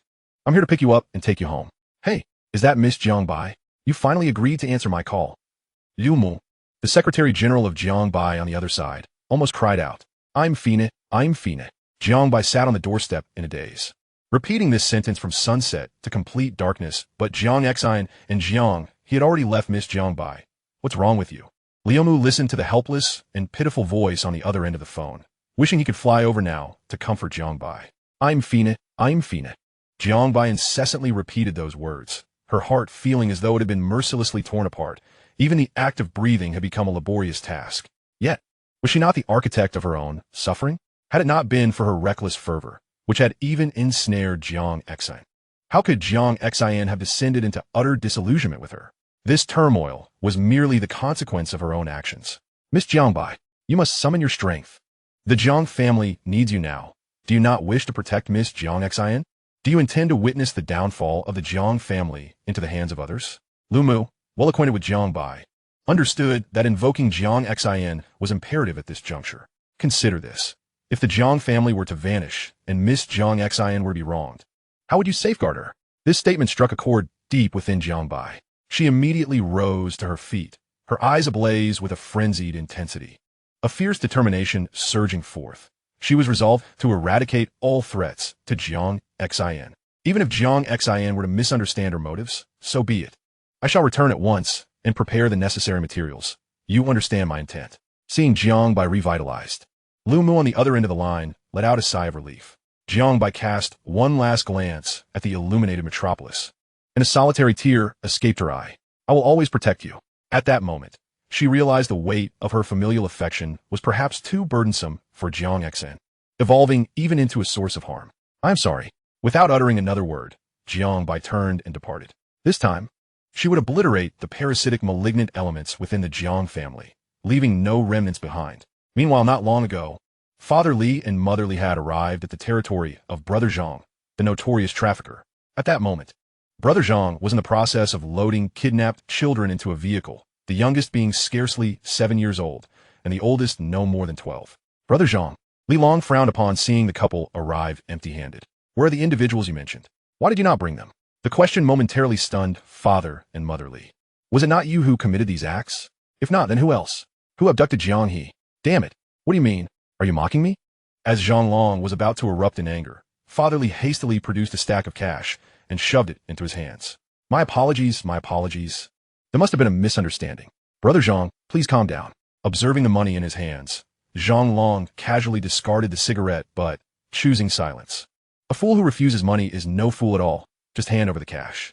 Father and Mother Li, seeing this, promptly exited. As long as Jiang He remained missing, it was preferable that they did not need to intervene. Father Li immediately called Jiang Li, hoping to procure additional funds. As the trafficker Zhang Long watched the couple depart, he refrained from comment, fully aware of their character. They would never dare to report him to the authorities, lest they wished to be apprehended as well. Lighting another cigarette, he glanced at the tightly bound little girl, chuckling softly. Be careful, these are bars of gold.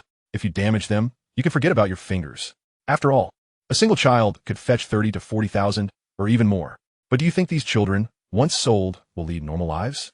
If fortune smiles upon them, they might be sold to a remote village, where life is hard, but at least they can survive. Yet, those with pleasing appearances are likely to be purchased at a premium by perverts, facing a veritable hell. This is why, despite the severe crackdown on human trafficking, individuals still take the risk. As long as the chain of profit exists, it will never cease. Please, uncle, let me go. My mother is still waiting for me to come home. The small girl's tender, trembling voice evoked no sympathy from the beasts surrounding her. Instead, they erupted in laughter, with one of them extending his filthy hand toward her. Suddenly, a deafening bang echoed through the air. Cover your heads. Do not resist. Dozens of SWAT officers stormed in, swiftly taking control of the situation. Do not fear. I am here to take you home. Perhaps this moment would be indelibly etched in the memories of these children. The flame of hope burns eternally. Chapter 101. Is it truly impossible to mend her love?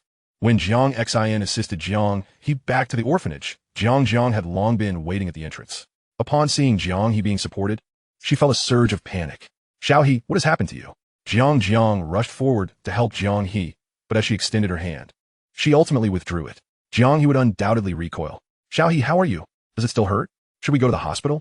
Jiang Xin helped Jiang He to her room, fussing over her as she tucked her in. As she spoke, Jiang Xin could no longer contain her emotions, tears streaming down her cheeks. I am so sorry, truly sorry. I never anticipated Jiang Bai would act so extreme. To Jiang Xin, Jiang Bai had always been the most significant presence in her life, and the words severing their relationship had pierced her to the very core. The sensation was akin to a knife slicing through her heart, rendering her breathless, suffocating her. I am fine. I should be better by tomorrow. Jiang He sensed that the bodyguard who had struck him was skilled. The punch was painful, but not injurious.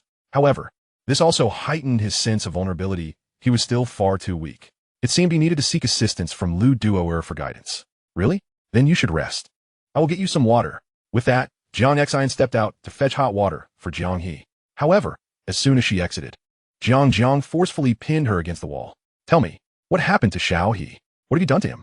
Jiang Gipang Sinka Kola, glaring fiercely at the unfamiliar woman before her. In truth, Jiang Xin possessed the strength to subdue Jiang with ease, but at that moment, she was utterly flustered, allowing Jiang to confront her. I am sorry, I truly did not foresee this. I do not wish to hear your apologies. Jiang was uninterested in the woman's contrition. She was solely concerned with why Jiang He had been harmed.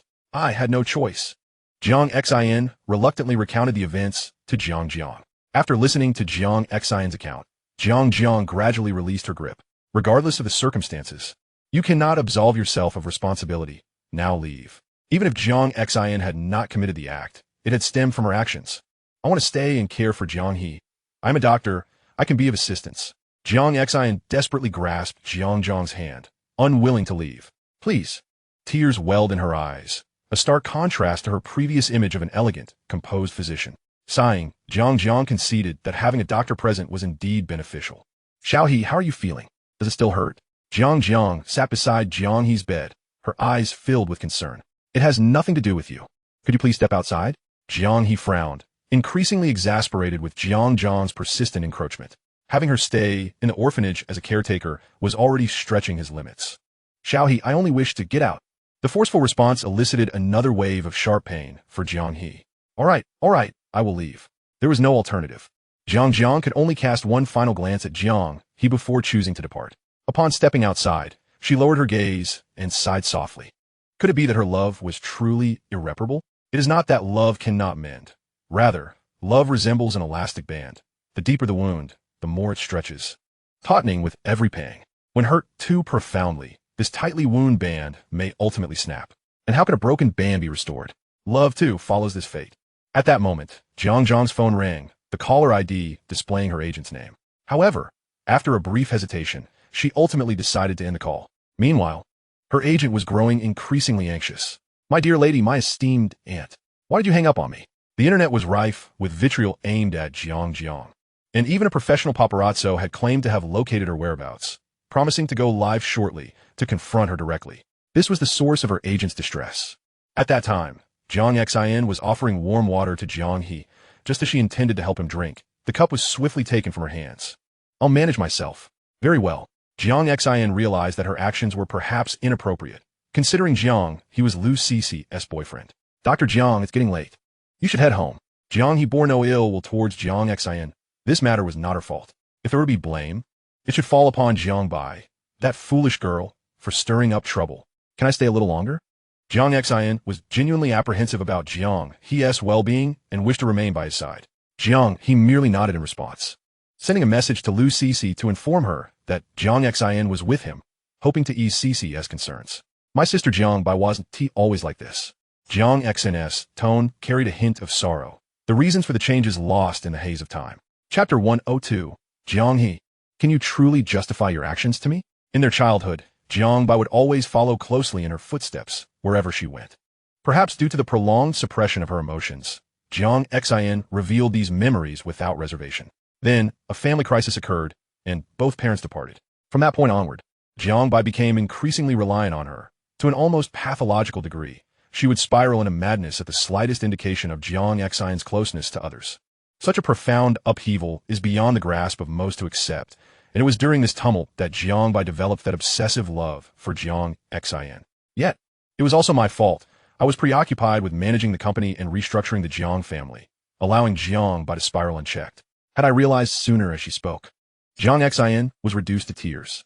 Jiang Bai had once been her most cherished family member, and the agony of losing a beloved was unimaginable. Jiang wept into the night, with only Jiang He's room illuminated in the orphanage. As her sobs continued, Jiang could no longer withstand her fatigue and fell asleep by Jiang He's bedside. Observing the tear-stained face of Jiang He sighed heavily. He had not anticipated that beneath Jiang's seemingly mature and resilient exterior lay a heart riddled with wounds. Perhaps everyone carries their own sorrow, deeply buried within. Jiang He rose and carried Jiang to Lin Ruoli's room. After all, even if he had informed Lu Cici, it was inappropriate for the two to spend the night together. Lin Ruoli stirred awake, groggy and slightly irritable from being disturbed. The following morning, Jiang jolted awake with a start, only to be shocked to discover that her coat was missing. In an instant, her mind went blank.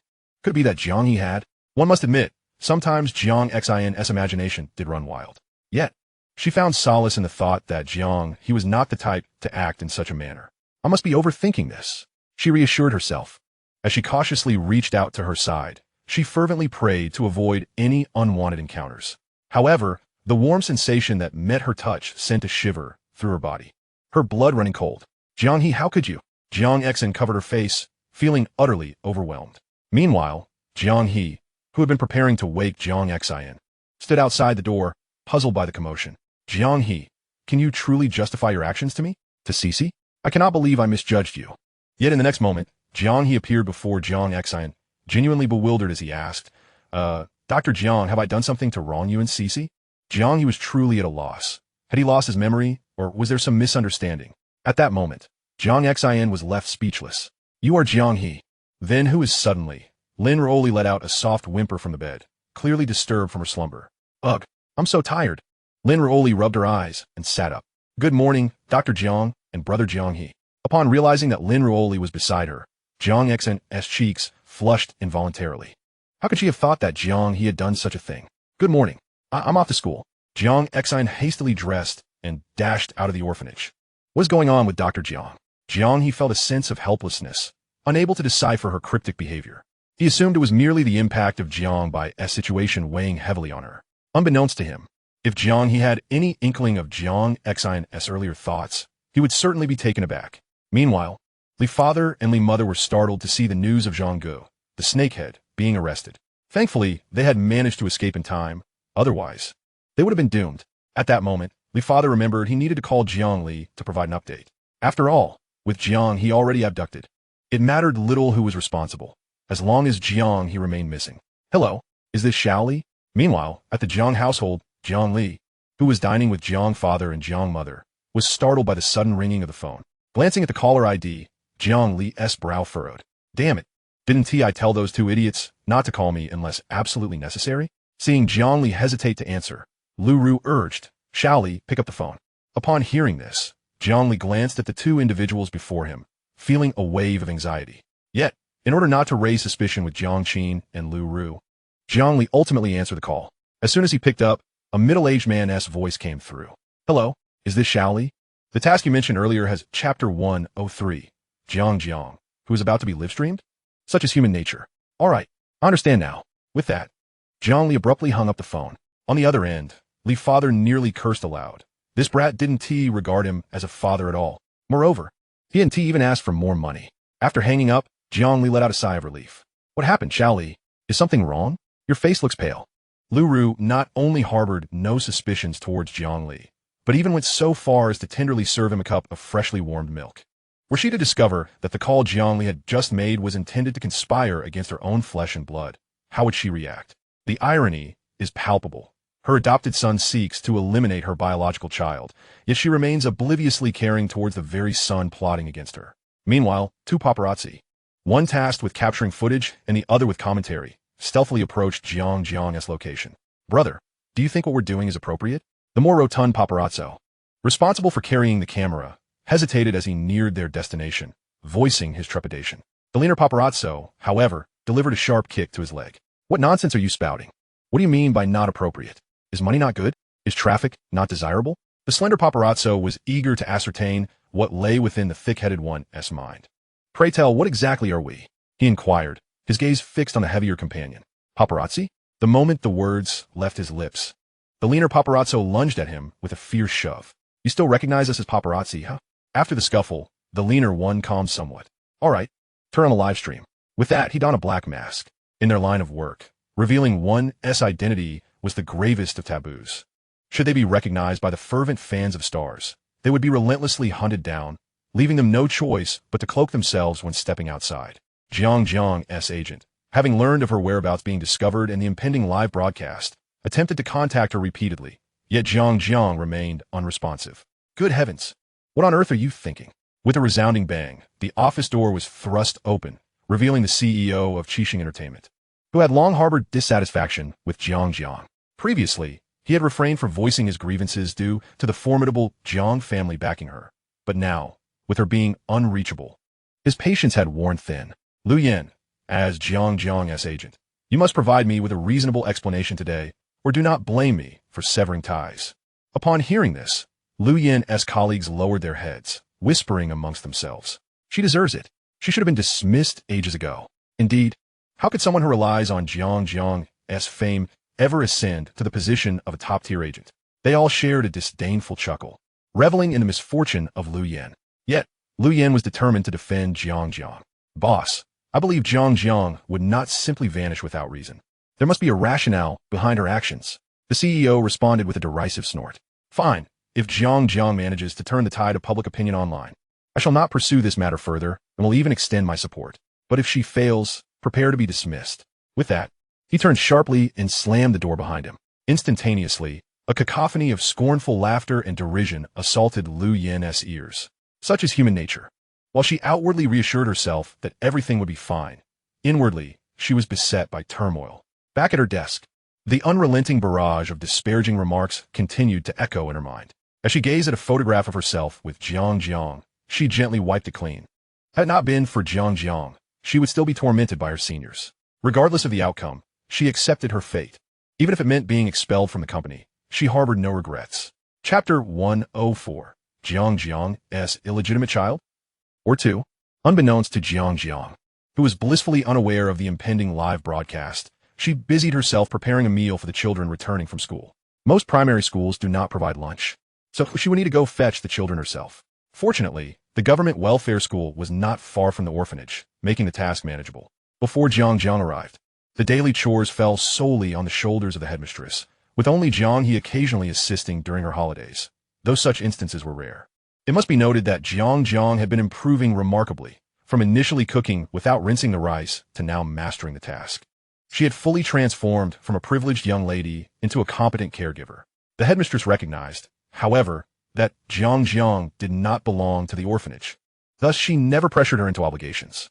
She understood that one day, Jiang would realize her potential, at which point a broader world would await her. Headmistress, I'm off to pick up the children. Little did Jiang know that the moment she stepped outside, a camera was aimed directly at her. As Jiang appeared in the live stream, the number of viewers surged exponentially. It was indeed a staggering increase, even shocking the two paparazzi brothers. Within moments, the count surpassed 50,000. To achieve such a feat in under 5 minutes was unprecedented, even for those with millions of followers. Moreover, the number continued to climb. 100,000. This is unbelievable. Hurry, keep up. The lean paparazzo was on the verge of ecstatic disbelief. This time, he was destined for fame. This phenomenon was not entirely surprising, as the uproar surrounding Jiang's absence from the press conference had dominated headlines for several days, even securing a spot in the top 3 trending topics. An emerging favorite for Best Actress had audaciously skipped the most critical event, regardless of her talents. The backlash from the public was unavoidable. Simultaneously, Jiang's name surged back to the top of the trending list, further fueling the live stream's popularity. Instantaneously, the live stream featuring Jiang was prominently showcased on various websites, ensuring that anyone who clicked in would be greeted by her visage. 500,000! The rotund paparazzo's hands trembled with excitement. 500,000 viewers. The view count had soared past 3 million. Remarkably, this had all transpired in less than 10 minutes. A feat that even the most renowned streamers could scarcely achieve. Certainly, the entirety of this situation is intertwined with Jiang's substantial fan base, as she is, after all, a prominent celebrity. Once the number of viewers in the live stream increases, a plethora of opinions emerges. Is this not the same Jiang who had the audacity to act in a pretentious manner at a press conference, leaving everyone in the lurch? How dare she show her face again? What does it mean to be pretentious? Jiang has already clarified that she was unable to attend due to pressing matters. However, before long, this netizen was met with a barrage of scorn, as others exclaimed, who would have thought such a star would have brainless fans? It's utterly laughable. Still trying to defend her? How shameless can one be? What significant matters could a disgraced artist like Jiang possibly have? Surely she's off entertaining her wealthy benefactor. Brain-dead fans, hurry up and get lost. Many supporters of Jiang faced varying degrees of backlash. In truth, these netizens were not entirely incorrect. Jiang indeed chose not to attend. Yet, it was not due to pretentiousness, but rather indifference. In other words, she has ceased to care about accolades such as Best Actress. Her primary concern is whether she can earn Jiang He's forgiveness. Whether Jiang He can once again call her sister. Where is Jiang heading? Interestingly, the paparazzi were also somewhat puzzled. Logically, how could a superstar like Jiang reside in such a remote suburban area? One would expect her to afford a villa in the city center without difficulty. Keep up. The number of individuals in the live stream continued to swell, approaching the remarkable milestone of 1 million viewers. Yet, in stark contrast to the online uproar and excitement, Jiang's demeanor remained remarkably composed. Stripped of her glamorous attire, she appeared even more natural and poised. Even those who hurled insults at her could not help but marvel at her beauty. What on earth is Jiang up to? Why is she at the school gates? Goodness, could it be that she is picking up her illegitimate child? As this thought crossed their minds, the comments in a live stream surged uncontrollably. The trending topic of Jiang picking up her illegitimate child from school rapidly claimed the top spot, further elevating the live stream's popularity. After all, it is human nature to indulge in gossip. Meanwhile, the agents at Qixing Entertainment, who scoffed and wished for Lu Yin to meet an untimely end, were also glued to the live stream, occasionally throwing in their own jibes. Here she comes, here she comes. A little girl dashed towards Jiang. This scene nearly overwhelmed the live stream. Comments flooded the screen, obscuring the visuals. Shortly thereafter, an even more explosive moment unfolded as yet another child approached Jiang. 2 illegitimate children. Chapter 105. The disheartened Jiang Huang. Jiang He, what must I do for you to forgive your sister? When the third child appeared, the audience in the live stream was left utterly dumbfounded. Is it possible that Jiang could have borne so many children? Yet, even more children began to gather around her. At this moment, the viewers started to piece together the clues. Wasn't Jiang's starting point near a suburban orphanage? So all this time, Jiang had actually in an instant The comments in the live stream fell into a stunned silence. Those who had been preparing to type insults towards Jiang paused their fingers. Even paparazzi were momentarily taken aback. Over the years, they had captured countless stars in compromising situations. Regardless of their stature, those celebrities always appeared flawed under their lenses. This led many to subconsciously believe that stars ought to indulge in hedonism and flout the law. And indeed, that was often the case. However, the Jiang before them treated these children with such sincerity and gentleness that it struck a chord within both of them, causing the viewers in the live stream to feel a tremor of emotion. Stay close to your sister, don't wander off. Jiang attentively checked on each child. She realized that through this experience, she had become more patient and capable of calming herself to understand those around her. Sister Jiang, you didn't cook today as lunch, did you? Upon hearing this, Jiang merely pouted. What are you talking about? My culinary skills have improved tremendously lately. There is no problem at all. As Jiang gradually led the children away, the paparazzi finally came to their senses and hurriedly followed. When Jiang brought the children back to the entrance of the orphanage, the lean paparazzo abruptly shut down the live stream. Bro! The chubby paparazzo looked at his companion in surprise, knowing that this man would normally go to any lengths for views. Years ago, he had even infiltrated a cruise ship for a celebrity scandal, fully aware that a single misstep could lead to dire consequences. Yet now, he was so straightforward as to terminate the live stream. All right, let us head back. The lean paparazzo kicked the chubby one and turned to leave. To be honest, Jiang truly astonished him. Since entering the industry, he had witnessed an overwhelming amount of filth. Far too much. It had even led him to lose sight of himself, questioning why he should uphold any moral standards when everyone else seemed to disregard them. Yet now it appeared that even thieves have their principles, and paparazzi possessed their own sense of ethics. Jiang, however, remained blissfully unaware of this entire situation. Meanwhile, the fervor surrounding the incident did not wane with the cessation of the live stream. Jiang's reputation experienced an immediate turnaround. Naturally, she was still oblivious to this, while her agent, Lu Yin, sat at her desk, overwhelmed with tears. It was not until the afternoon that Jiang He brought Lu Cece to the ramen shop. She had no idea why Jiang Xin was so uncommunicative today, refusing to utter a single word to her. This was, of course, due to the events of the morning. Jiang Xin had genuinely believed that Jiang He had done something to her, leaving her unsure of how to face him now. How did today, as collaboration, go? Jiang He observed the worried expression on Zhou Ruyun's face and sensed that the collaboration had likely not gone smoothly. I'm so sorry. We succeeded. In an instant, Zhou Ruyun hugged Lu Cece, jumping for joy and even tearing up with happiness. Cece, Mr. Jiang He, thank you so much. Woo-woo. She had been so terrified that if this collaboration failed, her shop would likely be repossessed by the bank. Fortunately, everything had gone exceedingly well, with the day's revenue surpassing 10,000. This was just the beginning. All right. Isn't this something to celebrate? Miss Zhou, please don't cry. Lu Cece gently comforted Zhou Ruyun, clearly seeing how exhausted the young girl had become lately. I won't cry anymore. Zhou Ruyun wiped her tears and quickly composed herself. She needed to work even harder to redeem the ramen shop from the bank. Eventually, that 100,000 in collateral could also be retrieved from the gym. However, what Jiang He did not know was that Jiang Huang was quietly observing him from a distance. She had originally intended to wait for Jiang He to fail before stepping into a system, believing that a small ramen shop could not possibly yield significant results, especially with Jiang He being merely a student. But it seemed now that she had misjudged the situation. Xiao He, what must I do for you to forgive your sister? Jiang Huang found himself ensnared in a prolonged state of confusion. Perhaps only by expelling Jiang Li could he restore some semblance of order. Chapter 106. The Tale of Jiang Zi. Farewell, Xiao He, what on earth happened? Why is Jiang He still here? Jiang Li questioned his father, Lu, in a hushed tone from the sanctuary of his bathroom. Today, he had specifically ventured to Jiang He's school to ascertain whether she had truly vanished. To his astonishment, Jiang He appeared unscathed before his very eyes. I offer you 1.5 million. Is this how you conduct your business? I will grant you 3 days to resolve the issue with Jiang He. Fail to do so, and you shall never see a single penny from me again. With that, Jiang Li furiously ended the call. Jiang He, how can you be so resilient? Twice now you have evaded me. Jiang Li felt the entire Jiang family slipping away from him. First, there was Jiang Zi's interrogation, followed by Jiang Huang's intent to cast him out. And now even Jiang had forsaken him. It was reminiscent of the recent family gathering, where not a single one of his 3 sisters had chosen to attend. In days gone by, they would always carve out time to be with him, but now, curse you, Jiang He. Do not compel me to take matters into my own hands. If it were not for you, the Jiang family would not be in this disarray.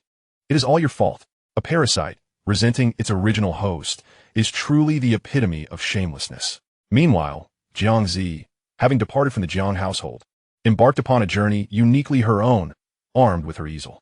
In recent days, she encountered a myriad of intriguing individuals and captivating tales. Among them, the most memorable was a pair of siblings from Dali. They hailed from a blended family, yet their parents tragically perished in a sudden accident. Each time she visited the stone bridge in Dali to paint, the sister would sit silently on a nearby stone pillar, observing her for hours. Initially, Jiang He paid little attention until the brother made his appearance. The boy, appearing to be about 11 or 12, bore a sunny demeanor but limped due to a severely impaired right leg, requiring a cane to navigate on his own. "What time is it? Why haven't you returned? Do you wish for me to starve?" The boy's tone was harsh, and his voice brimming with impatience, prompting Jiang He to frown. Surprisingly, the sister did not display any anger. Instead, she tenderly approached to assist her brother in returning home. "Get away. Do you want me to be ridiculed by others?" The boy remained ungrateful, incessantly chastising his sister. At this juncture, Jiang He could no longer remain a passive observer. She quietly set aside her brush and approached, intent on delivering a lesson to the young boy. However, the sister merely smiled and waved her off. As Jiang He stood perplexed, the sister pointed to the boy's trembling hands. It was then that Jiang He realized the boy's actions were likely a deliberate attempt to make his sister resent him, so she would no longer feel burdened by him. The sister warmly invited Jiang He to visit their home, and she accepted, though the boy continued his clumsy performance. Upon arriving at what was referred to as their home, Jiang He was taken aback by the starkness of the surroundings, truly a dwelling of bare walls. Once inside, the boy finally shed his facade, shyly offering Jiang He a glass of water. "Big sister, how long will you stay here?" the sister inquired, tilting her head, her exquisite features illuminated by the dim glow of the incandescent light. "Perhaps a few more days," Jiang He replied. She did not intend to linger in one place for too long. She yearned to traverse the mountains and rivers, to witness diverse splendors, and to infuse each of her paintings with a unique soul. "Is that so? Then, could you teach me a little?" Yet, the sister's expression dimmed as she recalled something. "I'm sorry, big sister. I have no money. Perhaps it's best to forget it." Jiang He merely smiled. She had no intention of accepting payment. However, the boy, who had remained silent until now, could no longer contain himself and erupted into tears, shouting at his sister. "Sister, why must you take care of me? If you just abandoned me, you could go to school. If you left me behind, you could pursue your dreams. What are you thinking?" Observing the boy tremble with sobs, the sister gently comforted him. In that moment, time seemed to stand still. On the day Jiang He was to depart Dali, the sister shared her story with her. "Since he calls me sister, I must protect him." That day, Jiang He witnessed the sister's tears cascading down her delicate cheeks. Time, space, and indeed all things in existence cannot thwart love. At that moment, Jiang He perhaps began to comprehend what Jiang He had previously sought. "Farewell, Dali, farewell." Xiao He, Chapter 107. The Lantern Festival and Reunions. As time flowed by, the looming shadow of the college entrance examination drew near. Jiang He's rank had stabilized within the top 10, occasionally even breaking into the top 5. Lu Cici's performance, though commendable, fell slightly short of Jiang He's. Yet she consistently maintained her position within the top 20. In recent days, the Jiang family had ceased their harassment, granting Jiang He the tranquility to focus on his studies and fortify his knowledge. Unbeknownst to Jiang He, Jiang Qin and Lu Ru awaited the day the orphanage would be disbanded, convinced he would inevitably seek their assistance. As for Jiang Huang, to numb himself, he buried himself in relentless work, often returning home late due to overtime. As the school bell rang, Jiang He instinctively began to pack his bag, preparing to assist Lu Cici in the infirmary. However, he suddenly recalled that he no longer needed to go. "Cici, how about we go shopping later?" As they strolled, Jiang He naturally took Lu Cici's small hand. He believed that a balance of work and leisure would enhance his studies. "Sure. By the way, Brother Jiang He, I remember there's a Lantern Festival today." Upon hearing this, Jiang He recalled his previous visits to the Lantern Festival with the Jiang family. But those memories felt like remnants of a distant past, better left unspoken. Meanwhile, Jiang Huang, engrossed in work, received a call from Lu Ru. "What is it, Mom? Is there something you need?" Jiang Huang's eyes appeared weary, yet he dared not pause. He feared that if he stopped, thoughts of Jiang He would resurface, along with the painful truths of the past and his own cowardice. "Huanger, could you accompany me to the Lantern Festival today? It's been so long since you've returned home. Your mother misses you." Upon hearing this, Jiang Huang felt a pang in her heart. Indeed, she had not visited the Jiang household in many days. "All right, I understand." Suddenly, Jiang Huang inquired of Lu Ru, "Is Jiang Li coming?" Lu Ru was momentarily taken aback, unsure of why Jiang Huang would ask such a question, as it was customary for the family to attend the Lantern Festival together. However, it seemed unlikely that Jiang Zi and Jiang Jiang would be present this time. On a brighter note, Jiang Mo had returned home from the capital for the holiday, as middle school breaks commenced much earlier than those for high school. "Shaoli is also here. Is something the matter?" Upon the utterance of those words, Jiang Huang instinctively sought to refuse outright, for she found it exceedingly difficult to accept that her beloved younger brother, Jiang Li, who she had cherished for many years, even after discovering that he was not her biological sibling, could commit such an act. However, Lu Ru's subsequent words compelled Jiang Huang to stifle her rejection. "Xiao Mo has returned today. She has been eager to meet you." At this, Jiang Huang found herself at a loss for words, resigning to silence. Thus, the two parties set off almost simultaneously, returning to Jiang He, who was gently holding Lu Cici's small hand, slowly making their way toward the Lantern Festival. In recent days, the ramen shop's business had flourished tremendously, proving to be beyond Zhou Ruoyun's capacity to manage alone. Consequently, she enlisted a few diligent students seeking part-time work and even hired a delivery person specifically tasked with transporting meals to the gym. It was believed that it would not be long before the bank debts were settled and even the orphanage secured. "Brother Jiang He, look at this!" Lu Cici exclaimed, squatting in front of a small stall adorned with a variety of flower-shaped head lanterns, akin to hairbands but embellished with luminous decorations. Many young people around them wore an assortment of these charming lanterns atop their heads. "Do you like it? Then let us purchase one," Jiang He replied with a smile, reveling in the joy of this moment spent with his beloved, unable to bear the thought of parting, even for an instant. In that instant, the pain and suffering inflicted upon him by the Jiang family, both in this life and the last, seemed to dissipate.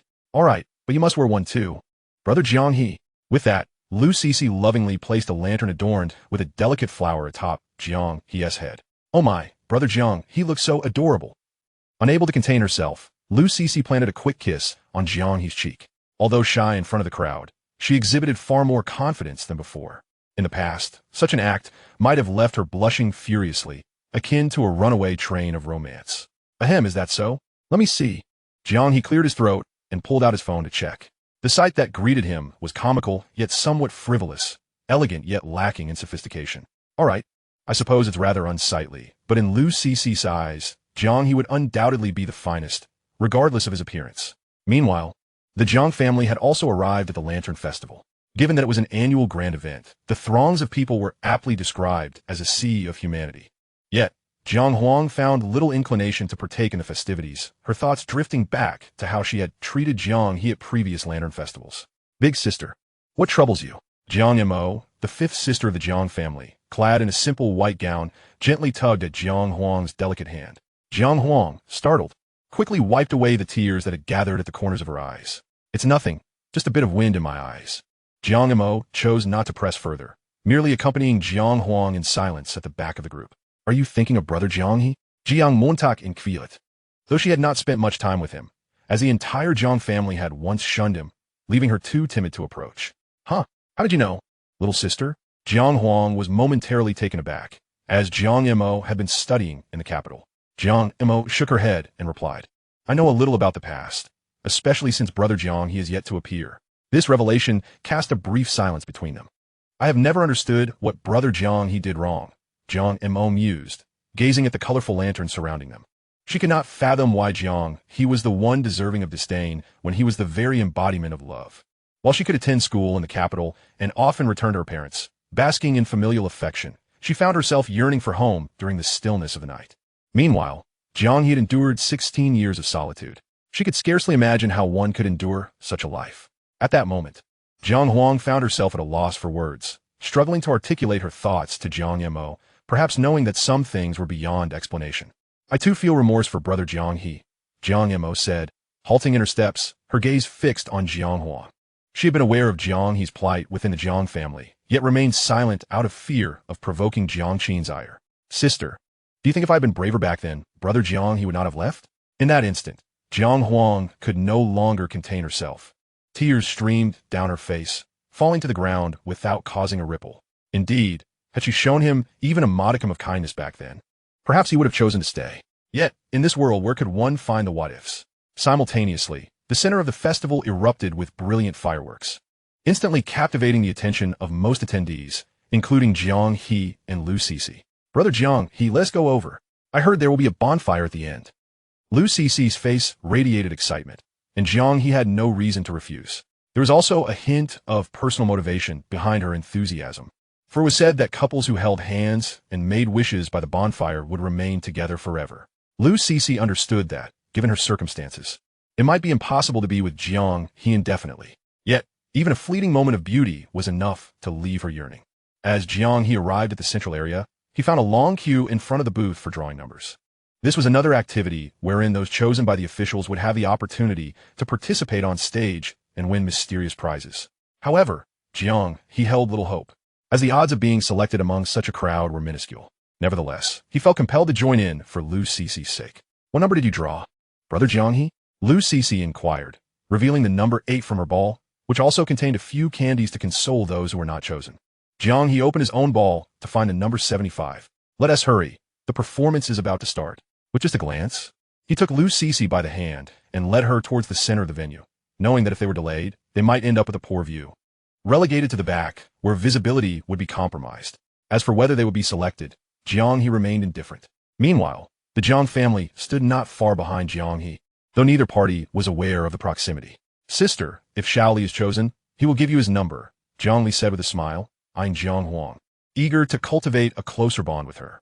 Upon hearing this, Lu Ru affectionately patted Jiang Li's head while casting hopeful glances at Jiang Huang, anticipating a response.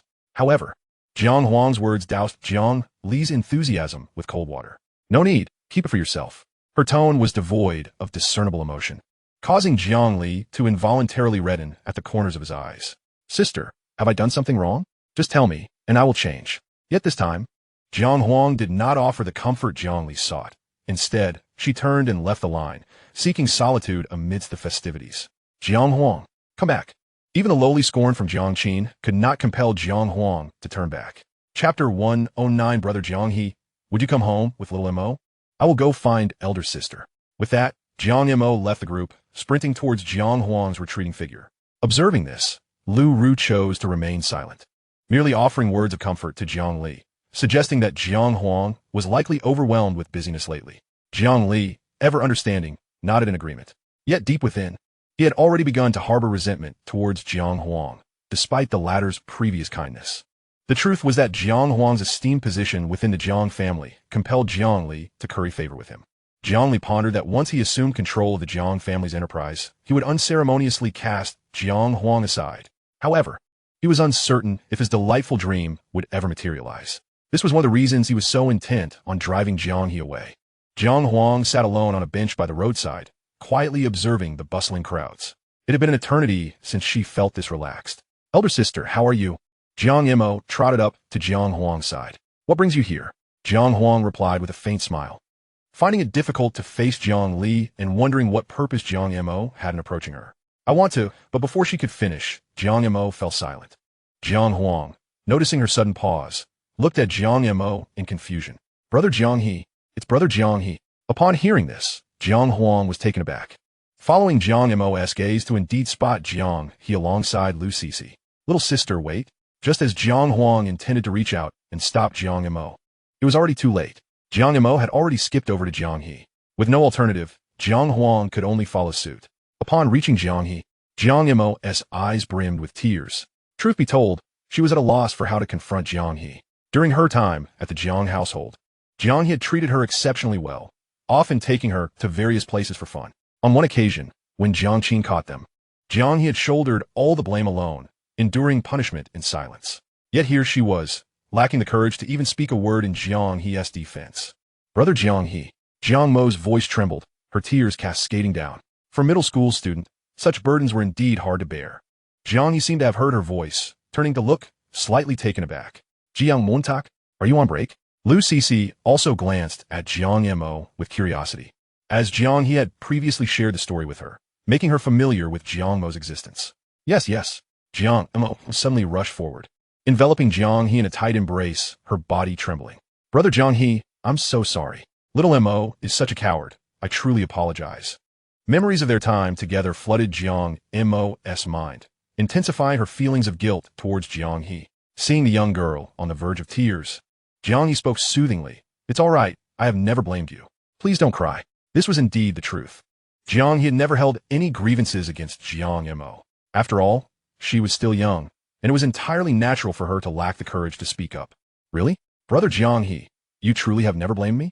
Upon hearing this, Jiang Mo released her hold on Jiang He, her voice gradually regaining its steadiness, no longer choked with emotion. "Of course, when have I ever deceived you?" Jiang He replied with a smile. Meanwhile, Jiang Huang stood silently nearby, observing the unfolding scene. In that moment, Jiang Huang felt a twinge of envy towards Jiang Mo, envious of Jiang He's demeanor towards her. Yet, what right did she have to feel envious? The circumstances she found herself in were entirely of her own making. "Brother Jiang He, would you come home with little Mo?" Jiang Mo gazed at Jiang He with tearful eyes, uncertain of how Jiang He had fared in recent days, but certain it had been difficult. The moment those words left her lips, a heavy silence enveloped the group. Even Jiang Huang looked anxiously at Jiang He, her heart stirring with a flicker of hope. She began to fantasize that perhaps Jiang He would return to the Jiang family because of Jiang Mo. "I'm sorry, little Mo, but I will not be returning. The Jiang family does not need me, nor should I remain there." Jiang He's tone was calm, devoid of the sorrow that once marked his words. In truth, he firmly believed that the Jiang family should not welcome him back, having offered him hope only to extinguish it, ultimately trampling upon it. "Xiao He, how could the Jiang family not need you?" Jiang Huang could no longer contain herself, rushing to stand before Jiang He. "Xiao He, will you please come back? The Jiang family truly cannot do without you." Observing Jiang Huang's anxious expression, Jiang He remained largely unperturbed. "Do you not feel any shame in uttering such words? How could they possibly not need me?" He was acutely aware of the disdainful glances the Jiang family had cast upon him, the animosity that conveyed a wish for his demise. Yet now, to hear such sentiments spoken aloud seemed utterly ludicrous.